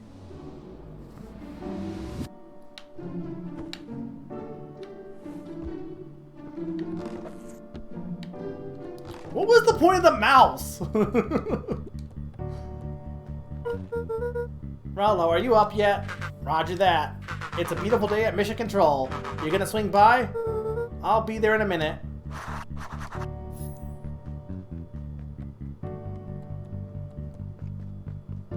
Did they ever explain who the mouse was?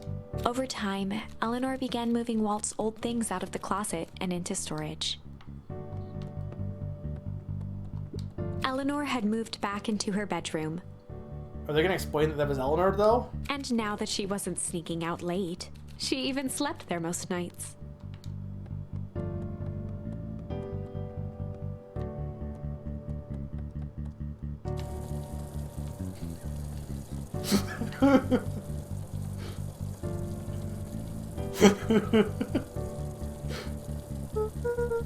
Mom, I'm ready to go now.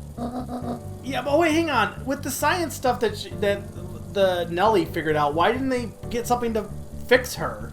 Or to fix Rollo? I got a batch of jam to finish jarring. It's funny. I only started making jam as a way to send messages without anyone noticing, but now I enjoy it.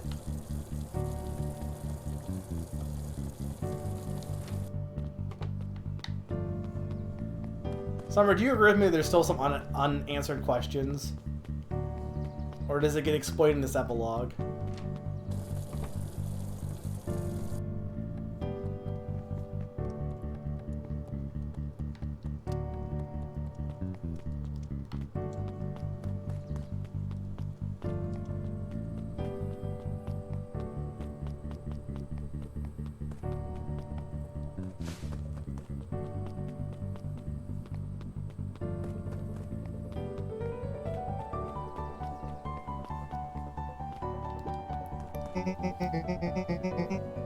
That's not what I was referring to.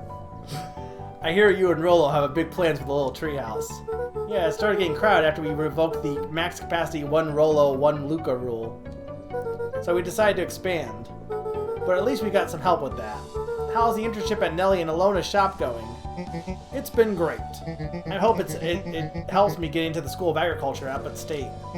Also, Nelly said she'd write a letter of recommendation, which would be a huge help. I just can't help but worry about leaving Rollo. He's grown up so fast, but he's still my little brother. Yeah, he's had a heck of a growth spurt. I don't just mean grown literally. The morning he was up and finished his chores before I even had breakfast. Well, some of that might be his excitement about the treehouse renovations. Don't tell him this, because it'll go to his head. But I'm really proud of that little punk. I'm sure he feels the same way, but he's too dang proud to tell you. I know. I don't know why they wanted to find Iggy, though. And I'm also not sure why they... I guess they were testing it on Rollo to make sure it worked. But also, like, why didn't they reverse it? Like, I don't know. I kind of don't like they don't reverse it on Rollo. That kind of throws me. Like, I don't know. I feel like having him be older just is weird. Hey Gus, how's the tree planting going? Couldn't be better. I'm so grateful to Alona and Nelly for letting me help. I just wasn't built to be mayor. Too much bureaucracy. Gus, we finished cleaning up the sidewalks. What's next? When Perennial Harvest I'm just collapsed, losing all my most of the voices. clipboards skipped town. But some stuck around and dedicated themselves to making things right. Anyone with a knack for art can help paint the new offices. You can count on us. Well, it looks like you really found your calling. I never really felt comfortable telling people what to do. Now this, right here, this is something I can be proud of.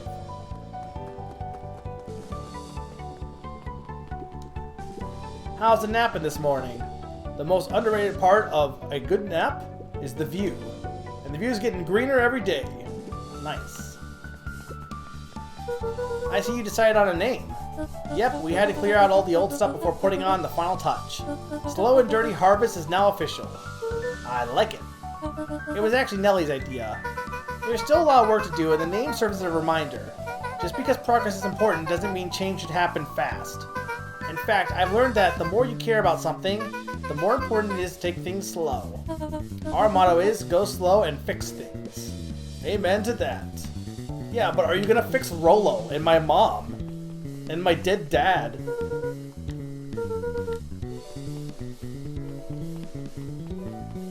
Summer, explain the fishing. Luca, get this. I managed to reel in an actual fish this morning. Seriously? Also, I want to point out in this... See, this is the thing that I hate when timeline games do this. So we don't even know... Like, in this... I mean, people obviously know. But, like, in this finale timeline, we didn't even know about the second town or anything like that. I don't know. Like, I know it happens in a lot of games, but...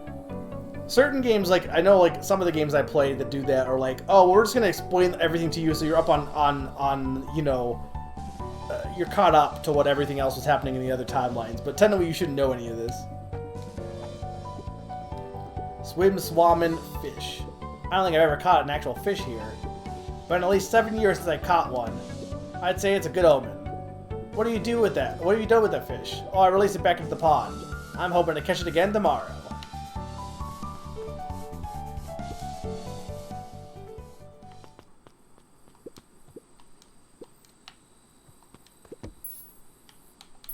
Is there a reason why there's still some charms that you don't do anything with, though, Summer? Luca tied up. If all you...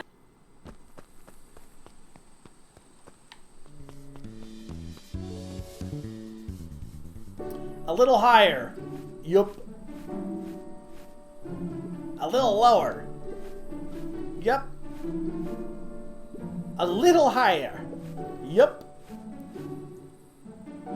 I'm telling ya, the angle isn't the issue. We need more power to the radio. Luca, there you are. Would you tell him it's not the angle?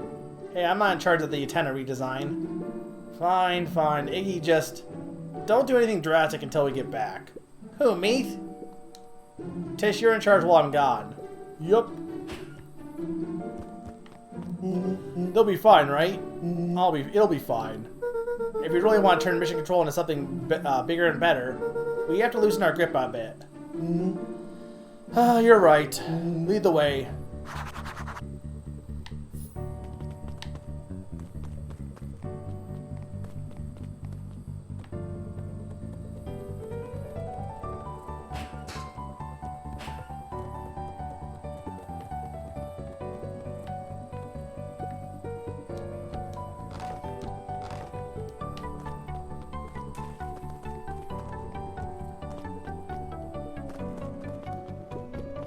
I think, Summer, you lied to me on purpose because you wanted me to just do a 12-hour stream.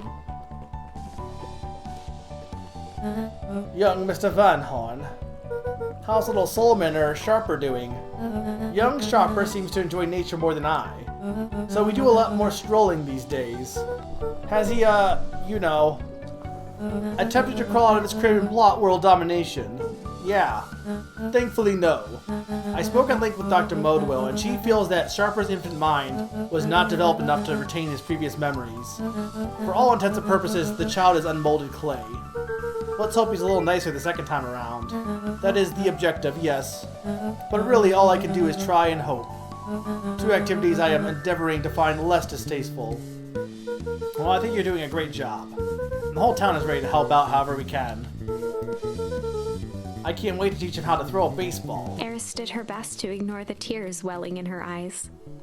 That would be acceptable. Is that, like, bad or good? Good tears. He looked to his friend with a thankful smile. After everything that could have gone wrong, everything did go wrong, we made it. The end. Closing her eyes, Miss Hatch took a deep, relaxing breath. I think this is better than Late in the Woods, by the way. Oh, hello, Luca. How are you? Really good, actually. That's wonderful. Did I miss anything? I think you're pretty much up to speed.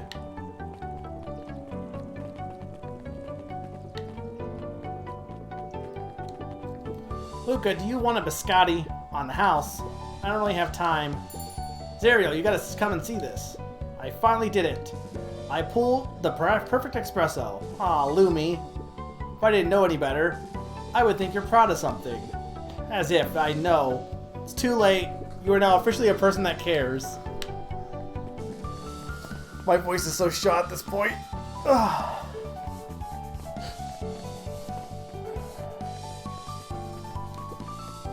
Wow, back for seconds? If it's not too much trouble. For the longest time, I didn't understand the appeal of ice cream. It served no purpose, other than to be briefly enjoyed and then it's gone. But it's pretty tasty while it lasts. I'm inclined to agree. Hey Luca, can you tell Roxy I'll be free in an hour? Sure thing. My dad's making me stock the shelves for the summer. He said it builds character. I think he meant to say it builds calluses. Builds character. Yeah, it builds something alright.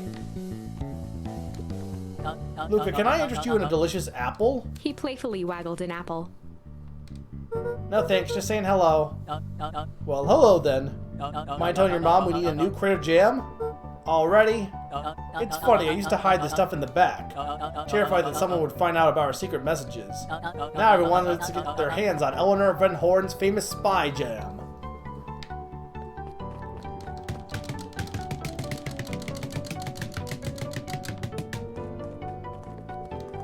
Can I talk to Griffin?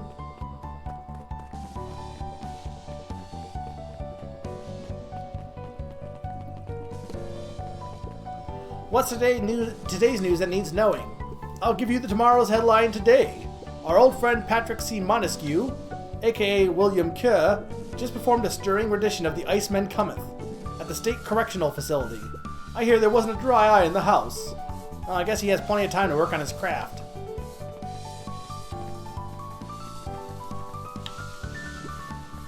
Yawn. I'm glad you swung by. More follow-up questions for your story? Nope, I got everything I need. Thanks again for that. I sent a draft of the story to the reporter in Capital City, and they offered me an internship. Of course they did. You're an amazing reporter. I don't know about all that. A story about a phony corporation that picked up an entire town of people and moved them to cover up a massive illegal mine shaft full of incredibly hazardous chemicals? Sort of writes itself if you think about it. Just don't forget us when you become a fancy big city reporter. Capital City isn't that far away. I'm gonna have to come back from time to time to check in and see what sort of new trouble you gotten yourself into. Sorry to disappoint, but my adventuring days are over. Ha, we both know that's not true. What makes you say that? Call it a reporter's intuition. So I hope you get some sleep after this. Mrs. Miss Fratelli Fratelli's glowed with a carefree smile. Is that your suitcase? That is 2 weeks of unencumbered tranquility. Excuse me, would you be so kind to take my order? 2 weeks of sand, margaritas, and forgotten obligations. Excuse me, I'd love to place an order. Mrs. Fratelli sighed with a zen-like calm. Just as soon as the lunch rush ends. I'll be a feather on the wind. You're going on vacation? For the first time in years, and I've got you and your mom to thank. Why's that? She didn't tell you yet? You two are gonna fill in for me at the diner while I'm gone. Just like old times.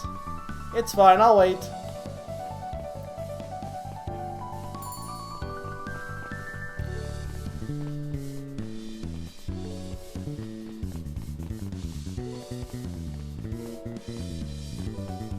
Yeah, I think the thing did get desynced a bit, but oh well.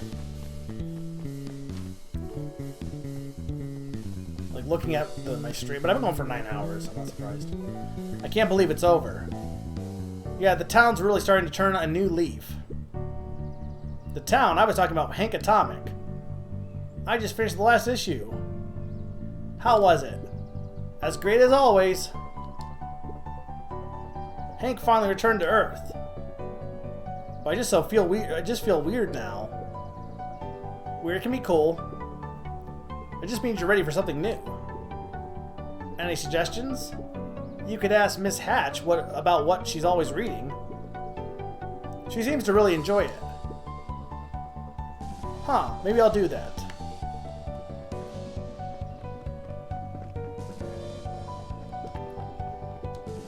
Luca peeked over Piper's shoulder. Laid stealthily inside a large volume of mathematics was the first issue of Hank Atomic. Piper, are you reading Hank Atomic? Do you mind not telling anyone? I kinda got a reputation to uphold. Oh, it's nothing to be ashamed of. Just about every kid in town reads Hank Atomic. Honestly, I'm excited for you. What a gift to start over fresh. To experience it again for the first time. I guess it's the downside of finishing something nice. At least now I can enjoy it again through you. Promise to tell me about it as you go? Sure thing. I like how this game has like a beating it and then 100%, but like you're gonna pretty much have to 100% to beat it, I would think. Over the school year, Kato and Bert had become close friends. But did you know that when they cover up the source, they found a new species of fungus? Yep, and they are studying it in new labs. Did you know that Beacon Pines is now the smallest town in the country?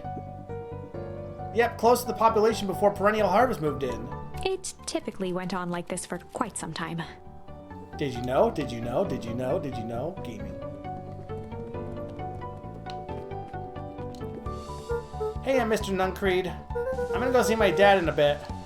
Did you want to come with? Even after everything I did, you still... Mr. Nuncreed shook his head. You really are your father's son, aren't you?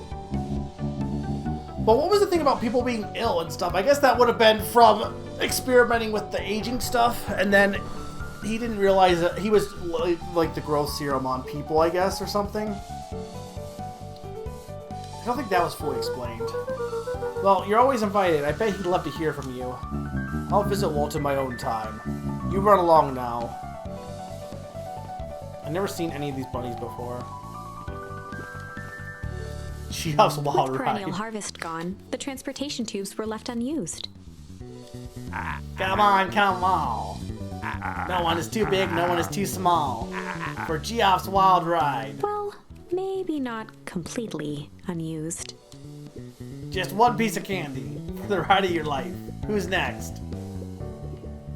It's not safe, clearly. Guess what? Yesterday I saw a Dinostidius.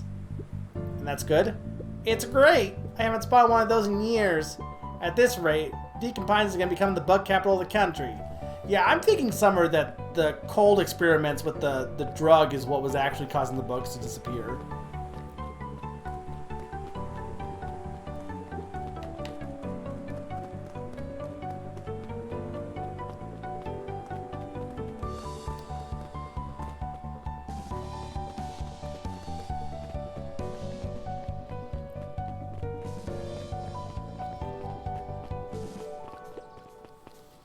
I have news I think you'll enjoy.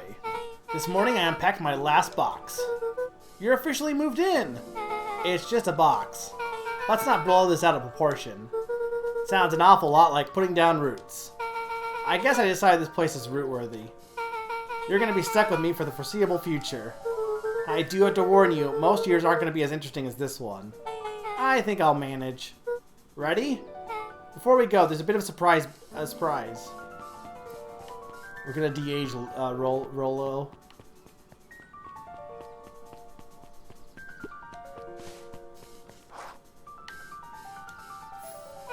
My mom's prepared this treat especially for you. They didn't have to do that. It wasn't just them. Just about the whole town pitched in. We all owe it to you. It should do okay in the cold of Beacon Pines. And thrive as things warm up.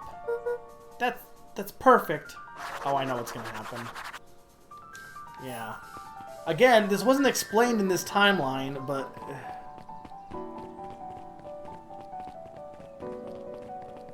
The one downside to having the alt timelines is like when you have the final one, it doesn't really feel fully complete a lot of times. Ah, you got it. Now that's a good looking tree. Being a special occasion and whatnot, the ride's on the house. You're gonna want to hang on tight to that little tree.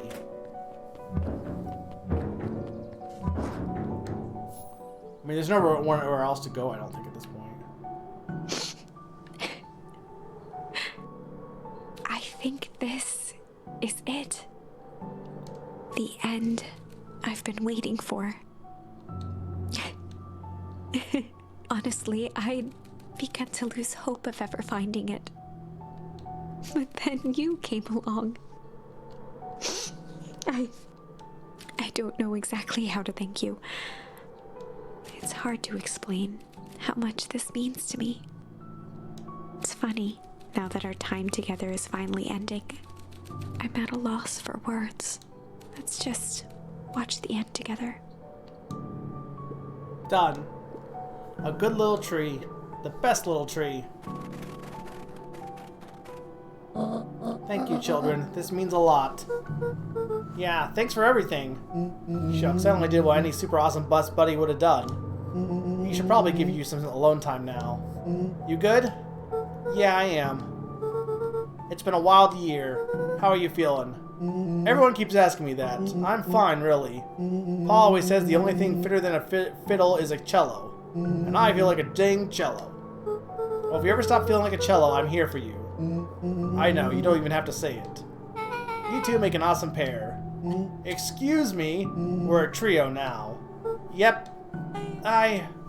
Thanks. Just one thing missing now that you're a part of our group. Missing? Let me tell you a little story about a man named Hank Atomic. Oh god. Won't be long. We'll be waiting for you back at the phone booth. I found the perfect way to start our summer. You've got some good friends. I'm so proud of you. Your father would be so proud. I know. Mom, can I ask you a question? Do you ever dream about Dad? Not a night goes by that I don't. Are you ever afraid that you're going to forget him? Forget what he looks like? Forget his voice? No, because so much of him lives on in you. He loved that old tree, but I know he loved what he loved would love have loved more. He loved that old tree, but I know he would have loved this one more because his two favorite people planted it. I'll give you two a moment.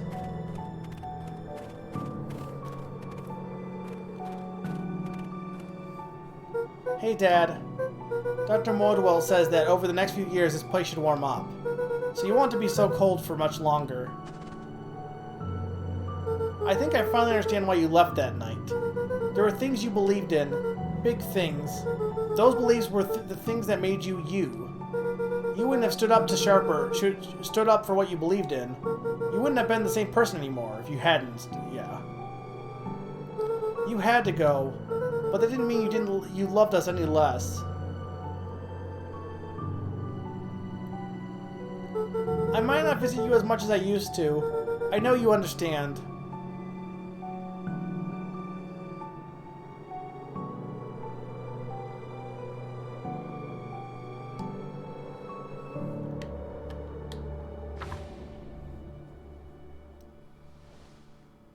But what was the point of the fishing thing?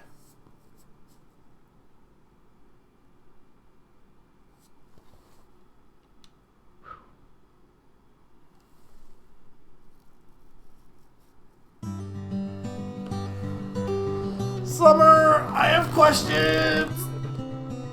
If you're still up!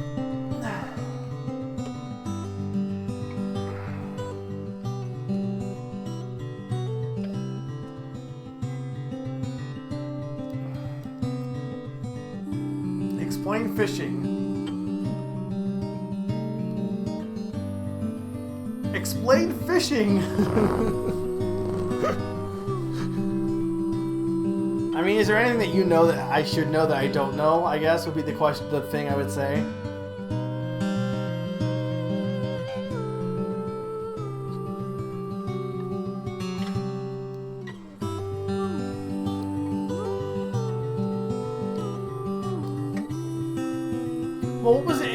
the end, once you did it, he said, how was it foreshadowing, though? I guess some aspects with, like, the items you got.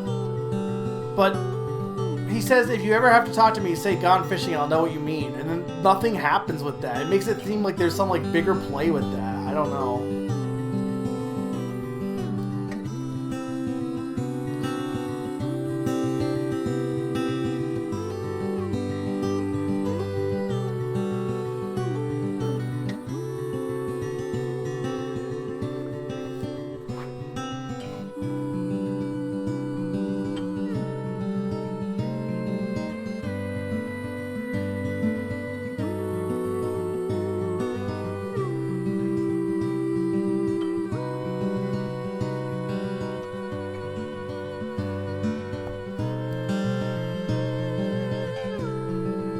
I gotta wait and see if there's anything at the end here.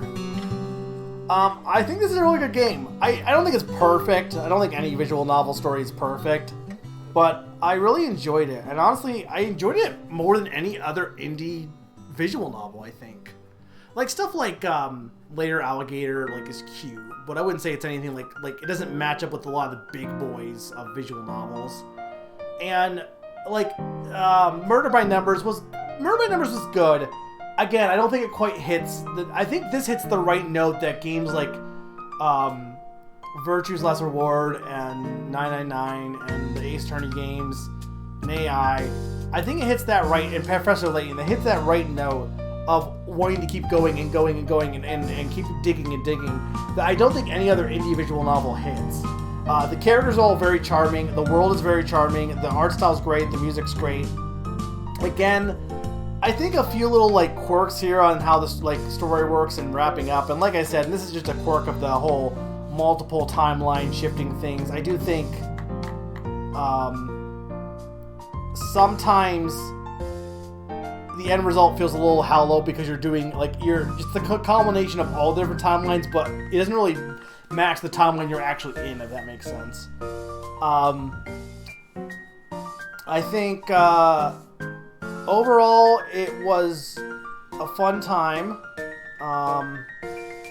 I think it didn't... I think the dreams were a little bit that. It didn't fall in the trap I think a lot of indie games do, where they try to get very, like, deep. I think Night in the Woods falls into this trap. It tries to get either deep and metaphorical, and it doesn't end up working out, and it just leaves you confused. Like, while I have questions, I don't feel confused by the ending. The ending makes sense. Everything feels mostly resolved for the most part. And I don't feel like anything was just bullshit pulled out of nowhere compared to some games. And I don't feel like there was any kind of like, oh, it's a metaphor ending. It's not like actually this is what happened, personally. But well, yeah, no. I do get that, Summer. I'm not saying that's not a thing. I guess my point is more so, like I get that eventually he would have found out, but I feel like the impact is lost in that route. Because you didn't find out with Luca, and he didn't, like, find this out when he was approaching it. Like, literally, the going to rescue the mom was just a small thing. They didn't realize how big of what they were doing would affect anything. It just, I don't know. It just, like, it didn't have the same impact of, like, this big epic moment. It felt more like they just kind of stumbled into the ending, even though that's not really what happened. Okay. Is there anything else to do? I don't think there is, right?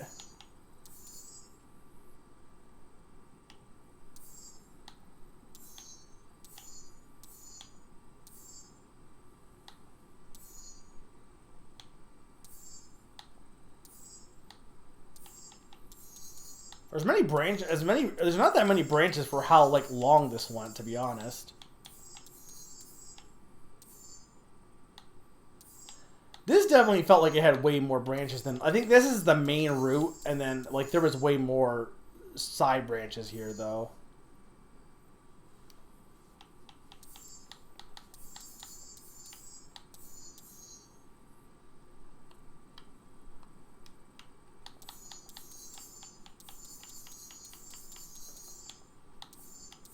Yeah, I guess there's really not much else to do.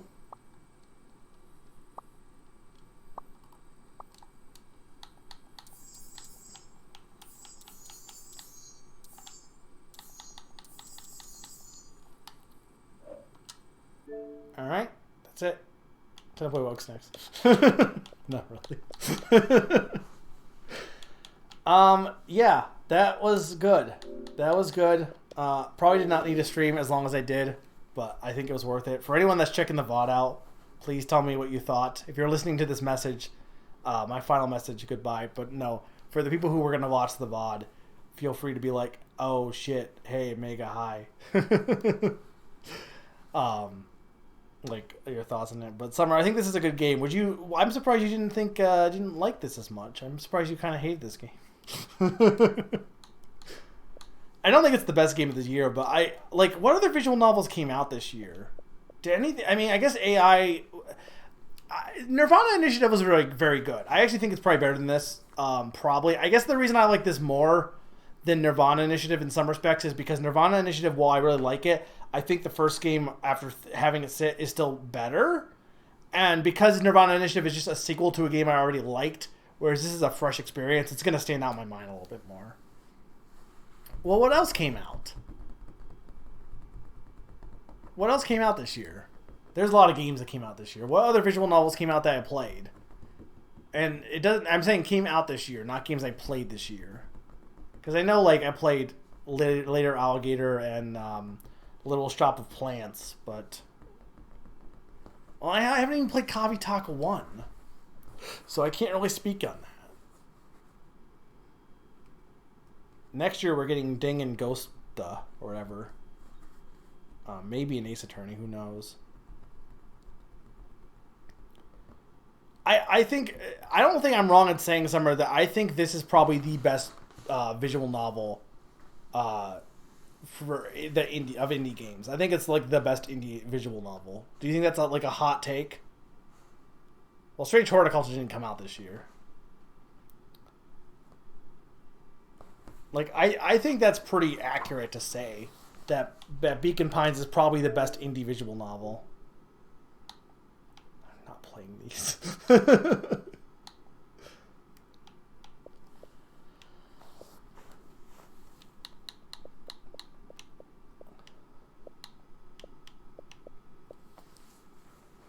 Again, I just think it just has the best. I think it has the best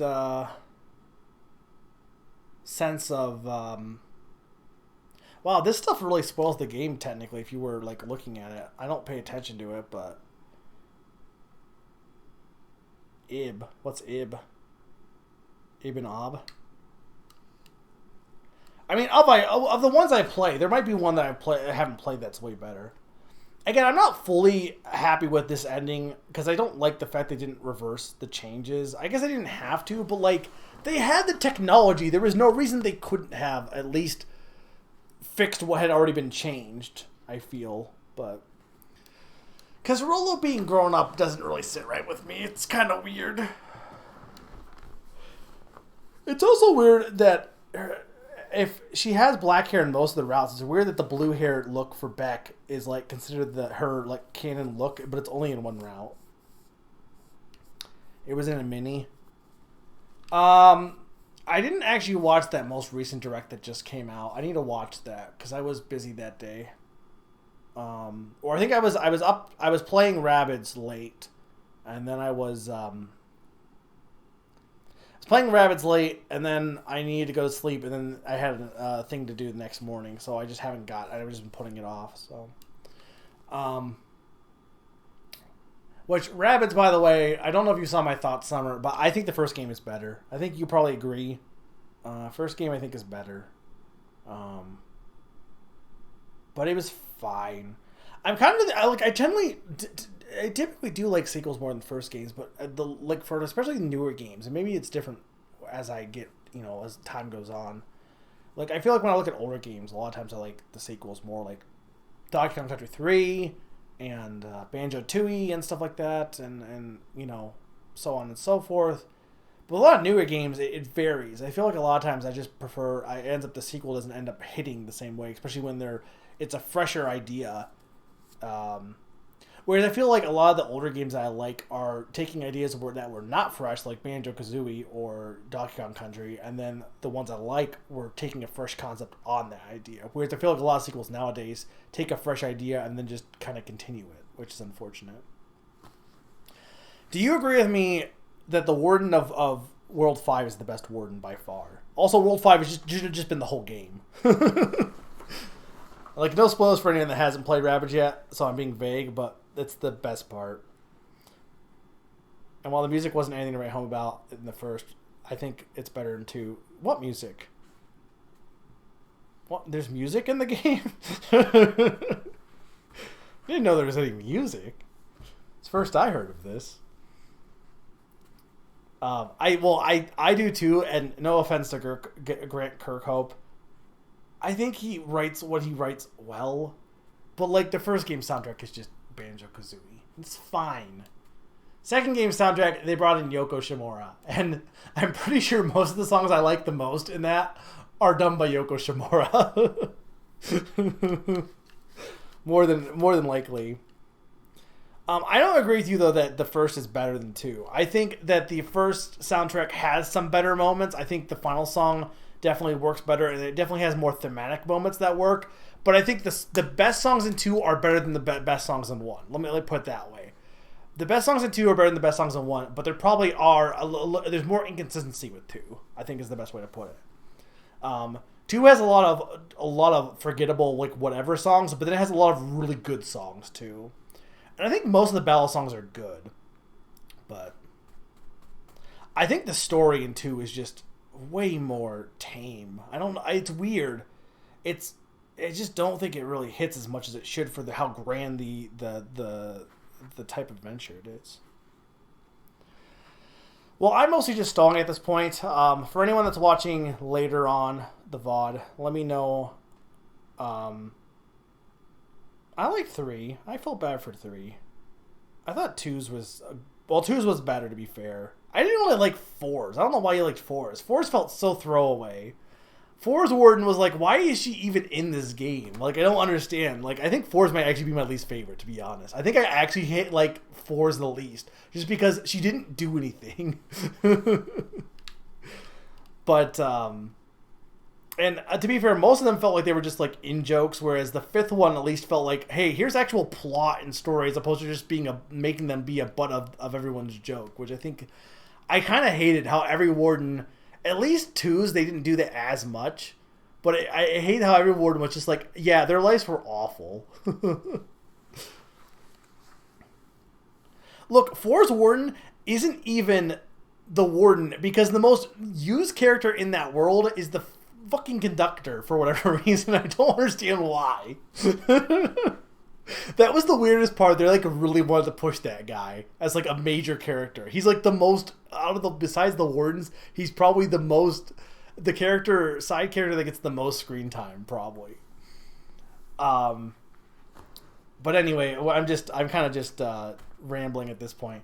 If you liked Beacon Pines, if you're watching the VOD, let me know what you guys think. I thought it was good. It seems like I got enough people who were watching this who were like really gripped. And had to go to bed, unfortunately, but were at least really interested in it. I'm glad that it did hit with other people. Like I said, I probably could have done 2 streams of this. The reason I didn't partly was because I was, first off, engrossed. Second, Summer lied to me. And third, the fact that the game... I feel like that's the one thing I think is like I feel like where I would have stopped would have been such a high point, and then there was still so much left. It's like the game at a point goes to just keeps going and going and going, which isn't really a bad thing, but it make it hard to put down. You definitely lied to me. You told me this game would be done by 1 o'clock. It is now 5 o'clock. That is very much not 1 o'clock. Well, guys, for anyone watching this in the future, because I don't think many people are watching right now. Besides, if there's any, I don't know if there's any lurkers who happen to be up in the middle of the night besides Summer. But Pokemon next Saturday, Scarlet, it's gonna be good. Summer, you won't be. Well, you'll be there. I think you'll be off work. We'll have to talk about making sure mod stuff, because I'm a little concerned about that. But who knows? Tuesday may be Pokemon. I'm not sure. I might not. I might just say nah. I got stuff. Not a ton of stuff. I got to wrap up a few things I got to take care of. Summer, I also want to ask you a question in private. unless you just need to get to bed, I get that too. But I might need to ask you something real quick because I'm still unsure of what to do. But anyway, I'm just gonna kind of chill tomorrow. I'll let you guys know what I decide for the rest of the month schedule. Sonic's probably not happening though. Well, don't you have work tonight? Or are you just not sleeping at all? I apologize if I wrecked your sleep schedule, but I do appreciate you keeping me company. Like, this is a game that I honestly didn't need chatters because it's gripping it. Like, games like this are gripping enough that I can keep playing on my own and just talking and reading the dialogue and reacting without chatters, but it is nice to have other people watching with me. Alright, Tuesday is your day off. It's weird because it doesn't usually... Okay, you're right, you are off Tuesday. It's weird because I usually don't do long streams on Monday, though. I think anytime I've done a long stream, it's usually been on a Tuesday.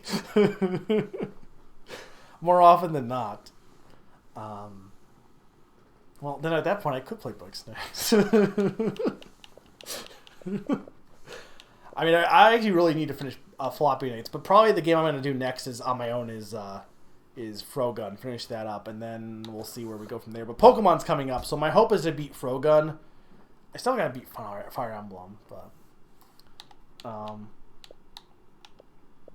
already looked at the... They don't have the... Do they have the upcoming ones yet? Oh yeah, I do own these. I know I own another game besides these because I thought I got Hue or something. Yeah, this is what's leaving soon. Are any of these worth playing, Summer? I know you're gonna say yes, but though this might change. Actually, this might be leaving today. Actually, I think I think they're gonna be changing today. These are the recently added. Isn't there one that's coming soon though?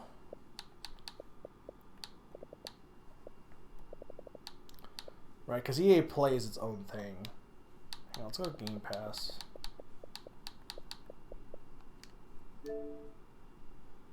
Yeah, but I think they're ending today somewhere. I don't think I have time.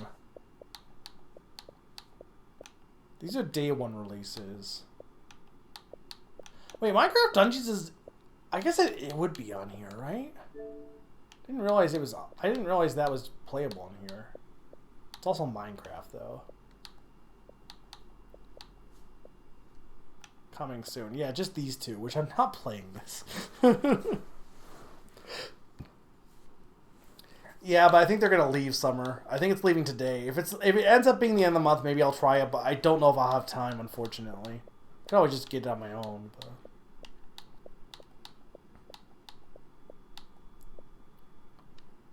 The big stuff is I want to finish, for sure, I want to finish Superliminal, Unpacking. I might as well finish this, I guess. I mean, this I technically don't, I already beat, so... How do you unpin it?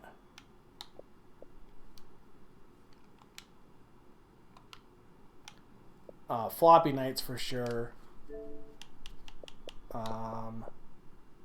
Yeah, I have Q. Why is it... Oh, it said it's gold. Why is it... Did it not download it officially? But I did. So why is it not counted in my library? I don't know. It's weird. Maybe one day I will... Nobody Saves the World I've considered. Mortality I need to figure out if I'm doing a stream of.